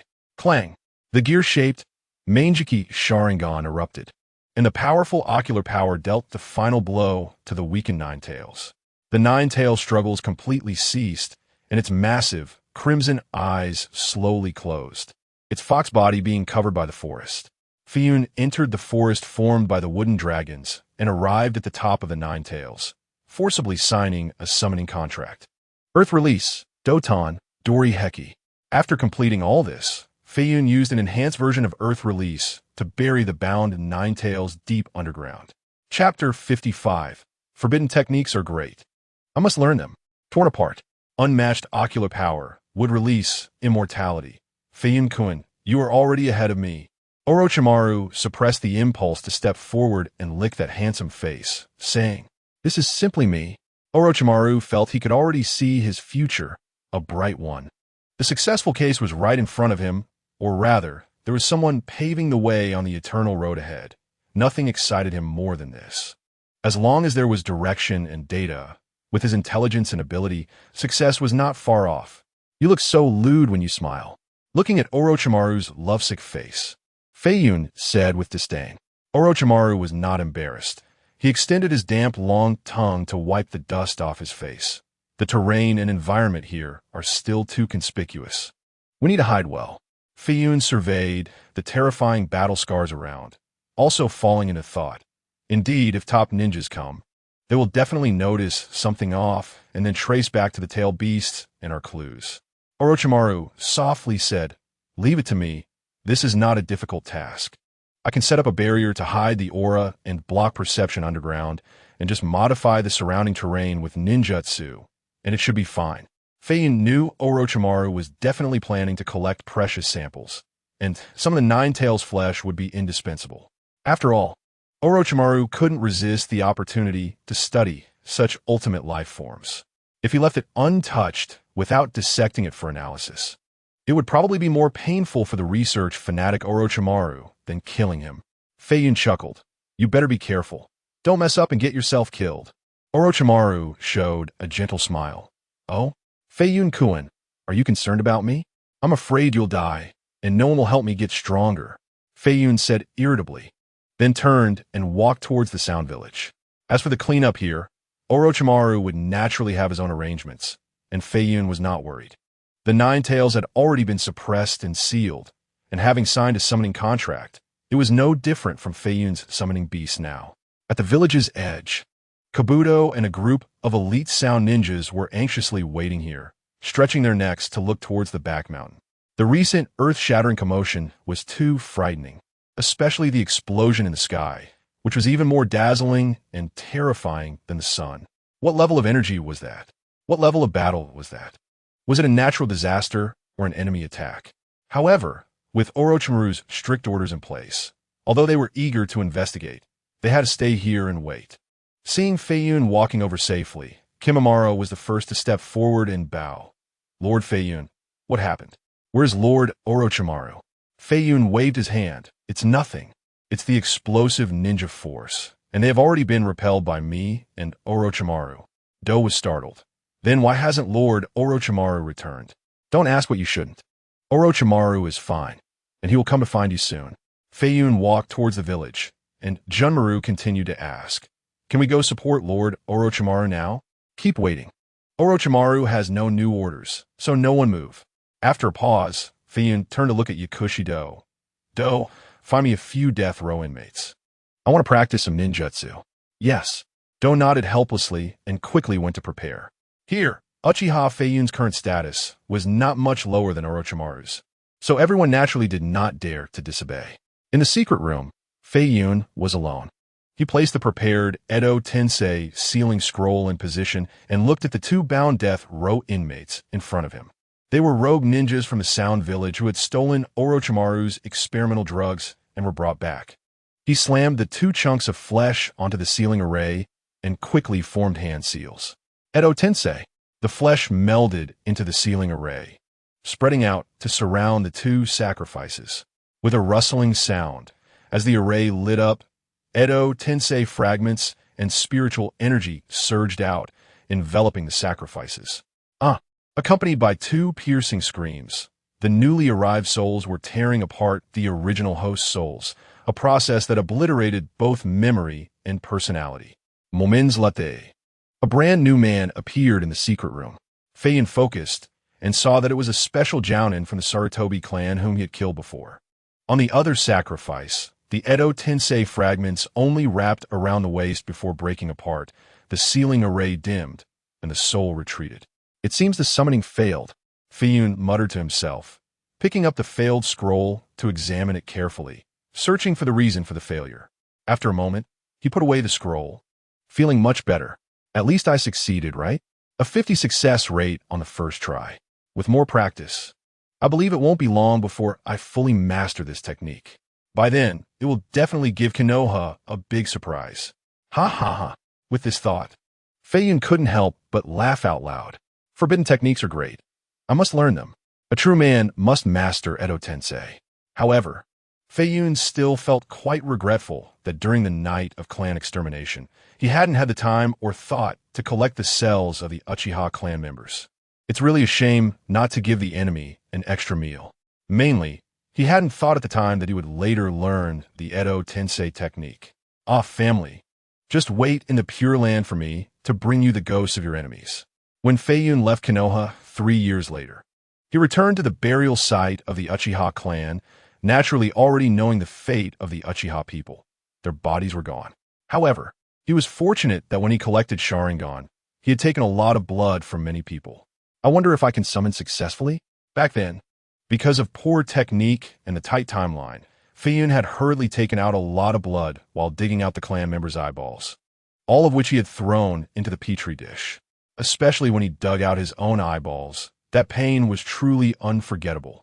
At that time, he had done this to prevent those big eyeballs from falling into Shimura Danzo's hands. After all, once Obito finished cleaning, the next would be root organization cleaning, and no Sharingan should be left behind. Even many young clansmen who hadn't awakened their eyes had been targeted. They probably wanted to try special means to see if they could awaken them. Feiyun looked at the death row inmate in the center of the secret room who was talking to himself, frowning in confusion. Did the Edo Tensei fail? The sacrifice actually didn't die? He stepped forward 2 steps, getting closer to the inmate to listen to what he was saying. Ababab. Feiyun's expression changed to one of realization. It seems the ritual has only progressed halfway, and the soul has only been crushed halfway, turning him into an idiot. Hee brother. You could be considered to have gained from this disaster. Chapter 56. Akatsuki Organization. Thus, Feiyun continued to improve his mastery of ninjutsu during his training and, combined with the intelligence from the Sound Village and the exchange of gold, frequently went out to hunt Konoha's 4 great clans ninjas to accumulate combat experience and skills. Relying on his immortal body and the self-healing ability of Hashirama cells, Feiyun had a high margin for error, so in order to grow, he often suppressed himself and fought to the death with enemies. Commonly known as wasting time, Feiyun finally understood why Uchiha Madara in his memories was so reckless. Because with an invincible body and self-healing ability, it was really hard for a person to maintain their previous vigilance and elegance. Perhaps this is the balance of gain and loss. Time quickly passed another year, during which the Sound Village had begun to take action, and Feiyun's revenge plan had also started to unfold dramatically. Thinking of the grand feast he had meticulously prepared for Konoha's 4 great clans, Feiyun was truly looking forward to it. The spies led by Yakushido had begun to return to Konoha by various means, and Orochimaru, through various methods, had frequently started secret contacts with the Wind Shadow, Raza. Among the 5 great nations, the Land of Wind was the most barren, and they were the most envious of the Land of Fire's territory. For this reason, the Land of Wind had launched numerous attacks, and even though they were far from being Konoha's match, they had never given up. because the desire to enter the city is a primitive human desire. Even though this road is filled with death and the success rate is low, the Land of Wind would not give up on the dream of having fertile land. After all, as long as they succeeded once, perhaps their descendants could have the hope of escaping the barren desert for hundreds of years to come. Edo Tensei.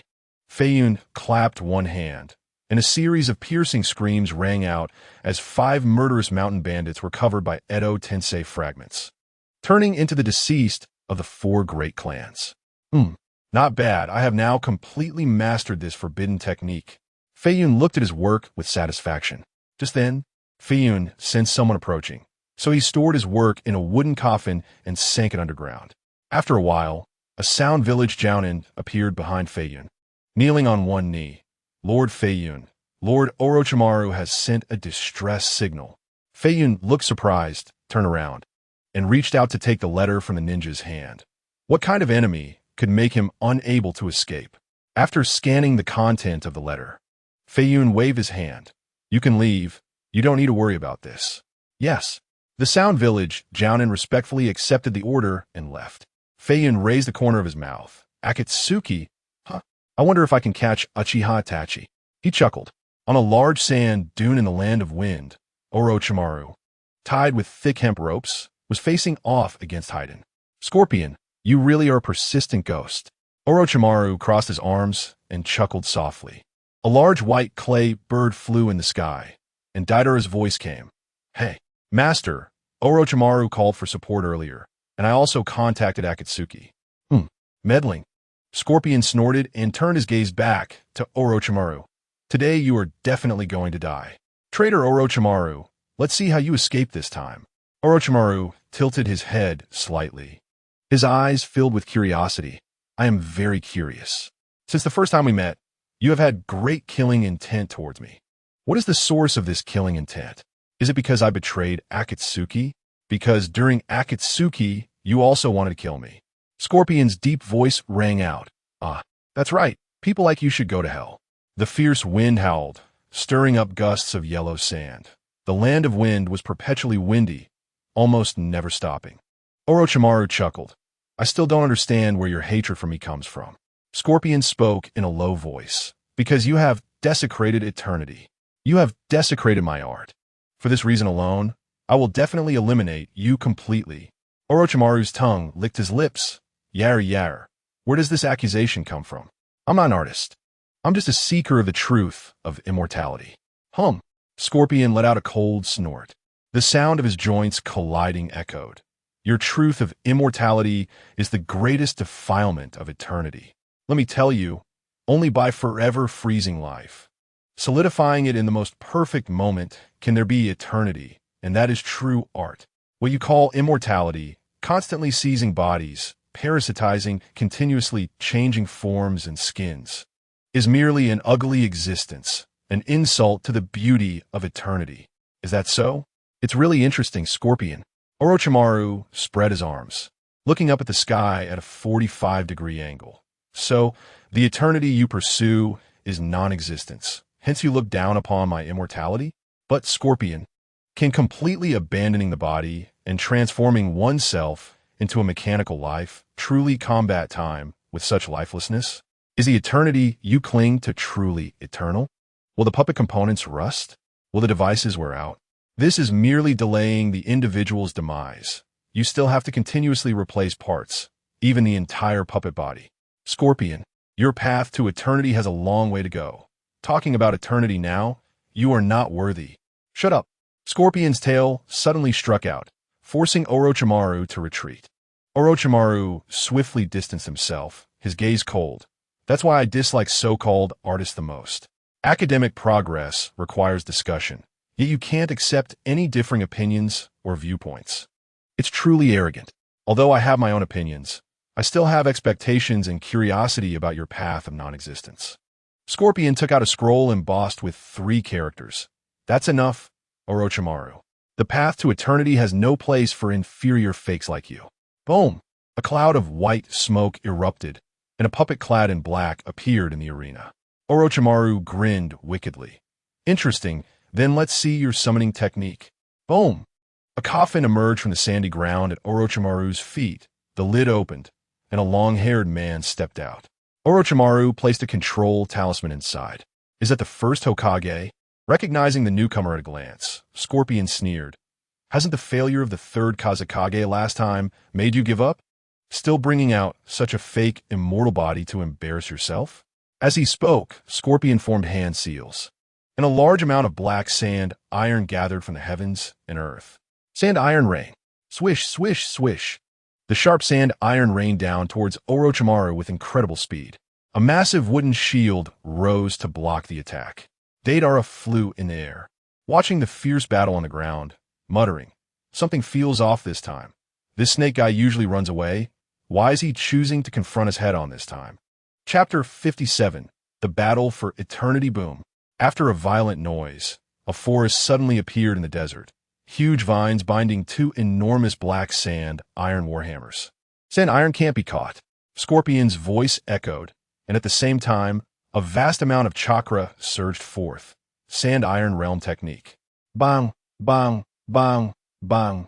The giant hammer shattered, and countless sharp black sand iron linked together, raining down indiscriminately around. The attack range was even broader than that of the wooden forest. Boom! Orochimaru emerged from the shattered body, his golden snake-like eyes sweeping over the broken first Hokage not far away. The impure world reincarnation technique still has flaws. The resurrected cannot exert much strength, compounded by geographical issues. Art is the eternal beauty. Scorpion's voice transmitted through the scarlet flowing lake puppet, resonating with a metallic coldness. And your existence is merely a desecration of the truth. Orochimaru's golden vertical pupil slightly contracted, but a playful curve appeared at the corner of his mouth. Using the corpses of the deceased to prove eternity? How ironic, Scorpion. The sand iron spear suddenly shot forth, and Orochimaru's body twisted and dodged like a snake. The ground where he had been standing instantly pierced with honeycomb-like deep holes. Orochimaru's sleeve slid out the Kusanagi sword, using the power of the dead to pursue eternity. Don't you find that contradictory? Scorpion's puppet master body hidden within the scarlet flowing lake spoke in a deep voice. Shut up. How can a parasite like you, who constantly changes vessels, understand the true meaning of eternity? The sand iron coalesced in the air into a massive shuriken, spinning rapidly as it slashed towards Orochimaru.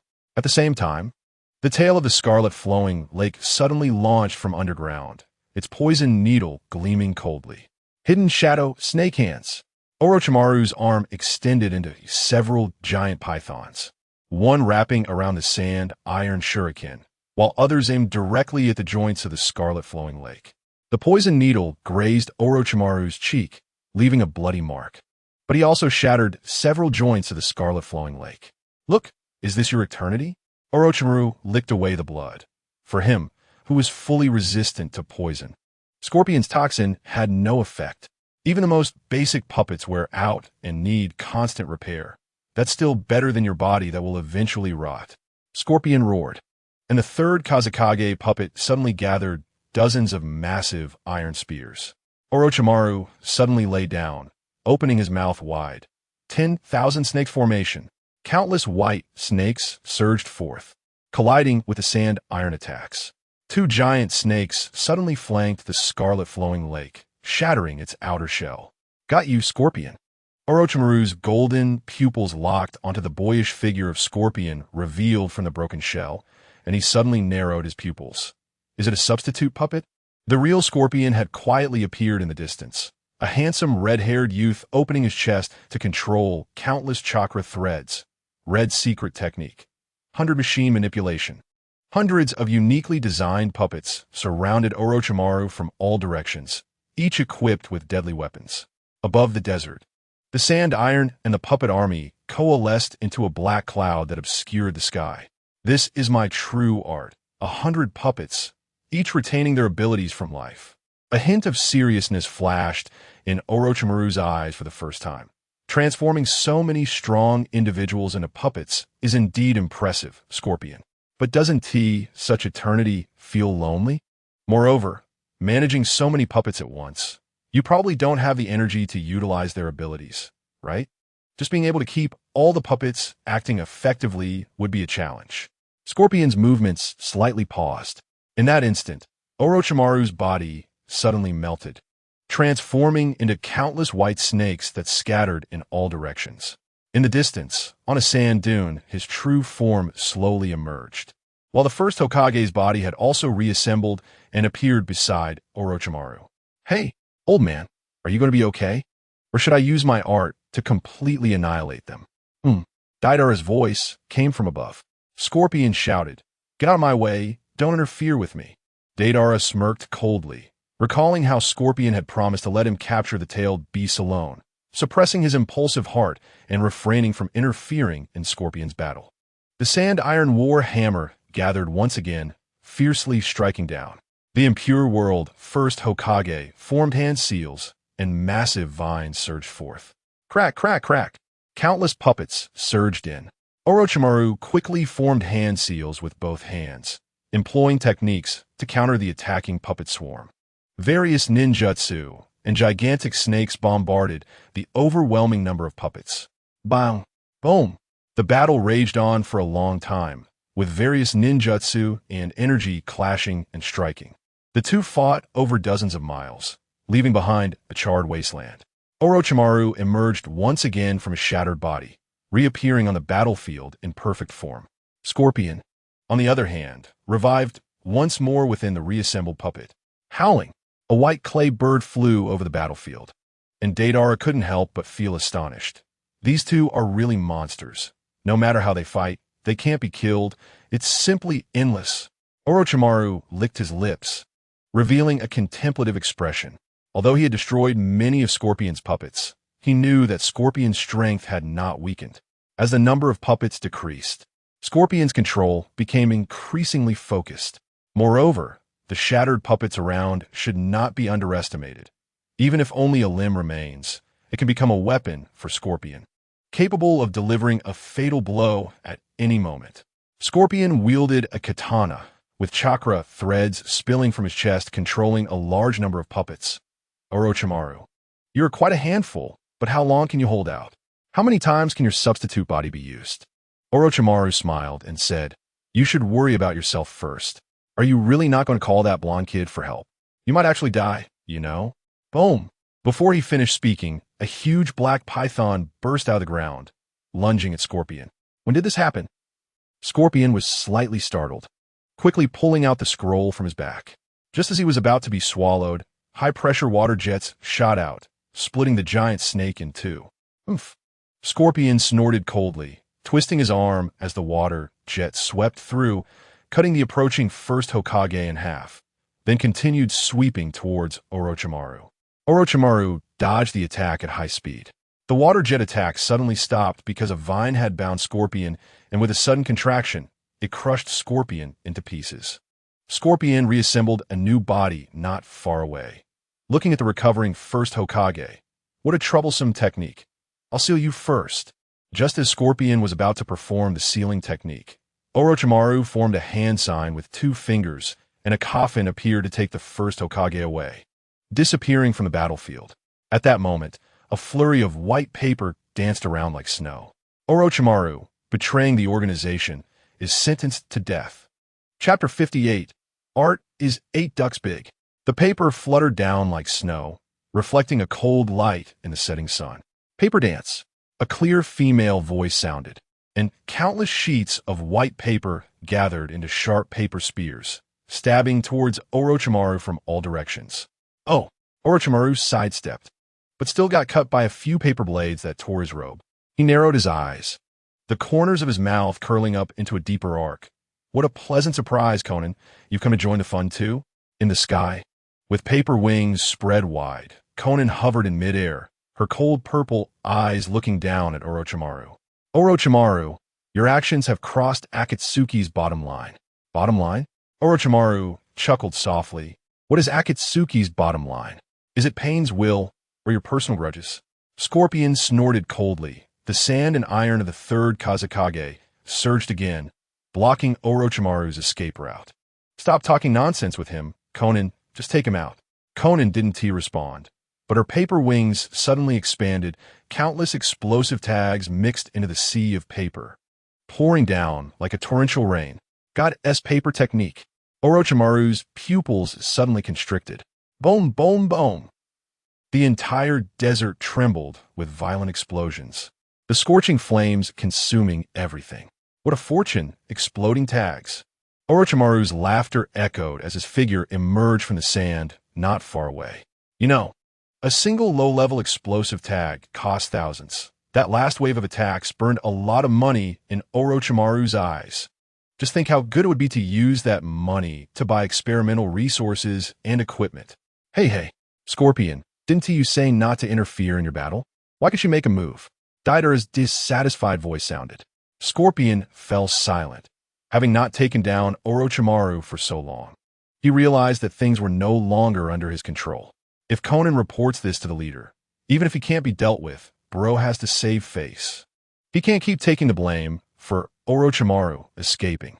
Konan's pleasant voice came through. Let us attack together. We absolutely cannot let Orochimaru escape this time. Deidara shouted excitedly, pulling out the already prepared clay figurine. All right, you all step back and witness my art. Huh.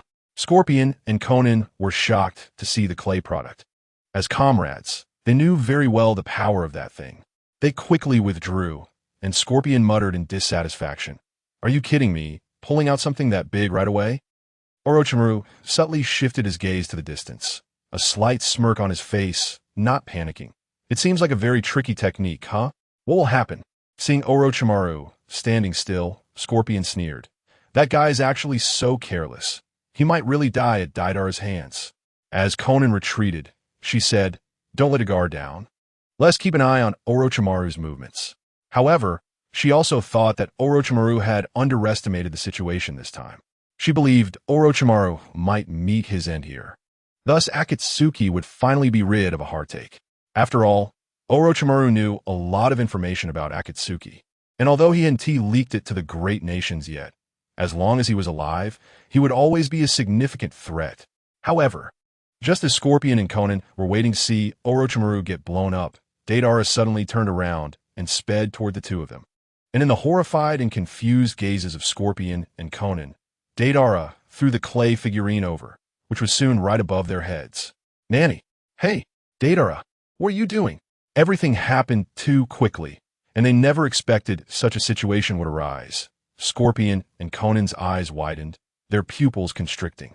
At this point, it was too late to escape, and they were indeed members of Akatsuki, quickly steadying their racing hearts and fully mobilizing their chakra. Boom! The blinding flames dyed the sky red, and a massive mushroom cloud rose, the strong shockwave sweeping up the surrounding yellow sand for miles. Art is 8 ducks big. A loud voice shouted Deidara's original slogan, as the clay figurine spread its arms, as if embracing the massive mushroom cloud before them. Orochimaru's south eyes curved into crescent moons, smiling as he said, Ola, Ola, this is truly an amazing explosive ninjutsu. Deidara, you arrived just in time. I was almost killed by them. Deidara snorted, glancing sideways. You think it's that easy for them to let you go? You want me to help you deal with Akatsuki, don't you? Don't say that. Deidara, Akatsuki is your enemy too? Isn't it? Hearing this, Deidara didn't continue to refute Orochimaru's words. After all, there were indeed 2 mortal enemies, Itachi Uchiha and Obito Uchiha, within Akatsuki. The powerful shockwave lifted the clothing of both Deidara and Orochimaru, making it flutter loudly. However, the two remained rooted to the spot, unmoving. Deidara withdrew his sensing ability, frowning. Itachi Uchiha is actually not here? Then what am I fighting for? I'll leave the rest to you. Orochimaru's smile froze. Softly saying, Deidara, I fought for too long earlier. I've consumed too much chakra. Already then you'd better teach me a forbidden technique, or I'll leave. Fine then. Compared to the leisurely conversation between Deidara and Orochimaru, Deidara was already dumbfounded, trembling as he looked at his own hands. What was that just now? Deidara locked onto the handsome man with black fragmented hair that had just appeared below through the device in his left eye. He had just been caught by this person's technique. The camera zoomed in, and Deidara couldn't help but grit his teeth. I see. Is it the ability of the Mangeki Sharingan? Another arrogant Uchiha relying on his bloodline. Damn. Although Deidara wanted to rush over and showcase his art, he was more concerned about Scorpion and Konan's safety and quickly looked down towards the explosion site. After all, if he really blew them up, wouldn't he, the leader of Akatsuki, skin him alive? As the dust gradually settled, they saw a scene of devastation below. A massive black iron shield and a paper wall made of countless chakra-infused papers standing tall. At this moment, the paper wall was already in tatters, and the sand iron giant shield was slowly turning to sand. Scorpion and Konan appeared, breathless, behind their double defenses.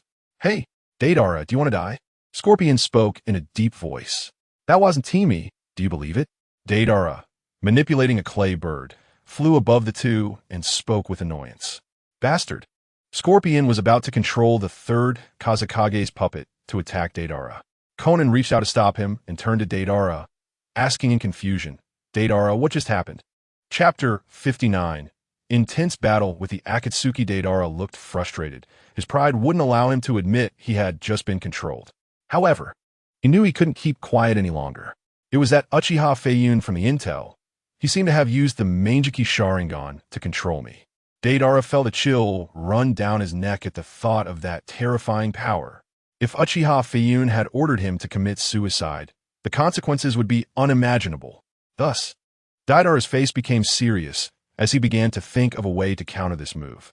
Konan, who was responsible for intelligence work, realized what was going on as soon as she heard Uchiha Feiyun's name. After all, Uchiha Feiyun had always been a target for recruitment by the Akatsuki, and the organization had put in considerable effort to investigate various information about him. Konan furrowed her brows slightly. He actually teamed up with Orochimaru? This could be troublesome.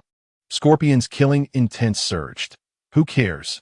If that's the case, then let's take him down together. Hey, who are you planning to take down? Just as the three were conversing, a voice belonging to a handsome man with black, messy hair rang out, startling them as they turned to look at him. Uchiha Feiyun was leisurely sitting on the back of a broken puppet, watching Konan and the others with interest. Orochimaru also slowly walked over from a distance, wearing a sinister smile. Konan quickly composed herself and said in her melodic voice, Uchiha Feiyun, we've been watching you for a long time. Join us, and we will help you achieve your goals. Feiyun appeared slightly surprised. Was this a recruitment? He never expected to be recruited by the famous Akatsuki. Feiyun retracted his expression and smiled, saying, although I admit you are powerful and your outfits are quite stylish, I can join you, but what? Feel free to say any request you have. Konan gently replied, maintaining a soft tone with any of Akatsuki's partners. Feiyun smirked, but you must promise me to help me take down Uchiha Itachi and Uchiha Madara first. Itachi's popularity is really low. Even his own clan wants to take him down, Deidara laughed. Of course, a man who could kill his entire clan wouldn't have friends, would he? But what's the deal with Uchiha Madara? Scorpion also spoke up. At that moment, Konan was already shocked to the core. How'd he know about Uchiha Madara's existence? This was too shocking. Logically speaking, no one should know this intel. Moreover, why did he want to take down Itachi and Madara? Wasn't he an accomplice of Itachi? Suddenly, countless pieces of paper flew around Konan, and powerful chakra began to erupt. It seems you have some history with Itachi, but since that's the case, we can only fight. Scorpion's eyes turned cold. That's how it should be. I'll deal with Orochimaru, Deidara. You and Konan take down this Uchiha brat. Deidara excitedly put his hands into his ninja pouch. I won't fall for your Jinjutsu again. Fire style. Great fireball technique. Feiyun directly unleashed his ninjutsu, while simultaneously using the Mangeki's ability to amplify the fireball. A fireball almost blocking out the sky smashed towards Deidara in the air. What? How could the range of ninjutsu be so large? Deidara manipulated the clay bird to escape at high speed, but was still hit by the fireball, causing it to lose its ability to move. In a moment of desperation, Deidara detonated the bird, using the explosion's shockwave to retreat, and threw out another clay bird, forming a seal to activate it.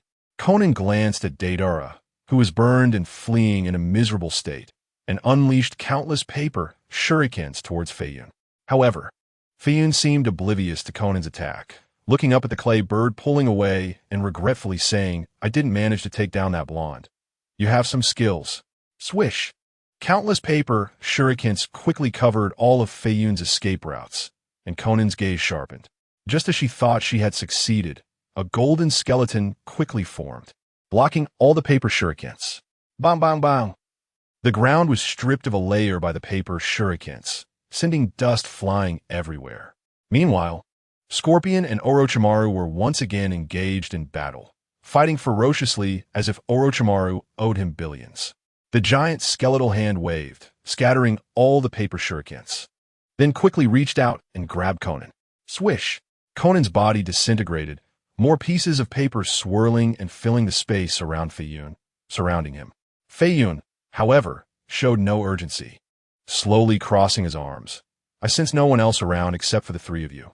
Has Nagato not come?" Upon hearing this, the surrounding papers paused for a moment. Feiyun glanced at the white clay bird high in the sky. "At this distance, they can't hear our conversation." After a moment, Conan's trembling voice finally spoke. "How do you know so much?" This was simply too outrageous. Conan was genuinely shocked. Even in the Akatsuki, very few knew of Nagato's existence, only knowing of pain. Even in Amage Cure, everyone only knew about the angel in pain. First, he knew about Uchiha Madara's existence, and now he directly mentioned Nagato's name. How did this Uchiha Feiyun know all this intel? Feiyun's Manjiki Sharingan lit up as he softly said, "I know even more. That Uchiha Madara is nothing but a fake, just a rat hiding in the gutter." Conan couldn't maintain her composure, shouting, "Do you think I would believe you?" Feiyun looked at the liquid dripping from the giant skeletal hand. He knew Conan had covered her technique with water chakra, probably to counter his fire techniques. "You will believe it, Nagato, and you are not fools. I don't believe you wouldn't have doubts." After a pause, Feiyun continued, "There are many ways to verify this. You control a ninja village and the Akatsuki. You should be able to find something." Feiyun was well aware that Nagato didn't fully trust Uchiha Obito, who was impersonating Madara. Otherwise, after all these years, he wouldn't have merely focused on gathering funds, thinking of creating tailed beast weapons to suppress the ninja world by force. The countless pieces of paper automatically folded into shurikens, spinning rapidly to cut through Feiyun's skeleton, trying to find the weakness of Susanoo. A despicable psychological ploy, trying to make us lose our footing. Opposing the Akatsuki won't end well. Joining us now is still possible. Conan's voice was cold. Feiyun allowed the paper shurikens to bombard him and continued, "It's ridiculous. If it weren't for the fact that we have a common enemy, I wouldn't bother talking nonsense with you." Chapter 60. Intense battle with the angel. Although Conan was still attacking, her heart was not at peace. Already stirred up with turbulent waves, she and Nagato had tested and investigated the mass Madara's true identity over the years, but there had been no progress. The words of this Uchiha man, knowing about Nagato and Uchiha Madara, made it impossible for Conan to ignore him. Conan's voice echoed from all directions, her real body hidden within the sea of paper. "Uchiha Feiyun, it seems you know a lot. Since you say we have a common enemy, how about cooperating with us?" Feiyun raised an eyebrow. "Oh, do tell. How would that cooperation work?" Conan's pleasant voice continued, "Join the Akatsuki. Come back with me to meet the leader. As long as your intel is true, we will help you. After all, we and Uchiha Madara are not on the same side." Hee. Feiyun chuckled lightly, saying, "Unfortunately, you Akatsuki do not have the qualifications to recruit me." Shannon raised her voice. "We are not qualified? Do you know how strong the Akatsuki is? The leader has never been defeated. Since you have allied with Orochimaru, you should also know about the existence of the Rinnegan and Pain's strength, right?" As the sea of paper spun around her, enveloping her, Feiyun as Sharingan turned, glancing at the distant giant snake and the sand-iron warhammer. "A mere borrowed Rinnegan and a manipulated Akatsuki, you probably can't even protect yourselves, so why would I choose to join you?" After a pause, Feiyun continued, "If you want to cooperate, you should solidify your position first. Right now, you and Nagato are just pawns of Uchiha Madara." Shaonin suppressed her inner doubts. She wanted to extract more information, So she continued, "The power of the Rinnegan is absolute. No one can sway Nagato's will." But Feiyun fell silent, the gear-shaped Sharingan spinning as he tried to find Xiao Nan's true form within the sea of paper. Xiao Nan was well aware of the terror of the Sharingan, constantly hiding and changing her true position. Since she couldn't persuade him, she planned to take Uchiha Feiyun back to the Rain Village and slowly gather the information he knew. The atmosphere suddenly became tense because Feiyun had discovered a large number of explosive tags mixed in with the sea of paper. "Damn, are you really going to throw money at us? No wonder you're the legendary richest woman in the ninja world. Try this." Deidara's voice came from the sky. He was fully prepared and had returned. Dozens of fast-moving clay birds rushed in, merging with Xiao Nan's explosive paper swords to sweep toward Uchiha Feiyun in the center. "Huh." Deidara formed a hand sign and shouted. At the same time, Xiao Nan detonated countless flying paper swords. Boom! Boom! Boom! The violent explosions continued for a while, leaving the ground in ruins, flames and smoke rising into the sky. "Did we succeed?" "Yeah." Deidara excitedly clenched his fist. Xiao Nan hovered in midair, her paper swirling around her, fixating on the center of the explosion. Suddenly, a chakra disc shaped like a comma flew out of the smoke, heading straight for Deidara's mouth. "What is that?" Deidara hurriedly maneuvered the clay bird to dodge. Boom! The smoke dispersed, revealing a gigantic golden chakra giant throwing a second comma-shaped disc. Susanu's third form. Feiyun coldly stated, "This is the Yada mirror." Deidara had already dodged the second Yada mirror, but the first one returned and collided with the second. Not good. Both Xiao Nan and Deidara exclaimed simultaneously, their battle instincts telling them that such a powerful chakra collision would definitely lead to something catastrophic. Boom! Indeed, a massive explosion of fiery energy erupted in the sky. Even though Deidara used the giant clay bird to block it, he was still blasted away, landing in the distant desert, unsure of his fate. Feiyun controlled Susanu, wielding a chakra blade, heading toward Xiao Nan, who had successfully evaded the explosion. Xiao Nan formed hand seals with both hands, summoning the sea of paper and countless paper clones around her, staring intently at the golden chakra giant. Feiyun scanned the surroundings. As expected of an Akatsuki member, dealing with you is quite troublesome. Xiao Nan gasped lightly. What kind of ninjutsu is this? How can it be so powerful?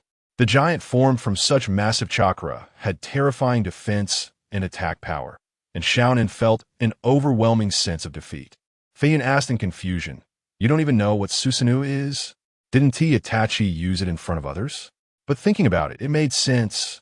Someone as cunning as Itachi would never let outsiders know his trump cards. Feiyun crossed his arms and continued, "You are too weak, just a bunch of sand. If you want to defeat me, you should call Nagato. Only he can make me feel entertained. Can you tell me how you know of Nagato's existence?"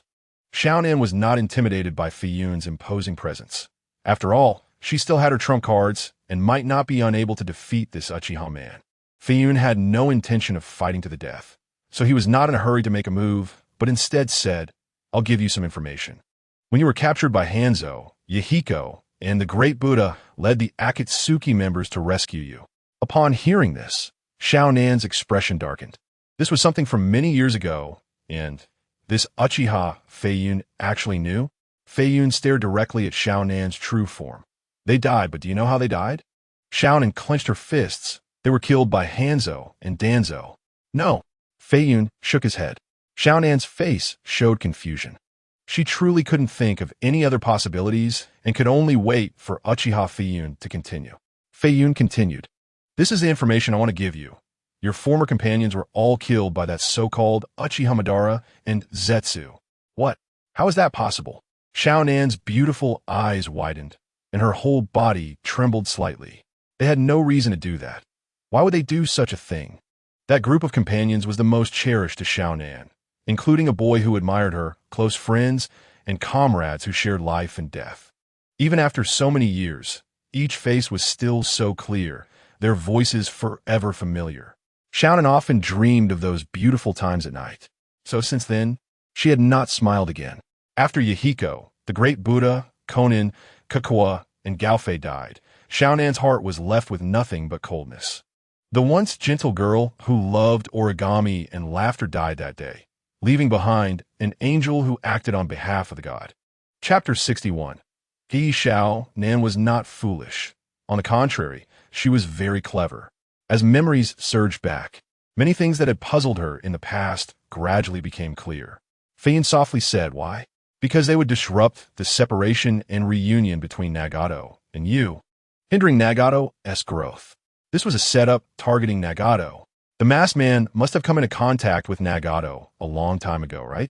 Xiaonan still found it hard to believe, but she knew that this Uchiha Feiyun must know many secrets. Therefore, she still planned to do her utmost to capture Feiyun. As long as she could capture him, she could use Pain's abilities to obtain all the information in his mind. Feeling the killing intent emanating from Xiaonan, Feiyun also lost his patience. "Forget it. I will kill them my own way. Since you refuse to listen, then die." Feiyun's gaze turned cold, and a vast amount of chakra surged within him. Just as both sides were preparing to strike, Xiaonan and Scorpion, who was in combat, suddenly paused. They received the leader's order to retreat. Xiaonan gritted her teeth. "Uchiha Feiyun, I will investigate what you said." Seeing Xiaonan about to retreat, Feiyun spoke.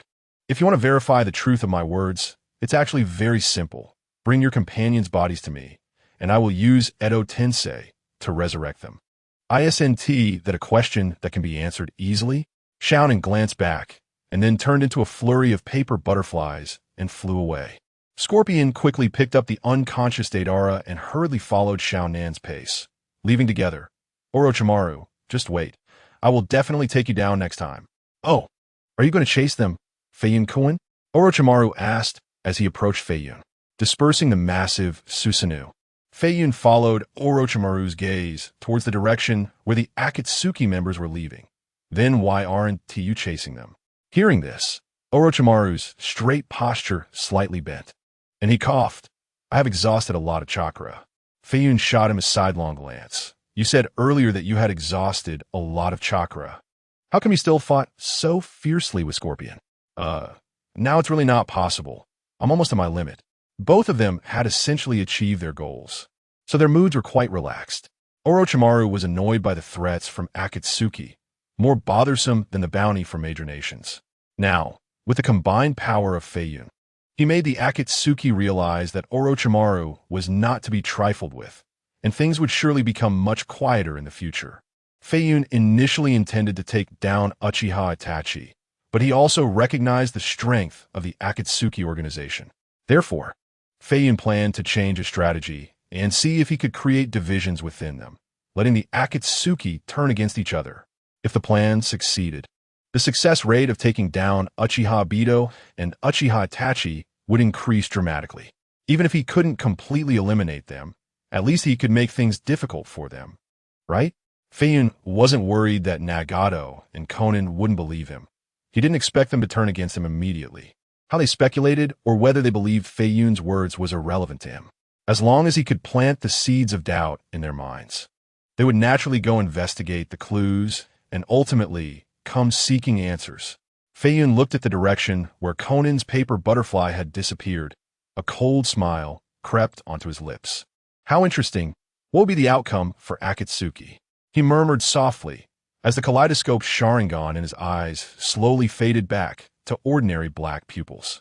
Orochimaru stood beside him, his golden snake-like eyes flickering slightly, his hoarse voice tinged with amusement. "Feiyun, it seems you understand the Akatsuki organization even better than I imagined." Feiyun smiled sideways. "You're not bad either. You know all of Scorpion's characteristics well." Orochimaru chuckled softly. "After all, we were once companions." Feiyun didn't reply, but instead looked up at the sky, as if deep in thought. After a moment, he spoke. Their retreat was too sudden. Nagato, or rather, the order from Pain, probably indicates that their intention is not just to leave so simply. Orochimaru crossed his arms. "What do you mean?" Feiyun narrowed his eyes slightly. "Nagato probably wants to use us to deal with or weaken Konoha. After all, Konoha is also their greatest hatred. Most of the suffering in the Land of Rain comes from Konoha." Orochimaru's lips curled up. Is the enemy's enemy a friend? Interesting. Orochimaru licked his lips. revealing a cold smile. It seems we need to speed up our actions. Feiyun did not respond, but turned and walked away. Seeing this, Orochimaru raised an eyebrow. Aren't you going to chase after them? No need, Feiyun replied without looking back. Since Conan said she wanted to investigate, she will definitely verify what I said.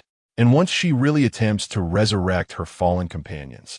His footsteps paused slightly, a cold arc appearing at the corner of his mouth. Then the real show will begin. Orochimaru's expression was curious. He was eager to know what Feiyun and Conan had discussed. So he followed with a serpentine step. What interesting thing is this? Tell me.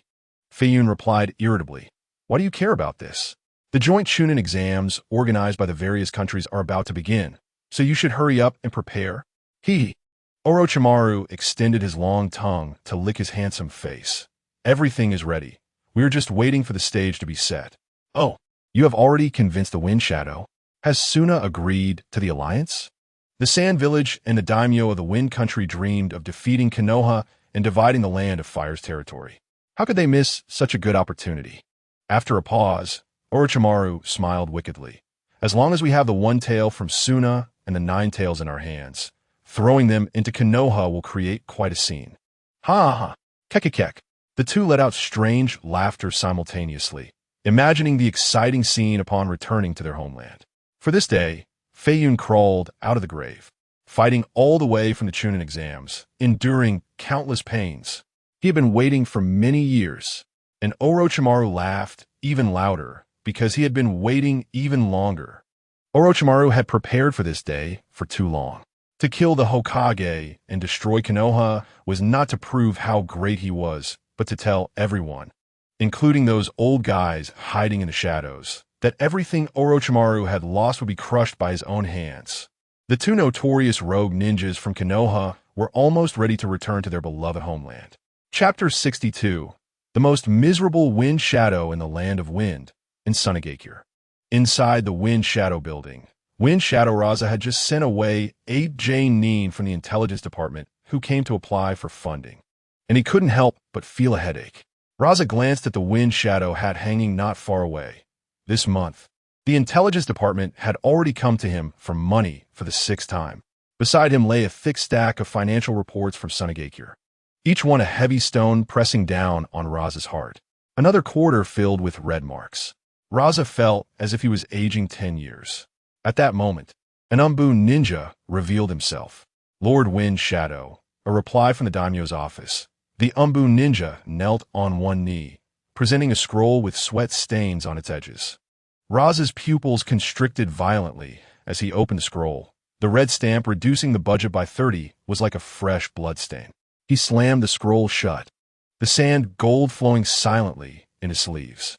What suffocated him even more was that the Iwagakure envoy would arrive tomorrow, and those messengers dressed in fine silk would visit the impoverished people of Sunagakure like they were animals in a zoo, then discuss the allocation of funds for the joint Chunin exams in a condescending tone.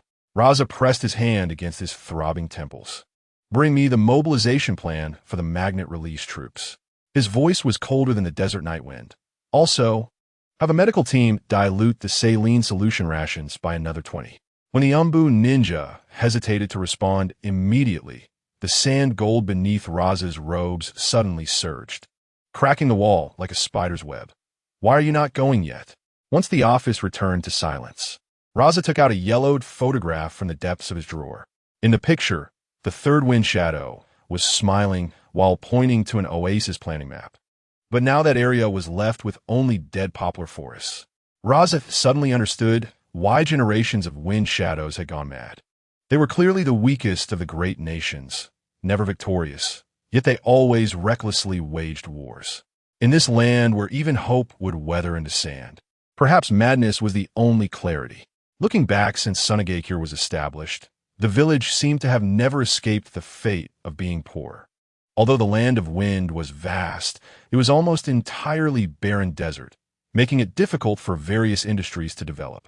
This led to the daimyo's office being the poorest among the 5 great countries, and the funding allocated to Sunagakure was naturally less than that of the other great nations.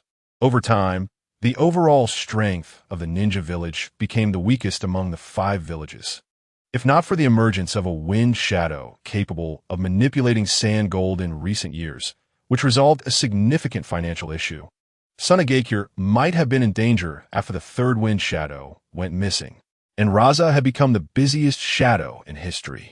Raza's parents had died long ago, and after becoming wind shadow, he dealt with endless official business during the day and had to rush into the desert at night to use his abilities to pan for gold. Even though Raza worked day and night, it was still a drop in the bucket, unable to save the vast Sunagakure and the poverty of the land of wind. Not enough. It was simply not enough. Medical department, puppet department, ninja school, death benefits, urban maintenance, village construction, sand barrier reinforcement projects. Raza looked at the mountain of funding application forms piled on his desk. He was too tired, too oppressed. He was going crazy. He had finally married a wife, but she died during childbirth. There was too much pressure weighing down on Raza, and many times he had the impulse to end it all. Knock, knock. A knock sounded at the door. Raza put on a stern and serious demeanor. The emotions in the heart of the wind shadow could not be displayed. If ordinary ninjas saw his worries and troubles, it might cause panic among them. Komin, A.J. Nin from Sunagakure hurriedly pushed the door open. Lord Wind Shadow. Shikaku has gone berserk. Raza gritted his teeth and asked, "What happened?" Lord Gaara. He accidentally fell asleep. Shikaku took the opportunity to appear and was rampaging in the village. Raza slammed the table in anger. Furious at this useless thing, was it still not capable of being put to good use? Great. Now he would have to pay a lot more money. The sealing techniques of Sunagakure were very poor. Not to mention they couldn't compare to the sealing techniques of the Uzumaki clan in KONOHA. They couldn't even match those of any major nation. The sealing power of Sunagakure was very limited, and the Jinchuriki had to remain constantly alert. Otherwise, their bodies would be taken over by Shikaku and go berserk. Raza wished he could slap Gaara, this unfilial son, who not only caused the death of his own mother, but also brought him great trouble. It had only been about 10 years without sleep, and he couldn't hold on anymore. At this age, it was the time to strive and fight. How could he sleep? Raza quickly locked away the documents, flashed out of the Kazekage building, and rushed to stop the tailed beast from going berserk. How ridiculous! A mere tailed beast, I can suppress it back every time. Why does it never give up trying to run out and cause trouble? To the southeast of Sunagakure, a gigantic sandy body was continuously growing larger, and the surrounding buildings were being destroyed. Shikaku's excited scream echoed. Daddy's son. Ha ha, I'm finally out. With a whoosh, a sky full of golden sand rose up, and Raza stood with arms crossed at the peak of the golden sand. Yo, Shikaku, what do you want to do? Shikaku screeched, trying to break through the encirclement. But this was Sunagakure, the territory of the Kazekage. It didn't take long for the 4th Kazekage Raza and the elite Jounin from the barrier team to suppress Shikaku again and seal it. Raza frowned as he looked at the large area of the village that had been destroyed, sighing inwardly. The golden sand slowly sank underground. This sand wasn't real gold and needed multiple processes to refine, and in the end, not much would be produced. So its value was actually quite limited. It was better to use it as a weapon. However, it seemed that Raza would have to refine more golden sand to repair the village. Kazekage-sama, you were looking for me? The elite Jounin Maki, who was half covering his face in a shy manner, bowed respectfully. Raza stood at the edge of the tall tower, looking at the dusty village. Maki, we must strike. Maki's expression turned serious. Kazekage-sama, do you intend to agree to the alliance with Otogakure? But they're just a small nation. Could it be too risky? Raza shook his head. Although they don't have many ninjas, they have top-tier combat power. You know the situation of Sunagakure. No matter how dangerous it is, we must try. Maki deeply bowed. I will follow Kazekage-sama's decision. We will definitely follow to the death. A gentle breeze blew, lifting the Kazekage's robe as Raza looked up at the sky. You take some people to the land of rice and discuss the detailed cooperation plan with Orochimaru. Yes. Chapter 63. Visitors from Sunagakure in the land of rice, in Otogakure.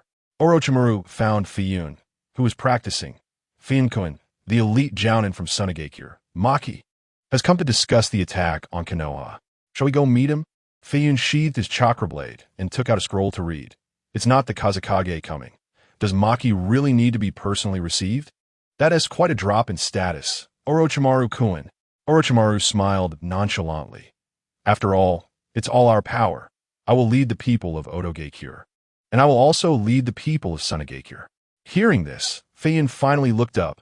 Oh, right. You must be planning to eliminate the fourth Kazekage. Orochimaru-kun. Isn't it too ungrateful to betray an ally? But I like it. Ha ha. Feiyun was genuinely curious. The memory of the fourth Kazekage's death was too strange.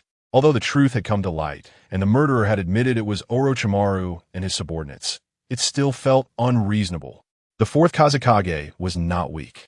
He was someone who could repeatedly suppress tailed beasts going berserk. Without a doubt, Raza was a benchmark among the Kage, and not the kind of weak Kage who would die when facing a tailed beast. Thus, Feiyun was filled with curiosity about how Orochimaru had killed this fourth Kazekage. Could it be that this fourth Kazekage was really that weak? Orochimaru paused upon hearing Feiyun's words. I say, Feiyun-kun, how do you know my plans? Are you really stop. 60 level mental power. Do you think it's something you can just casually talk about? Didn't you see that old toad can predict the future? Feiyun quickly interrupted Orochimaru's spell casting and sheathed his blade. Let us go see what is going on. Maki led 2 Jounin teams, following 2 Odo-nin into the conference room of Otogeikure. There are too few ninjas in Otogeikure, right? Can they really collaborate with us on major matters? One of the Sunegeikure's puppet masters frowned and said. He deliberately raised his voice so that the surrounding ninjas could hear. Although the Odo-nin were furious, they were intimidated by the imposing presence of the many Sunegeikure Jounin and didn't dare to speak. Maki stepped into the Otogeikure conference room, his specially made ninja boots making a harsh scraping sound against the floor. 8 Sunegeikure Jounin spread out like blades behind him, their forehead protectors glinting coldly in the dim light. The leading Odo-nin forced himself to speak. The plan against Konoha has already begun. Many of our excellent ninjas have gone to the land of fire, and Konoha, the cold laughter of the Sunegeikure ninjas, was self-evident. Such an explanation was too weak and would only make others look down on them even more. Is this how Otogeikure treats its guests? Maki's fingertips, swirling with wind blades, tapped the conference table, causing wood chips to fall. Maki's gaze swept over the trembling Odo-nin in the corner, whose tea tray was making a crisp sound from the clinking of the porcelain. Suddenly, a loud crash came from outside the conference room. Sorry. An Odo-chunin was frantically helping up a comrade who had been tripped by the Sunegeikure puppet master. Can't even manage basic taijutsu? Can such a level really collaborate? Buzz. Before Maki's deputy could finish his sentence, the entire conference room suddenly fell into an eerie silence. An overwhelming sense of oppression enveloped everyone's hearts. Drip. Thick liquid oozed from the ceiling, and dozens of white-scaled giant snakes slithered out from the gaps in the beams, forming a serpentine throne with their flicking tongues. Sorry to keep you waiting. Orochimaru's figure emerged from the snake mass, his pale fingers brushing over the jawbone of a giant snake. It seems that the people of Sunegeikure have some opinions about my children. Boom! The chakra pressure caused the Sunegeikure group to collectively lean back. Maki's forehead protector cracked with fine lines, and he realized he was unconsciously forming a defensive seal. Lord Orochimaru, the previously trembling Odo-nin, suddenly straightened his back as if infused with some kind of fanaticism. This strange change startled the Sunegeikure ninjas, who finally remembered that this person before them was a figure renowned throughout the ninja world. Enough! Maki, suppressing his heartache, was about to speak when the office door was suddenly pushed open. Feiyun stepped in with an even more astonishing aura, leaving shallow footprints on the cement floor with every step. I heard the 3-tomo Sharingan in Feiyun's right eye slowly rotated, and wherever his gaze landed, the bodies of the Sunegeikure ninjas spontaneously combusted. What are you Odo-nin trying to do? Cries of alarm erupted. Maki's pupils shrank. Calm down. It's just an illusion. Wind-type chakra exploded, and Maki formed seals with 2 fingers, shouting, Release. Cold sweat covered Maki's forehead as he saw translucent golden-yellow ribs emerging behind Feiyun. and the dust floating in the air vaporized the moment it touched that energy. This was a suffocating pressure, even more terrifying than when Shikaku went berserk. Now, Orochimaru's snake eyes glimmered with golden light in the shadows. Can we talk about Konoha now? The youngest puppet master in the Sunagakure team suddenly knelt on one knee.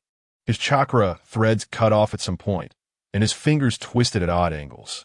It was only then that everyone realized the entire conference room had long been enveloped by some kind of barrier, and all the Sunagakure ninjas felt a surge of fear rising in their hearts. Even with 9 jonin present in Suna, they still felt uncertain. If everyone were enemies, probably not many of the 9 would survive. It was a gut feeling. Maki's Adam's apple rolled violently as he finally understood why the 4th Kazekage insisted on allying with Sound. These 2 monsters didn't need an army. They themselves were war machines. Although the overall strength of Sound was indeed weak, they lacked top-tier combat power. After all, they were jonin from a major nation. Maki quickly steadied his mind and forced a smile. Yes, with you from Sound, that's enough. It's sufficient for us to work together. Orochimaru politely nodded. So, what does Suna plan to do? We will fully support Suna in this battle. Maki's expression turned serious. The Kazekage has agreed to your demands. And we in Suna will also do our utmost, and the tailed beast will be deployed. However, pausing, Maki stared directly at Orochimaru with his single eye. This war must be led by us in Suna, and the main decisions and action plans must be determined by us. Moreover, the benefits gained must largely go to us in Suna. After all, we are the main force. The Sound Village must fully cooperate with us. Maki solemnly put forth these demands and then awaited Orochimaru and the others' response. Based on years of diplomatic experience, he knew the other side wouldn't easily agree. However, conditions are meant to be negotiated. Maki was already prepared with various arguments to defend his position. Chapter 64. The invitation from Konoha. He initially thought there would be a fierce exchange of words and a contest over profit distribution. However, to everyone's surprise in Suna, the imposing Orochimaru and Uchiha Feiyun were both quite casual. Orochimaru flicked his black hair. Okay, let's go with your proposal. Feiyun lazily crossed his arms and strolled to the window without bothering to speak. Maki was a bit taken aback. However, whether it was because of Sound's weakness or Orochimaru's small appetite, since Sound was willing to follow Suna's arrangements and distribution, they had no reason not to agree. Thinking of this, Maki steadied himself and took out the prepared document to place on the desk. Now, please take a look at this agreement.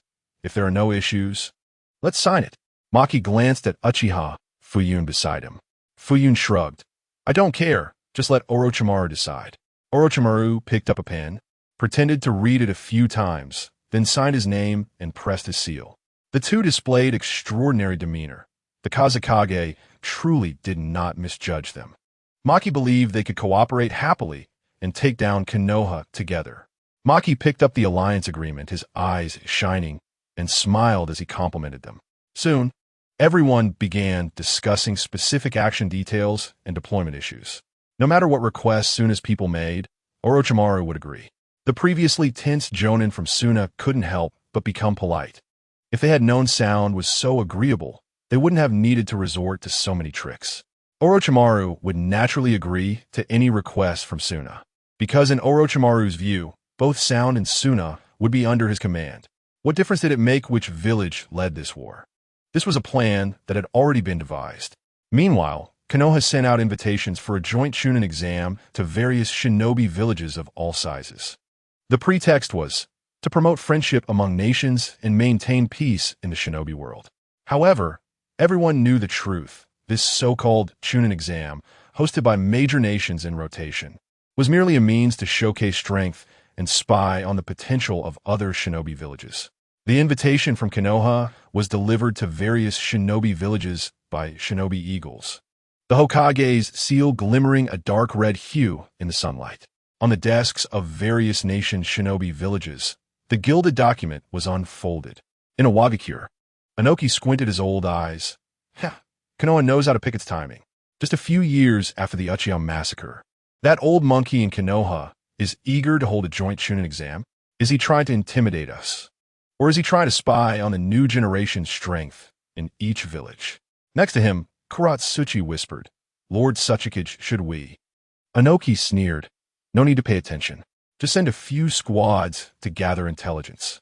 In Kumobikure, they outright refused the invitation with the lame excuse of the long journey. In Kirigakure, joint Chunin exam, Tara May's voice was light, as if discussing something trivial. Is Konoha trying to see the depth of the blood mist? Tara May's gaze was vacant, the chakra of the three tails swirling within her. Lord Fourth Mizukage, how should we respond? A jonin from Kirigakure frowned and asked. Go. Tara May's voice was cold and hollow. Since they want a showcase, let them see. The ninjas of Kirigakure are not delicate flowers in a greenhouse. In Amigakure, Pain's magnetic voice rang out. Konoha still likes to play tricks. Is it trying to display its prosperity? Ridiculous. Conan, what do you think? This is probably just a Clich D method to test the depths of each nation. After a pause, Conan continued. However, it would be a good opportunity to gather information on Uchiha Bido. While speaking, Conan cautiously glanced at the door outside. Don't worry. No one can hide from me once they enter Amigakure. Pain of the Six Paths said faintly. Conan, with a worried look, said, what that Uchiha Feiyun said last time is indeed worth paying attention to. The masked man we have always suspected might really be the fake Uchiha Madara. He is also the culprit behind everyone's deaths. Pain of the Six Paths fell silent. Although they had agreed to Uchiha Madara's Eye of the Moon plan back then, Nagato had never regarded that man, who was frightened by Uchiha Itachi, seriously. In Nagato's view, no matter what schemes he had, they would be useless in front of his Rinnegan. The one who possessed the Rinnegan was a god, an invincible and unique god. Over the years, Nagato and Conan had not fully trusted Uchiha Madara and Jeibai. After a moment, Pain of the Six Paths spoke, then send a few squads to handle it. We can't let outsiders know about Amigakure situation yet. We need to make them continue to think that Hanzo of the Salamander is still alive. Conan's expression was serious. I want to personally go to Konoha. This is a great opportunity. We cannot miss this chance to gather intelligence. No. Pain of the Six Paths' voice was firm. Leave it to the people below. You stay in Amigakure. Nagato, you should know, we must clarify the events of that year. Yahiko and everyone's deaths may not be so simple.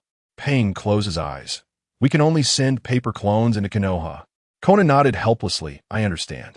Ever since Yahiko's death, Nagato had used his physical inability to act as an excuse to keep Conan by his side to take care of him, not letting her take action in anything, at most allowing her to deploy paper clones. But in reality, Nagato was simply afraid that Conan would die. After all, she was the one Yahiko entrusted him to protect, and Nagato's only friend in this world. Was Nagato, who possessed the Rinnegan, really unable to act? Not to mention that various summoning beasts could carry him anywhere, just the Six Paths of Pain, which of them could not take Nagato to accomplish anything. Nagato only needed to manipulate one of the Pains to take him anywhere, yet he still insisted on having Conan stay by his side. Last time, when he went to support Deidara and Sasori, it was Conan who stayed behind with a paper clone while his true self quietly went. In Nagato's heart, only peace and Conan remained. He was afraid. He was truly afraid. He didn't know what would happen to the so-called peace if Conan died. If he were left alone in this world, would he still care about whether the world was peaceful or destroyed? Nagato manipulated Pain to slowly speak. The intelligence on Uchiha Bido really isn't that important. Sooner or later, I will have a battle with him. There can only be one savior. Haven't we already come to this realization? Pain looked at the unceasing rain outside. Our relationship with him is merely one of mutual utilization. Chapter 65. Gathering storms. The morning mist had not completely dissipated, yet Konoha was already bustling with activity. Uzumaki Naruto walked down the gradually lively streets with his hands behind his head. The blue of his eyes reflected the rising sun, and his blonde hair shone particularly bright in the morning light. Today was a special day, the last day to register for the Chunin exams, and genin from various countries would gather in Konoha under the guidance of their jounin leaders. Many merchants also sensed the business opportunity and flocked to Konoha. Wow, this is so lively, Naruto exclaimed, his mouth agape as he looked at the street, which was several times more crowded than usual. Shops had opened early. with the owner of a ninja tool store busy arranging the latest kunai and shuriken on the shelves. Long lines had formed in front of food stalls, and the air was filled with the aroma of grilled meat and miso soup. "Don't just stand in the middle of the road like a country bumpkin, you big idiot," Sasuke said as he approached from behind, casting a disdainful glance at Naruto, although a hint of amazement flickered in his dark eyes. Sakura followed behind them, her pink hair fluttering gently in the morning breeze as she curiously glanced around. "Sasuke-kun, look over there." Sakura suddenly pointed towards the village entrance. The three of them looked in the direction she was pointing and saw unfamiliar ninja squads continuously entering through the gates of Konoha. They wore various types of forehead protectors, carried a variety of ninja tools, spoke with different accents, yet all had the same sharp gaze. "Are those from Sunagakure? They look strong." Naruto's face lit up as he watched a squad of ninjas dressed in earthy yellow attire. The leader, a red-haired boy, carried a huge gourd on his back. His indifferent gaze swept across the street and paused slightly when he spotted Naruto and his friends, before quickly moving away. The streets of Konoha at this moment resembled a colorful river, with the attire of ninjas from various countries adding vibrant hues to the flow. These colors intertwined, painting a map of the ninja world on the vast canvas of Konoha. "Wow, this is spectacular." Kakashi suddenly appeared behind the three, his silver hair glinting in the sunlight. His only visible right eye curved into a crescent shape. "The elite genin from all the countries have come." The faces of the four Hokages on Hokage Rock looked down upon the bustling village, as if witnessing this grand occasion. Konoha's prosperity was on full display at this moment. The wide streets were lined with shops, the training grounds echoed with the sounds of ninjutsu practice, and tea houses were filled with ninjas exchanging information. "Hey, look at that!" Naruto suddenly jumped up excitedly, pointing at a stall selling Ichiraku ramen. "Even Uncle Ichiraku has opened a branch." Indeed, to accommodate the surge of customers, Konoha's merchants were pulling out all the stops. The ninja tool shop launched special discount packages for the Chunin exams, and hung signs offering discounts for ninjas from various countries. And even the usually quiet Konoha Ninja History Museum had a long line. "I heard many genin will participate in this exam," Sakura said as she flipped through the newly purchased Chunin exam guide. "Elite ninjas from different villages? Interesting." Uchiha Sasuke had his hands in his pockets, appearing nonchalant while carefully observing every passing ninja. "Don't be deceived by appearances.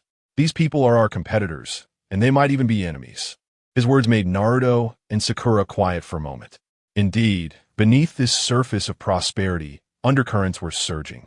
Although the ninjas from various countries politely interacted, their gazes concealed scrutiny and calculation. Behind the warm hospitality of the merchants lay the collection and selling of information. Even the ordinary villagers in Konoha wore expressions of curiosity mixed with a hint of vigilance. "Don't be so serious," Kakashi said, patting Sasuke's shoulder. "This is also a good opportunity for Konoha to showcase its strength. Look over there." Following Kakashi's gaze, the trio saw the third Hokage standing on the balcony of the Hokage Tower, overlooking the entire village. Behind him, Ambiyu ninjas stood silently at attention. Konoha security forces had clearly been strengthened, with patrolling Chunin squads visible on the streets. As one of the 5 great ninja villages, Konoha had both the capability and responsibility to host such an event. Kakashi's voice brimmed with pride. "You three, be sure to perform well." Naruto puffed out his chest. "Of course. I want everyone to see how strong Konoha ninjas are." Just then, a commotion arose from the street entrance. A squad of uniquely dressed ninjas was slowly approaching, wearing the forehead protectors of Kirigakure. They were tall, with wild glints in their eyes. "They're from the mist," Sasuke murmured. "I heard they excel in water release and sword techniques." The leading genin from Kirigakure seemed to sense the scrutiny directed at them. Their sharp gaze swept over, and when it met Sasuke's, the air seemed to burst with invisible sparks. Sakura unconsciously took a half step back. What intense pressure! But Naruto excitedly waved his hand. "Hey, are you here to participate in the exam too?" The Kirigakure ninjas paused for a moment, then revealed wild smiles. "Just some kid from Konoha, huh? Hope you don't cry during the exam." "What did you say?" Naruto rolled up his sleeves and was about to charge forward, but Kakashi pulled him back. "Save your energy. The exam hasn't even started yet, Kakashi said helplessly, then nodded at the leading Kirigakure ninja. Welcome to Konoha. The Kirigakure genin laughed as they left, their laughter attracting more curious glances. As the sun rose higher, Konoha's temperature and liveliness both increased. The training grounds were packed with warming-up genin. Some practiced shuriken techniques. Some performed hand seals to cast jutsu, and others engaged in physical sparring. We need to go register first, Sakura said with a smile. The three of them headed towards the registration area for the Chunin exams, passing through Konoha's central square. A temporary stage had been set up here, with performers showcasing traditional ninja dramas that told the story of the first Hokage founding Konoha. In the audience sat ninjas from various countries. Some watched intently, others scoffed, and some observed discreetly. A long line formed at the registration desk, where there were puppet masters from Sunagakure, water release experts from Kirigakure, and earth release masters from Iwagakure, each wearing confident expressions as if victory was already in their grasp. Name? The registering Chunin asked without looking up. Uzumaki Naruto. Uchiha Sasuke. Haruno Sakura. Only then did the registering Chunin look up at the three. Oh, it's Kakashi's team. Good luck to you. After registering, the three walked back to the training grounds. Naruto suddenly stopped, looking around. Every street in Konoha was crowded with people, various languages intertwined, the sounds of clashing ninja tools, merchants calling out, and ninjas conversing. Hey, Sasuke. Sakura, Naruto said, unusually serious. Konoha is really amazing, right? Sasuke snorted softly, but did not refute. Sakura smiled and nodded, of course. It's so great to have been born and raised here. In the distance on Hokage Tower, the third Hokage, Sarutobi Hiruzen, puffed on his old pipe, watching this vibrant ninja capital. Next to him, his advisor, Koyudatane, whispered, this time, every faction has sent their elites. The Kazekage of Sunagakure has also accepted the invitation and will personally come to observe. Konoha will showcase its due demeanor, the third Hokage said calmly. Let the world see what a true, great ninja village looks like. Chapter 66. Attack on the Kazekage. The blazing sun of the Death Desert scorched every grain of sand, and the wind had long swept through this region. The Kazekage, Raza, was traveling through this area with his guards, heading to Konoha to attend the Chunin exam as an observer. Feiyun and Orochimaru stood in a hidden barrier, seemingly waiting for something. Feiyun-kun, are you really not going to take action? Capturing the wind shadow is an important part of the Konoha collapse plan. Orochimaru questioned again, puzzled. He couldn't understand Feiyun. Wasn't this kid always fond of fighting? Why would he pass up such a rare opportunity to battle the wind shadow? Not interested, Feiyun replied, but his face was filled with anticipation. He wasn't taking action simply out of curiosity. How did the fourth wind shadow end up dying? This was an unsolved mystery. Kabuto adjusted his glasses, the lenses reflecting a cold light. The four purple flames formation is ready. Kimimaro, how's your situation? A muffled response came from below the sand layer, ready to strike at any time. Orochimaru's eyes suddenly narrowed. The prey has arrived. As Rasha led his guards into the canyon, a purple light curtain shot up into the sky, and in an instant, the sand ninja guards fell to the ground. Nice cleanup work, Kabuto. Orochimaru emerged from the shadows, his golden slit eyes locking onto the wary Rasha. The wind shadow's gold sand had already formed a vortex around him. Orochimaru, what do you mean by this? Rasha's gaze was icy. He clearly understood that Orochimaru was serious about executing the plan to destroy Konoha, which was why he believed and chose to cooperate. To perfectly execute the cooperation plan, Rasha even truthfully shared his itinerary. However, he couldn't understand why Orochimaru, who had a common enemy and goal, would betray him. You actually betrayed Sunagakure. Do you not plan to attack Konoha anymore? Orochimaru chuckled. The Konoha collapse plan will proceed as usual. Otogeikure and Sunagakure will continue to cooperate. But you must obey my orders. Rasha's gaze turned cold. Do you really think you alone can kill me? Alone? Orochimaru revealed a playful smile. You underestimate me. Summoning technique. Impure world réincarnation. Two coffins rose from the ground, their lids crashing open. Kaguro and Kanji. Rasha's previously calm demeanor instantly changed, as if he had seen something incredibly unbelievable. Those were his wife and child, who had died many years ago. Kabuto keenly noticed that Rasha's gold sand defense had momentarily stalled. That was enough for a top ninja to spot a flaw. Kaguro, Kanji, Rasha repeated in a trembling voice. This iron-blooded wind shadow now resembled a lost child. Kabuto silently moved to the best position, his hands gathering chakra as he slashed down with a surgical knife. But Rasha dodged. As expected of the wind shadow, it won't be that easy to take him down. However, below the sand layer, Kimamaro's chakra began to stir, and countless massive bone spikes shot out, surrounding Rasha. He hurriedly activated his gold sand defense. But in a battle between top experts, even a brief moment can determine victory or defeat. That brief distraction had already caused Rasha to lose the initiative, being pushed to dangerous extremes by the enormous bone spikes, with his muscles and tendons cut in two by Kabuto's opportunistic strike. "Dad, run!" Kanji, resurrected through impure world reincarnation, cried out as he unleashed wind release, while his mother Kaguro, with tears in her eyes, unleashed the sand waterfall technique. Rasha's gold sand defense clearly hesitated. He sidestepped to avoid the attacks from his wife and child, unable to strike them, but this exposed a gap behind him. "Now!" Kabuto commanded. The sand exploded, and Kimamaro charged out like white lightning, his bones protruding outward to form a grotesque armor. Dance of the early fern. Countless bone spikes erupted from the ground, forcing Rasha to leap into the air to evade. At the same moment, Kabuto leaped, his chakra surgical knife precisely targeting the chakra meridians in Rasha's wrist. Rasha grunted as the flow of chakra in his right hand noticeably slowed, but he was still the wind shadow. With a wave of his left hand, the gold sand crashed toward the terrifying humanoid weapon, Kimamaro.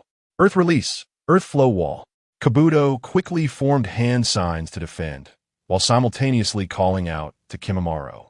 It was clear that Kimamaro was the main force in this battle. Kimamaro didn't respond.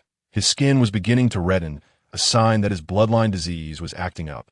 Yet he still relentlessly continued his strongest form of attack. Bone Forest Dance. A massive bone prison rose from the ground, temporarily trapping Rasha. Meanwhile, the impure world reincarnation of Kaguro and Kanji attacked again, forcing Rasha to divide his attention. Each time Rasha faced the attacks from his wife and child, he fell into a panic. The high-concentration gold sand gored at his waist had already been taken by his wife. That was his strongest weapon in defense. "Kimamaro, how's your condition?" Kabuto frowned as he looked at his companion, blood seeping from the corner of his mouth. "It's nothing serious." Kimamaro wiped away the blood, his white hair dancing wildly in the wind. "For Lord Orochimaru." Kimamaro clasped his hands together, the veins on his forehead bulging, maintaining his second state and his strongest bloodline limit state. But Kabuto knew that each use of this form accelerated his death. "Go!" Kabuto injected a pre-prepared stimulant into Kimamaro's neck. Kimamaro shot out like a cannonball, his bone wings slicing through the air with a shrill screech. Rasha had just escaped the bone prison when he was met with a rain of bones. Magnet release, gold sand defense. The gold sand formed a thick wall, but Kimamaro's bone spears pierced through inch by inch. "Useless." Kimamaro's voice twisted in pain. "My bones are harder than diamonds. Damn it. If it weren't for my gold sand being taken by Kaguro, Rasha had to divide more chakra to maintain his defense." This was precisely the trap. The impure world reincarnation of Kaguro launched the sand-binding coffin from behind, temporarily restraining the wind shadow's movements. "Now's the time." "Well done, Kabuto." Orochimaru watched the hunt with pleasure, forming a hand sign with 2 fingers, and the impure world reincarnation of Kanji immediately lunged at Rasha. Rasha erupted with a powerful chakra, shaking off Kaguro's sand-binding coffin. But the gold sand halted its offensive because his son was in front of him. But Kimamaro seized that fleeting opportunity. 10 finger piercing. 10 finger bones shot out like bullets, piercing through Rasha's limbs. The wind shadow Rasha staggered but did not fall. Kimamaro gasped for breath, blood continuously seeping from the corner of his mouth. He had reached his limit, but the fervor in his eyes showed no signs of diminishing. The final strike. For Lord Orochimaru. He pulled out his own spine, transforming it into a pale long spear. Dance of the Corpse Bone Flower. This spear pierced through Rosh's chest. But at the last moment, the wind shadow turned to the side, avoiding a fatal hit to his heart.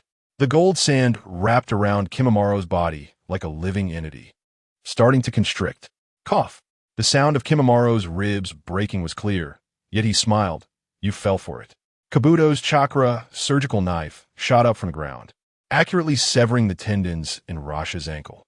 The moment the wind shadow knelt down, Orochimaru finally moved. The Kusanagi sword, like a poisonous snake, extended from Orochimaru's mouth, heading straight for Rosh's heart.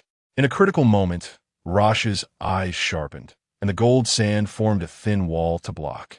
But Kimamaro used his last bit of strength to thrust his arm bone flower into the gap of the gold sand defense. PSSH. As the Kusanagi sword pierced through Rosh's heart, Orochimaru squinted his eyes in delight.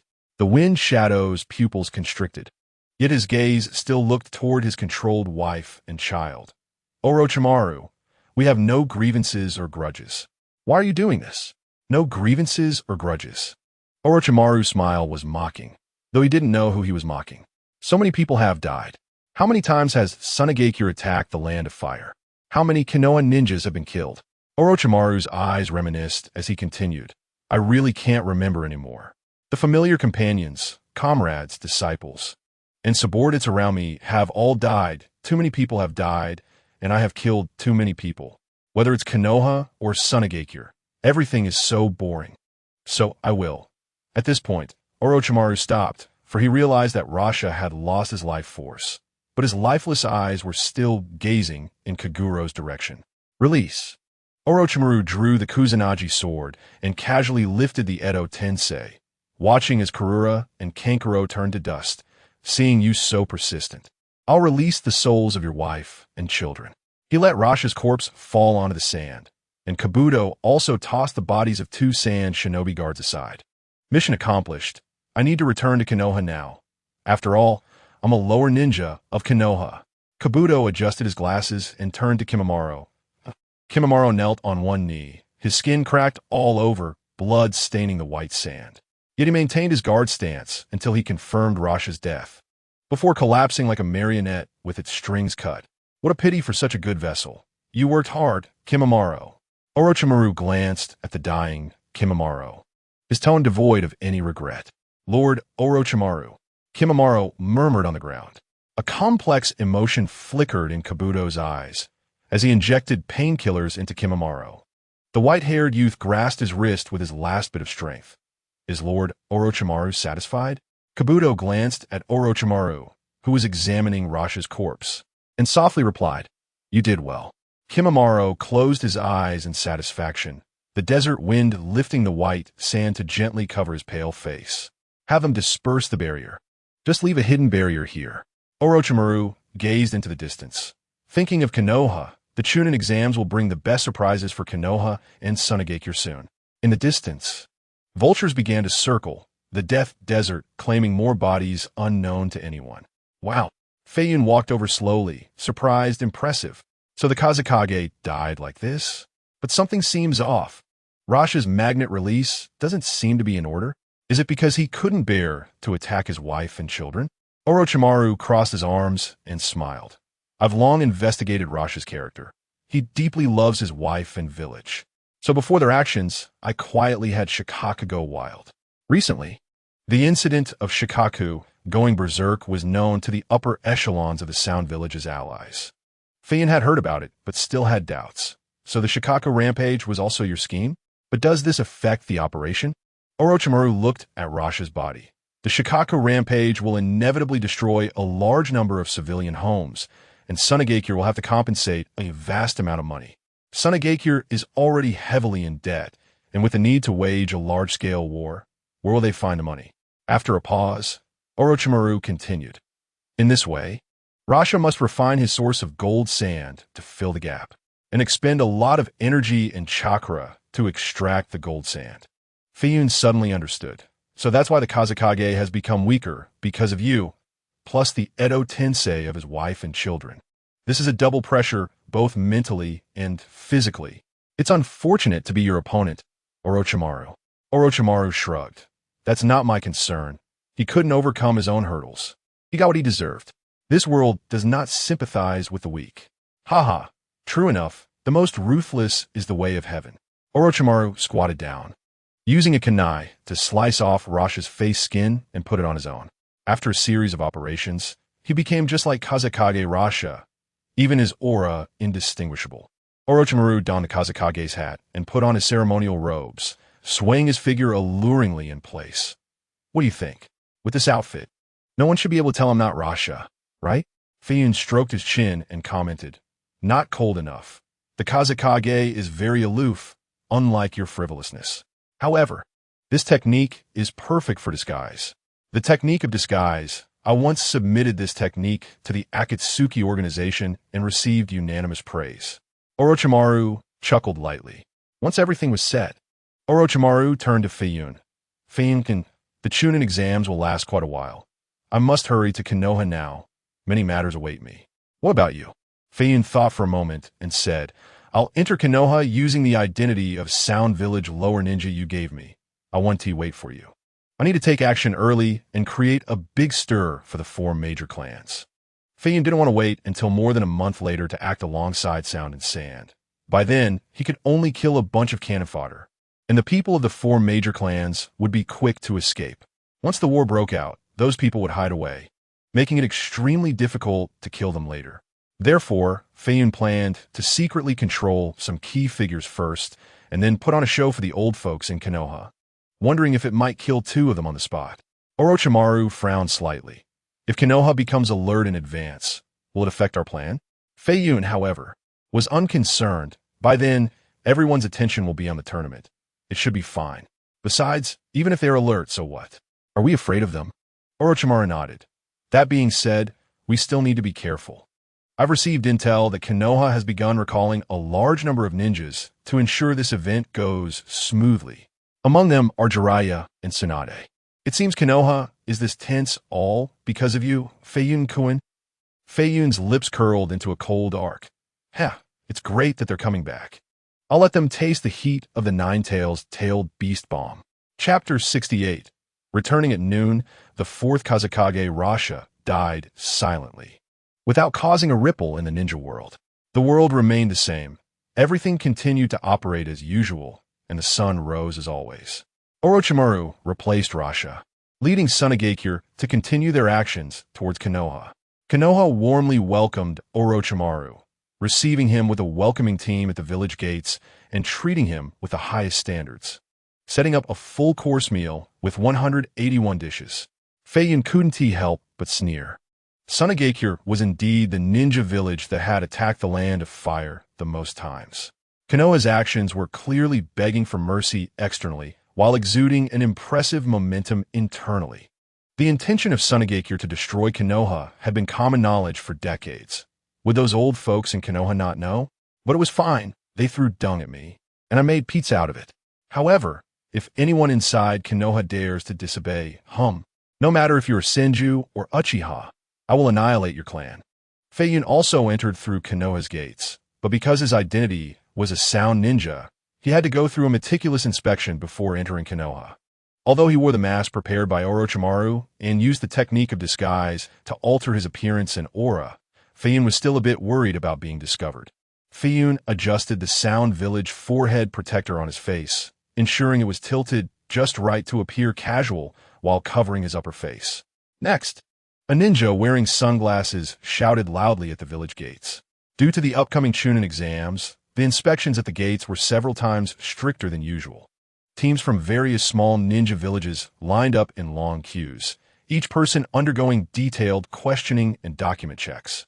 A ninja with sunglasses was glaring, scrutinizing every entering ninja. His Konoha forehead protector shone in the sunlight, and he had a nasty scar on his right cheek. He was the captain of Konoha's interrogation department, Marino Ibiki.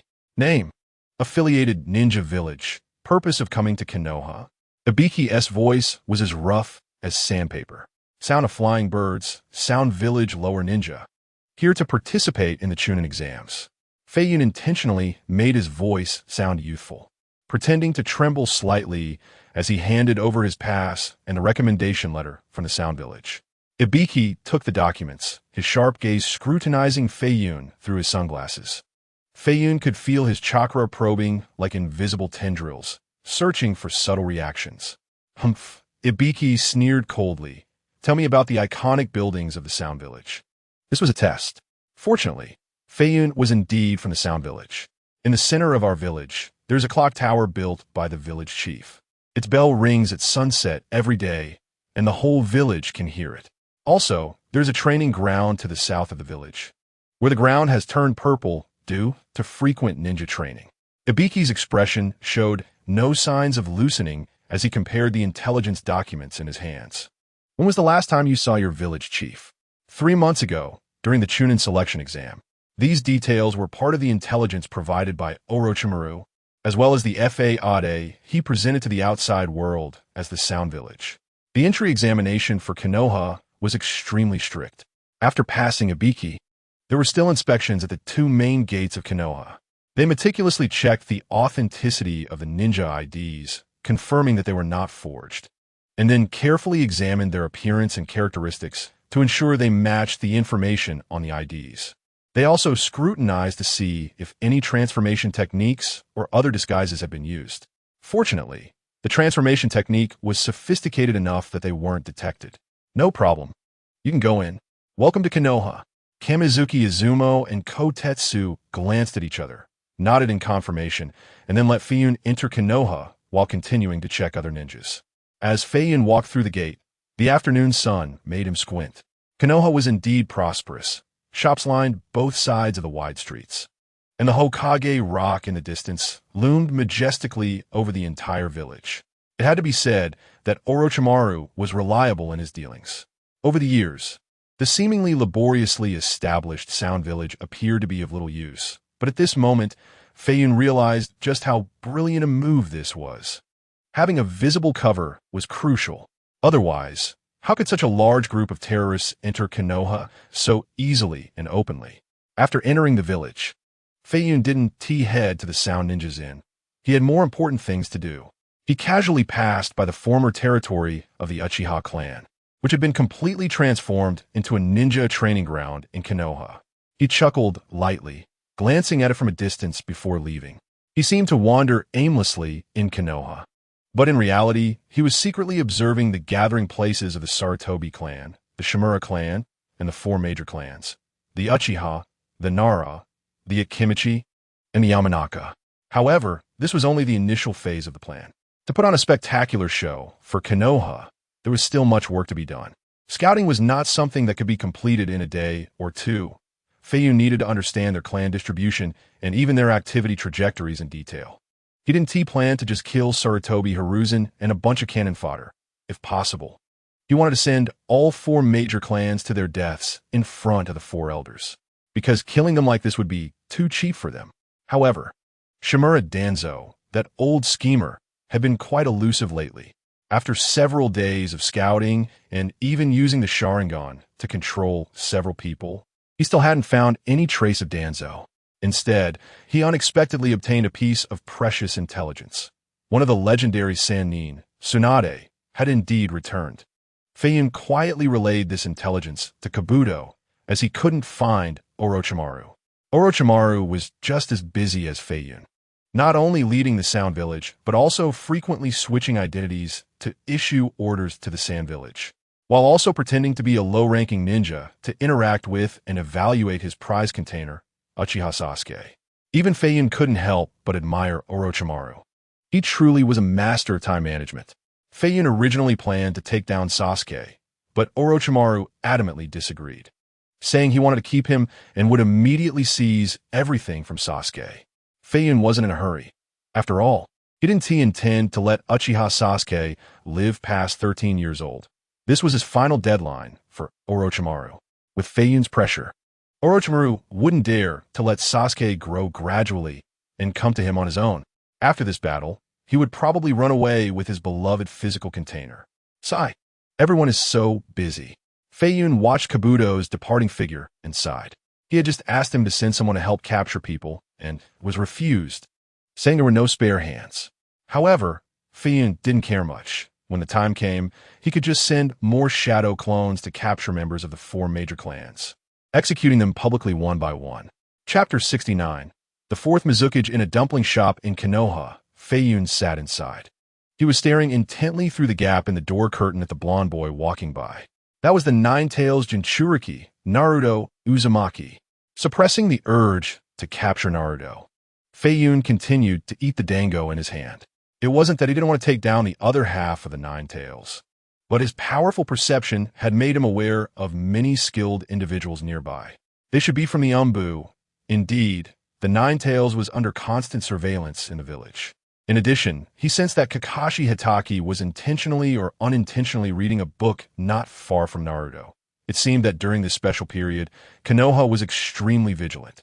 If he acted against Naruto now, he would undoubtedly attract all of Konoha's elite, and the plan would be exposed prematurely. Moreover, even if he captured Naruto, releasing and controlling the Nine-Tails would take time, and Konoha would not grant him that time. Strong opponents would keep coming. What a shame! Why am I so soft-hearted?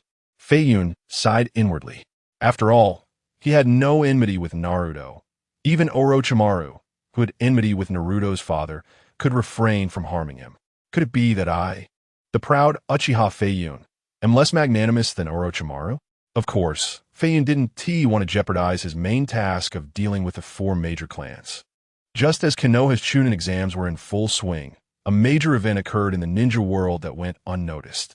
In the land of water, in the Mist Village, the illusion-controlled Yakura was in a frenzy. The 3 tails within him was still under the control of the illusion, but Yakura had no mood to break the illusion. Many elite Mist ninjas were watching him. Yakura stared blankly at his hands, repeatedly murmuring, "What have I done? What have I done? What is this?" His voice was hoarse and unrecognizable.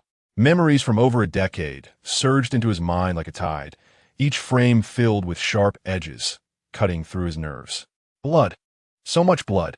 The blood of children killing each other during graduation exams. The blood of bloodline limit clans being hunted down. The blood of those ninja who dared to question the Mizukage's decisions being executed. Yakura's hands began to tremble, his knuckles turning white. He looked down at the hands that had once formed countless seals, now only seeing the bloodied palms of an executioner. No, this isn't me. This isn't my will. His murmurs were interrupted by a violent headache. The fragments of memories continued to piece together, the man wearing the Uzumaki mask standing in front of him, his right eye's crimson Sharingan slowly spinning.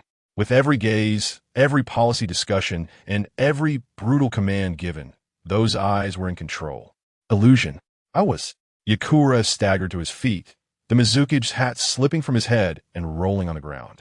He lunged toward the mirror on the wall, staring intently into his own eyes. There had once been determination and resolve there, but now only endless fear and regret remained. Yakura's trembling fingers touched the mirror surface, as if to confirm that the haggard man in the reflection was truly himself. Ao stood nearby, veins bulging around his right eye, using the Byakugan ability to sense and dispel the illusion on the Mizukage. Lord Fourth, you have finally awakened? Ao's voice carried a hint of barely perceptible vigilance. Tell me about these years. Yakura's voice was broken and fragmented, those policies, those killings. Ao's expression grew serious. He cautiously stepped forward, hand resting on his ninja tool pouch. Not long ago, we discovered evidence of your being under illusion control. The entire Mist upper echelon has been secretly investigating for months. Everything you have done during your tenure was not of your own volition. Not my own volition. Yakura suddenly let out a piercing laugh, which quickly turned into a sob. But it was my hands that signed the orders. It was my voice that announced the policies. It was my chakra that killed those people. The images of memories grew clearer. He recalled the red-haired little girl from the Terumi family, the way she looked back at him with wide eyes while being chased. He remembered the confused gaze of Zuki Mangetsu before his death. He thought of those children, who were supposed to be the village's future, crying out as they were forced to kill their companions during the graduation exam. Yagura's knees hit the ground heavily. He grabbed his hair and let out a howl that was not human. I have failed the entire village. Ao rushed forward, but stopped 2 steps away from Yagura. Lord Fourth, this is not the time for self-reproach. The mastermind may still be nearby. We need you. What do you need me for? Yagura lifted his head, tears flowing down the wrinkles on his face. Continue to be a puppet? A failure who can't even control his own will? Thunder rumbled above Mist Village. Yagura staggered to his feet. Through the rain, he could see the outline of Mist Village. The village he vowed to protect, now battered because of him. Many talented ninjas were either dead or had defected, and countless shinobi had been slaughtered. Mist Village had likely become the weakest shinobi village among the 5 great nations. Ao suddenly calmed down, his voice barely audible. Tell me the truth. How many people have died because of me over the years? Ao was silent for a moment. It's impossible to give an exact count, but at least thousands. Beside them, Terumi May led a dozen jonin. Though she did not speak, her gaze was icy. Yagura closed his eyes. Thousands of lives. Thousands of families. He once thought he was leading Mist to strength, but in reality, he was destroying its foundation with his own hands. Lord Forth, please pull yourself together. The village needs a true leader now. No, Yagura interrupted him. Mist needs accountability, it needs the truth. And he looked down at his hands. I need to take responsibility for my sins. Ao suddenly realized something and rushed forward. Lord Forth, don't. But it was too late. Yagura's hands quickly formed seals, and the chakra of the 3 tails began to boil within him. A massive water sphere appeared from thin air, enveloping him entirely. This was a high-level water release, water prison technique that only a perfect Jinchuriki could perform. This technique was not only unbreakable, but could also drain the life force of those trapped inside. Lord Forth. Ao's fist hit the surface of the water sphere, but could not penetrate it. Quickly dispel the jutsu. This isn't your fault. Inside the water sphere, Yagura slowly shook his head. His lips moved, and the voice that came through the water was muffled and distant. Apologize to the village for me. Tell them Yagura Karatachi atones for his sins with death. Chapter 70. The death of the 4th Mizukage. Ao frantically formed seals, trying to break the jutsu. But the water prison infused with the power of the 3 tails was indestructible. He could only watch helplessly as Yagura stopped struggling, seeing those once sharp eyes gradually lose focus. In the last moment, a small smile of relief appeared at the corner of Yagura's mouth. As his consciousness sank into darkness, what he saw was not the Sharingan, but the scene from years ago when he had just become the Mizukage, standing in the sunlight and promising to protect Mist to the villagers. The water sphere exploded, and Yagura's body slowly fell. Ao caught him, feeling life slipping away from his frail body. Forgive me. This was Yagura Karatachi's last words. Mist was drenched in heavy rain. It seemed as if the entire Mist Village was crying for its Mizukage, or perhaps celebrating for the countless wrongfully slain souls. Beside Mist Village on a high mountain, Kagaya snorted coldly and slowly melted into the ground. In the woods far from Mist, Kagaya's figure reappeared. White Zetsu said softly, such a big deal. Aren't you going to tell Obito? Black Zetsu suppressed his anger, his voice deep. What is the point of telling that useless piece of trash? What good will it do? Don't say that. He is a good kid. Haven't you always liked him? Black Zetsu spoke in a low voice. Lord Madara entrusted everything to him. But what has he been doing? It's been so many years.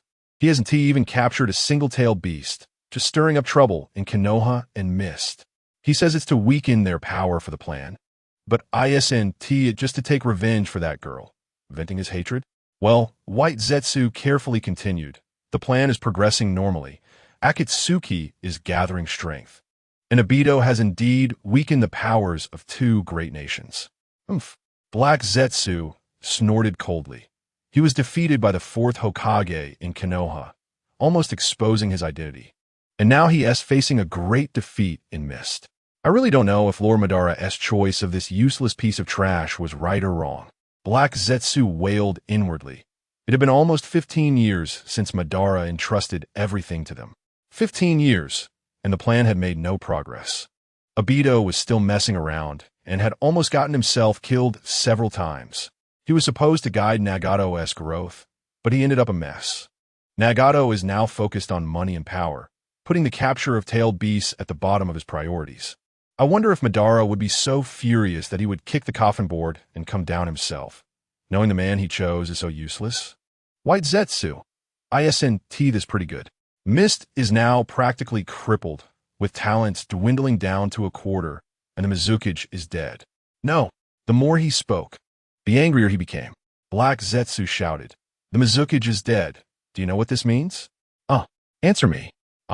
Doesn't Tia mean Mist is weaker now?" Black Zetsu wished he could peel White Zetsu off him and give him a beating. It means the plan will be delayed by several more years. The Three Tails died along with its Jinchuriki during the time it takes for the Three Tails to be revived. Akatsuki can't do anything. Useless. Simply a super useless piece of trash. Black Zetsu gritted his teeth in anger, but had no choice but to continue assisting that useless piece of trash. However, it was fortunate that Nagato was doing fairly well. He had prepared Akatsuki's combat power and funds to almost ready and should be able to act soon to advance Lord Madara's plan. With that thought, Black Zetsu's mood improved slightly. "Let us go." "White Zetsu. So who are we looking for?" "We're not looking for anyone. Just continue gathering information on the Jinchuriki. He will sense what is happening and Mist himself." More information gathering. We're going to be exhausted. In a basement in Konoha, Feiyun's clone threw a captured Sarutobi clan ninja inside. This basement was originally the territory of a jonin from the Sarutobi clan, which had been secretly controlled by Feiyun as a temporary base. There were many of Feiyun's clones guarding here. His current chakra level was quite substantial, and even with so many clones, he was still strong.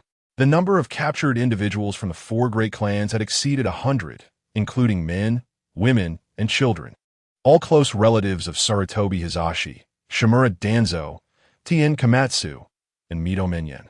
The final competition will start tomorrow, and all the officials will come to watch, right? I'm really looking forward to it. Feiyun's main body surveyed the trembling captives.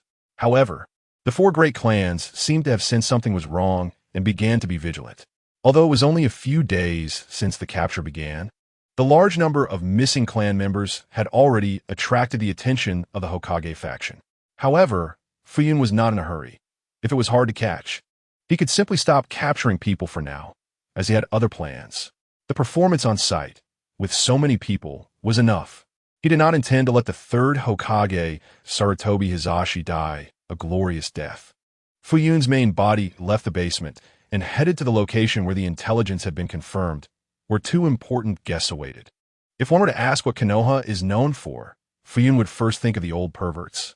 With their telescope techniques above and their stealth and first-rate material intelligence experts below, the beauties of Konoha are truly too dangerous. No wonder Tsunade took her boyfriend's niece and hasn't returned to the village for over a decade. It's just too dangerous. For someone like Jiraiya, he knew full well that peeping was not something to be done up close. Since that close-range investigation material, after being knocked down by Tsunade and lying in the hospital for several months, he had an epiphany. Peeping is actually an information war. Obtaining intelligence material from a more efficient and sufficiently safe distance is the way to go. This was also an insight from his teacher. The third Hokage had mastered this art for decades, making himself thin and small, yet he had never been caught even once. This is what a master is. This is his role model, Jiraiya. Of course, it also depends on the material. If it's top-tier material like Tsunade, then Jiraiya would rush to get as close as possible to observe, not just to gather material. At this moment, Jiraiya was lying on the rooftop of a tall building, skillfully using the binoculars in his hand for his gathering work. This was an excellent gathering point with a wide view, allowing him to see the beautiful scenery of several hot springs in Konoha. He wiped the drool from the corner of his mouth, occasionally letting out a strange laugh. The scenery of Konoha was as beautiful and charming as ever, which filled him with emotion and comfort. Jiraiya was immersed in the beautiful scenery, and creative inspiration kept flooding in. He felt that he could soon finish writing his Ica Paradise. Chapter 71. Jiraiya. Suddenly, a voice came from behind him. Jiraiya did not turn his head, but continued to use the binoculars to admire the beautiful scenery of Konoha. "Old man, I've only been out for a little over a year, and you urgently call me back. Is there something going on?" "Of course, there is something big." Sarutobi Hiruzen took a deep breath of his old cigarette. Jiraiya, being in the village, had put him at ease. However, this kid was always running around, making him hard to find. It was truly disappointing Was being a teacher in the village not more important than mere beauty? If he hadn't just used a crystal ball to monitor this area, he wouldn't have been able to find Jiraiya on the rooftop. Sarutobi Hiruzen's face became serious. Recently, the situation in Konoha has been a bit dangerous. I feel a storm is about to come. Hearing this, Jiraiya slowly stood up. A storm? What do you mean? Sarutobi Hiruzen exhaled a long puff of smoke. According to Mitarashi Anko's intelligence, Orochimaru may have returned to Konoha. A nostalgic look appeared on Jiraiya's face. Orochimaru. Huh? Jiraiya. Sarutobi Hiruzen interrupted Jiraiya's nostalgia. We received intelligence that over the years, Uchiha Feiyun has likely been with Orochimaru. That demon might have come to Konoha as well. Do you understand, Jiraiya? These two extremely dangerous individuals returning to Konoha now means that Konoha is likely in danger. Sarutobi Hiruzen knew that whether it was Orochimaru or Uchiha Feiyun, they were probably coming for him, the third Hokage. One-on-one, Sarutobi Hiruzen had the confidence and determination to take them down, but with two experts of that level. Jiraiya nodded. What do you want to do? Sarutobi Hiruzen looked towards the bustling Konoha, sighed lightly. I'm getting old. I probably can't deal with two such experts. I need your and Tsunade's help. Although he was reluctant to admit it, he knew very well that he was indeed getting old, and his strength was no longer what it used to be. Since his grandson Konohamaru and his son Asuma had died, Sarutobi Hiruzen had started to feel disheartened and had begun to think about how to honorably end his ninja career. Nowadays, he could no longer rely on anyone else.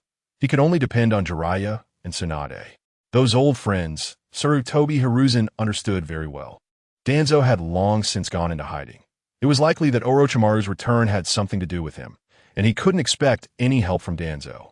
As for Koharu and Hamura, not to mention their frail bodies that were weaker than his, they hadn't fought in decades. What strength could they have? On the surface, he hadn't done anything wrong, but all the consequences still fell on him, Sarutobi Hiruzen. As Hokage, he knew this was inevitable. Outsiders might not know, but the victims surely did. It would be strange if enemies didn't come looking for Sarutobi Hiruzen. This is the consequence of not removing the roots of the weeds. Jiraiya thought for a moment and nodded. All right, if war breaks out, I will do my best to help you. There was no way around it. Since the teacher had spoken, and everything was for the village, Jiraiya would certainly not refuse. Sarutobi Hiruzen took a few steps forward to the edge of the building. In the past few days, many ninja clans have reportedly gone missing. They should have started their actions. Sarutobi Hiruzen did not specify which clans were missing. Jiraiya didn't need to know that much. After a pause, Sarutobi Hiruzen continued. Jiraiya, summon the two sages to Konoha in advance. War may break out at any time. Jiraiya frowned slightly. Does Orochimaru really dare to start a war in Konoha? We have the Sand-Hidden Alliance. Sarutobi Hiruzen's Hokage robe fluttered in the wind. You should know Orochimaru well. There are very few things in this world he wouldn't dare to do. However, thinking of Konoha's ally, the Sand-Hidden Village, Sarutobi Hiruzen felt a bit more at ease. This was one of the reasons he was still relatively calm. In his view, Konoha's strength was enough to handle any crisis. And with the support of the Sand-Hidden Village, Orochimaru and Uchiha Feiyun would find it very difficult to gain an advantage if they dared to come. Sarutobi Hiruzen sighed inwardly. People in the village often say I flatter outsiders and secretly insult me as a dog. But who knows the good intentions behind it? Without allies, could this village's crisis be so easily overcome? For decades, Sarutobi Hiruzen, have worked diligently both inside and outside for what? The world does not understand the pains of Sarutobi Hiruzen. I'm doing this for Konoha. Oh, that must be Naruto Uzumaki. Jiraiya's voice interrupted Sarutobi Hiruzen's thoughts. Following Jiraiya's gaze, he saw a yellow-haired boy swaggering down the street. Yes, that's Naruto. Sarutobi Hiruzen nodded. Oh, I didn't expect the fourth Hokage's son to be this big. He really looks like Minato. After a few exchanges with Naruto, Jiraiya headed towards him. Sarutobi Hiruzen took the opportunity to ask Jiraiya to keep an eye on the Nine Tails. As Konoha was really chaotic right now, under Jiraiya's arrangement, he and Naruto had a chance encounter. After discovering Jiraiya's strength, Naruto insisted on having Jiraiya teach him. Originally, Jiraiya was going to refuse, But when Naruto used his ultimate sexy jutsu, Jiraiya happily agreed. Seeing Jiraiya about to make a move on him, Naruto quickly retracted his transformation jutsu. Jiraiya awkwardly wiped the red liquid flowing from his nose, feeling emotional. As expected of the Nine-Tails Jinchuriki, charming people is a gifted skill. Meanwhile, Naruto was perfectly stepping onto the path his mother most worried about, getting close to Jiraiya. At the same time, seeing Uchiha Sasuke, who had been planted with strawberries by Orochimaru, becoming strange, Kakashi, who feared losing his beloved student to Orochimaru, pulled out his own secret technique, Chidori. He began special training with Sasuke to show this kid what real power was. Kakashi hoped Sasuke could see his uniqueness and thus keep his heart. However, Sasuke was only filled with killing intent towards his brother and Uchiha Feiyun. He had no time to think about anything else. In Sasuke's eyes, it was only power and hatred. Sasuke was quite ruthless. In just a few days, he was almost able to master the highly difficult Chidori technique. This excited him, and he had already begun to fantasize about using this technique to pierce through his enemy's heart. Meanwhile, Uchiha Feiyun was continuing to prepare for his large-scale execution stage show. Chapter 72. Two pests Feiyun looked up at the arena for the Chunin exams in Konoha, where the crowd was roaring. He originally planned to take action early, but he didn't expect to wait until he acted together with Orochimaru. Mainly, such targeted actions are indeed a complex project, and many factors take time. Orochimaru probably anticipated this long ago, so he wasn't too worried about Feiyun's actions disrupting the plan. It should be starting soon, right? I need to hurry up. I can't miss the grand stage of Konoha. Feiyun muttered to himself as he slipped into the building where the Konoha advisors were located. The Konoha advisor department was shrouded in a strange blood mist. Over 20 corpses were scattered in the courtyard in various twisted postures, each corpse's throat precisely cut open, and the splattered blood congealed into small red beads in the mist, floating in the air. The voice of the communication ninja requesting support suddenly stopped. As his head rotated 180 degrees, the crisp sound of his broken cervical vertebrae echoing clearly in the silent courtyard. Feiyun's figure slowly emerged behind him. Bang! It wasn't until the door of the advisor department was violently broken open that the people inside realized something was wrong outside. Hello, esteemed advisors. Feiyun quietly infiltrated, confident that no one had noticed his entry because those who could have noticed were already dead. Just as TGK Haru raised her teacup to her lips, brown tea splashed onto the confidential documents on the table due to the tremor. Why, you are Uchiha Feiyun. Mito Kage stood up abruptly, his aged fingers already forming half a defensive seal. Since Uchiha Feiyun had torn off his disguise, the two advisors instantly recognized this Konoha's notorious rogue ninja. Feiyun stepped into the blood pool, leaving sticky footprints on the floor with each step he took in his black ninja boots. Outside, the last guard ninja was using a kunai to pierce his own eyes, the Sharingan's illusion technique controlling him like a puppet, forcing him to end his own life. Protect the advisors. 3 personal umbu leaped down from the ceiling. Feiyun didn't even look up, his right hand suddenly gripping the hilt of his sword tightly. Almost invisible silver light flashed through the air, and the first umbu that pounced was suddenly dismembered in midair, his limbs, torso, and head neatly separated into 6 pieces. Blood and organs splattering everywhere. Is this the kind of waste Konoha has nurtured? Feiyun tilted his head, casually waving his left hand. Golden chakra surged, and the chest of the second umbu suddenly caved in as if struck by an invisible giant hammer. The last umbu finally rushed to Feiyun's front. The kunai only 3 inches from his eyeball, yet he was immediately controlled by the power of the Sharingan. Feiyun casually slashed, beheading the last umbu. Don't be like this. I just want to invite you to watch a performance. It would be best if you two don't resist, otherwise you'll have a terrible time. Capture the traitor. Haru shouted sternly. Stop shouting, there are no living people around. Feiyun spat out a mouthful of saliva and suddenly appeared in front of Mito Kage. The old man quickly stepped back, only to hear a crack, his left arm severed at the shoulder, the severed limb still forming an unfinished seal. Mito Kage collapsed to the ground, his aged face twisted in agony from the intense pain. Feiyun stepped on the severed arm, grinding it, the tendons and bones making a nauseating sound under his boot. Do you remember how you treated the sacrifices of the Uchiha? Necessary sacrifices? Feiyun kicked the severed arm, tossing it into the corner like trash. How does it feel now? TGK Haru's sealing scroll suddenly unfolded, countless spell chains wrapping around Feiyun. Sealing technique, diamond look, she shouted hoarsely. However, the chains were blocked by a golden skeleton the moment they touched Feiyun, and under immense power, they ultimately shattered and fell like fragments. Old hag, your sealing technique can't even touch the fur of the nine tails. Feiyun grabbed TGK Haru's gray hair, lifting her entire body up. The old woman let out a painful whimper, her wrinkled face twitching from the agony of her scalp being torn. Bang!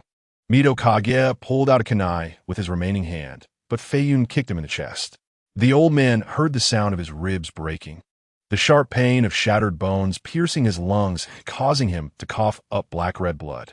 When you voted to execute the Uchiha clan back then, weren't you very bold? Feiyun dragged TGK Haru by her hair across the ground, the old woman's kimono stained with blood and dirt. Feiyun crouched down, using his bloodied fingers to draw a bloody mark on Mito Kage's forehead. To take down the advisor department so easily surprised Feiyun. It was said that these two old fools were once on par with Sarutobi Hiruzen and Shimura Danzo. How could they be so weak?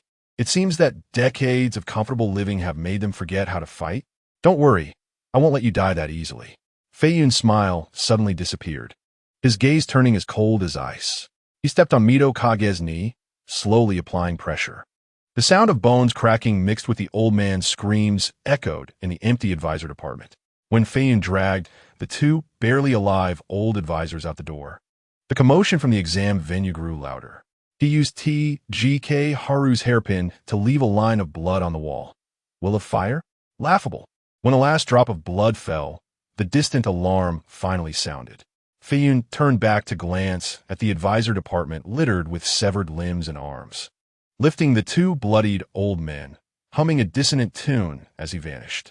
If one were to say who Feiyun hated the most in this world of Konoha, it would definitely be these two old fools in his hands.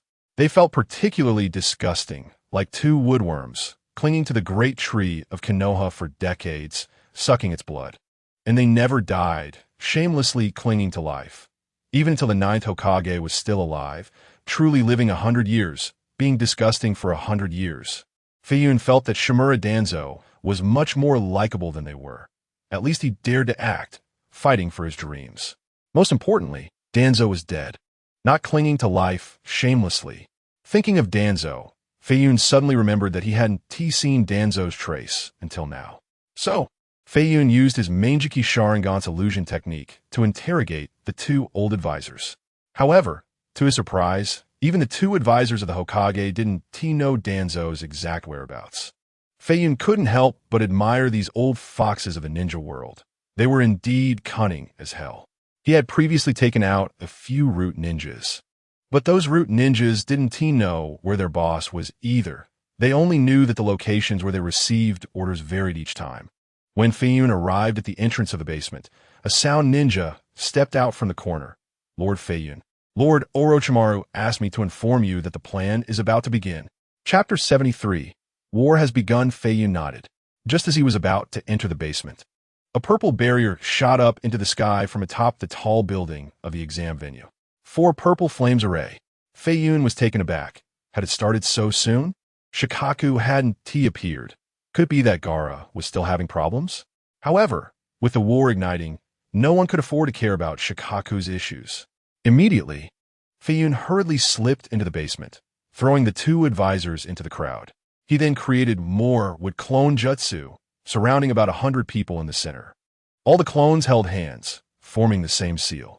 This was the Flying Thunder God technique that Feiyun had stolen from the 4th Hokage. But even a genius like him could only learn to perform the Flying Thunder God formation when working together.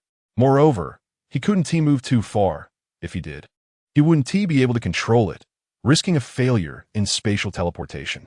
However, it wasn't far from here to the exam venue, so he could easily activate this formation.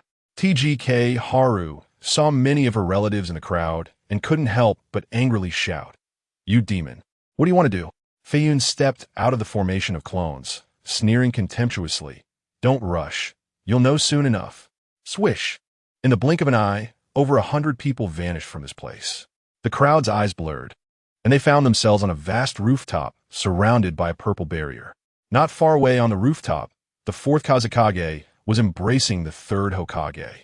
The third Hokage withdrew his gaze from the battlefield below, astonished at the sudden appearance of over 100 people.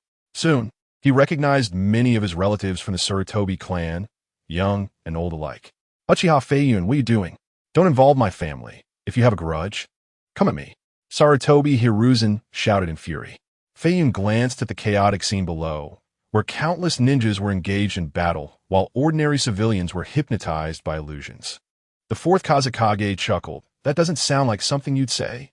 The third Hokage's gaze turned cold. Are you declaring war, Kazekage? Yes, the war has already begun. The Kazekage replied. We can seek peaceful solutions to our problems. There's no need to resort to violence, which will only harm both sides. Sarutobi Hiruzen attempted to persuade calmly. The crisis in Konoha was already overwhelming. He just wanted to stabilize Sunagakure, even at some cost. After all, Konoha had too many enemies, with Orochimaru and Uchiha Feiyun. Adding another enemy from Sunagakure was something Sarutobi Hiruzen feared Konoha couldn't endure. After all, too many ants can kill an elephant. Even if they could defeat Sunagakure, Konoha would suffer heavy losses. What would they use to deal with the two major rogue ninjas in Konoha then? Sarutobi Hiruzen was prepared to offer a few $100 million to the Kazekage, hoping to stabilize Sunagakure first so they could concentrate their efforts on dealing with the unfilial sons in the village.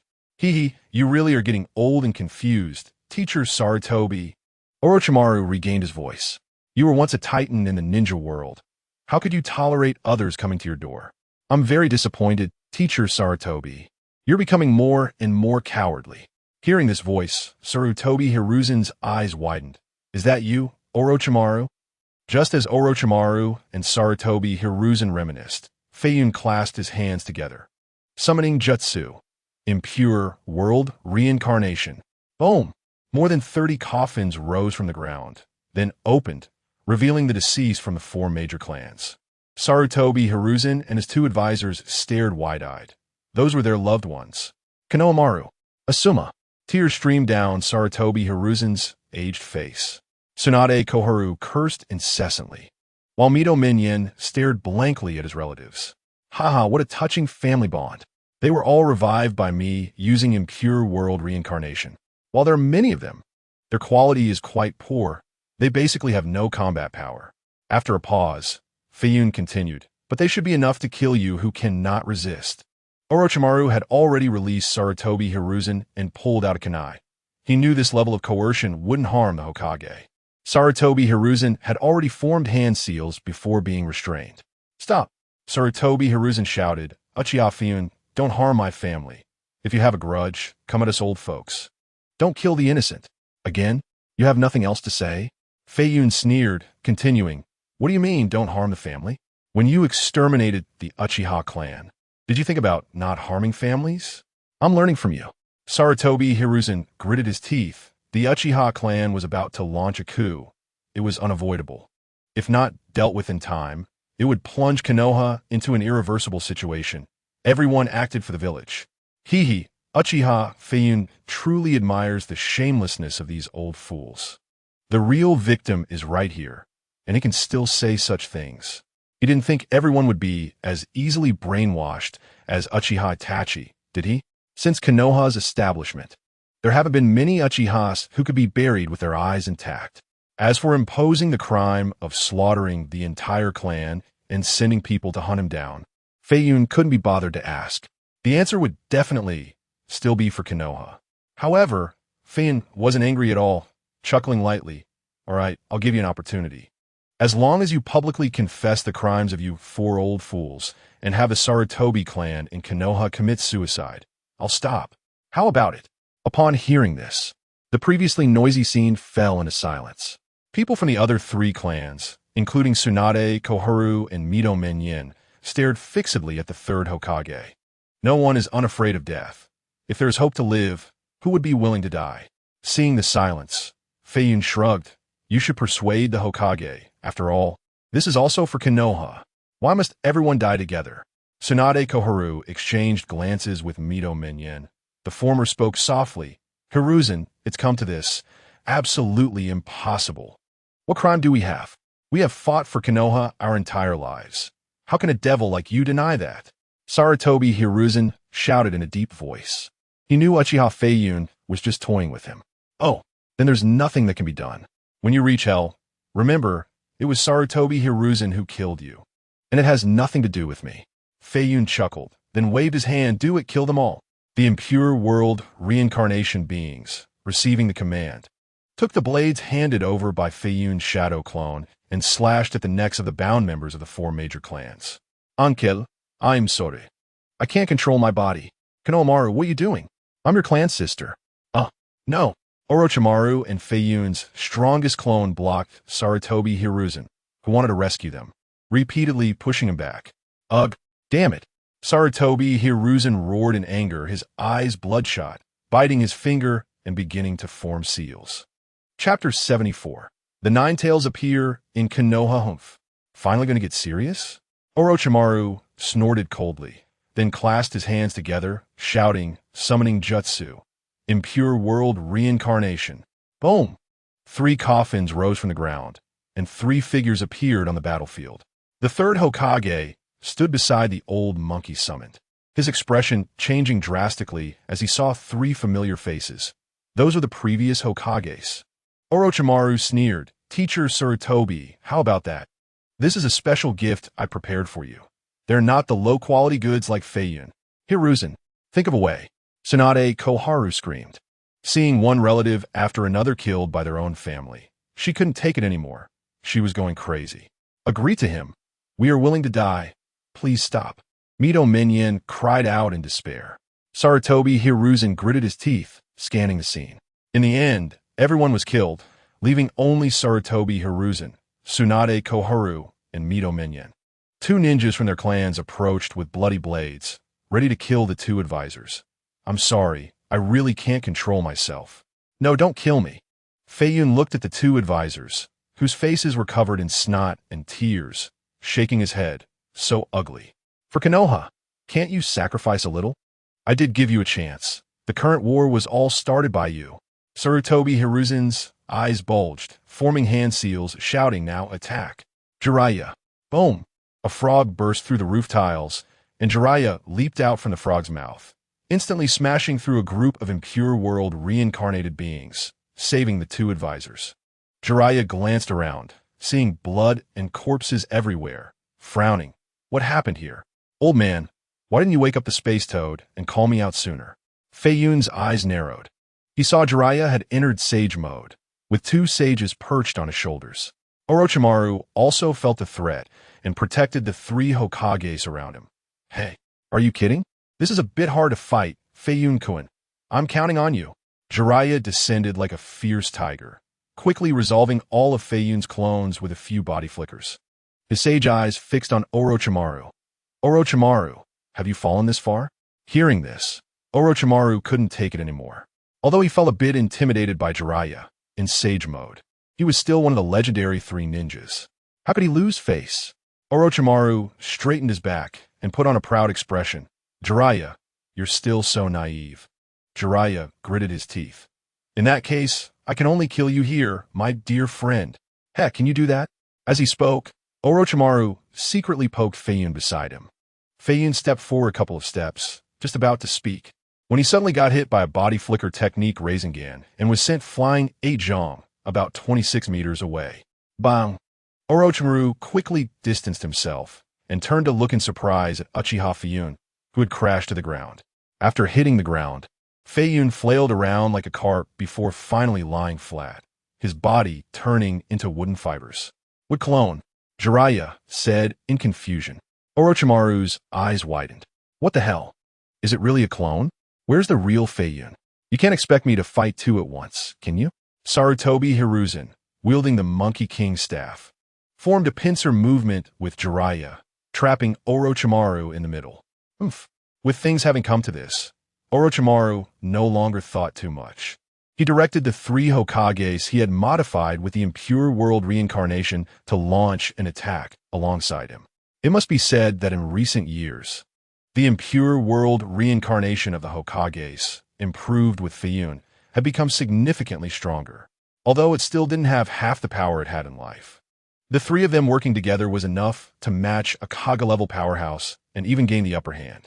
However, Sage Mode Jiraiya was too strong, and Orochimaru was forced to flee in embarrassment, having to use the Impure World reincarnation Hokages to launch a full attack on the 3rd Hokage. He hoped to quickly deal with the 3rd Hokage so that he could fully confront Jiraiya afterward. Boom! The first Hokage's would release completely covered the entire barrier space, and the various jutsu from the Hokage's violently collided. Orochimaru screamed as he was sent flying by Jiraiya's Rasengan and crashed against the barrier. Thankfully, he managed to perform a technique to spit himself out just in time to avoid disaster. Orochimaru-sama, not far away, Zuijin exclaimed upon seeing his boss getting hit.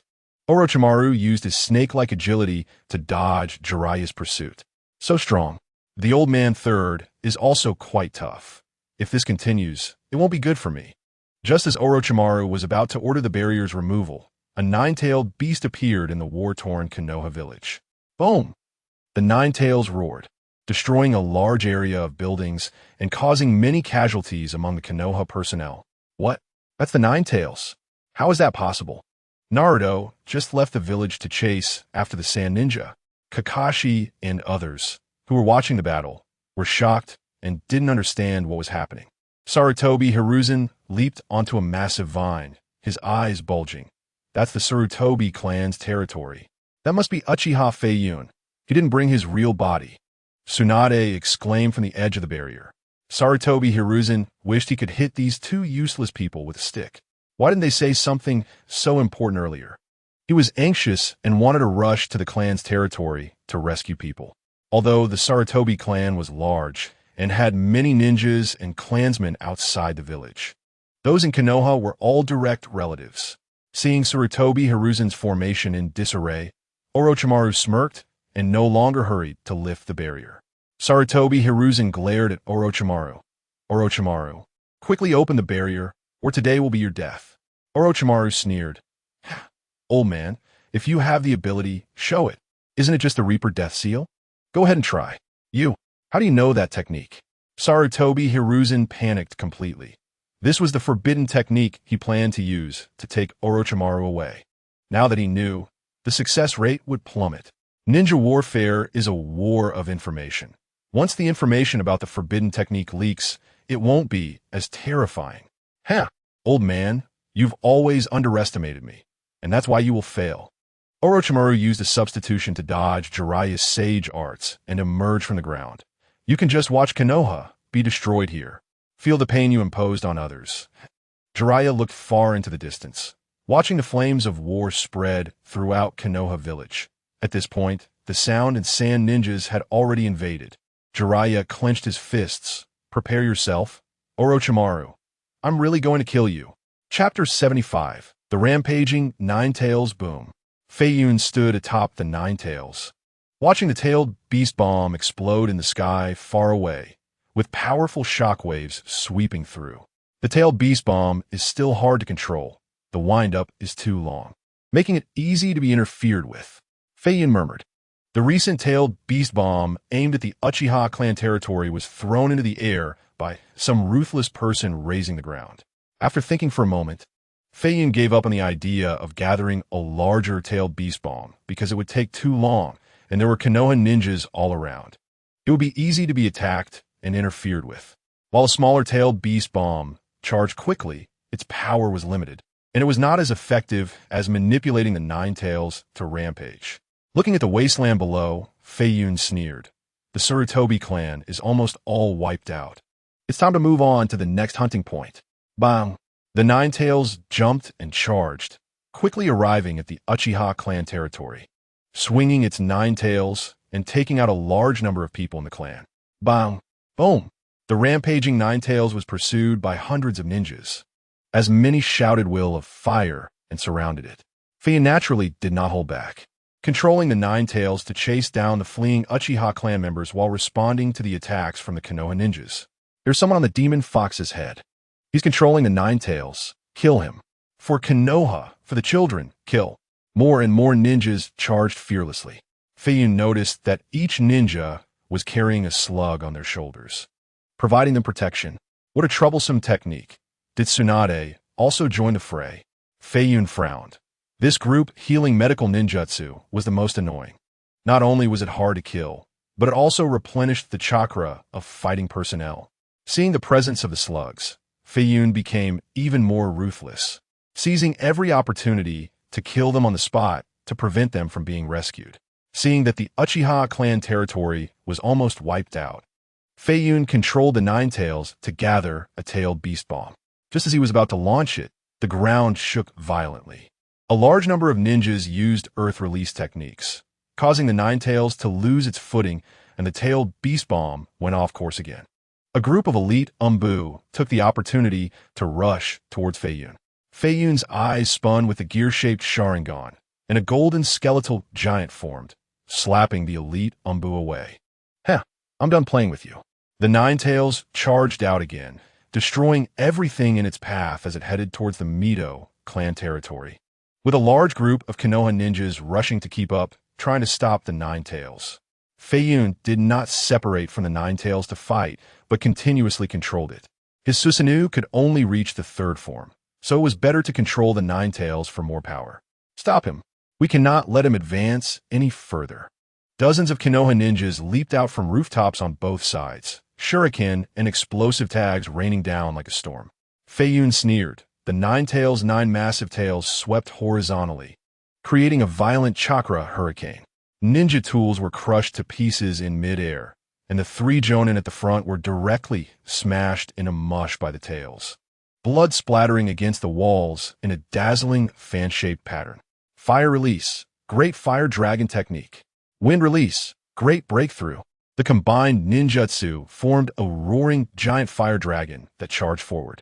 Feiyun's eyes flashed with impatience as the Nine Tails opened its massive mouth, rapidly forming a dark red-tailed beast bomb inside. Bang! The tailed beast Jade shattered a watchtower ahead that housed more than 20 ninjas. Before long, the Nine Tails broke through the territory of the Mito clan and continued to charge towards the territory of the Uchiha clan. Boom! A layer of barrier at the edge of the Uchiha territory blocked the incoming Nine Tails, while dozens of Uchiha ninjas continuously infused chakra to maintain the barrier. Feiyun's eyes turned blood red, and his laughter echoed like it came from the depths of hell. Dying struggles. It's time to pay your debts with blood. Boom! A few collisions shattered the barrier, and the Nine Tails swatted down a large number of Uchiha ninjas with a single paw before charging into the territory. Seeing over 100 Konoha ninjas following closely behind, Feiyun couldn't help but frown. While manipulating the Nine Tails to chase down the fleeing Uchiha clansmen, he shouted loudly, "How foolish! Are you all rushing to your deaths? Can't you see it's only you charging forward? Which other clan's ninjas are helping you out? Has any ninja from the 3rd Hokage's side even taken a look?" Feiyun was truly speechless. These hot-headed youths were rushing to hand over their heads. Didn't they notice that the ninjas from the other clans were just playing along, picking off a few sound or sand ninjas? The elite J-nin of Konoha were leisurely cleaning up the small fry, and until now, not a single one had even gone to check on the 3rd Hokage. Did they not know where the Hokage was? How could that be? Such a large, for purple flames formation. Who in Konoha could miss it? After years of troublemaking, the major ninja clans had long harbored resentment towards the Hokage faction, wishing for a chance like this, perhaps even praying for the Hokage faction to be wiped out, especially the Hyuga and Yamanaka clans. The Hyuga clan only dealt with ninjas near their territory, while the Yamanaka clan was even harsher, collectively sleepwalking, with no ninjas stepping up until now. Damn it, the inherently evil Uchiha. Do not underestimate our will of fire. Kill. For Konoha. Roar. Feiyun naturally wouldn't hold back, manipulating the Nine Tails like a head-harvesting machine, creating chaos everywhere. However, he did not expect that Shimura Danzo would be so good at hiding. He still hadn't come out even now that the territory was in such a state. Inside the four purple flames formation, Orochimaru once again emerged from his gaping maw, his legs transforming into a snake tail, maneuvering around Jiraiya, using his serpentine agility. Jiraiya couldn't help but frown. He could suppress Orochimaru in a fight, but it was very difficult to kill him. Sarutobi Hiruzen struck the fourth Hokage away with a stick, his eyes filled with tears as he looked at the devastated territory. Jiraiya, help me, I want to take them all away. Sarutobi Hiruzen shouted desperately. The old man, Jiraiya, gritted his teeth and nodded fiercely. Sisterhead, I'll take care of it. Sage Fukizaku and Sage Shima also understood the urgency of the situation, and without hesitation, released the long-accumulated Sage Chakra. Sage Art, Toad Song. Ribbit, ribbit, ribbit. The noisy frog cries rang out, becoming increasingly loud. Open the barrier. Orochimaru roared as he felt the Sage Chakra erupting. He had already been severely weakened and knew he could not continue fighting. If he did, he would truly die here. Whoosh! The barrier opened, and Orochimaru manipulated the second Hokage to perform the dark technique. But he was still a step too late, his body already immobilized by the powerful sound Jinjutsu. Unable to escape. Chapter 76. Death Extra Update. Seeking 3 supports. Damn it. Is it the Golden Binding Jinjutsu? Orochimaru had already retreated at the first opportunity, but he was still caught by the powerful Sage Art Jinjutsu and could not move. The distant Kabuto quickly activated his Cursed Mark State 2, using the sound of his flute to disrupt the Jinjutsu. Boom! The darkness enveloping a large area was shattered, as the third Hokage's clone had already seized Senju Tobirama, while the other 2 clones simultaneously captured Senju Hashirama and Namikaze Minato. They could not exert much power, and coupled with being forcibly controlled, they could not use high-level space-time ninjutsu like Flying Thunder God to escape. Once the Shinigami locked onto a soul, there was no way to escape. Orochimaru felt that cold, abyss-like aura. It was the same presence he had sensed when releasing the fourth Hokage. Although he could not see it, it was undoubtedly the Shinigami. Shinigami. As Uchiha Feiyun had said, Sarutobi Hiruzen truly mastered this terrifying sealing technique. Orochimaru trembled in fear, shouting, Kintmaru, quickly take me away from here. Kintmaru, who was farther away and not affected by the Jinjutsu, swiftly shot out spider silk to wrap around Orochimaru and pulled him over at high speed. Release. Kintmaru slapped Orochimaru's shoulder hard, pouring a large amount of cursed chakra into his body. Jiraiya, having regained his vision, did not rush to pursue, but instead shouted towards the direction Sarutobi Hiruzen had left. Old man. The third Hokage did not look back. Jiraiya, I'll leave the rest to you. Watching the past Hokages turn to dust, Jiraiya's gaze gradually sharpened, suddenly fixating on the panting Orochimaru. To force my teacher to death and mock the souls of the dead. Is this what you want? Orochimaru scoffed. Haha, did I force him to death? It was the so-called will of fire that killed him, right? I've acted in this play my whole life, and now I can't get out. Shut up. Orochimaru, you have fallen. Jiraiya glared furiously. To trample on the Hokage and the will of fire. I must kill you today. Boom. The third Hokage's life had entered its countdown, but appeared even more valiant, as if returning to his youth. The golden staff struck the ground, suddenly extending, propelling him like a shooting star towards the rampaging Ninetales. The once prosperous KONOHA had now turned into hell. The streets collapsed. Flames consumed buildings, and the screams of people intertwined with the roaring sounds of collapsing structures. Boom! The Ninetales swept like mountains, each strike causing the earth to tremble. A pitch-black energy sphere condensed. Then, boom! The shockwave exploded outward, a mushroom cloud rising, with countless ninjas and civilians turning to ash in an instant. Kunai, shuriken, and even high-level ninjutsu were swept away by the Ninetales' claws. Earth release. Earth flow wall. Several Nin worked together to erect a high wall, trying to block the Ninetales' advance. However, roar! The Ninetales' sharp claws swept, and the earth wall crumbled like paper, sending the ninjas flying into the burning ruins. Standing atop the Ninetales, Feiyun suddenly focused his gaze, turning to look at the rapidly approaching Sarutobi Hiruzen. At this moment, Sarutobi Hiruzen was filled with rage, his face extremely twisted, not knowing whether it was from pain or anger. However, this was quite pleasing to Feiyun. Feiyun revealed a satisfied smile. It seemed that the old men were quite pleased with this performance. Feiyun felt a familiar sensation, cold, despairing, and eerie, the aura of the Shinigami. He was using desperate techniques. Feiyun hurriedly manipulated the nine tails to attack Sarutobi Hiruzen. Bang, bang, bang. The massive beast tails destroyed a large area, but did not hit Sarutobi Hiruzen. Sarutobi Hiruzen, like a spirit monkey, swiftly and skillfully weaved through the waves of destruction, continuously closing in on the nine tails and Feiyun.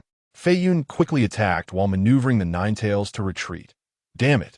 Why are you coming to fight me instead of sealing Orochimaru? Sarutobi Hiruzen's blood and tears flowed. Evil little ghost, die for me. Sarutobi Hiruzen, as if fueled by immense strength, was incredibly fierce, his speed creating afterimages. It made one wonder why, during the first Nine Tails rampage, his speed was so slow and his skill had such a long wind-up. It wasn't until the fourth Hokage had circled Konoha several times that he appeared. At this moment, Sarutobi Hiruzen had only one thought in his mind: get close, grab hold. As long as he could grab him once, he would die gloriously, completing his brilliant life. The legend of the strongest Hokage saving the village would forever be passed down in Konoha. Saruman, help me! Sarutobi Hiruzen shouted. Bang! The golden staff transformed into a humanoid shape, using its indestructible body to smash through the nine tails' tails, attempting to restrain it. A smirk appeared at the corner of Feiyun's mouth. Heh, I won't give you the chance. I'm not fighting you anymore. Nine Tails retreat at full speed. Before his words fell, Feiyun leaped off the head of the Nine Tails and raced towards the direction of the previous four purple flames formation, with the Nine Tails also running under his control. This was also due to its master. Otherwise, with the proud nature of tailed beasts, it would never run away in front of insignificant humans. They would only fight to the end. Damn it. If you have the ability, don't run. Hey, run. I haven't killed all the Sarutobi clan members yet. Don't worry, I won't spare the Sarutobi ninjas stationed at other fortresses either. Feiyun and the Nine Tails acted separately, and Sarutobi Hizashi suddenly panicked. He had realized that the Grim Reaper was ready to take his soul. Sarutobi Hizashi knew he didn't have time for a prolonged battle, so he withdrew his gaze and hurriedly chased after the Nine Tails without hesitation. There was no choice. Comparatively, the Nine Tails was easier to catch up to and was a bigger target. Wow! Sarutobi Hizashi spat out a mouthful of old blood in midair, not knowing if it was due to his severe injuries or anger. Swish! Feiyun swiftly arrived at the rooftop of the observation area, scanning around. Only two incapacitated advisors, Nara Shikaku and Mito Gaidon, remained. The two old men had vacant eyes and sorrowful expressions, staring blankly in the direction of their clan's land. Huh! No one even comes to save you. Huh! Esteemed advisors? Feiyun mocked, drawing his sword and slicing them in half, blood spraying out. Ugh! A piercing scream erupted. You just die slowly here. The position of Feiyun's strike was quite tricky. They wouldn't die immediately, but would definitely not be saved. Looking at the group of powerless reincarnated individuals, all from the four great clans, he decided to make use of them and issued an order to destroy Konoha. Chapter 77. Pursuit. Feiyun looked down from above, surveying the war-torn Konoha. The setting sun was blood-red, illuminating the entire village. As the Shikaku did not arrive as scheduled and the wind shadow was also delayed, the Sand Shinobi felt something was wrong and began a full retreat. With the Sand Shinobi retreating, the already weak Sound Shinobi had no chance against Konoha, and upon learning that Orochimaru had fled, they also began to withdraw. As expected of Konoha, it's indeed a major ninja village. The number and quality of ninjas cannot be compared to small countries. Feiyun muttered to himself. Of course, this was also due to the presence of Jiraiya, a top-tier combatant, and Tsunade, a super-powerful ninja, significantly enhancing Konoha's overall strength. From the north came a giant as massive as the Nine Tails, with Nara Shikaku, the clan leader of the Nara clan, standing on its left shoulder, and Yamanaka Inoichi. the clan leader of the Yamanaka clan, half squatting on its right shoulder. The Byakugan from the Hyuga clan howled through the sky, while the swarm of insects from the Aburame clan covered the area. A large group of Konoha ninjas began to take over the battlefield, with countless leeches and their clones writhing within Konoha. What a hassle, Feiyun thought, seeing the large group of Konoha ninjas closing in, and he quickly left the area. His main objective had been achieved, and he was too lazy to engage in a battle with thousands of powerful ninjas. Didn't you see that Orochimaru had already slipped away? Feiyun was disappointed in the sand and sound shinobi. Had they already given up after just a short fight? In the arena, Might Guy saw Uchiha Feiyun flash by and immediately set off to pursue. Guy, don't be impulsive. That's a shadow-level figure. Kakashi shouted, extending his hand. For Konoha, I must go and take down this terrifying enemy. Might Guy opened the sixth gate and in the blink of an eye, chased out of the arena. Kakashi couldn't continue his words, as Guy had already left a sufficient distance and couldn't hear him. As Feiyun sped away from Konoha, he suddenly focused his eyes and turned slightly. That idiot again? Feiyun gritted his teeth. He had originally planned to leave. Whether the Nine Tails was sealed or not was not important. As long as Feiyun wanted, he could summon Sarutobi Hizashi again using the Edo Tensei with Orochimaru. By then, wouldn't the Nine Tails return his hands?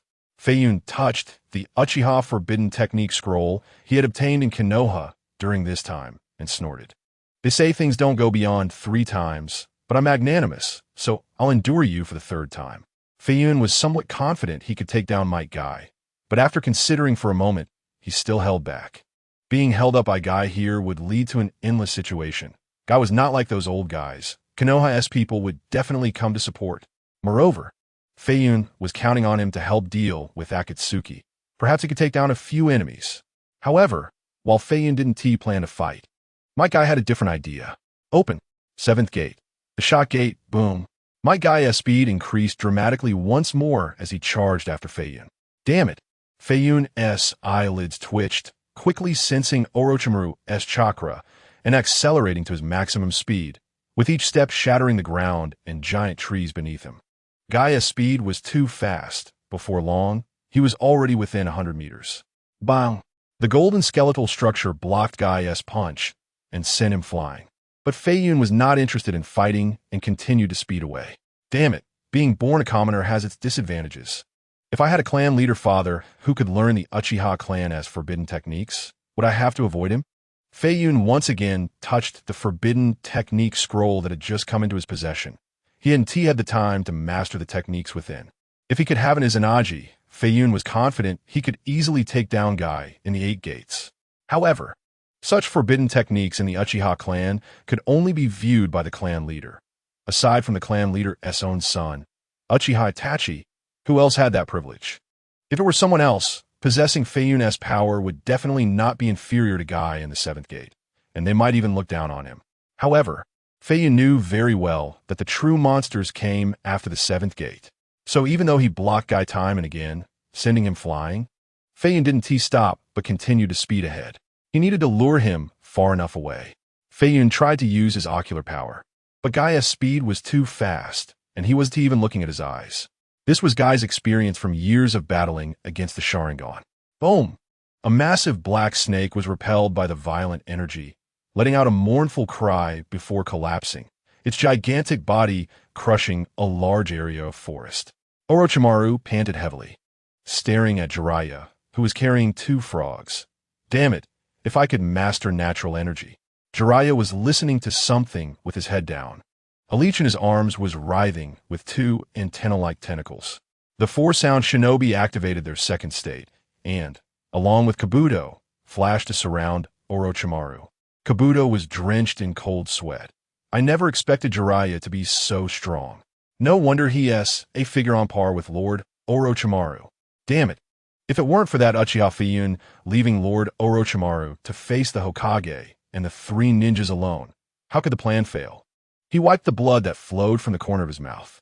No, the plan hasn't failed, Orochimaru said with deep eyes. This decayed old tree of Konoha, which has been dead for many years, has already been stirred by this wind. The windmill has begun to spin. Ha! Jiraiya raised his head. his gaze sharp as he stared at his former close friend. Orochimaru, Sarutobi-sensei, is dead, and Konoha has been destroyed for the most part. Are you satisfied? Is this what you wanted? Orochimaru's expression was calm, without a ripple. Is that so? Dying is good. If they don't die, Konoha will only continue to decline. Hey, you should thank me. Jiraiya's eyes grew colder. It seems you have truly turned into another person. You have become a soulless demon. Bang! In the distance, chakra energy erupted, and a golden chakra figure rushed towards the battlefield. Everyone turned to see the imposing Uchiha Feiyun, and Jiraiya couldn't help but be startled. Orochimaru smirked? Ah, it seems my luck is quite good, Jiraiya. However, before he could finish a sentence, a blurred blue light shot out. Andy Lau. Day Tiger, boom. A violent grayish-white shockwave exploded like a tailed beast bomb, engulfing a large area, dimming the world. The golden Susanoo was struck and sent flying like a cannonball, leaving a deep trench on the ground. Chapter by Muitam, gone Funason Bang. The enormous Susanoo slid to a stop not far from the gathered Sound Village members. Feiyun-kun. Orochimaru looked at Feiyun inside the Susanoo in disbelief. Boom! A massive shockwave swept over, and the residual force of Day Tiger suddenly expanded. Feiyun emerged from the deep pit and smiled. It's fine, don't worry, I'm not injured. Orochimaru sighed inwardly. Am I worried about whether you're injured? I want to know if you're here to support me or to harm me.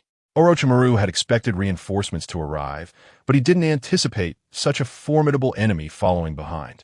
It would have been better if he hadn't come at all. With Day Tiger's shockwave bearing down, everyone looked toward Jiraiya and Might Guy, who had gathered not far away. Feiyun's Mangeki Sharingan shone. So, how about we test the power of the 8th Gate of Death today? Orochimaru slightly turned his head and said softly, since you know about the 8th Gate, you should also know that it is a power that surpasses the Hokage by dozens of times, and it can kill. After a pause, Orochimaru raised his voice. Do you really want to continue fighting? We don't mind killing our way back to Konoha and battling you to the end. Might Guy, furious, shouted, You were born in Konoha, after all, isn't it your hometown? Why act so crazily? Jiraiya, with a sage-like expression, said, There may be injustices regarding the Uchiha, but the Hokage is also human, and there are many things that can't be addressed comprehensively. The villagers are innocent. Feiyun sneered, and the chakra of his Susanoo surged violently, the golden energy swirling like flames. Innocent? Jiraiya, the innocent you speak of are merely numb accomplices. The upper echelons of Konoha have built peace with conspiracies and blood, while those people. He pointed towards the distant direction of Konoha, a hint of mockery in his eyes. They enjoy a hypocritical peace, yet turn a blind eye to the darkness and bloodshed of the village. Orochimaru licked his lips, his voice hoarse and dangerous. Gaikuin, you say we are insane? But how many ninjas has Konoha sacrificed over the decades to fill the gaps of peace? How many potential ninjas have the upper echelons secretly dealt with? Orochimaru slowly spread his hands, a chilling smile on his face. We are merely using a more direct way to tear away this layer of fig leaves. Jiraiya frowned tightly. So you choose to prove your correctness through destruction? Orochimaru's long black hair flew. Destruction? No, this is rebirth. When the foundations of the old order are burned, new rules can be established from the ashes. Just like a snake shedding its old skin, it is painful but necessary. Might Guy's chakra erupted, and blue sweat vapor began to seep from his body. Absurd. A rebirth gained through the sacrifice of others is nothing but the twisted logic of a demon. Orochimaru chuckled softly. Demon? Perhaps. But Gaikuin. His pupils suddenly constricted into thin slits. How many demons do you think are hidden beneath Konoha's sunlight? Guy wanted to erupt, but hesitated when he looked at the two standing firmly in front of him, and then at the silent Jiraiya. He was simple-minded, but not foolish. When the top of the Hokage faction faced a life-and-death crisis, why did Kakashi persuade him to have a boring contest? Where did the other ninja clans go? Why hasn't Shimura Danzo appeared? Is he really out on a mission? Might Guy couldn't help but clench his fists. Is Konoha really plagued by evil? Feiyun crossed his arms and spoke. If I, who killed the 4 major clans, am a demon, Then during the nearly 40 years of Sarutobi Hiruzen's rule, the Senju clan, Uchiha clan, Uzumaki clan, and others like the Chiyoyu, Hushan, Cat Tooth, Moonunder, Tonlin, and Zikeo were all wiped out. Were the upper echelons of Konoha not demons? These were not the deeds of the third Hokage. His family had already done their utmost. Ha ha ha! Feiyun's laughter, reminiscent of Uchiha Madara, interrupted Might Guy's words. After laughing for a while, Feiyun loudly declared, "Of course he did his utmost." A large number of 6-year-old children from Konoha were sent to the battlefield. How many clans were exterminated under the banner of For Konoha? Go take a look. The shinobi army of the 4 major clans has already numbered in the thousands. They not only occupy the prime locations of Konoha, but also seize forts, large towns, and cities throughout the Land of Fire, filled with the will of fire. Might Guy could not accept this, gritting his teeth. The fate of a clan cannot be controlled by one person. The third Hokage's wife and children sacrificed themselves for Konoha. Orochimaru's eyes revealed a hint of pity, a pity for the controlled and pathetic. Why did Sarutobi people die? She was merely monitoring the 9 tails, which they valued. As for the third son, enough. Feiyun interrupted Orochimaru. The golden Susanu's surging. There's no point in talking. If you want to fight, then come. Ignite your 8th gate with your will of fire. Let's see what you can do. Feiyun, having been chased by Guy 3 times, was already impatient. Did he really think he wouldn't lose his temper? Sannin Jiraiya frowned slightly. Little Jiraiya has already been injured, and Konoha has suffered heavy losses and needs to quickly reinforce its defenses. Sannin Fukasaku also said softly, "Moreover, they are not characters that can be dealt with so easily. You may not necessarily win by fighting to the death here. Konoha cannot afford to lose 2 important top-tier combat powers." Jiraiya slowly closed his eyes. "Retreat, Guy. The double Manjiki is too strong." Jiraiya had to reassess the gains and losses. Moreover, Konoha's enemies were not just the sound and sand villages in front of them, but also other major countries, and even the surrounding small countries were eyeing them, ready to pounce at any moment. If they stubbornly fought on, even if they won, Konoha might truly face destruction due to their inability to cope with the subsequent situation. Not to mention that they might not even win for sure. Might Guy's eyes widened like copper bells, shouting urgently, "But they are too dangerous. If we let them go, who knows when they will strike again? Protecting the village is the most important thing right now. Our lives should be used for protection, not revenge." Jiraiya stared sternly into Guy's eyes. The will of fire is to protect. Jiraiya squeezed out these few words through clenched teeth. Guy's expression froze. He knew all too well what the will of fire passed down by the first Hokage was. "Let's go." Jiraiya signaled. And Sannin Fukasaku extended his long tongue to wrap around Might Guy, and they vanished from the spot together. Chapter 79, Sand Village's Dead End. Until Jiraiya and Might Guy disappeared from sight, Orochimaru remained tense, occasionally glancing at Uchiha Feiyun beside him. He was genuinely afraid that Uchiha Feiyun would not let them leave and choose to continue the fight, despite Orochimaru's seemingly strong and domineering demeanor. He was merely putting on a brave face. It wasn't until the auras of Jiraiya and Might Guy faded away that Orochimaru could no longer maintain his facade, spitting out a mouthful of old blood and kneeling on the ground. Orochimaru-sama. Kabuto hurriedly stepped forward, using medical ninjutsu to help Orochimaru recover. Feiyun retracted his golden Susanoo and turned to smile. "You truly are something, Orochimaru-kun. I thought you would be killed by the combined forces of your best friend and master. You really dare to say that." Orochimaru looked as if he was about to die, clearly at his limit, but still managed to force a strong person smile. "But thanks to you and the 9 tails, the third Hokage was drawn away. Otherwise I might really have died there." He. After a moment, Orochimaru buried his head. "Did the third Hokage, Sarutobi Hiruzen, really die?" Feiyun brushed off the dust on his clothes. "What do you think I returned to Konoha for? Only that old dog Shimura Danzo can survive. Otherwise, none of those 4 old guys would be alive." "Danzo, huh? Hee. That old fox is quite slippery." Orochimaru chuckled. "No rush. He will show up sooner or later. Unless he can put aside all his ambitions and hide his identity." Feiyun gazed towards Konoha, but then he wouldn't be Danzo. Orochimaru agreed. He and I are of the same kind. For the sake of dreams, or rather ambitions, they will stop at nothing.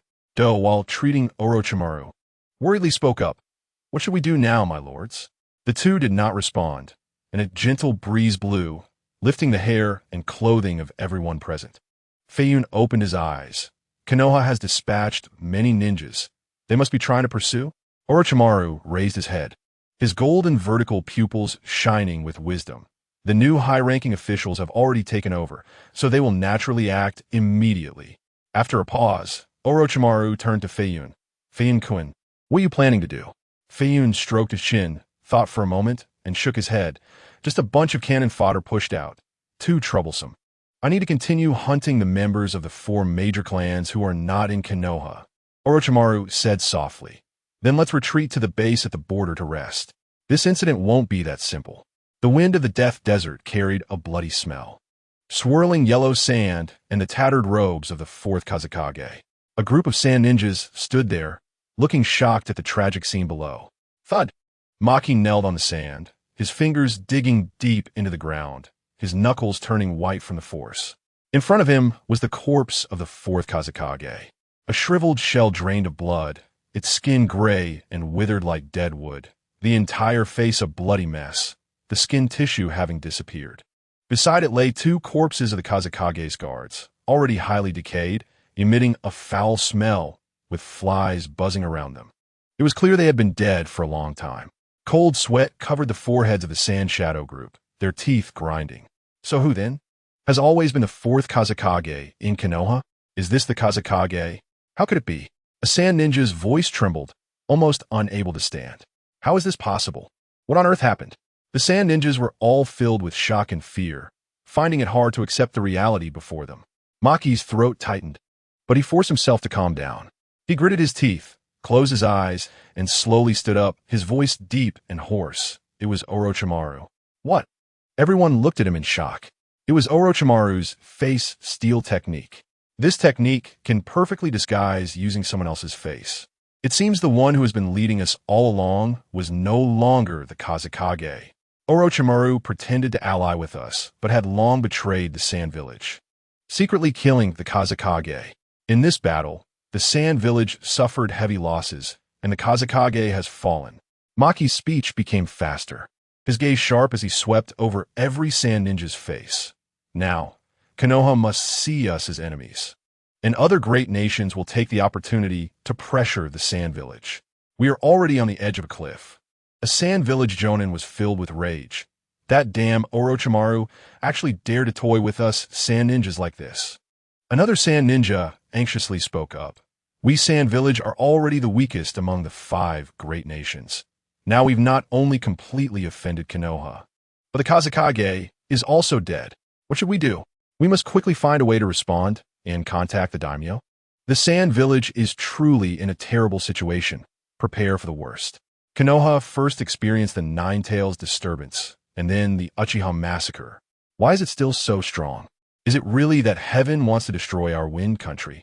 The sand ninjas were all sweating profusely, anxiety, despair, and fear spreading in everyone's hearts. The geographical environment of the wind country is harsh, with long-term drought and extremely scarce resources, which has led to the economy being the worst among the 5 great nations. Because of this, the number and quality of sand ninjas are also unsatisfactory, and their equipment and weapons are inferior to those of other great nations. Moreover, due to the decisions of the 1st Kazekage, the wind country's tailed beasts, like Konoha, also only have one. Other great nations have 2. It must be said that the 1st Kazekage's choice to refuse the tailed beasts offered by Hashirama for the sake of money was truly short-sighted. The descendant situation will only revert to poverty and backwardness. They originally thought they could take advantage of Konoha's weakness to attack and gain the rich resources of the Fire Country to strengthen themselves. But they never expected to encounter such an outcome. Everyone felt as if the sky had fallen. This time, the shaky sand village might really be finished. Just as everyone was in a panic, Maki's expression sharpened, and he shouted loudly, "Everyone, be quiet. The sand village has not perished yet. For now, I will take full command. There is still a chance." Upon hearing this, the sand ninjas turned their attention to Maki, seemingly seeing a glimmer of hope amid despair. Their fighting spirit rekindled. Maki looked at the decaying fourth Kazekage, then turned to the direction of Konoha, his mind racing, conducting various deductions. Chapter 80. The smirking Danzo Maki took a deep breath, clenched his fist, and struck his palm. We need to turn the tables. Immediately send envoys with heavy gifts and compensation to seek peace with Konoha and actively propose an alliance. En alliance. But we just exactly because of that. We must do this. Maki interrupted sharply. We must emphasize that the Sand Village is also a victim. It was Orochimaru who deceived us, killed the Kazekage, and even used us to provoke war. Remember, it was Orochimaru disguised as the Kazekage who commanded the Sand Village. The entire Sand Village was deceived by Orochimaru. Konoha has just experienced an attack. They're also weak and facing pressure from other great nations. They need allies to stabilize the situation.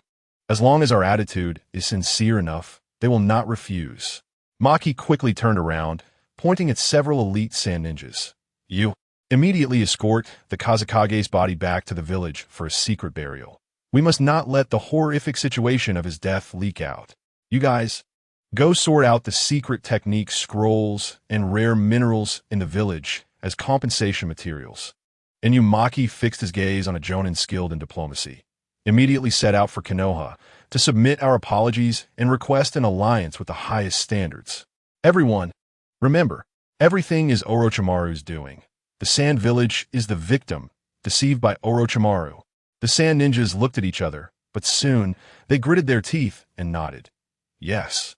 Maki looked at the remaining Sand Ninjas and said solemnly, mobilize all Sand Ninjas nearby that can be contacted to assist Temari and Kankuro. We must escort Gaara back to the village. Gaara is crucial. The village absolutely cannot lose Shikaku. Do you understand? Yes. The Sand Ninjas responded loudly and then quickly took action. Maki looked towards the distant horizon, the wind and sand blurring his vision. He knew that the Sand Village had no way out, but at least they could still grasp the last glimmer of hope in desperation. Over the next month, the high-ranking officials of the Sand Village held multiple large meetings urgently, discussing plans for compensation and rescue. In the end, the high-ranking officials of the Sand Village reluctantly agreed to Maki's proposal, actively compensating Konoha, apologizing, and offering sincere support for Konoha's military actions. Batch after batch of precious resources were transported from the Sand Village to Konoha, and waves of Sand Village envoy groups visited Konoha, bringing not only heavy gifts but also sincerely apologizing for being used by Orochimaru. A large number of elite ninjas mobilized.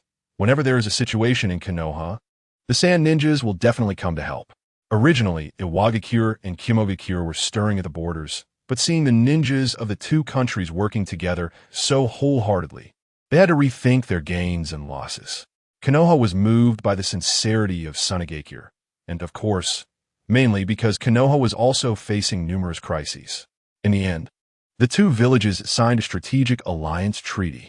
This treaty is not like the ordinary alliance treaties of the past. It is definitely not as simple as a piece of paper. A strategic alliance means that the two ninja villages need to advance and retreat together, facing the coming storms and even wars together. Therefore, to show their sincerity, Sunagakure even sent lower ninja teams to help Konoha. Since Konoha suffered heavy losses, other countries and enemies of Konoha jumped out, eager to devour the village alive. There was no way around it. After all, Konoha and the Land of Fire occupy the most prosperous and well-environmented land in the ninja world.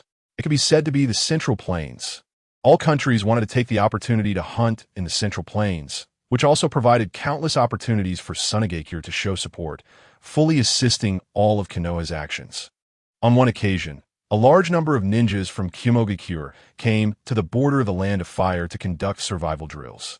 Sunagakure directly dispatched nearly 2,000 ninjas to stand at the border alongside Konoha ninjas to observe Kimogakure's drills.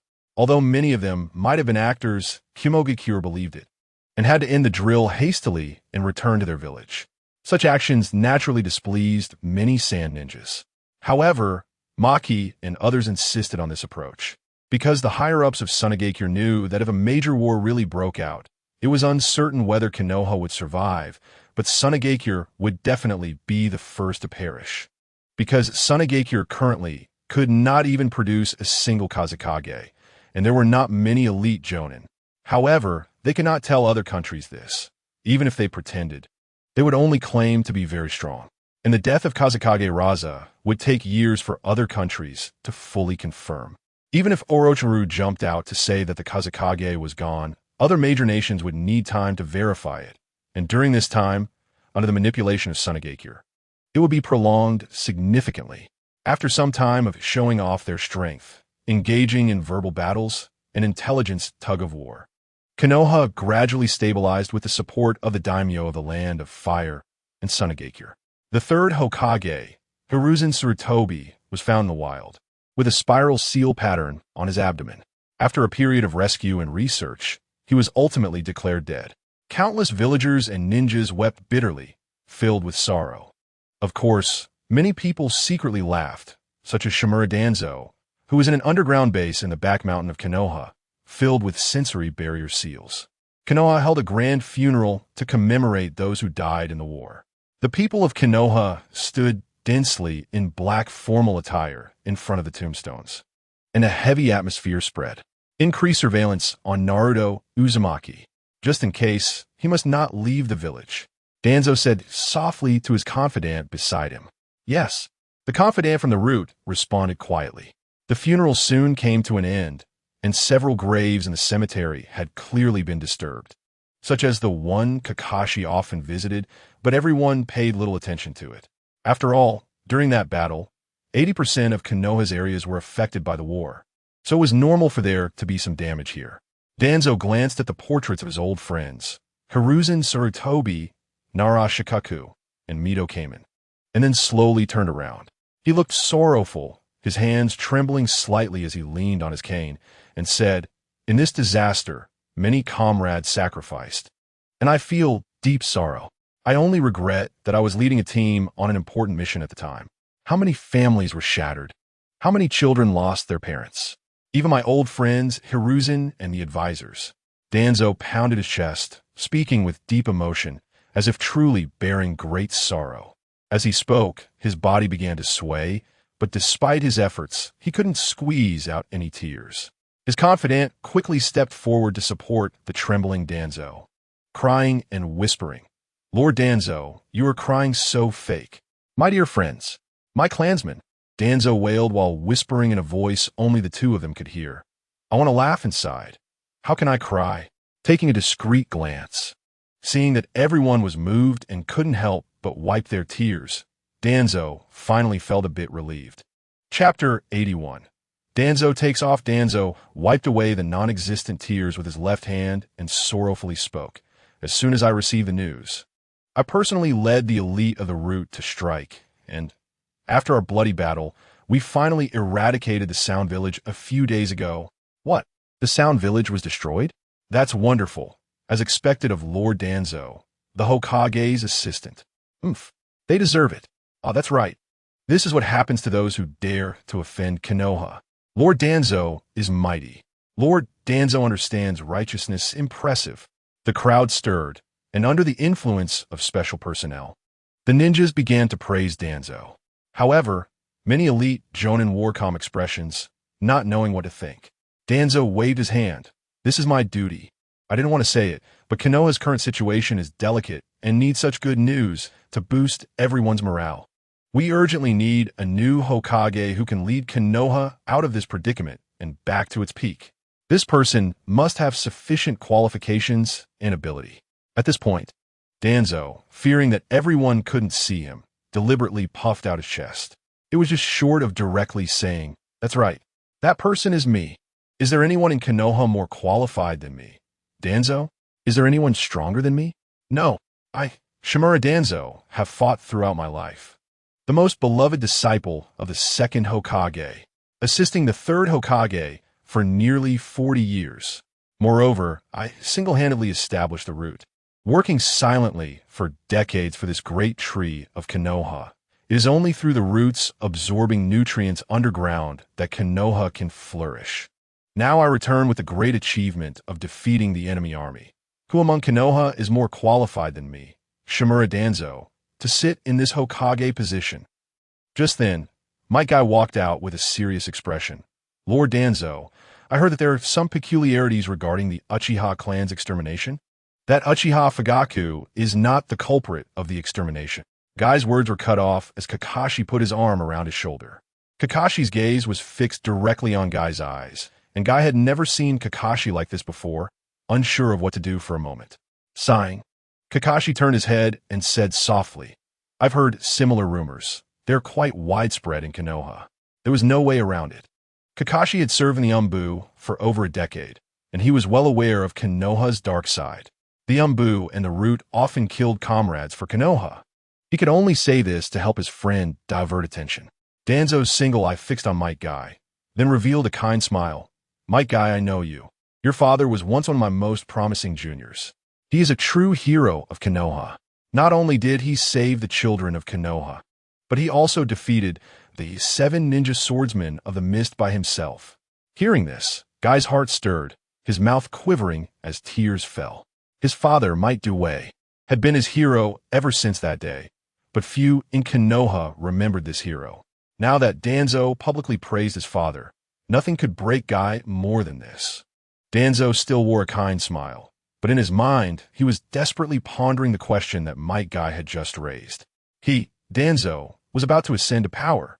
From today onwards, there must not be the slightest blemish. This was truly a headache. Danzo couldn't help but admire Hiruzen Sarutobi a bit. Just as he was ready to turn things around, he found public relations difficult. Yet Hiruzen had managed to maintain a good reputation for decades without a single flaw. Impressive. Truly impressive. Suddenly, Danzo had a flash of inspiration, a barely noticeable curve appearing at the corner of his mouth. "Hizashi, I've carried the black pot for you all my life. Now it's your turn to take the burden." He let out a deep sigh. "Regarding the Uchiha clan, Hizashi doesn't let me inquire, so I don't know much. However, whether it's Uchiha Itachi or Uchiha Fugaku, their pasts are no longer important. The crimes they committed are unforgivable." Upon hearing this, more than half of the ninjas present expressed their agreement, including Might Guy. No matter what, those two were the most heinous criminals in the history of Konoha. Their acts of massacre were appalling, and that alone was enough. No other reasons were needed. Everyone in Konoha had the duty to eliminate these two demons. After the funeral, Danzo returned to the Root base and issued a series of orders. All were aimed at packaging himself and promoting his mission as Shimura Danzo. He had to establish a towering image for himself in Konoha, using public opinion and strategies. Whatever it took. After all, the election for Hokage required votes from the daimyo, the elders, and the jounins. Danzo employed both soft and hard methods. He had to find every possible way to garner votes. Konoha was shrouded in sorrow, and the villagers spontaneously held a memorial ceremony for the third Hokage. Meanwhile, in the dim underground base, Danzo suddenly jumped up from his chair, nearly throwing his cane away. "Hizashi is finally gone. Now, the Hokage position is mine. Teacher, I did it." He excitedly circled in the secret room, his single eye flickering with a strange light. "Quick, bring out my Hokage robe. The one I've secretly ordered for 20 years. A Root ninja with a dog mask weakly raised his hand. "Lord Danzo, we are still in the mourning period." "Shut up. I can't wait any longer." Danzo kicked a vase at his feet. "I've waited over 40 years, since the second Hokage's time. I've waited until my hair is gone." Danzo suddenly struck a cool pose. "What do you think? How should I start my Hokage inauguration speech? Fellow citizens of Konoha, your true sun has finally risen. How's that? Dog-faced ninja. Cat-faced ninja." Danzo was completely immersed in his own fantasies. "I want my face to be sculpted on Hokage rock. Looking cool and handsome, to highlight my melancholic temperament. Oh, and I need to make Sarutobi's face smaller." At that moment, a ninja with a ghost mask rushed in. Report. "The Elder Council has included Lady Tsunade as a candidate for the 5th Hokage. Jiraiya is also on the candidate list." "What?" Danzo instantly petrified. The Hokage hat in his hand fell to the ground. "Impossible. Absolutely impossible. That perverted guy who writes dirty books, why should he be?" Danzo silently picked up the cane that had been thrown away and gradually calmed down. I know Jiraiya's character. He won't take the Hokage position. As for Tsunade, after pondering for a moment, Danzo suddenly turned his head, gather all information and intelligence about Tsunade from her childhood, dig up her dark secrets, and use the public to spread it widely. Chapter 82. Orochimaru's research at the border of the Land of Fire. Deep in the mountains, the ground trembled, emitting a buzzing sound. Beneath a rock, several monstrous snakes, covered in sharp scales, were entwined with each other, continuously drilling underground, forming underground passages. 3 figures walked among them, the sound of their footsteps echoing. Fugaku looked at the uniform passages around him, resembling walls made of irregular stone blocks. And a long-standing question in his mind was finally answered. No wonder your base looks like this. I always thought you transformed into a giant snake to drill out. Turns out you raised a specialized construction beast? Orochimaru slightly turned his head and smiled. They are mutated organisms I cultivated using the genes of the 10,000 snakes combined with the cells of Reo. With a short lifespan, disposable. Months had passed since the KONOHA War, and Fugaku and the others had changed several bases. There was no choice. Now not only KONOHA and Suna were pursuing them, but even the Akatsuki organization often appeared, and it was unclear whether they were hired or because of the Ninetales incident. As expected of you, Orochimaru, you really know how to play. Fugaku sighed, then turned to ask, by the way, regarding my mental power issue, you have been researching for so long. Have you made any progress? As Orochimaru walked deeper into the base, he pondered. Your chakra growth is completely different from that of ordinary people. The rapid increase is not merely a quantitative change, but a qualitative difference. Your mental energy, or what you call 60-tier mental power, if classified in a tiered manner with 60 energy thresholds, I have named it 60-tier mental power. For comparison, if you are the reference point, then I am at 40 tiers. Ordinary ninjas are at 20 tiers, and civilians are around 10 tiers of mental power. Among all the beings I have seen, there should be no one comparable to you. The strongest Uchiha Itachi might have a level of over 50 tiers. Fugaku's eyes brightened. So does that mean I'm invincible? Hee. Orochimaru shook his head with a smile. Strength is a comprehensive measure of multiple aspects, just like the tailed beasts with unbeatable chakra. Possessing chakra that is difficult for humans to reach, their strength is not much in the eyes of experts. They are merely strong in destructive power. Fugaku agreed on this point. If it weren't for protecting the village, tailed beasts wouldn't have any way to deal with ninja masters. Orochimaru continued. From my perspective, there are still some entities that can match you in terms of mental power. Fugaku frowned. Entities? Orochimaru nodded. The reason I say entities instead of organisms is that I can't tell whether they are living beings. Upon hearing this, both Fugaku and Kabuto showed curious expressions. Orochimaru continued. For example, the Shinigami. Based on that absolute sense of mental pressure, its mental power is definitely not inferior to yours. Also, the evil god. The statue in the Akatsuki organization has a similar feeling. Furthermore, there's the White Snake Sage I once encountered, and the similarly renowned Great Toad Sage and Slug Sage must also represent strong mental power. At this point, Orochimaru grinned, revealing an obsessed expression. Perhaps this truly is the path to immortality or even eternity. After all, these figures have lived for thousands or even tens of thousands of years. And you, Fugaku, although it may not be apparent now, your immortality already says a lot. Fugaku glanced at Orochimaru after saying so much. It seems like my question still hasn't been answered. Over the years, Fugaku had conducted numerous experiments and research in cooperation with Orochimaru. Orochimaru awkwardly retracted his smile. Through the illusion technique Naraka's vision, it was tested that when you, Fugaku, suffer a mental shock, your consciousness autonomously switches to a higher-tier mental barrier rather than collapsing or sinking. Compared to my previous samples, the resistance of Uchiha clan members to Genjutsu comes from the counteraction of their ocular power, but your defensive mechanism is closer to a tiered leap of indifference. Moreover, the symbiotic relationship between mental power and the physical body. Your cells exhibit abnormal activity in extreme environments, while mental power directly influences the efficiency of physical regeneration.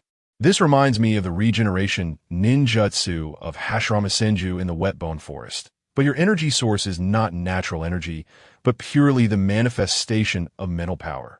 In experiment number 0404, after severing your left arm, when suppressing mental power, the cell division rate at the severed limb increased by 470. And the regenerated tissue displayed characteristics similar to Hashirama cells. When you utilized mental power, the cell division rate reached nearly 2,000. This is almost close to immortality. In other words, mental power might correspond to a potential direction of physical evolution, or rather, the direction of life's evolution. However, I tried various methods to replicate it, such as attempting to transplant the mental structure of Feiyun through seals, but all the experimental subjects dissolved their brain tissue when breaking through a certain level. The only survivor, codename Zero Snake, exhibited a brief phenomenon of multiple personalities, proving that forced hierarchical advancement can tear apart the consciousness of ordinary humans. I discovered that Feiyun's pineal gland contained an unknown crystallized substance, but it didn't seem to be a physical entity. It is suspected to be a naturally formed spiritual anchor point. If the 60 levels of mental power could be controllably stripped and transplanted, perhaps it could achieve consciousness immortality, transitioning the core consciousness to a higher-level spiritual entity when the physical body ages, akin to a snake shedding its skin and discarding its old container. The current bottleneck lies in whether the 60 levels of mental power actually exist or not. Feiyun listened to Orochimaru's ramblings and couldn't help but feel overwhelmed. Do you even realize what you're saying? Who can understand this? Orochimaru was slightly surprised. I've tried my best to explain in plain language, without using professional data or terminology.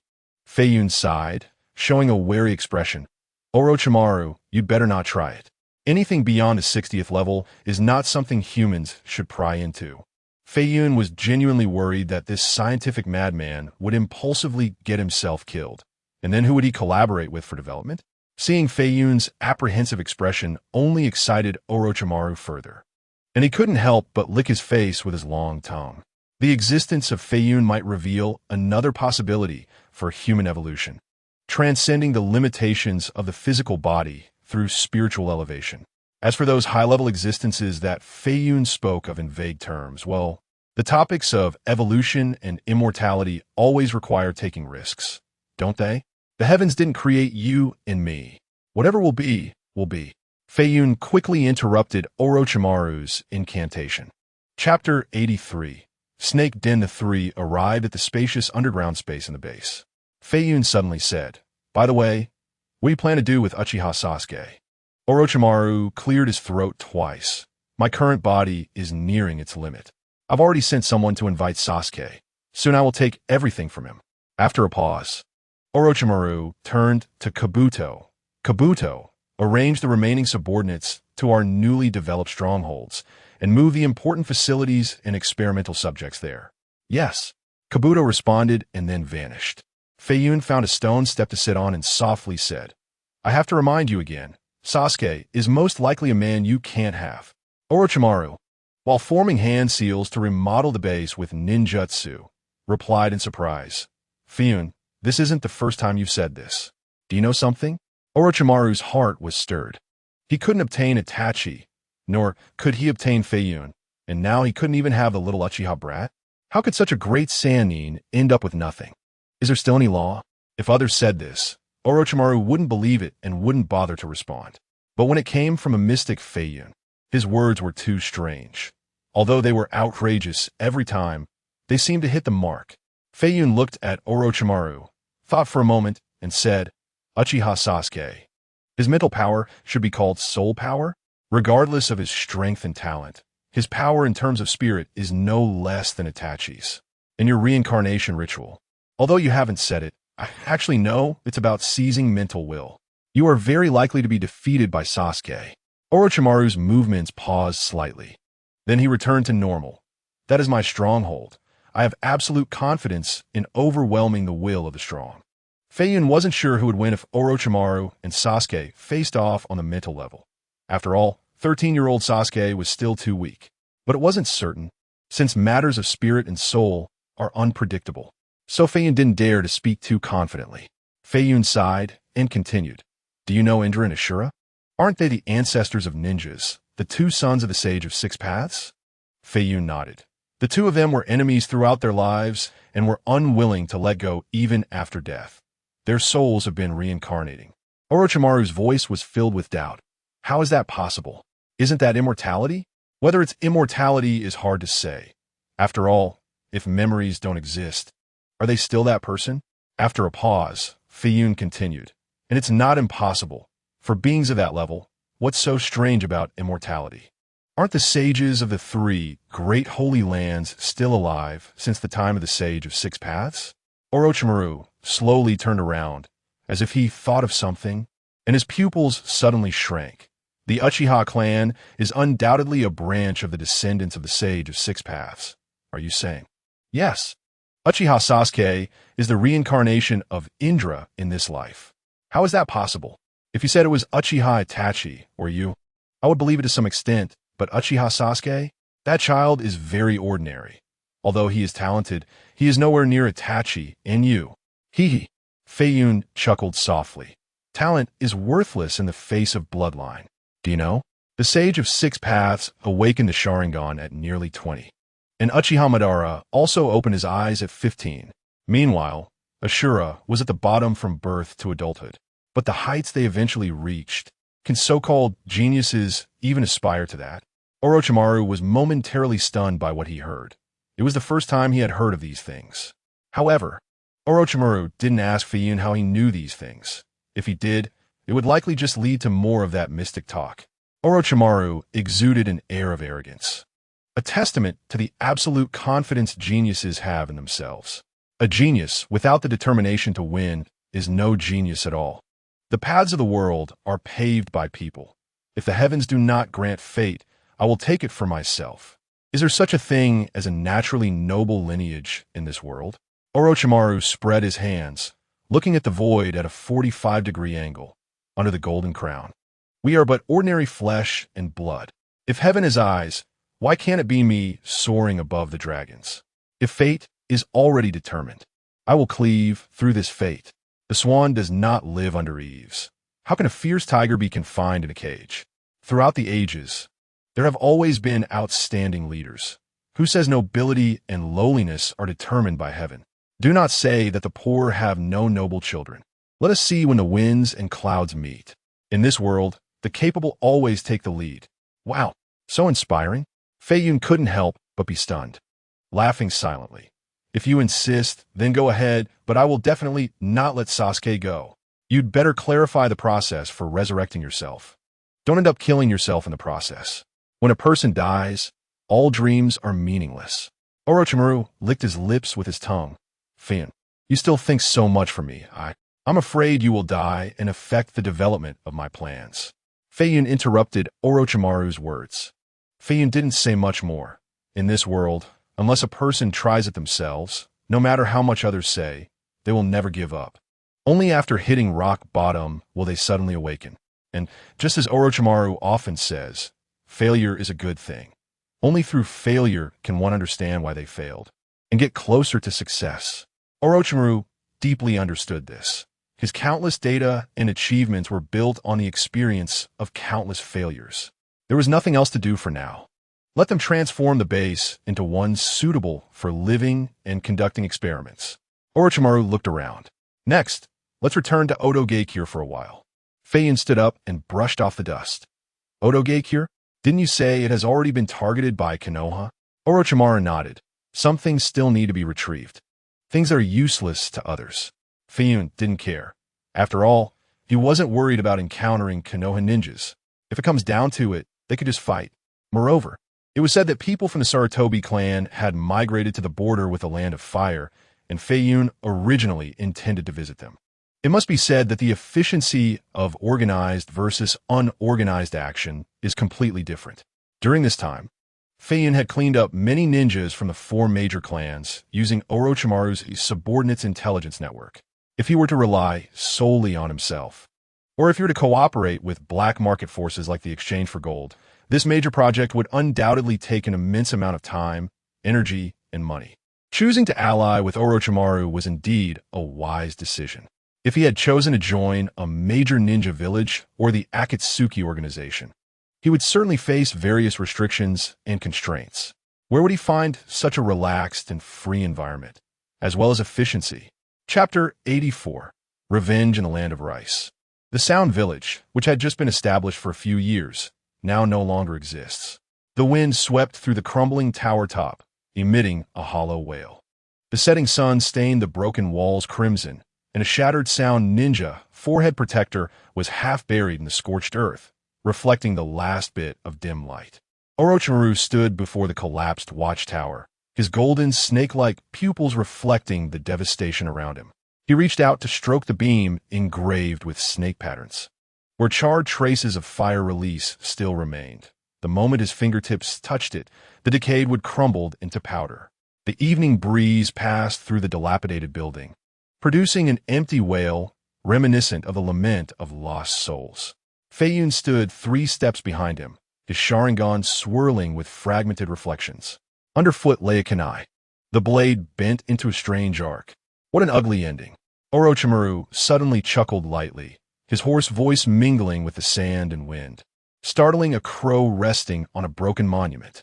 He stepped over shattered test tubes. The purple potion long seeped into the soil, sprouting grotesque fluorescent mushrooms. Feiyun stepped forward slowly, gazing in the direction of the training grounds. There used to be grass targets hung for testing ninja tools, but now only a few charred wooden stakes remained, pointing skyward in twisted postures. He recalled a certain yellow-haired boy who always loved to steal soldier pills, thinking they would make him strong. Now he was probably lying beneath some ruins, right? A tattered piece of cowhide sheet music was swept up by the wind, passing between the two. Orochimaru suddenly reached out to grab it. The yellowed pages only had half a measure of the melody from Song of Sound Village. Orochimaru's nails pierced the staff lines, but he released his grip just as he was about to tear it apart. Feiyun's Sharingan glowed slightly in the dusk, reflecting the small snake that always liked to show off, now tightly biting the hem of its master's sleeve, as if trying to hold on to something it could never grasp. At the end of the ruins, a crescent moon climbed up the broken shapes of the remnants. Feiyun stepped over the scorched earth, feeling a sticky sensation under his boots. Was it blood or rainwater from the sky? He couldn't tell. In his Sharingan, the Sound Ninjas who once trained here were now only remnants of chakra, silently repeating the motions of their former lives among the ruins. The night mist thickened, swallowing the last bit of sunset light. They stood side by side, yet neither spoke. Only the wind wandered between the remnants, occasionally lifting a scrap of paper, like the lingering obsession of restless souls. Perhaps this is the fate of small nations. Orochimaru received the scroll brought by the python from the ruins. The two stepped into the darkness. Behind them, the collapsed village monument had the character Sound standing only halfway, appearing like a broken sword thrust into the earth under the moonlight. Feiyun rarely refrained from mocking Orochimaru. He knew all his ambitions and madness ultimately fell to a sharper blade here. As they traversed under the night sky, Orochimaru spoke softly. Feiyun-kun, you've already succeeded with the Sarutobi clan. What are you planning to do next? Feiyun's lips curved into a smile. There's a town called Liyuan at the border of the Fire Country and the Grass Country, and Danzo has relocated a large number of the Shimura clan there. Liyuan town? That is quite far. It is indeed far, but it's close to hell. Upon hearing this, a glimmer of killing intent surged in Orochimaru's eyes as he licked his lips. After all, I am still the leader of the Sound Village. Let's take revenge on them. Heh! Orochimaru's intelligence network was not weak, and he certainly knew that the Sound Village was destroyed by Danzo's organization. The night was as dark as ink, and the lights of Liyuan town flickered in the distance. 2 figures stood outside the town, overlooking the small settlement. Orochimaru stood atop a high cliff, his golden snake-like pupils glinting coldly in the darkness, a cruel smile playing on his lips. Feiyun-kun, how do you plan to deal with these rats? Orochimaru asked softly, his hoarse voice tinged with suppressed excitement. Danzo had relocated many of the Shimura clan's ninjas and civilians to this location, controlling and driving away the natives. This information was very confidential, but it unexpectedly leaked from Konoha and was known by Orochimaru's chess pieces secretly placed in Konoha. Feiyun did not answer, only coldly gazed at the distant lights, his kaleidoscope Sharingan suddenly blooming in the night, the scarlet gear patterns slowly rotating. Swish! Feiyun's figure vanished from his spot. As Orochimaru flicked his long tongue, he also set off toward the town. In the next moment, the guards at the town entrance suddenly froze, their pupils constricting. Then they fell silently to the ground. There were no screams, no struggles, only death brushed by like the night wind. Orochimaru chuckled softly, his hands forming seals, and the ground began to wriggle as countless venomous snakes emerged from the shadows, slithering along the walls and squeezing through door cracks into the houses. Soon, faint sounds of movement, muffled groans, suffocating breaths, and the light sounds of bones being crushed came from within the town. Feiyun walked slowly into the town, his Sharingan sweeping over every tightly shut door and window. He could see the terrified faces inside, trembling bodies, and silent pleas. Who are you? This is under Konoha's jurisdiction. One Shimura clansman was about to draw his weapon, but froze the moment he saw the crimson eyes of the incoming figure. In his eyes reflected a hellish scene, his relatives falling one after another, and he himself was stabbing the blade into the chests of his wife and children with his own hands. No, no, the Shimura clansman screamed in despair. Yet he could not control his own hands. Orochimaru leaned against the doorframe, enjoying this nightmare, and softly said, "What a wonderful lament, isn't it?" Feiyun did not answer, merely continuing to walk forward. Behind him, flames ignited silently, consuming every corpse and every building. The firelight illuminated his face, cold and calm. Orochimaru licked his lips, and the small snake in his sleeve wriggled excitedly. Boom! A violent burst of flames shot into the sky, turning the entire town into ruins, burying all the members of the Shimura clan here. Their dream of establishing a paradise had just begun and was hastily brought to an end. What is next? Orochimaru asked as he watched the rising flames. Feiyun finally spoke, his voice deep like the echo of an abyss. Let Danzo know this is just the beginning. There is no escape for any of the Shimura clan. The night wind surged, carrying ashes into the sky, resembling the wails of countless lost souls. Orochimaru's smile was eerie. That's a good idea. I will mobilize my intelligence network to thoroughly publicize the tragic fates of the Shimura clan. I just wonder if Danzo can withstand such a blow. After all, it seems his campaign for Hokage is about to fail again. Feiyun slightly turned his head. This is a lifetime of pain for that old dog. Chapter 85. The conference, the flames twisted and soared over the ruins of Liyuan town, stretching Feiyun's shadow into a demonic shape. He raised his hand to catch a falling ash, and his Sharingan reflected the embers that had yet to extinguish within the ashes. The blood of the Shimura clan would flow out under Danzo's leadership.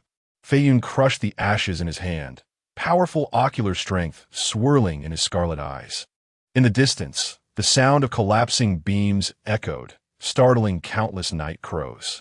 Orochimaru's python slithered out of the shadows, its tongue flicking a jade pendant engraved with the Shimura family crest. He held up the pendant, a smirk playing on his lips. An ambitious person has met a vengeful one. Interesting. In Konoha village, the scarlet candlelight flickered in the secret room, casting Danzo's gloomy face in a ghostly light. He sat alone in a corner, his bandaged right arm trembling slightly, the knuckles turning pale from clenching. Just now, urgent news came from the dark side that the Flow Source town was slaughtered, and the entire Izumi clan was exterminated. Danzo, what's wrong? Yamanaka Ryoma noticed his abnormality and asked in a low voice. Danzo did not answer, just stared intensely at the scroll on the table, which still bore charred fingerprints, as if mocking his incompetence. Uchiha, Feiyun, Orochimaru, he roared in his heart, the killing intent almost tearing apart his rationality. But at this moment, he had to endure, because the daimyo of the Land of Fire had arrived in Konoha, and the meeting to nominate the Hokage was about to begin. Although Danzo wanted to control the daimyo with his Sharingan, he didn't dare to do so. Not to mention that Konoha had many excellent sensory ninjas, but there were also many powerful experts around the daimyo. Although Konoha was the military force of the Land of Fire. The guard force in the hands of the daimyo should not be underestimated. Over the past few days, Danzo made various efforts and also won over many jounin and ninja clans. However, he still felt insecure. There were still too many people in the village supporting Tsunade, which made Danzo very uneasy. The next day at noon, under the bright sun, Konoha had regained much vitality after months of reconstruction. In the Konoha conference hall, the meeting finally convened, with various elders and clan leaders gathered together. The daimyo of the Land of Fire, Fujiwara Masayoshi, was a thin-faced man in his 50s or 60s, wearing a traditional cap and holding a small folding fan, seated at the head of the table. The daimyo waved his paper fan, always maintaining a smile. In fact, the daimyo of the Land of Fire was the true master of the Land of Fire, the highest ruler responsible for the politics and finances of the country. While the Konoha ninja village undertook military defense tasks, forming a cooperative relationship of separation of politics and military. The relationship between the daimyo's residents and Konoha was one of equal contracts, not a superior-subordinate relationship. The daimyo had considerable say in the Hokage election, but was not absolute. This was also one of the reasons why Danzo did not take action against the daimyo. First, the risk was too great, and if he offended the daimyo, it would be difficult for Danzo to survive. Second, even if the daimyo recommended him to become Hokage, it didn't guarantee success. Is everyone almost here? Then let's officially begin the meeting, Fujiwara Masayoshi said with a dying voice while shaking his small fan. I am Sarutobi clan's new leader, Sarutobi KONOHA, and I will say a few words first. A middle-aged man stood up, glanced around, and continued. Konoha is now in dire need of a Hokage with great responsibility and capability to lead us. I nominate Lord Danzo, who has dedicated his life to Konoha. He not only has great responsibility and capability, but is also powerful. He participated in the First and Second Shinobi World Wars, achieving countless military exploits for Konoha, and later assisted the Third Hokage in commanding the Third Shinobi World War, handling various difficult issues for Konoha over the years. Pausing for a moment, Sarutobi KONOHA continued in a clear voice, so I believe that the best candidate for Hokage in Konoha right now is Lord Danzo. Yes, Lord Danzo indeed has the ability and qualifications. Several elders nodded in agreement. Danzo quietly observed the atmosphere in the room, and seeing only a few of his people speak, his heart sank. He glanced at Nara Shikaku, Yamanaka Shizune, and others whom he had previously won over. However, everyone seemed to ignore Danzo's gaze, calmly sipping their tea. Clan leader Sarutobi. At this moment, a cold voice rang out. You're just a branch of the Sarutobi clan that has been outside for years. Why are you in such a hurry now that you've just returned to Konoha? You. Sarutobi KONOHA's face flushed, but he did not dare to explode. Their Sarutobi clan had lost all its elites and no longer had the confidence to challenge the Konoha ninja clan. Danzo looked at the frustrated Sarutobi KONOHA and couldn't help but curse inwardly. Useless. Then he glared deeply at the elder who had just spoken, Hyuga Hizashi. Hizashi was unafraid, directly meeting Danzo's gaze, even smiling and nodding. Hizashi had previously not dared to speak against the four major families of the Hokage faction. But now that the power of the four major families had dwindled, what was there to be afraid of? Is the strongest ninja clan in Konoha just a joke? The Hyuga clan's Byakugan was very comprehensive and did not have the harsh opening conditions like the Sharingan. As long as they worked hard enough, 70% of the clansmen could awaken the Byakugan, and those who awakened the Byakugan would not be too weak, no matter how bad it was. After practicing for 10 years, they could reach the level of a Chunin. This resulted in the Hyuga clan having the most jounin in the Land of Fire. The Hyuga clan was the strongest in Konoha, and many people thought it was bragging, but it was not. Although the Hyuga clan did not have top-tier combat power, they had many elites, and sending a bunch of jounin out to form a team was not a problem, if it weren't for some concerns. Hyuga Hizashi would have wanted to flip the table and overthrow the remnants of the four major families. He had not forgotten the humiliation when the Hokage faction pressed the entire Hyuga clan into a pit. His brother's corpse was still in the hands of the Cloud Village. Everyone, Jiraiya stood in front of the conference table, scanning everyone with a loud voice. After the sacrifice of the third Hokage, the village needs a new leader. And Tsunade, whether in strength, prestige, or medical ninjutsu expertise, is the most suitable candidate.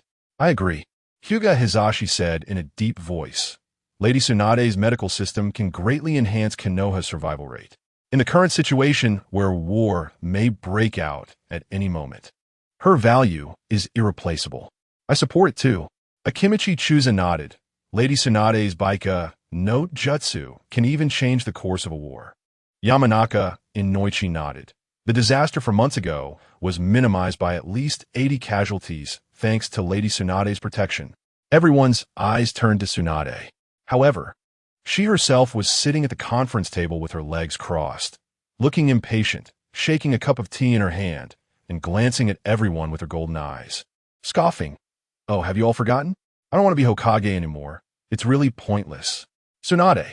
Jiraiya slammed the table, interrupting her words. This is not the time to be willful. Konoha needs you. The conference room fell into a brief silence. Danzo's single eye narrowed slightly, a cold smile forming in his heart. Yes, refuse like this, Tsunade. As long as you refuse, the position of Hokage will still be mine. Chapter 86. Despairing Danzo. The air in the conference hall seemed to have solidified. Danzo's single eye narrowed slightly, his fingertips silently tracing the surface of the table. He had long since set up plans in the dark, winning over various clans, even going so far as to exchange interests and use secret threats, all to ascend to the position of Hokage today. At this moment, however, the situation was gradually slipping out of his control. Tsunade crossed her legs, her golden eyes scanning everyone, a hint of disdain at the corners of her mouth. However, just as Tsunade was about to speak again, an elderly yet authoritative voice came from the entrance. Tsunade, this is the village established by your grandfather. Everyone turned around to see an elderly noble woman walking in slowly, followed by several formidable ninja guards. The old woman appeared to be over 70 years old. Oh, mother, you have arrived, the daimyo said respectfully. Tsunade was momentarily stunned, retracting her casual posture. Andy. Fujiwara Chiba, a woman from the Senju clan who married into the family, had married the previous daimyo to strengthen the relationship between Konoha and the daimyo's residence. Strictly speaking, she was no longer a member of the Senju clan, but for Tsunade, she was a real elder, even though Tsunade had hardly seen her a few times. The noble woman looked directly at Tsunade, her tone unyielding. The will of the first Hokage should not be severed here with you. Tsunade's expression slightly froze, her teacup pausing in midair. Danzo's fingers suddenly tightened, his knuckles turning white. This old woman is still alive? Humph, Tsunade snorted, but her gaze wavered slightly. Jiraiya's expression was serious as he quietly said, the Naruto you're optimistic about is also watching. Everyone in Konoha is looking forward to your leadership of the village. And hasn't ending the mistakes of the old era always been something you wanted to do? Jiraiya stared seriously at Tsunade. She fell silent for a moment, then suddenly slammed her teacup down on the table, spilling a few drops of tea. I understand, but let me say this first. I will not govern the village according to the old-fashioned principles of the ancients. As Tsunade's response echoed in the meeting hall, a commotion erupted. Danzo's pupils suddenly constricted, as if an invisible hand had tightly grasped his heart. His breathing nearly halted, and all he could hear was the roaring sound of blood rushing in his ears. Is it going to fail? Years of planning, countless covert maneuvers, even sacrificing some interests of the Uchiha clan as a trade-off. Has everything turned to vapor at this moment? Then, as per tradition, the Fire Country's daimyo Fujiwara Masaki slowly opened his folding fan, covering half of his face, revealing only a pair of smiling eyes. Since Tsunade is willing to take over. Then wait. Danzo suddenly stood up, his voice hoarse and deep. All eyes instantly focused on him. Your Excellency, the daimyo, esteemed clan leaders. He suppressed his surging anger, his voice cold and restrained. Tsunade has been away from the village for many years and is unfamiliar with Konoha's current situation. And Danzo, Tsunade interrupted him, her beautiful eyes locking onto his, filled with unabashed mockery. Are you saying that you know Konoha better than I do? She stood up, placing her hands on the table. Leaning slightly forward, her voice low and dangerous. Or do you think you're stronger than I am? The air seemed to freeze at that moment. Danzo's single, I stared intently at Tsunade, the power of his Sharingan flickering beneath the bandages. He could hardly contain the murderous intent boiling within him, but in the end, he slowly sat back down, forcing a stiff smile. I'm just stating the facts. The decision ultimately lies with everyone, doesn't it? The daimyo snapped his folding fan shut with a smile, announcing, in that case, the position of Hokage will be taken over by Lady Tsunade. Let's start the voting now. The meeting hall fell silent. Hyuga Hizashi was the first to stand up, nodding slightly. The Hyuga clan supports Lady Tsunade. The Nara clan seconds that. The Akimichi clan seconds that. The Yamanaka clan seconds that. The Yamanaka clan seconds that. The Inazuka clan seconds that. One by one, the ninja clans expressed their support, their voices echoing in the meeting hall. Essentially, most people raised their hands in agreement. Even the daimyo Fujiwara Masaki lifted his paper fan. There is no need for a vote among the elite ninjas, with over 80% of the ninja clans agreeing. It meant that at least more than half of the elite ninjas would also agree. Danzo sat in the corner, his arm beneath the bandages trembling slightly, his nails digging deep into his palm. His era had yet to begin and was already over. After the meeting, Danzo walked alone in the dim corridor. His shadow stretched long behind him, resembling a dying beast. Yamanaka Ryoma silently followed, whispering, Lord Danzo, what should we do next? Shut up. Danzo's voice was as cold as ice. Return to the route. His single eye gazed out the window, the glow of the setting sun casting light on the Hokage rock. The faces of the first, second, third, fourth, and soon-to-be-etched fifth Hokage. Someday, he roared in his heart. Someday, I will make Konoha understand who it truly needs. I originally planned to take a leave today, but I still wrote several thousand words in front of the computer despite my injuries. Thank you all for your support and gifts. I really appreciate it. I've seen every donation and silently remembered it in my heart. Here, I would like to respond to some points of doubt raised by many readers. 1. Setting issues. To be honest, I actually don't want to respond to this much. As we all know, the original work itself has a lot of inconsistencies. Getting tangled up in details that are already unclear in the original work in a secondary creation is really pointless. However, since the readers are my priority, I will briefly explain. The author has consulted the Book of Formation, the Book of the User, and all settings in the original work. All the settings in the story are based on the original work and will not be added arbitrarily. Here are a few points that have been criticized a lot. First, not handling the corpses is foolish and could lead to memory reading and exposure. First of all, let's not talk about Konoha. The entire ninja world does not have the technique to retrieve memories from corpses. In the original work, there have been 4 instances of memory reading, all involving living people. Aoi from the Intelligence Department, who is proficient in memory retrieval techniques, has personally stated, to obtain memory information, you must capture the living. This is from when Kisame was about to be attacked by Might Guy before his suicide. Whether it's the Umbu or the ninjas protecting information, they just kill. There's no such thing as destroying the corpse. Refer to the countless companions Kisame killed to protect information, as well as Maki killing Shippuden, Orochimaru killing Gaara, and Orochimaru killing the grass-hidden ninjas in Konoha. None of them handle the corpses. There are many more examples, but I won't list them all. In short, what I want to say is, if Konoha had the ability to retrieve memories from corpses, the ninja world would have no secrets left. Akatsuki would have been exposed with no privacy whatsoever. The second Hokage once said that the bodies of ninjas are vast information treasures, referring to the high intelligence value of powerful ninja corpses. This information refers to the ninja's physique and abilities.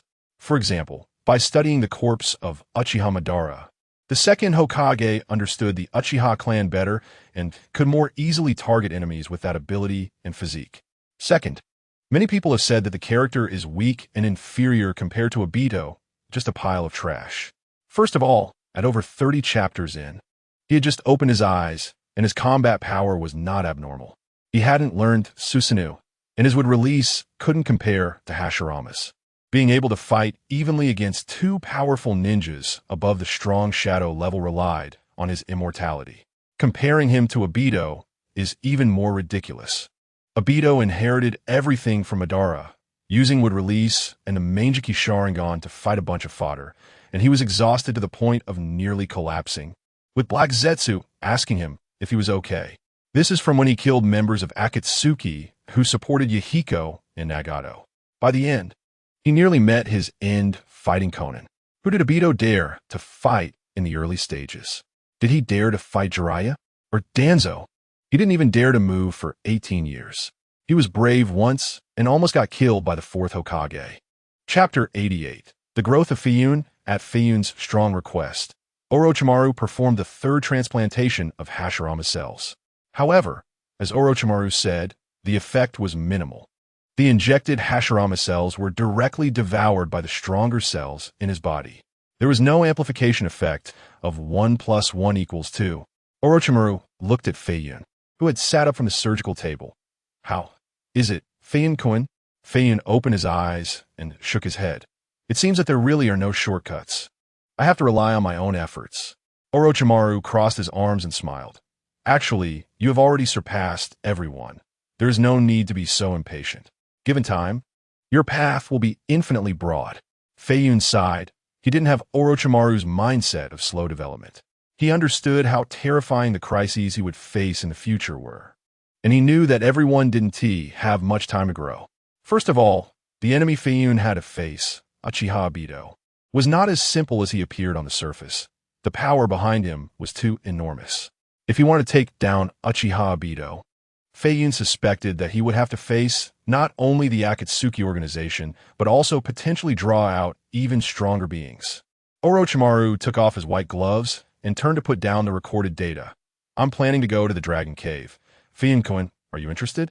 Feiyun withdrew his thoughts and said softly, I plan to combine all the data to develop a new technique, so I won't go. Although he was very interested in using natural energy for Sage Mode, Feiyun felt that the application of mental power was more important at the moment. Furthermore, Feiyun didn't think Sage Mode was that difficult. Even without going to the 3 Great Sage Lands, with the intelligence he possessed, he could master it with just some time. After thinking for a moment, Feiyun looked at the busy Kabuto beside him. Kabuto hasn't been to the Dragon Cave, right? Do turned around in surprise, looked at Feiyun, and then at Orochimaru. No, I haven't been there. Orochimaru also wore a puzzled expression, not understanding why Feiyun suddenly brought up such a matter. Feiyun spoke up. Do is a good seedling. We can take him along. Maybe there will be surprises. In a hidden underground facility, candlelight stretched Feiyun's shadow long. On the operating table in front of him, a Shimizu ninja was bound by special chakra chains, with his forehead covered in recording talismans. The 39th soul frequency measurement began. Feiyun formed hand seals, a purple light flashing in his eyes. His chakra, entwined with mental power like a fine spider web, slowly seeped into the experimental subject's mental world. The Shimizu ninja emitted a scream that was not human-like, his body convulsing violently, but Feiyun's expression showed no signs of fluctuation. Water attribute chakra indeed assisted better in penetration, beginning to analyze the essence of the soul structure. As the chakra deepened, Feiyun saw unimaginable scenes in the depths of the mental world. Countless particles flickering with dim light, forming the essence of a person's soul. These essences vibrated at a unique frequency, like the most precise instruments in the universe. Just as Feiyun thought, the soul was not an indivisible whole. Suddenly, the experimental subject bled from all 7 orifices, his body stiffening as if electrocuted, and then completely slumping down. Feiyun frowned and retracted his chakra, adding another line to the failure record on the scroll. Crash again. The soul of an ordinary ninja could not withstand direct observation. He removed the blood-stained gloves and walked to the bookshelf at the other end of the laboratory, needing a stronger binding technique. The calendar hanging on the wall was marked with red crosses, noting the duration of this forbidden experiment. At the most prominent position on the shelf was a book titled Corpse Ghost Sealing Analysis, which was their exploration and research on the Grim Reaper's control over souls. Next to it was Feiyun's own manuscript titled Essence Theory. 3 months later, Feiyun's laboratory expanded threefold. The central area was arranged with a complex pentagram formation, with different colored flames burning at each corner, representing the 5 basic chakra attributes. According to my essence theory, to completely destroy a soul, one must simultaneously interfere with all its essence frequencies. And my extraordinary and powerful mental strength is the foundation for executing all of this. Feiyun spoke to the empty laboratory, his fingers tracing complex chakra trajectories in the air. A single attribute could only cause temporary damage. But the resonance of all attributes, a micro-chakra ball appeared in the palm of his right hand, with the 5 attributes of chakra perfectly fused in a stable polyhedron. This was a technique Feiyun had mastered after a long time. All attribute chakra fusion. Not enough. Feiyun shook his head and dispersed the chakra ball. He needed a mental level strike. He walked into the secret room at the innermost part of the laboratory, pushed open the door, and 60 soul lamps were arranged in a spiral, with a meditation cushion at the center. This was Feiyun's specially designed mental amplification room, which could help him maximize the limit of his mental power. Sitting cross-legged, Feiyun began his daily mental power release. His consciousness gradually ascended, passing through layers of mental barriers, eventually reaching a pure white world, a realm only accessible when one's mental power reached a certain level. In the iron cage at the center of the laboratory was a Shimizu ninja with a special physique. His soul strength was twice that of an ordinary ninja. Feiyun stood at the center of the pentagram formation, 5 chakra balls floating beside him. All attribute chakra. Fusion begins. Feiyun's hands changed seals at an astonishing speed, and the 5 chakra balls began to draw closer. A piercing hum filled the air, and glassware in the laboratory shattered. When the 5 attributes of chakra fully fused, a radiant, multicolored energy body appeared before Feiyun. The mental link established, mental power injected. Feiyun's eyes turned completely purple, and complex patterns emerged on his forehead. His mental power surged toward the multicolored energy body, causing countless microscopic chakra whirlpools to form within it. The experimental subject suddenly struggled violently, as if sensing the impending fate. His eyes widened to the limit, his black pupils reflecting Feiyun's cold face. Soul-severing technique activate. The multicolored energy body transformed into a beam of light and entered the experimental subject's forehead. In an instant, the entire laboratory fell into absolute silence. Even the flames of the soul lamps froze. Feiyun's consciousness followed the energy body into the experimental subject's mental world. Here, he saw a galaxy composed of countless light points. This was the visualization of the soul. Frequency analysis completed. Essence disintegration begins. The multicolored energy body erupted with dazzling light, transforming into countless chakra threads finer than hair, precisely piercing each essence particle. These threads vibrated at a specific frequency, resonating with the natural frequency of the essence. The light points in the experimental subject's soul began to extinguish one by one, like stars gradually disappearing from the night sky. The entire mental world began to collapse, with spiderweb-like cracks appearing in the space. No. The remnants of the experimental subject's consciousness let out a final plea. Please. This was the annihilation of the soul level. A horror many times more terrifying than death. Feiyun showed no hesitation and increased the output of his mental power. The vibration frequency of the multicolored threads rose again, and the speed of soul disintegration accelerated tenfold. When the last essence particle vanished, the experimental subject's body in the real world suddenly trembled and then completely stilled. Unlike ordinary death, there was no process of losing vitality in his eyes. It was as if this body had never possessed a soul, indistinguishable from flowers, trees, flowing water, and rocks. Feiyun withdrew his chakra, suddenly feeling a sharp pain in his eyes. He staggered and leaned against the operating table, 2 streams of blood tears sliding down from the corners of his eyes. Was this damage to the essence of his spirit? Feiyun wiped away the blood tears and looked at himself in the mirror. Tiny cracks had appeared in his originally pitch-black pupils. He turned to the experimental subject and carefully checked with perception ninjutsu. No soul fluctuations. No chakra remnants. Not even the slightest soul mark that would be left by the corpse ghost sealing technique. It worked, Feiyun murmured softly. But the joy of victory was quickly replaced by a deeper unease. He looked at his trembling hands, realizing he might have opened a door that could never be closed again. The soul annihilation technique was successful, but at what cost? Outside the laboratory, the early spring sun rose as usual, and birds sang in the branches. No one knew that on this ordinary day, the history of the ninja world had been forever changed. Chapter 89.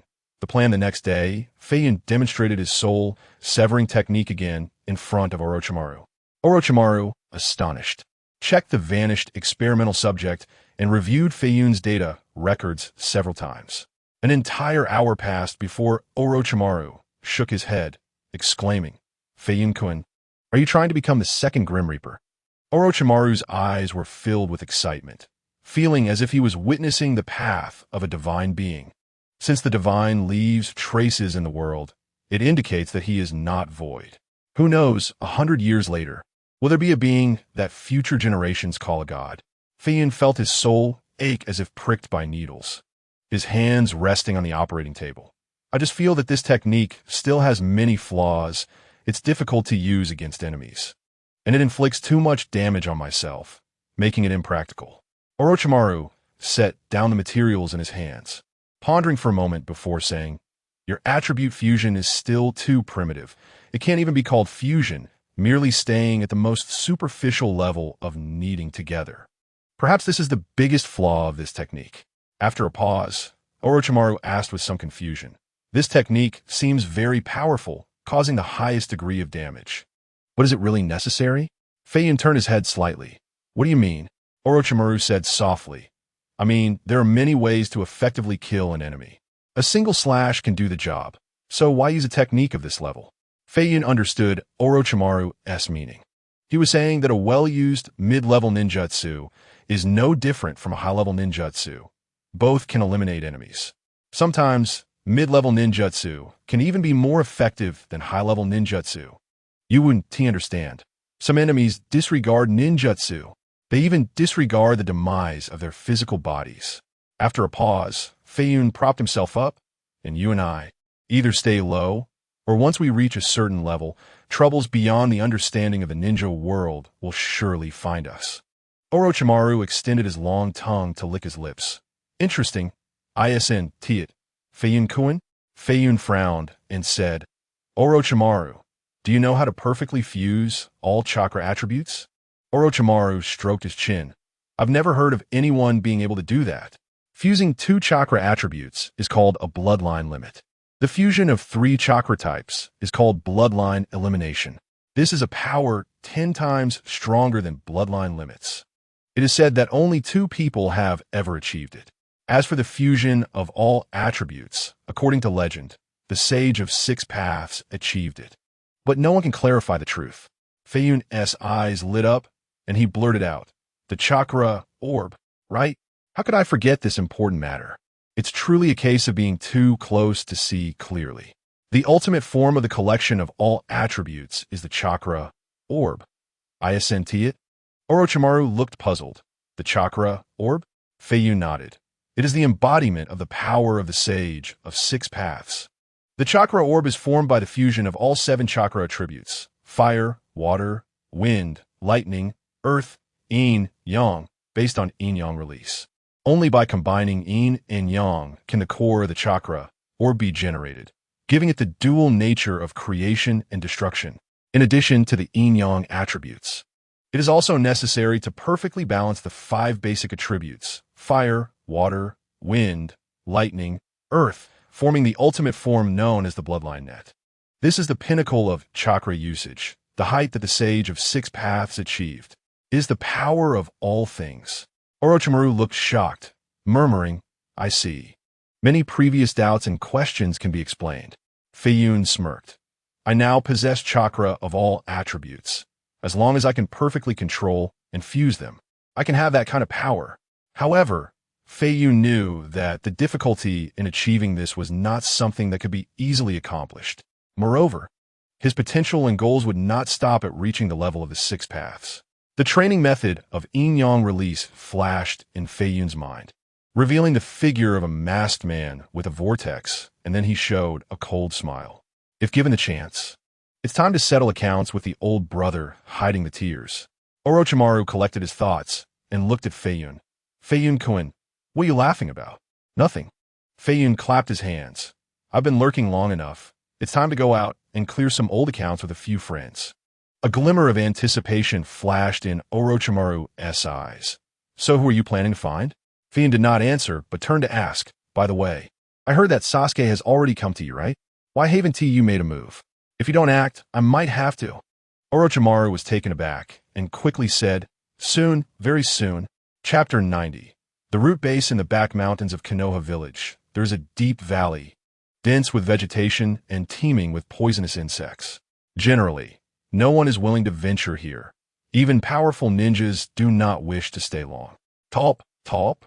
Tap. A series of rapid footsteps sounded as a group of more than 20 people walked through the forest.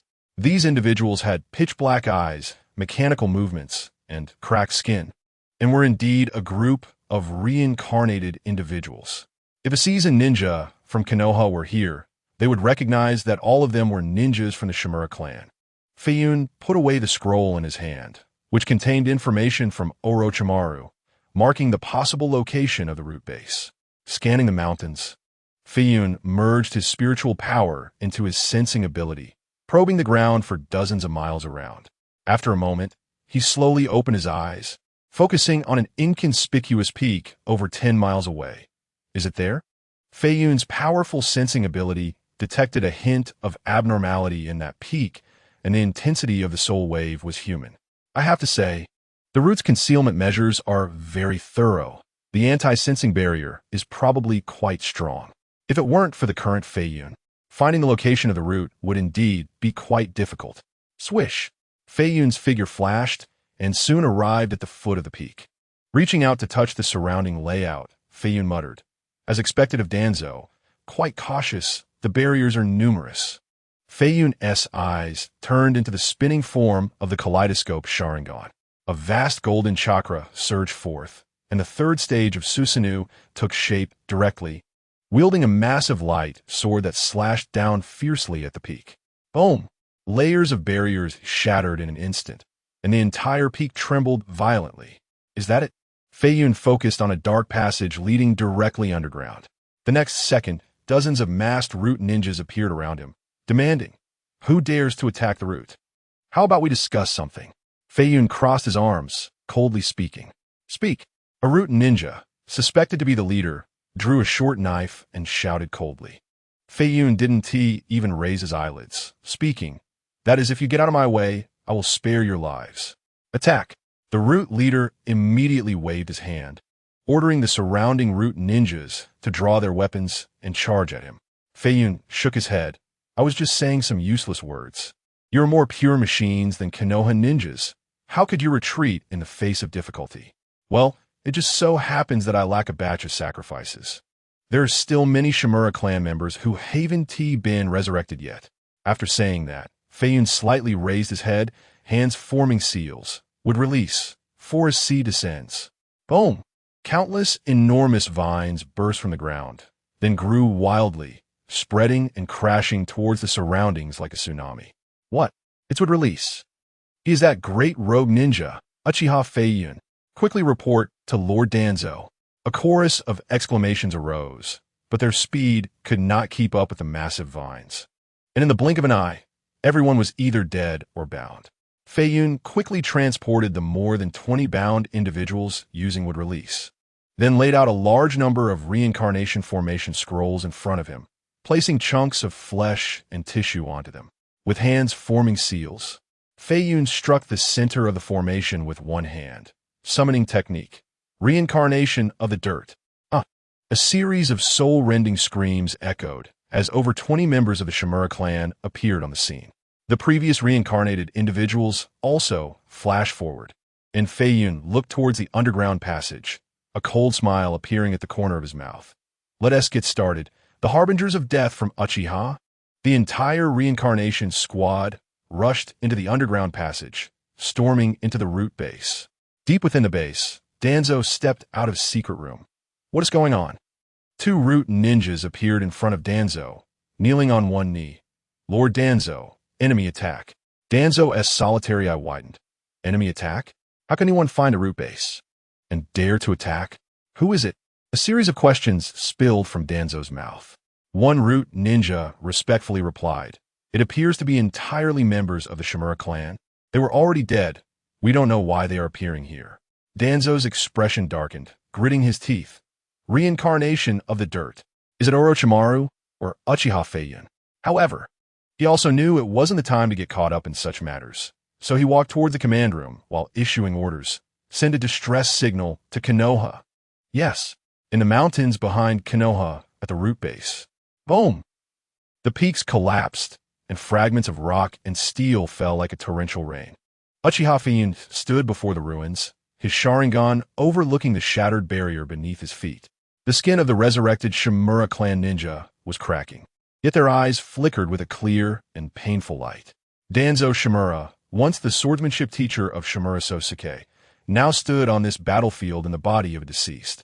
He looked down at his cracked hands, his voice hoarse. We have returned. In the deepest command room underground. Bang! Danzo smashed the monitoring screen with a punch.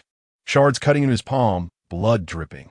His single eye fixed fiercely on the last, disappearing image of those familiar faces, the clan members he once cherished most, now turned into weapons of the enemy. Shimura Sosuke, his most respected swordsmanship teacher. Shimura Aya, the wet nurse who took care of him since childhood. Shimura Taiken, the adoptive son he treated as his own. One familiar clan member after another. Uchiha Feiyun's voice was low like a beast growl.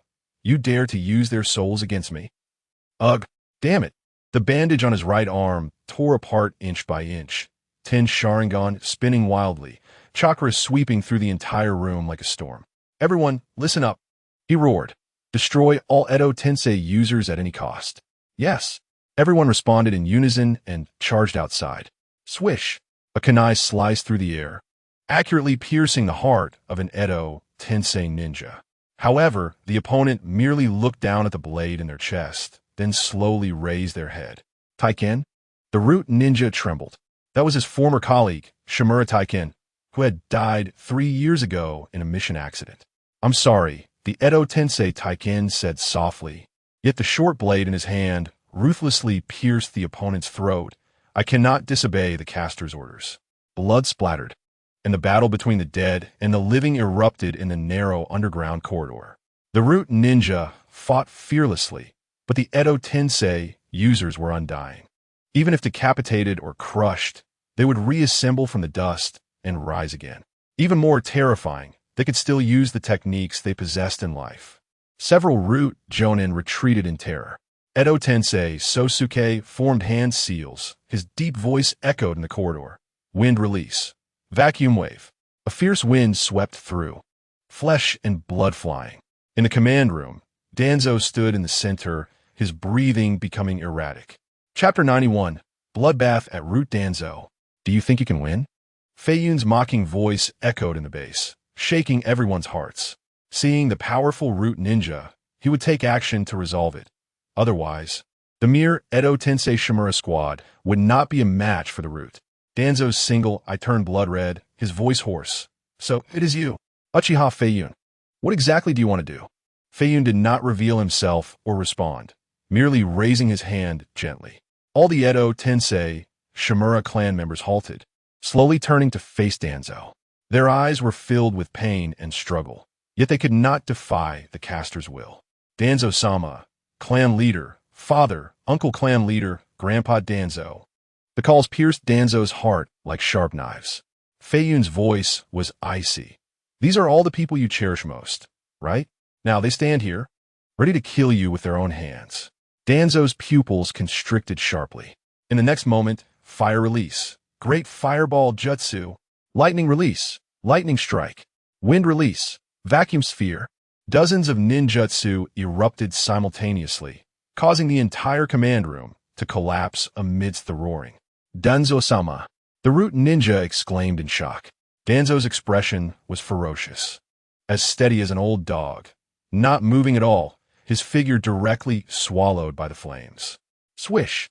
Danzo instantly appeared not far away, unwrapping the bandage on his right face to reveal the Sharingan beneath, scanning the surroundings and roaring, "Cowardly little man, come out and fight me if you dare." A scream sounded as one of his trusted subordinates was assassinated, falling into a pool of blood. "If you won't use the power of my Uchiha clan, then I will challenge you one-on-one." Ha! Danzo was both angry and furious. Uchiha Feiyun was too powerful. He didn't dare to casually close Izanagi. However, keeping it open wasn't a solution either, as the opponent was not in a hurry, simply killing his subordinates and trusted aides. These were all Danzo's hard work over the decades. They were his true foundation, more important than the Shimura clan, and his position in Konoha and even in the ninja world relied entirely on Root. Whether he could become Hokage depended on the power of Root. Now that Tsunade was in power, she had already begun to suppress the darkness. Root was finding it increasingly difficult to develop. And now elites were extremely precious. Losing one meant losing one. Danzo's eyes bulged as he looked at the blood-soaked ground, angrily saying, "Be cautious of enemy ambushes. The Edo Tensei bodies are not very strong. Seal them with sealing techniques." Yes, two Root ninjas holding sealing scrolls had just taken a few steps when they were sealed by a sword to the throat. At the same time, more than 10 of Danzo's direct clan members attacked him, their weapons glinting coldly. "Get lost!" Danzo roared in rage, unleashing powerful wind-release ninjutsu, turning his relatives into dust. Sealing technique. 4 symbol seal. Not giving everyone time to recover, Danzo, filled with hatred, directly activated the sealing technique to seal more than 10 relatives. "Oh, Danzo, old dog, you really are cold-blooded, dealing so heavily with your own family."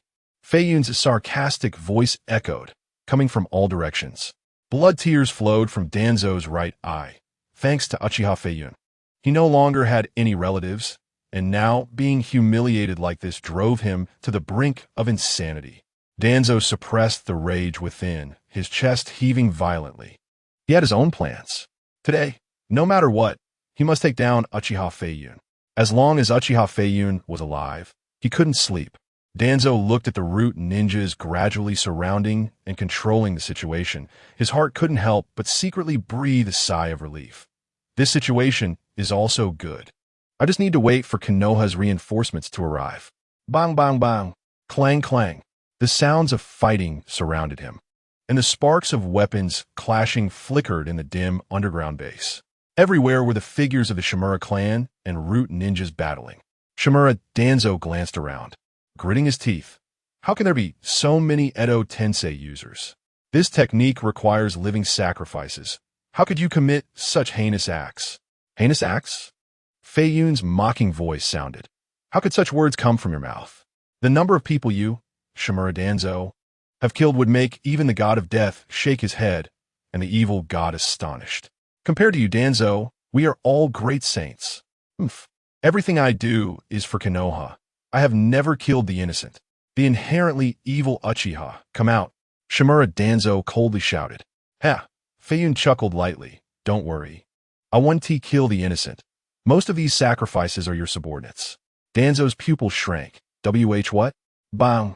Danzo flashed and knocked down an Edo Tensei user, forming hand seals to use the sealing technique on him. Swish! Feiyun was not to be outdone, cutting down a Root ninja captain with a single strike. Found you! Danzo's grim voice echoed as he instantly appeared in front of Feiyun, thrusting his kunai fiercely. Clang! The kunai struck the golden Susanu's skeletal frame, breaking into 2 pieces. A flash of golden light. The massive skeletal hand grabbed Danzo, lifting him into the air. Feiyun stared at Danzo in the skeletal hand, sneering. So what if you found me? Do you think you can still fight me? With Feiyun's control, the skeletal hand slowly exerted force, gradually crushing Danzo. Danzo let out a painful whimper, slowly turning into a mass of flesh and blood. Swish! Danzo appeared unscathed not far away, staring closely at Feiyun. And at that moment when their eyes met, Feiyun's Mangeki Sharingan surged forth. Obey! Feiyun coldly commanded. Danzo, close Izanagi. Toanzo was taken aback. and his hands automatically began to form seals. The seal, too, black patterns began to emerge on his body. Just as the last seal was about to be completed, the black patterns covered Toanzo entirely, binding him and rendering him immobile. The failed. Feiyun's eyes narrowed, and he quickly slashed with his knife, cutting Toanzo into several pieces and grabbing tightly onto Toanzo's severed right arm. However, moments later, the scattered pieces of Toanzo vanished. Even Feiyun's sealed right arm dissipated, as if it had never existed. A self-binding curse seal? Feiyun looked up and said. Toanzo appeared above Feiyun in the corridor. That's right. This is an activation-type forbidden technique that I activated together with Izanagi. When I attempt to form this technique will automatically activate to stop my actions. If you want to kill me, you must order me to, and you must first occur seal. But your eye technique can only order the target once, right? That means you can't kill me. Chapter 92.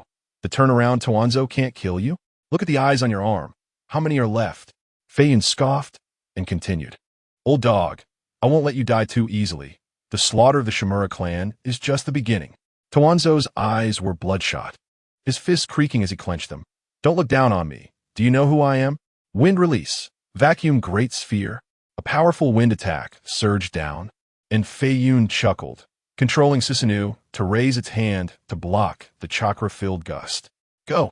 Assist Lord Toanzo in taking down the enemy. The root ninjas around began to use ninjutsu, throwing explosive tags, attacking the torrent that rushed towards Susanoo in the arena. Boom!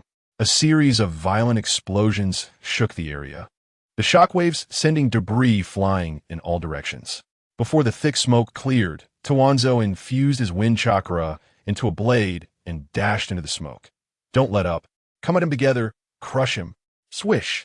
A large number of root ninjas raised their blades and charged towards Feiyun's previous position. Boom! A strong gust of wind blew away the smoke, revealing a towering golden chakra giant in the arena. The chakra giant wielded two lightsabers and swept them across. The immense destructive power sending everyone flying, with many being torn apart on the spot, leaving no complete corpses. Boom! Toanzo used wind release to forcibly alter his trajectory, narrowly dodging the attack, gritting his teeth and saying, How can he be this strong? We must take down Uchiha Feiyun. He is the one who recently destroyed Konoha. As long as we capture him, there is still a chance. Not only can we obtain a pair of powerful Manjiki Sharingan, but we can also achieve unprecedented merit. Toanzo's eyes were filled with malice and madness. As long as he could defeat Uchiha Feiyun here, all sacrifices would be worth it.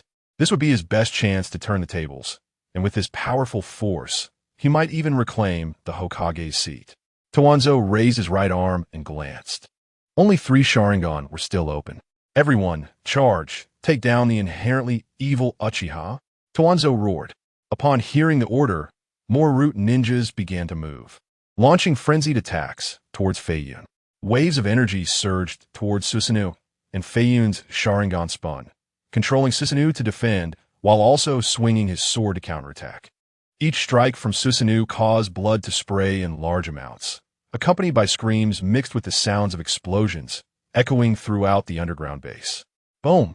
A punch killed several root ninjas that charged in, and Feiyun scanned his surroundings, finding that Toanzo had disappeared. Feiyun couldn't help but frown. The old dog used his subordinates as fodder and escaped. However, Feiyun wasn't anxious. He couldn't let Toanzo escape. He immediately expanded his sensory abilities, and moments later, Feiyun's pupils constricted as he muttered to himself. He went deeper into the base, the chakra there. Without hesitation, he commanded Susanoo to launch a frenzied attack. Chakra, sword energy, and the Asaka Magatama continuously bombarding the surrounding root ninjas, leaving them either dead or severely injured. Feiyun formed seals with his hands, sending out dozens of would-release clones to free the reanimated individuals that were sealed away. Blood washed the entire base. Leave not a single one alive. After leaving this command, Feiyun vanished from the location. Many of the root members, although not from the 4 great clans, were purely task-driven machines, each stained with sins. They would only obey orders and would not fear death, leaving no room for retreat. Once Toanzo was down, All of these individuals would be purged by KONOHA. Therefore, Feiyun did not concern himself with those in KONOHA or those executing missions outside. In a secret room deep within the base, Tawanzo rushed in, standing before a wall while forming seals with his hands. The wall suddenly split open, revealing an inner chamber, and Tawanzo slipped inside. The walls of this chamber were filled with cultivation dishes, each labeled, containing a Sharingan suspended in liquid. The walls were densely packed with Sharingan cultivation dishes, numbering in the hundreds. However, most were 1 tomo and 2 tomo eyes. Tawanzo quickly took down several cultivation dishes, reaching in to extract one of the Sharingan, preparing to replace it on his right arm. He concentrated wind chakra into a finger, severing the useless Sharingan completely. Then he placed the bloody new eye into the cut flesh. However, this was not a simple task. It was a time-consuming transplant surgery. After a considerable amount of time, Tawanzo finally succeeded in attaching one eye to the back of his right hand. Just as he was about to attach the second 3-tomo Sharingan to his right arm, the walls of the secret room were cut open by several blades of light. Feiyun slowly walked in, glancing around with cold eyes, and spoke. Tawanzo, you truly are committing sins. Face the curse of the Uchiha. The moment Tawanzo sensed Feiyun's presence, he had already formed seals to activate Izanagi. Staring intensely at Uchiha Feiyun.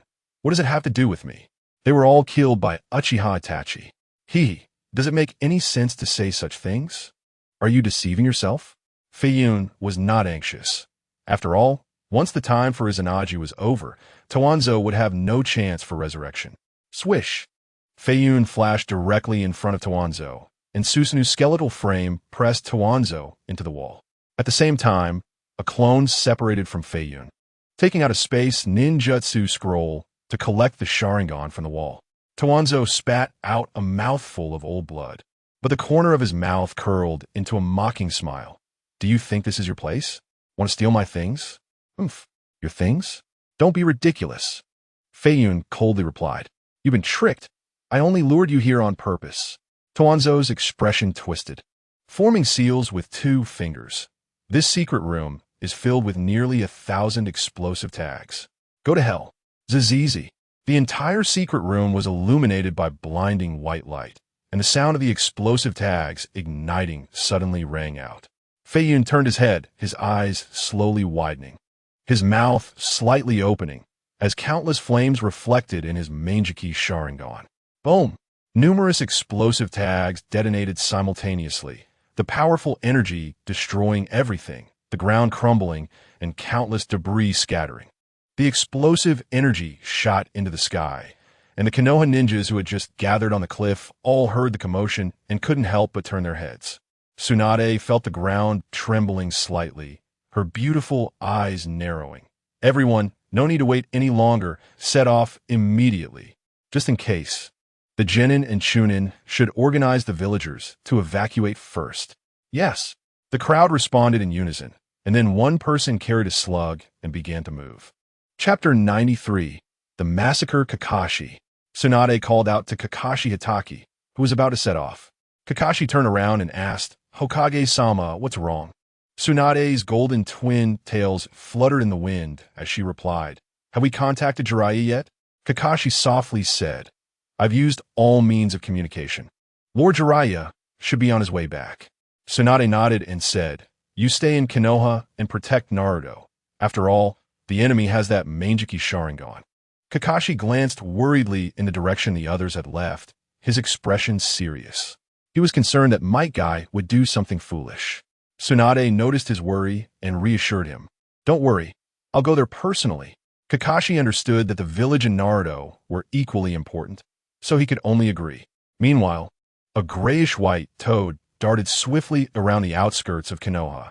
In the root base, this massive underground kingdom, built over decades, had now been completely destroyed, littered with corpses and in ruins.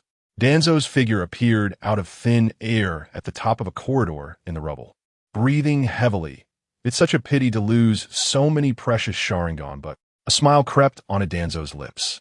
As long as he could obtain Uchiha Feiyun's pair of Mangeki, it would all be worth it. Swish! A massive golden chakra blade shot out from the dust, targeting Danzo. He suddenly looked up, his eyes widening in disbelief at the terrifying attack that was already upon him, and shouted, "Impossible!" Boom! Danzo was cut in half, and his remaining body was completely engulfed by the explosion. As the dust settled, Feiyun slowly walked out from the rubble. Multiple wounds on his body, emitting puffs of white smoke that quickly healed. I almost forgot. You have that annoying immortality. Danzo's figure reappeared intact, not far away. Huh? Feiyun sneered. Immortality? For an old dog like you, I don't need that ability. Don't take yourself too seriously. Swish. Feiyun directly manipulated Susanoo to charge at Danzo, unleashing relentless attacks. Boom! The violent energy exploded, completely destroying the already crumbling underground base, leaving a massive pit in the ground where the mountain had once stood. Danzo stared at the last Sharingan on his right arm, cursing inwardly. Haven't the Konoha people arrived yet?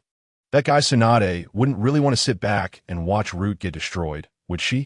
Panting heavily, Danzo knew his chakra had been greatly depleted and he probably couldn't hold on much longer.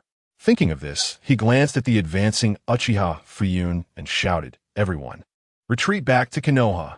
Most of Root's ninjas were already dead, but Root was still a large organization, with many powerful ninjas fighting against Feiyun's clones and the Edo Tensei army. Yes, the surviving Root ninjas heard the order and, without hesitation, swiftly navigated through the ruins, leaping to the surface.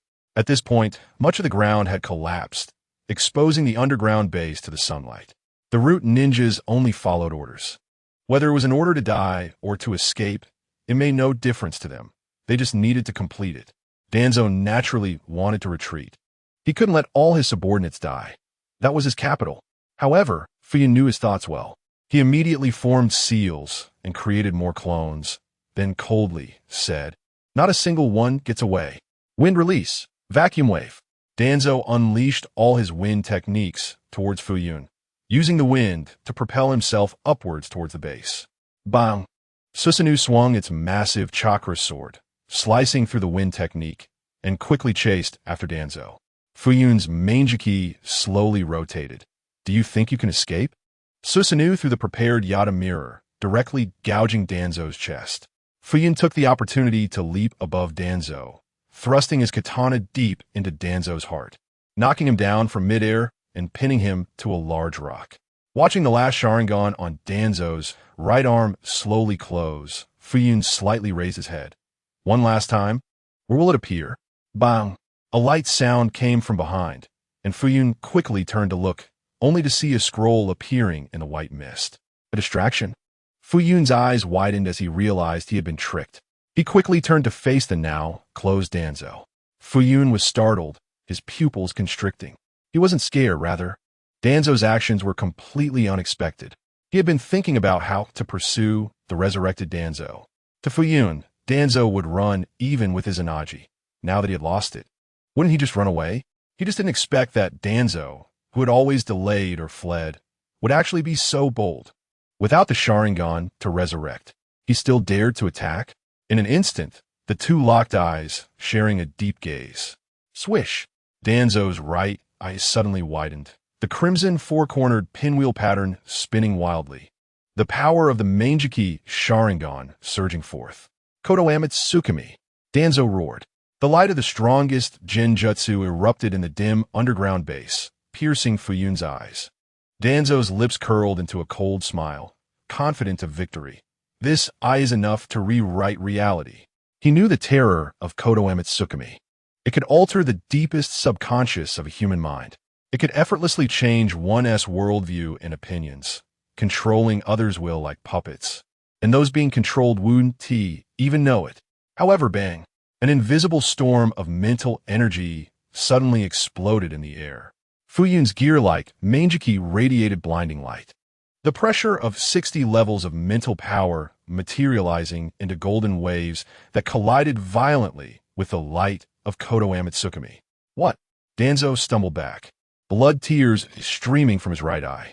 Feiyun's eyes shone like two blazing suns, crushing the light of Konoha Tsukimi piece by piece. You think you can use the eyes of my Uchiha clan against me? Danzo, You really are getting old. Danzo staggered back. How is this possible? That is the strongest Jinjutsu. Why is this happening? Feiyun's momentum surged, his figure growing taller and taller in Danzo's perspective until he seemed to reach the heavens. Like a god, Feiyun declared. So-called Jinjutsu is merely a contest of mental power. The battle of ninjas is a battle of chakra, and the battle of Jinjutsu is a battle of willpower. My chakra and willpower surpass yours. It's that simple. Danzo was forcibly dragged into Feiyun's mental realm. Crack, crack, crack. There is no distinction between heaven and earth here, only countless, endlessly spinning golden gears. Each gear was flowing with terrifying chakra. Chapter 94. Then, come and punish me. Welcome to. Feiyun's voice echoed from all directions. My mental prison. Danzo, in horror, realized that his Kodoeme Tsukumi was being slowly crushed and devoured by these gears. Impossible. Danzo fell to his knees in the void. This was Uchiha Shursui's. Shoo! Uchiha Feiyun's phantom suddenly appeared before him, lightly tapping his forehead. You're too noisy. Crack! The Mangeki pattern in Danzo's right eye shattered. In the real world, the underground base suddenly fell into silence. All root ninjas saw their invincible Lord Danzo kneeling on the ground, clutching his bleeding right eye, while that Uchiha demon slowly lifted him by the neck. Now Feiyun leaned close to Danzo's ear and whispered, let's settle this score properly. With Danzo's shrill scream, Feiyun forcibly extracted the transplanted Mangeki Sharingan. Feiyun toyed with the bloody eyeball. Is this Uchiha Shursui's eye? Wow.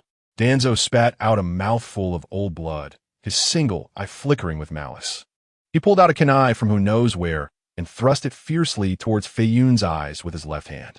A dying struggle. Feiyun slightly tilted his head to avoid the kunai. In a flash of cold light, Danzo's entire left arm was severed into several pieces, falling to the ground. Blood splattered out, accompanied by Danzo's shrill scream. Damn it, intruder! Danzo shouted, commanding his subordinates to come to his rescue. However, the surrounding root ninjas had been killed down to just a few, barely managing to fend off Feiyun's would-release clones. Feiyun shoved the katana into Danzo's mouth, violently twisting the hilt and grinding his tongue and teeth to bits. Stop screaming, it's so annoying. Feiyun threw the pitiful Danzo to the ground and stomped on his knee, the bone snapping with a crack. Danzo's leg was crushed into a grotesque shape, his pale foot bones exposed to the air, blood gushing out. Danzo reached out with his right hand, trying to struggle, but was pinned to the ground by Feiyun's blade, unable to move. Danzo glared at Feiyun, his mouth opening and closing as if he was cursing something. However, with his tongue, teeth, and mouth all mangled, he couldn't utter a word, only spewing blood mixed with flesh fragments. Feiyun stepped on Danzo's other leg, slowly applying pressure to crush his bones. Shimura, old dog, don't worry. I won't attack your vital points. You want to activate the 4-symbol seal and take us both down? Dream on. A cold smile curled at the corner of Feiyun's mouth. He certainly knew that Danzo had set a sealing technique that would activate automatically when he was about to die. However, Feiyun was not afraid at all, even if he didn't know Danzo's intelligence. So what? Who would fear Danzo's sealing technique? Hearing this, Danzo was taken aback, his remaining eye seemingly about to pop out of its socket. How did this Uchiha Feiyun know such things? This was the last resort for him to perish alongside his enemy. It was supposed to rely on surprise, delivering a fatal blow when the enemy relaxed due to victory. Now that Feiyun knew, how could it take effect? Looking at Danzo, who was unrecognizable and filled with rage and unwillingness, Feiyun's eyes were mocking. With the cells of Hashirama transplanted, this level of injury shouldn't take your life, right? Just then, several figures flashed rapidly and rushed to the few remaining root ninjas, forcing back Feiyun's would-release clones, while a group of reanimated corpses was also shattered. At the same time, a green figure appeared in front of Feiyun's main body. KONOHA crush. Bang! However, a giant golden chakra skeletal hand suddenly appeared, swatting the newcomer away. The few root ninjas who were saved showed no hesitation as they turned to charge at Feiyun, each pulling out a handful of explosive tags. Their goal was clear, to save Shimura Danzo. Bang, bang, bang. A series of violent explosions erupted, engulfing Susanoo in flames and smoke, while the powerful shockwaves halted the arriving Konoha ninjas. At this moment, the root base was completely exposed, forming a wide pit on the ground, with the Konoha ninjas standing at the edge of the pit. Looking at the scale of the battlefield and the level of destruction, everyone couldn't help but gasp. If this had happened in Konoha, it would have been a catastrophe. This is the root. Is the root completely annihilated? It seems so. There are corpses and blood everywhere. Tsunade's figure appeared in front of everyone, glancing down at Might Guy, her brows furrowing. Guy, don't act alone. Retreat for now. Guy, who was on high alert, stared at the center of the explosion. Confused, he turned back. Hokage-sama. Follow orders. Tsunade raised her voice. Yes. Guy jumped and joined the Konoha ninjas, gazing at the battlefield below. Crash. Debris rained down, slowly gathering around the shattered bodies, as dozens of reanimated corpses were gradually restored. Because many reanimated people had been sealed during the last war, the Konoha Jounin present were not unfamiliar with the situation. Nara Shikaku turned to Tsunade and whispered, Lady Tsunade, this is the reanimation jutsu. The summoned dead are mostly from the Shimura clan. The one behind this is likely that Uchiha Feiyun. The Jounin present were all from Konoha, and they naturally knew some of the background. Those who would harbor such hatred for the Shimura clan could only be the rising star Uchiha Feiyun. Many people's eyes flashed with complex emotions regarding the Uchiha clan, with Uchiha's actions and the exposure of intelligence. Even ordinary Jounin had a rough idea of what was going on. Top, top, top. Footsteps echoed in the empty ruins of the base as Feiyun dragged the pitifully mangled Danzo, like a sack of rags, through the smoke and flames. His figure resembled that of Shura. Danzo. The Konoha ninjas looked down at the figure who single-handedly destroyed the root, their expressions serious. However, there wasn't much concern for Danzo. Many even flashed a hint of schadenfreude. Tsunade looked at Feiyun and called out, Uchiha Feiyun, you have gone too far. Feiyun's eyes were indifferent as he stored the katana in a space-time ninjutsu scroll and grabbed Danzo by the hair. Rip!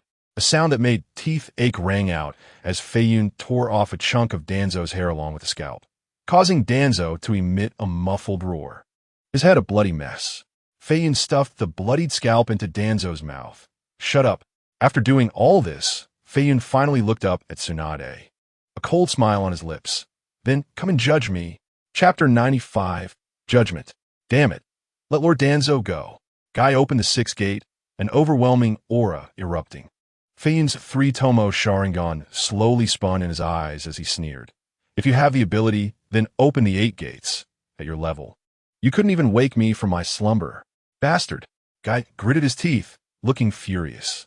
However, Nara Shikaku and Hyuga Hizashi appeared on either side of him, holding his shoulders, while Tsunade crossed her left arm, signaling him not to act rashly. Amidst the smoke, Feiyun's crimson Sharingan shone brightly in the darkness. He dragged the barely conscious Danzo with one hand, as if dragging a sack of rags through the ruins. Danzo's mangled body left long trails of blood on the ground, and with every step Feiyun took, he emitted painful whimpers. Stop it! Tsunade's voice echoed across the battlefield, her golden twin ponytails flying in the turbulence of chakra. The Byakugo technique's markings had covered her face, displaying her current fury. Feiyun halted, a cold smile creeping at the corner of his mouth. What? Is this great tree of Konoha going to defend its rotten roots? No matter what Danzo has done, it should be judged by Konoha, Tsunade said sternly, simultaneously signaling the Umbu behind her. Judgment? Feiyun suddenly burst into laughter, his laughter filled with sarcasm. Just like you judged the Uchiha clan back then? Feiyun abruptly lifted Danzo, his mangled body swaying in midair. Look at your root leader. What lengths he has gone to for power, slaughtering how many Uchiha? A flicker of fear crossed Danzo's remaining eye as he struggled to say something, but he could only spit out blood mixed with shattered teeth. Enough! Tsunade shouted angrily. Stop talking nonsense. Konoha is also in mourning. Feiyun said nothing, his eyes fixed on the Konoha Jounin. He deeply felt the emotions of Nagato from his memories. If he had the Rinnegan and heard Tsunade's words, he too would give them a taste of something grand. Tsunade's beautiful eyes were solemn, hand Danzo over to Konoha, and we can sit down and talk. Her words abruptly halted, because Feiyun has already pressed his hand on Danzo's head. The golden chakra burns like flames, and a storm of mental energy surges. Since you want to see judgment, then I'll let you see it clearly. Memory projection. In an instant, countless images unfold in the air.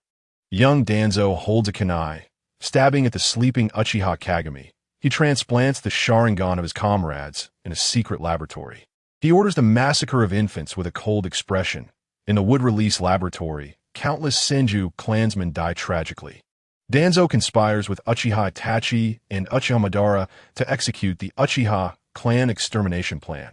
Encircles Uchiha Shursui to kill ninjas who pose a threat to himself. One bloody event after another, one disgusting truth after another is revealed before everyone. Bull, Danzo goes crazy, writhing desperately, trying to stop his memories from being stolen. All the past is exposed, and for a schemer who has painstakingly operated for decades. This is 100 times worse than death. The people of Konoha are shocked as they watch these images, and many ninjas can no longer hold back their curses. Now, it's time to end this. Feiyun's voice suddenly becomes cold. His palm tightens violently, ready to crush Danzo's skull. At that moment, Danzo's body trembles violently, and the forbidden technique seal pattern on his chest erupts. Feiyun's eyes narrow. He actively triggered the 4-symbol seal. Danzo's pale right arm, under the self-healing ability of the Hashirama cells, has already recovered, and he grabs Feiyun's arm, preventing him from escaping. A flash of cold light. Feiyun directly cuts off Danzo's remaining right arm, then retreats while manipulating a large number of the Shimura clan's reanimated corpses to pounce on Danzo. Feiyun sneers. You can seal your own friends and family. Someone like you is destined to achieve nothing and can do nothing. Anyone in Konoha has the chance to become Hokage, but a useless person like you has no chance from beginning to end. Danzo's expression is as hideous as a demon, unwillingness and resentment mixed with endless pain. Stop. At this critical moment, a green figure suddenly flashes.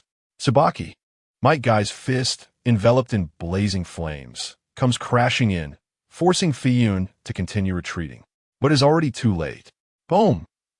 The massive black sphere instantly expands, swallowing everything within 100 meters. When the sphere shrinks and dissipates, only a giant pit remains, and all surrounding matter has vanished. Guy! Tsunade shouts. I'm Ufine. Guy walks out from the rubble, his face filled with confusion. Luckily, I ran fast. What kind of forbidden technique was that? Tsunade feels a headache coming on. She should have brought Kakashi and left Guy to guard Konoha. However, Guy rushed to attack because he wasn't worried about Danzo. He isn't stupid. After seeing so many truths, he knows that Danzo is a heinous person. Guy is thinking of saving Danzo to hand him over to Konoha. Perhaps he could learn more. In the distance, Uchiha Feiyun still stands firm on the battlefield. What a pathetic ending. Haha. Feiyun looks down at the deep pit. Even in death, he seeks to drag others down with him. What a man consumed by darkness.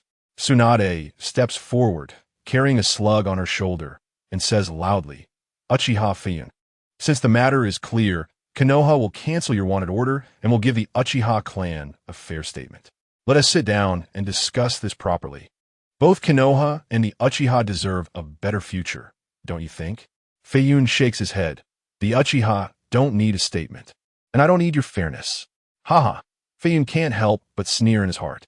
The Uchiha clan of over 1,000 people have been reduced to nothing but bones. Who cares about some so-called statements? Even if Konoha can really do what Tsunade said, it would only be because he, Uchiha Feiyun, possesses sufficient strength.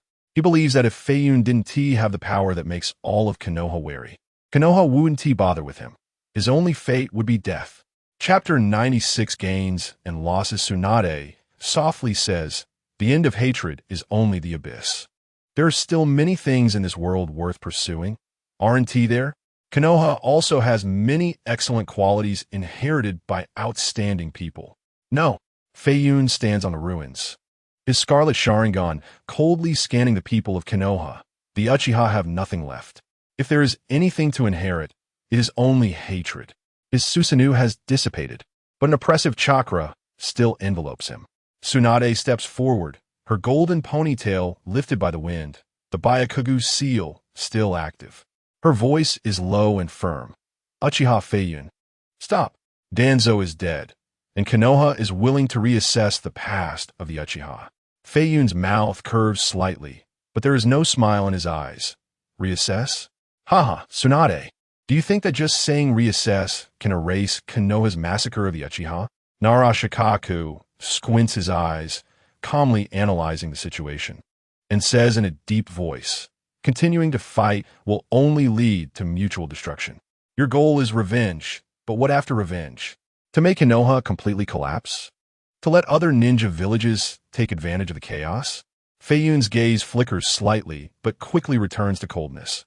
The life and death of Konoha have nothing to do with me. Hyuga Hizashi's Byakugan locks onto Feiyun. His tone serious. Your chakra consumption is not small. If you continue to fight, you may not be able to leave unscathed. Feiyun sneers. You think you can keep me with just you people? Might Guy is enveloped in blue steam, the burden of the eighth gate making his breathing heavy. But his gaze remains sharp. If you force me to open the eighth gate, you will undoubtedly die. The air suddenly freezes. Feiyun's gaze slowly shifts to Guy, and the patterns of his Sharingan slightly rotate, seemingly assessing the threat posed by this man. The eighth gate is indeed troublesome. After a pause, Feiyun suddenly reveals a mocking smile. But do you dare to open it? Once opened, you will die for sure, but I may not die. Guy's fists clench tightly, his muscles trembling from the boiling chakra.